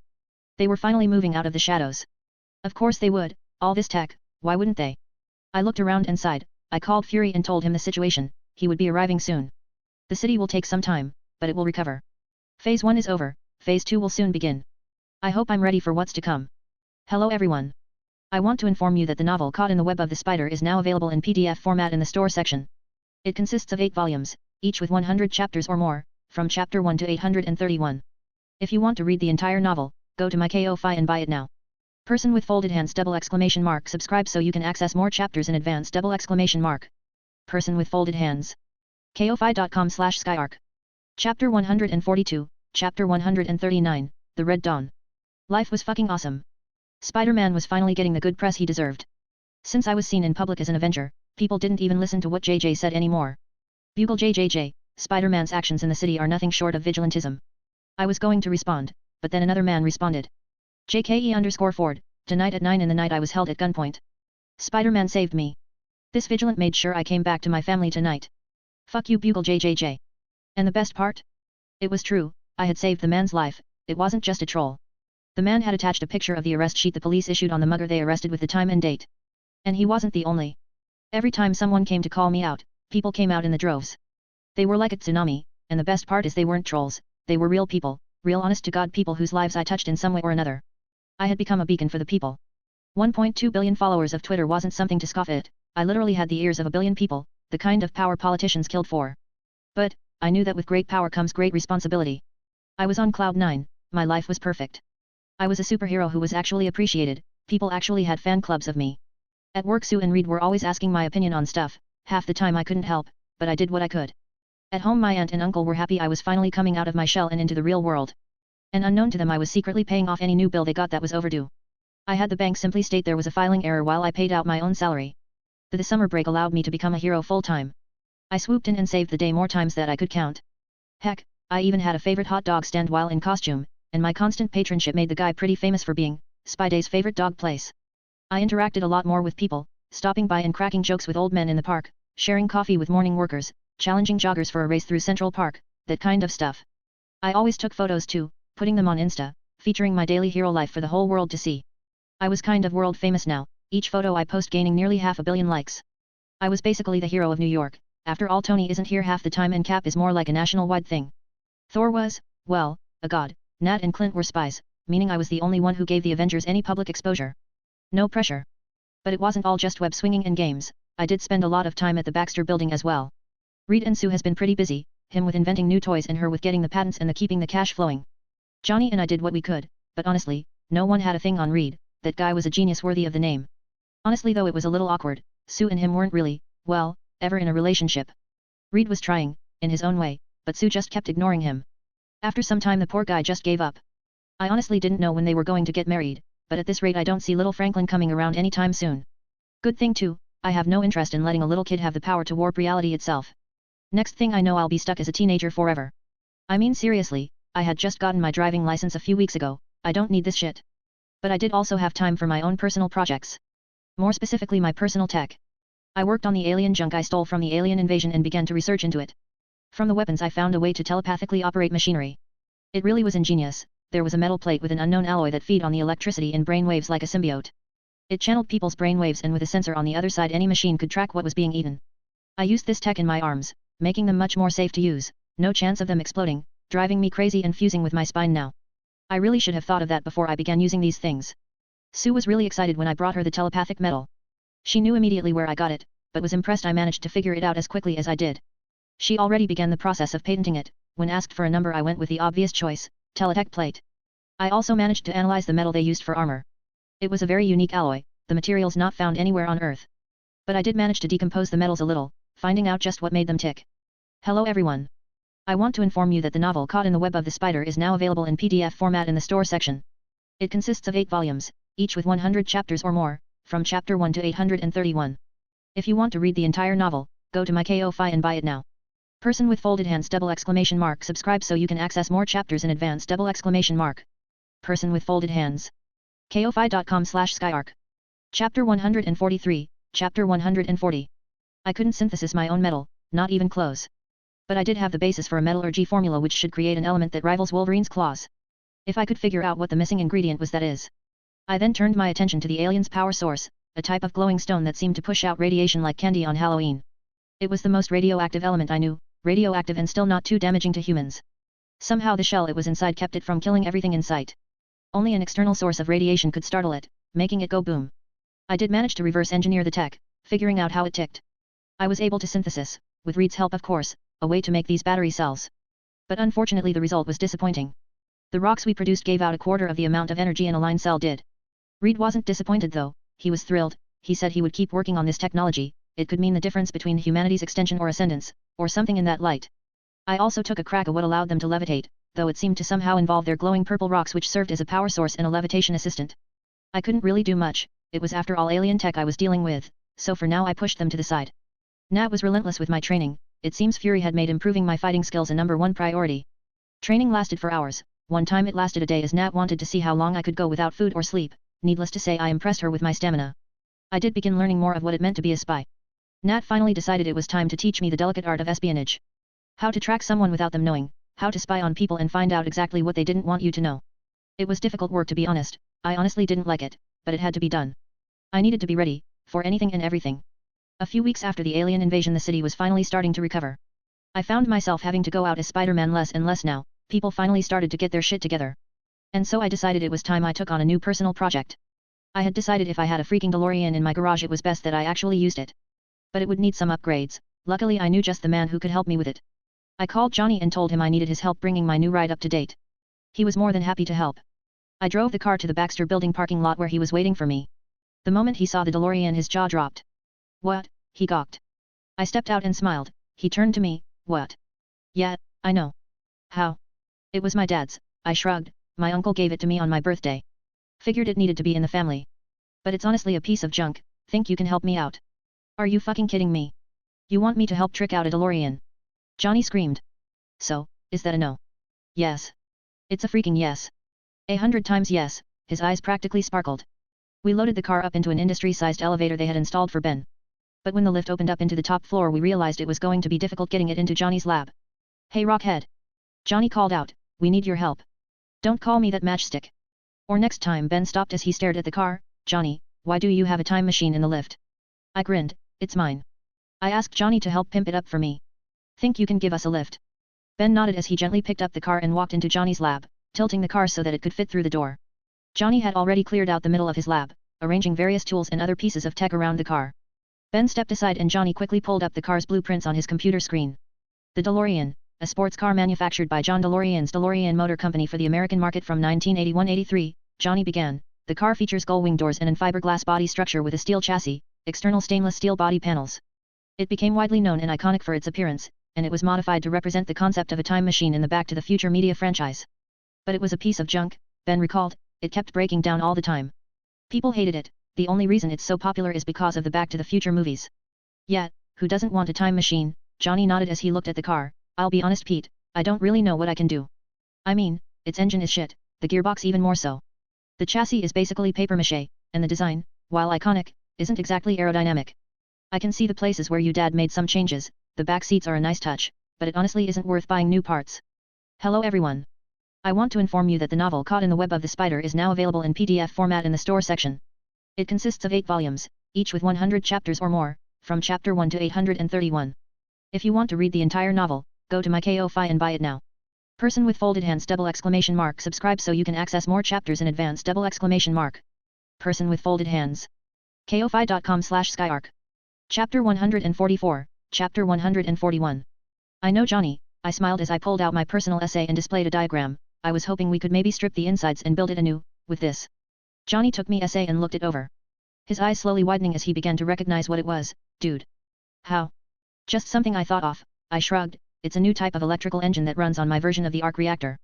We can get rid of the engine and the gearbox, basically bringing the old time machine into the 21st century. Dude, this is going to take days. Johnny looked over the diagram I sketched out. I smiled, I'm not hearing a no. Johnny grinned, I'm in. So am I, Ben nodded. You? What the hell are you going to do, Rocky? Sit on it. Johnny scoffed. What at flame brain, or I'll toast you, Ben growled, and for your information, cars just happen to be something I'm good at. I did help Reed build his first engine, you know. Wait, then how come you and Johnny never work together? I asked curiously. Ben shrugged, kids more into the 21st century stuff. I specialize in the old-fashioned stuff. Johnny sighed, fine, but I swear to God, if you accidentally sit on it or something I will burn your rocks off. Got it. Ben nodded, hey, if you're going to get my rocks off I can't complain, I snorted but held back my laughter. Good.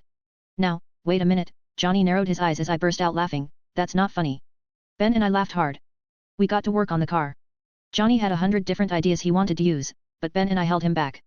I so did not want my car shooting out fire, this was supposed to be Peter Parker's car, not Spider-Man's. And even then I don't that would be a good choice. I called up S.H.I.E.L.D.'s resource management team and had them send over all the parts we would need. I signed it off as a business expense, wahahahaha. We first replaced the engine, petrol was a thing of the past and caused way too much pollution. We replaced it with the electricity engine I designed and Johnny helped build. The engine was so small it took up a quarter of what the petrol engine used, giving us the front to use as trunk space. The engine was powered by an arc reactor in the center of it, making sure the car wouldn't run out of power in the next 100 years or so. Excessive? Sure, but totally awesome. We redid the interior as well, putting in ergonomic seats, giving up plenty of legroom for those in the back and front. The seats were red and black, sort of sticking with the Spider-Man theme here. The flimsy stainless steel body panels were replaced with a steel and titanium alloy. Never know when a supervillain will attack, could be useful. Ben decided the gearbox was pointless, and since it kept breaking down it wouldn't be much use. So instead we converted the car into an automatic, made it much easier to drive. Johnny then went a little crazy, we couldn't really stop him at this point. We said no to so many of his other requests we kind of felt bad to be honest. Plus he kept giving me a puppy dog look, which was more disturbing than cute. Johnny went to town on the car, he changed the suspension, put in a set of tires which he designed that would never puncture, made the windshield and windows out of bulletproof glass. The doors opened upwards and we decided to keep them just the way they were. After a couple of more minor additions and adjustments Johnny's part was finished. He smiled, kept going on and on about how I should let him borrow it to pick up chicks. I then began to work on the interior.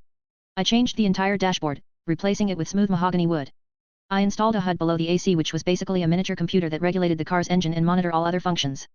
I then decided to splurge a little and put in a kick-ass music system as well. When we turned it on for the first time on max volume Sue had heard it all the way from her room. Needless to say she was pissed we woke her up. Hey Pete, Johnny asked me as I helped and put in the sound system. Yeah. What do you think about this? Johnny showed me a blueprint. I blinked as I examined it. Dude. I know, but listen. Dude. Come on. It'll be so cool. Dude. The energy output will be more than enough, come on Pete, don't tell you haven't even thought of using it. I sighed before smiling and nodded, dude. We then got to work. We put in 4 repulsors on the bottom of the car near the wheels and one large one near the back that was designed to look like a spare tire holder. Ben kept asking what we were making, but we refused to tell him. Honestly though, I'm surprised he couldn't guess it. And finally, it was done. We stepped back and admired it. The car had gotten a complete overhaul, but I decided to keep the outwards grey color, with neon blue trimmings running down the side that glowed when I turned on the headlights. Chapter 158 in PDF. Hello everyone. I want to inform you that the novel Caught in the Web of the Spider is now available in PDF format in the store section. It consists of 8 volumes, each with 100 chapters or more, from chapter 1 to 831. If you want to read the entire novel, go to my Ko-fi and buy it now. Person with folded hands ! Subscribe so you can access more chapters in advance ! Person with folded hands. Ko-fi.com/skyarc. Chapter 145, Chapter 142. It looked like it could be a real-time machine. I smirked, this is so cool. Damn right, Ben nodded, want to go for a drive? Hell yeah. Johnny cried out. Ben helped us get it into the industrial lift and take it down to the parking lot. I smiled as I took out the keys and put it into the ignition, pressing my thumbprint on the middle of the wheel, allowing the scanner to scan my thumbprint. Welcome Peter, a robotic voice from the HUD called out. Johnny grinned, so it recognizes you. I nodded, yup. Alright you two, get in.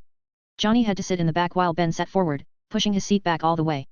The car began to topple towards his side, when suddenly the online system activated and the suspension began to work overtime to compensate for the weight. Warning, weight anomaly detected. Compensating now. Speed limited to 50 miles per hour, the robot voice called out. Thanks Doc, I smiled. Serious? You named the car's AI Doc. Johnny rolled his eyes. Hey, it fits, Ben shrugged, now come on. I want to see what this thing can do. I nodded as I put it into drive and pulled out of the basement into the open New York road. The traffic was not bad today, though we did end up stopping a few times. People looked at us, I didn't really mind, it was a well-known fact Peter Parker worked with the FF, let them gawk. Hey Doc, put some rock and roll would you? Johnny called out as he put on his shades. The music coming roaring out as he stretched and sighed, yeah, this is the life. I rolled my eyes as I pulled onto the bridge heading into Queens, the drive was now a lot faster.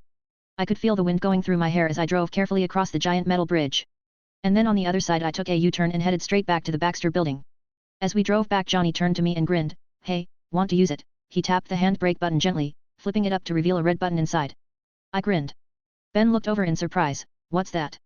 Oh nothing, just a little surprise we made, I grinned pressing the red button and suddenly the car started to hum. Flight mode engaged, the AI system stated, suddenly the car started to move upwards into the air. What the hell is going on? Ben cried out as the repulsors under the car kicked in, sending us flying up. Come on Ben. Like a little. I laughed as I pressed on the accelerator, kicking the giant repulsor behind the car into overdrive, shooting us off the bridge and into the sky. I steer the steering wheel to pilot the car, grinning like a madman. Hey Pete, want to race? Johnny asked as he unbuckled his seatbelt. You're on. I yelled. He opened the door and jumped out, flailing on in midair as he took off, me following closely behind. We stayed out of the city, mostly flying above the East River. I grinned, this was amazing. It was a great first drive. Sue was pissed though. By the end of the day everyone in the city was claiming the FF had a flying car and Sue was getting calls all over the city from investors. She yelled at Johnny and me for like an hour before making me give her the blueprint for the engine I designed, she hoped this would make people less jumpy. Reed on the other hand loved my car design, he even got a new idea to make something similar. He dubbed it his summer side project and I got a feeling I knew what it was. Johnny and Ben insisted on making a few more adjustments and more importantly getting the car registered with the state, it was after all heavily customized. We did avoid mentioning it being able to fly, leave a little something for ourselves.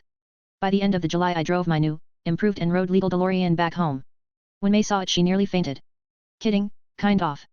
Peter, how did you pay for all of this? Ben asked in horror. The FF had a lot of funds left over and a lot of toys that they didn't use. I just got Johnny and Ben to help me throw in some old scrap they had lying around, it's really not that big a deal, it looks way more expensive than it is, I lied easily. I should be worried I'm getting so good at this but, well, I am supposed to be a superhero. Lying comes with the job. In the end they clamped down, Ben insisted I drive him around for a while. I showed him all the new features and needless to say he was impressed. When I finished showing my aunt and uncle the car I figured the next best person would be my girlfriend. I pulled up to her apartment and called her, telling her to come down. She did, wearing a pair of jeans and a leather jacket. She looked at me in the car and raised an amused eyebrow, so, you finally went full nerd hey. Hey, I'll have you know I've always been full nerd, I chuckled. I opened the car door and motioned for it, want to go for a spin? Felicia smiled, sure, why not? It's not going to stop halfway right. I rolled my eyes, Felicia, you insult me. I took her around town for a bit, showing off all the cool new features. After a while Liz called her wanting to hang out, it was the perfect opportunity for me to show off the car, so Felicia told her we would be coming right away. Chapter 159 in PDF. Hello everyone. I want to inform you that the novel Caught in the Web of the Spider is now available in PDF format in the store section. It consists of 8 volumes, each with 100 chapters or more, from chapter 1 to 831. If you want to read the entire novel, go to my Ko-fi and buy it now. Person with folded hands ! Subscribe so you can access more chapters in advance ! Person with folded hands. Ko-fi.com/skyarc. Chapter 146, Chapter 143. We pulled up to Liz's house and she practically ran out the door, come on daddy. You have got to see this. Oh what now Liz, an older man came walking out and stopped in his tracks seeing the DeLorean. I walked out and leaned on the hood of the car waving at Liz. "Hey Liz, how's the summer?" I asked. "You totally tricked this thing out." Liz's father cried out before she even had a chance to answer, "What did you do to it?" It took me all afternoon to satisfy the man's curiosity. He was so excited, he insisted I let him drive it. I was reluctant, but after Liz begged me to let him, I agreed. He was like a kid of Disney World. Later that night I showed the car to MJ and she was pissed she was the last one I showed. So in return I took her and the others out for dinner in a street shop in town. As we ate our chili dogs MJ gushed, "It's so spicy. I keep telling you not to eat it all at once." I rolled my eyes. "The trick is limitations MJ, Felicia replied, "don't just swallow." I snorted, "Yeah, don't swallow. I don't usually say that though." Felicia turned red as she smacked me up the head, "Watch it." I laughed as MJ and Liz tried to ignore the obvious perverse meaning. "So," Liz called out, "you know who would have loved this thing?" She tapped the car's hood, "Jean." MJ sighed, "Yeah. How is she anyway?" "From what I hear she's doing fine," Felicia shrugged, "kind of lonely though. It's only here, those adults we met and this Scott guy. She says they'll get more students soon, but she doesn't really know when." I nodded munching on my chili dog, "Maybe we should visit her." MJ blinked, "What? What? Why not? It's what? A 2-hour drive from here? We can be there and back within a day if we want." "Peter, that's brilliant." Liz cried out, "We should totally surprise her. This Saturday, what do you guys think?" MJ and Felicia didn't really seem to mind and I was the one who suggested, so we were all integral. Getting permission from Ben and May was a little difficult, mostly because May didn't like the idea I could be so independent at such a young age, but Ben did convince her otherwise. I did want to visit Jean, I didn't lie. But I also wanted to keep an eye on Xavier and see what he's doing. I don't trust the man, never did, and no, Patrick Stewart's amazing acting isn't going to convince me otherwise. On Saturday we all meet up at my place at around 6 in the morning. I had packed up some clothes, in case of a Spider-Man emergency, and lots food. MJ was the first to arrive. She came with her own bag of stuff and walked up to the car currently parked out on the driveway. "Morning Red," I called out as I stretched the kinks out of my body. "Morning Tiger," MJ put her stuff in the front, which we now used as a boot. I got into the driver's seat and MJ sat beside me. We drove to pick up Liz and then Felicia. When Kitten arrived she insisted on sitting shotgun, but MJ just flipped her off saying she called shotgun. Felicia didn't like it, but she didn't really mind. I drove out of the city, the morning traffic barely there to slow us down. Once we hit the highway the DeLorean sailed smoothly down the clear highway with music playing in the back. "You know, you really should name this thing," Felicia said from behind. "What do you mean?" I asked. "Well, don't all the best cars have names?" Felicia asked. "Well, I mean it's the DeLorean, what other name do you need?" Liz asked. "How about, Dorothy?" MJ suggested.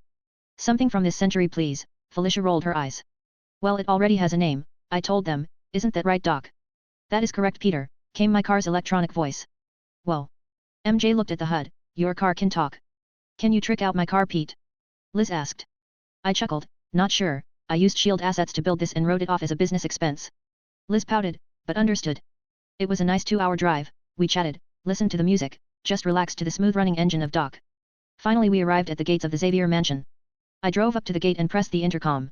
"Hello," I called out, "anyone there?" "Who is Peter?" I waved at the camera, "Hello Logan." "What's up? What are you doing here bub?" I moved aside showing the other girls, "came to see our friend." "Open up Claus, please." I heard him sigh and press a button, opening the gates, "I'll send her down." "Thanks," I called out as we drove in. The mansion was huge, I could see it even from here. The driveway was long too, you could fit my entire house in here with much more room to spare. "This is where Jean's studying." Liz whistled as she looked around at the fancy marble statues and the rose gardens, "No wonder she's getting used to it." I chuckled as we drove up to the main entrance and I parked the car to the side. We got out of the car just as the doors to the mansion were thrown open and Jean came running out. Chapter 160 in PDF. Hello everyone. I want to inform you that the novel Caught in the Web of the Spider is now available in PDF format in the store section. It consists of 8 volumes, each with 100 chapters or more, from chapter 1 to 831. If you want to read the entire novel, go to my Ko-Fi and buy it now. Person with folded hands ! Subscribe so you can access more chapters in advance ! Person with folded hands. Ko-Fi.com/skyarc. Chapter 147, Chapter 144. "Guys," she cried out. "Jean." Liz cried out as she swooped the redhead into a hug, "Oh my god I missed you." "And I missed you," Jean cried out. She quickly hugged the rest of the girls before turning to me, blushing just a little bit, "Hey Peter." I nodded, "Jean, you're looking well." She really was. She had grown to around 5 feet 9 inches, her frame became thinner and she had finally started letting her hair grow as it now reached the middle of her back. "Are they treating you right?" "Oh stop it, it's not so bad once you get to know them." She hugged me, whispering into my ear, I really did miss you and Felicia a lot. I blushed as we broke the hug. Why yet? I turned to Felicia, she was blushing a little too. Damn, Jean works fast. So Jean, show us around. Liz said as she grabbed Jean's arm. Okay Liz, just give me a moment, Jean chuckled as we all walked into the mansion. She opened the door revealing the amazing interior. Whoa, MJ said looking around, it's amazing. How many rooms are there? Felicia asked. Jean shrugged, I don't know. About 100 I think. I looked around, the place was pretty cool, I'll admit. But what I really was interested in was the danger room, but I guess I can't just ask her to show me that. Wait, could I? So Jean, what has Baldy been teaching you? I asked as the girl showed us around. I really wish you would stop calling him that. He really is sad about what he did. You do remember what I told you, right?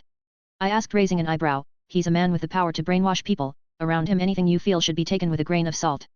Come on Peter, you're being paranoid, Jean rolled her eyes. Which is exactly what someone who was brainwashed would think, Felicia said with a chuckle. I narrowed my eyes, whatever, either way I've made sure he won't be able to read our minds this time. Jean blinked, what? How? I pointed at my ear showing a black circle looped around the lobe. It's a more advanced version of the helmet I made for you to keep your powers at bay. I made one for the girls as well.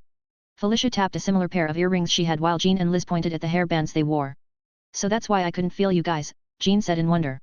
Feel us? Do you mean you tried to read our minds? Felicia asked cautiously. No, not like that. It's like a psychic's version of sight, I couldn't feel your presence, it was like you just weren't there. I hummed, sounds interesting, learning a lot from the old man. Oh yes, he's shown me a lot Pete and... Jean? Who's this? A new voice called out. We all looked up to see a young man in a blue sweater vest and khaki slacks walk down the stairs towards us. He had brown hair and wore red coolers that covered his eyes completely. I recognized him immediately, Scott Summers. Scott, these are my friends, the ones from Midtown High. Jean smiled, guys, this is Scott, he's another student. Cool, so you're a mutant too? Liz asked excitedly. MJ groaned, for God's sake Liz, you can't just ask someone if they're a mutant. Scott blinked, they know. Of course they do, silly, Jean giggled, you're a student at a mutant school, they aren't stupid. I smiled and walked forward extending my hand, Peter Parker, pleasure to meet you. Scott blinked before shaking my hand, Scott Summer. So Scott, what can you do? I asked. Ah, that's kind of personal, he looked nervous. I nodded, I understand. Anyway, think you can give me and the girls a tour of this place? Scott shrugged, he and Jean walked in front of us as they took us all over the 100-plus room-sized mansion. I'll admit, Xavier has style. The place was classy yet not in the snobbish sort of sense. Each room was decorated like it was meant for a VIP, there were several classrooms in the ground floor, though they weren't currently in use. And the library looked like it could rival that of any fancy prep school. And this is the garden, Jean took us outside to the back, showing the large garden. There was a pool near the side and a basketball court. There were rose bushes and what looked to be a maze near the back. Ah, I see you all have arrived to see Jean, I heard a familiar voice. We turned to see Xavier coming out of the bushes, being pushed by Ororo. He smiled at us and nodded, it is good to know Jean's friends haven't forgotten about her. We haven't forgotten about you either Xavier, I tapped my mental protection, don't even think about it. Xavier sighed, Peter, I am truly sorry for what I did, but you must understand, I did it to prevent you from being a killer. He came to my friend's house and threatened to kill her. As far as I'm concerned he was a corpse the moment he thought he could get away with something so horrible. Peter, Jean put a gentle arm on my shoulder, please. I sighed, sorry, I turned to Xavier and took a deep breath and let it out, you have an amazing place, makes me want to join. Chapter 161. Hello everyone. I want to inform you that the novel Caught in the Web of the Spider is now available in PDF format in the store section. It consists of 8 volumes, each with 100 chapters or more, from chapter 1 to 831. If you want to read the entire novel, go to my Ko-fi and buy it now. Person with folded hands ! Subscribe so you can access more chapters in advance ! Person with folded hands. Ko-fi.com/skyarc. Chapter 148, Chapter 145. Xavier smiled, you are always welcome Peter, from what Jean tells me, you are more than qualified to teach a few subjects.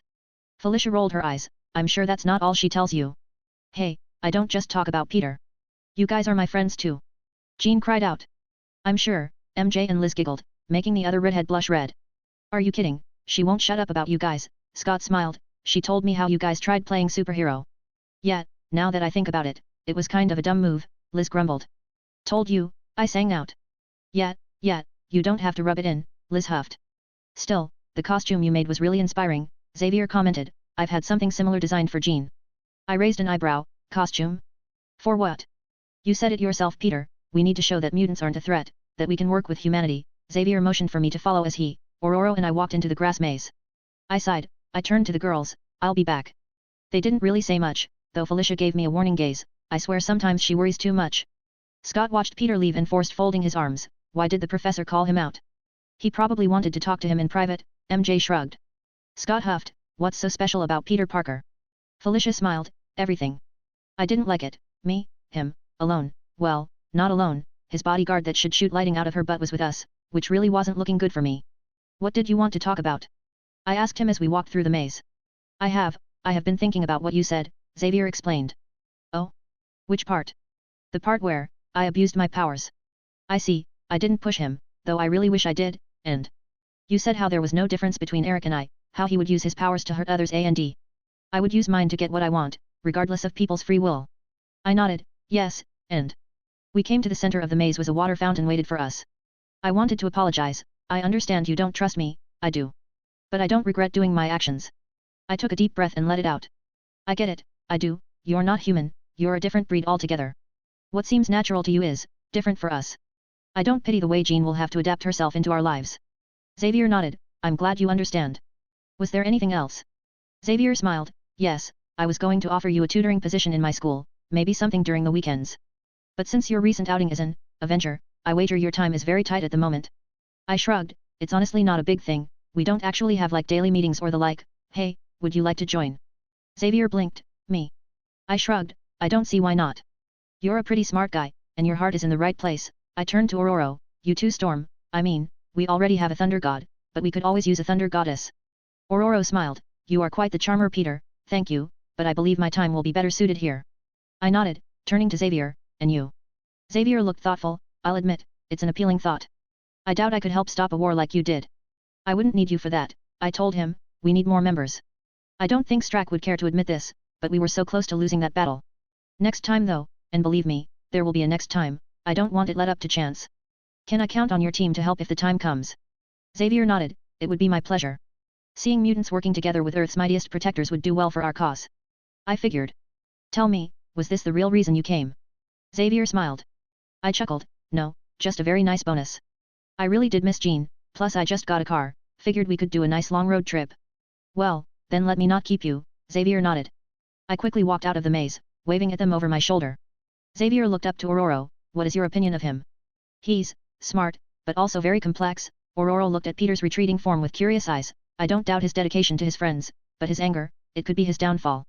Xavier sighed, yes, I'm afraid it could be. I walked back to the others and found Scott and Jean playing basketball with the girls. I stood by the side and smiled, watching the two mutants beat the three. Felicia was the only one having any success, scoring a point of every two the others score. Hey, you joining? Scott asked just as he scored a three-pointer. I shrugged, it wouldn't be fair. To who? Scott chuckled. To you, I replied. You think you can take us on? Scott chuckled. Oh he can, Jean said bouncing the ball, he's really agile. Really? Scott raised an eyebrow, alright then, let's go, you and me, one-on-one. I smiled, you really don't want to do that Scott? Confident are you? No, just really sure on what I can do. Alright, how about a bet? Scott smiled, if I win, I get to take your DeLorean for a spin. I smirked, fine, and if I win, you have to tell me what you can do. Deal. Scott tossed me the ball, deal. Chapter 162 in PDF. Hello everyone. I want to inform you that the novel Caught in the Web of the Spider is now available in PDF format in the store section. It consists of 8 volumes, each with 100 chapters or more, from chapter 1 to 831. If you want to read the entire novel, go to my Ko-Fi and buy it now. Person with folded hands ! Subscribe so you can access more chapters in advance ! Person with folded hands. Ko-Fi.com/skyarc. Chapter 149, Chapter 146. I took off my jacket and walked into the court. Great, we get some entertainment, MJ smiled as the girls sat down next to the court. I stood before Scott checking the ball once, you sure you want to do this? Scott checked it back, hell yeah. I grinned, sucker. 5 minutes later. And the king of Xavier's school for mutants basketball court is Peter Parker. I cried out, dunking my 5th basket in a row. I landed on my feet and grinned at a slack-jawed Scott. How, he yelled. I smiled, I'm really agile. Come on you two, it's time for lunch. Jean called out as she and the girls made their way inside. Coming, I called out, putting my hand on Scott's shoulder, guiding him inside, so, since I won, what can you do? Scott sighed, it's complicated. I can sort of blow things up. I grinned, cool. We ate lunch with the other in one of the cleanest kitchen I have ever seen. We all sat around one table big enough for 12, The girls were quickly catching up while Scott and I discussed his powers. So, it's like a beam of concussive force? Not heat? I asked a little surprised. Scott nodded, yeah, that's what the professor said. He said my powers came from inside my eyes, but he doesn't really know where. I hummed, in my Earth there was this theory that Scott's powers came from another dimension, so maybe it was like Johnny's powers, able to absorb them from another dimension and then channel it into our own through a form of energy. Close your eyes, I told him. Scott looked surprised, what? I want to see how your eyelids look with your eyes closed, close them, I repeated myself. He did so and I took off his glasses. I was glowing red energy just below the surface of his eyelids, they somehow didn't tear his eyelids off. Are you done? Scott asked a little impatiently. Yeah, I put his glasses back on and saw his eyes open up from behind the red shades. So, I think I have a theory on how your powers work. Scott blinked, what? I nodded, I know someone who has similar powers. His powers come from another dimension, a plane of existence that his body can somehow at will, call upon. I think your body works the same way. And this energy is somehow a part of your body, that's why your eyelids aren't being ripped apart. I would wager your fingers or any other part of your body would also be immune to your powers. Maybe they are somehow absorbing the energy back into your body and channeling it inside you, but I can't be too sure. Scott gaped, how do you know that? I shrugged, didn't Jean tell you? I'm a genius. We spent the rest of the day with Scott and Jean, just walking around, looking at the mansion. Scott and I talked about cars, though I wasn't a fanatic like him, I did learn a little from spending so much time with Johnny and Ben working on my car that I could share a few conversations with the man. By around late afternoon we had to leave. Scott, Jean, Xavier, Aurora, and Logan meet us at the front to see us off. I can't believe you drive that, Scott said whistling at the sight of my car. I smiled, yeah, I call him Document. Creative, Logan smirked. I missed you all so much, Jean said as she leaned in giving us all a big hug. When it was my turn she placed a small kiss on my cheek, before removing my psychic dampers. I looked surprised and was about to ask why when I heard her voice in my head. Next time, have it be Felicia and you, alone. We three can spend some time, together. Jean smiled as she put the earpieces back on my ears, leaving me blushing red.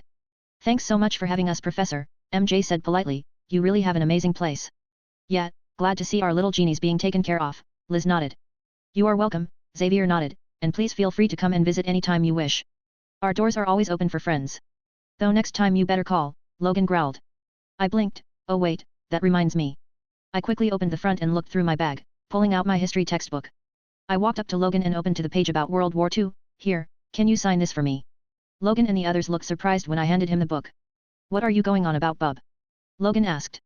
This, I tapped the photo off Captain America and James Howlett, also known as a Wolverine. I had found the photo a long time ago, it was actually when I realized mutants were a thing in this world. I didn't realize it then, but this would be a perfect to tell Logan about his past, without giving away anything. That is you, right? I talked to Cap about it and he told me how cool it was to serve with you. By the way, do you mind me telling him about you? Steve would love to hear about you. Between us, the guy's kind of lonely. Logan's eyes went wide as he stared at the picture. This is me. The other mutants looked at the picture, each gasping. My god, Xavier gasped. Why didn't I ever notice this? Jean cried out. I shrugged, I'm just more observant. Peter, I don't think you understand what you just did. Logan here, I mean, James here has amnesia, he has no idea who he was in now. Xavier trailed off. And now I do. Logan turned the pages trying to find more information about himself but failing to, damn it. This thing is useless. Calm down, Logan, this in itself is a huge step forward, we'll find more, now that we actually know where to start, Xavier assured him. I guess, Logan threw the book to me, tell Rogers I want to talk to him, he growled before slowly looking gloomy, and kid, thanks. I blinked, you're welcome. I must have been an Oscar-worthy performance because they totally bought it. Soon the girls and I were back in my car driving home. This time Felicia was in the front with MJ and Liz asleep in the back. We didn't really talk much, though my head was filled with thoughts and ideas. There's been something I've been avoiding for some time now, ever since Ben mentioned my dad had a storage space downtown where he kept this car along with his other stuff. Well, I've been curious. Just what was in there? Could it give me a clue as to what Richard did to Peter's book? Whatever it is, it's time I take a look into that storage space. But something inside me told me that this would be the start of something, really, really dangerous. Fucking comic books.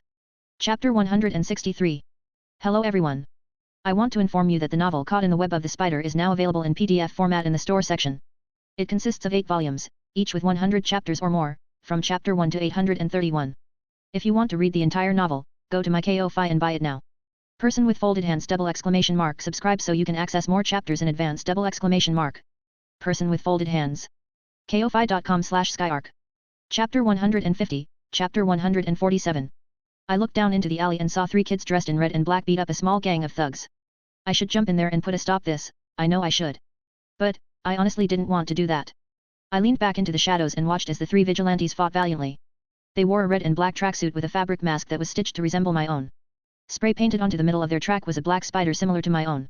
And each were armed with jawbreakers, really putting the hurt onto the thugs. Copycats, they were more and more each day and each acted rasher than the ones before. At least these ones looked like they knew what they were doing. I watched as they fought through the thugs, each wannabe had skill and some level of fighting skill. The thugs had weapons, and though at times it looked like I had to intervene, the copycats handled themselves pretty well. We don't need you people here, the biggest copycat yelled out as he socked a thug across the jaw, throwing his unconscious body into his friend's open arms. Spread the word, this place is protected by the web warriors. The thugs carried their unconscious and ran away, crying out for their lives. I watched as the web warriors celebrated their victory, high-fiving each other and cheering loudly. I sighed, guess it was time I showed myself. What do you think you're doing? I asked out loud as I crawled down the side of a building. Spider-Man, one cried out as they all turned to get a good look at me. Oh my god, it really is you, the giant leader came forward looking like he just woke up and it was Christmas. Hi, I am Chad, sir, it's an honor to meet you. I narrowed my eyes, did you just tell me your real name? Yeah, I mean. Shut it, I hissed, jumping off the wall and landing before them. They all gasped in awe my landing, but I ignored them. Instead I focused on Chad. Never tell anyone your real name. That is why you wear a mask in the first place. Yes sir, he nodded quickly. And don't call me sir, I spat looking at them. I saw what you did, impressive. Alright, they cheered. Which is why I'm giving you all one chance, drop the vigilante shit and go home, I warned them, this isn't the world you want to see yourself in, trust me. What do you mean? You said it yourself, we did great tonight. Chad argued. If you're going to fight crime that's fine, I shot a web line onto the roof, but don't do it in my name or wearing my symbol. I won't have your fucking deaths on my hands. What gives you the right? Chad asked, sounding betrayed. I looked at him, simple, I'm not wearing hockey pads. Get a new name, and a new symbol. I leaped into the air and swung away, leaving the gang of copycats looking pissed and confused. I knew I should have told them to stop fighting crime altogether, but if I did that I would be nothing more than a hypocrite. They were adults, well some of them look like they are adults.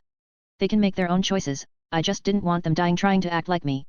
I swung around the city for a while, I found a few muggings to stop and one car chase near Harlem. But after a while it began to get late, I was about to go home when I noticed something flying through the sky, coming right at me. I recognized him right away, I leaped onto the building roof and landed in waiting for Tony to catch up.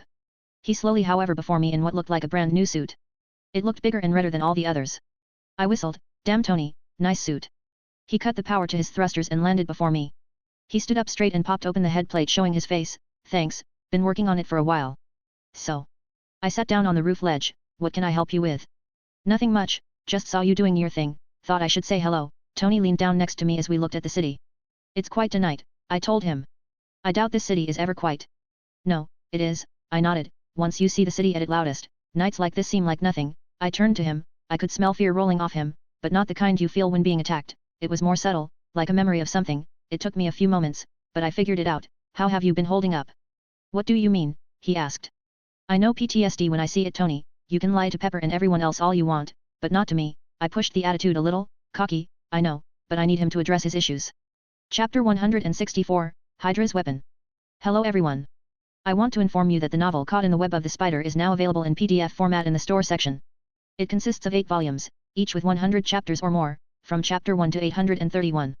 If you want to read the entire novel, go to my Ko-fi and buy it now. Person with folded hands ! Subscribe so you can access more chapters in advance ! Person with folded hands. Ko-fi.com/skyark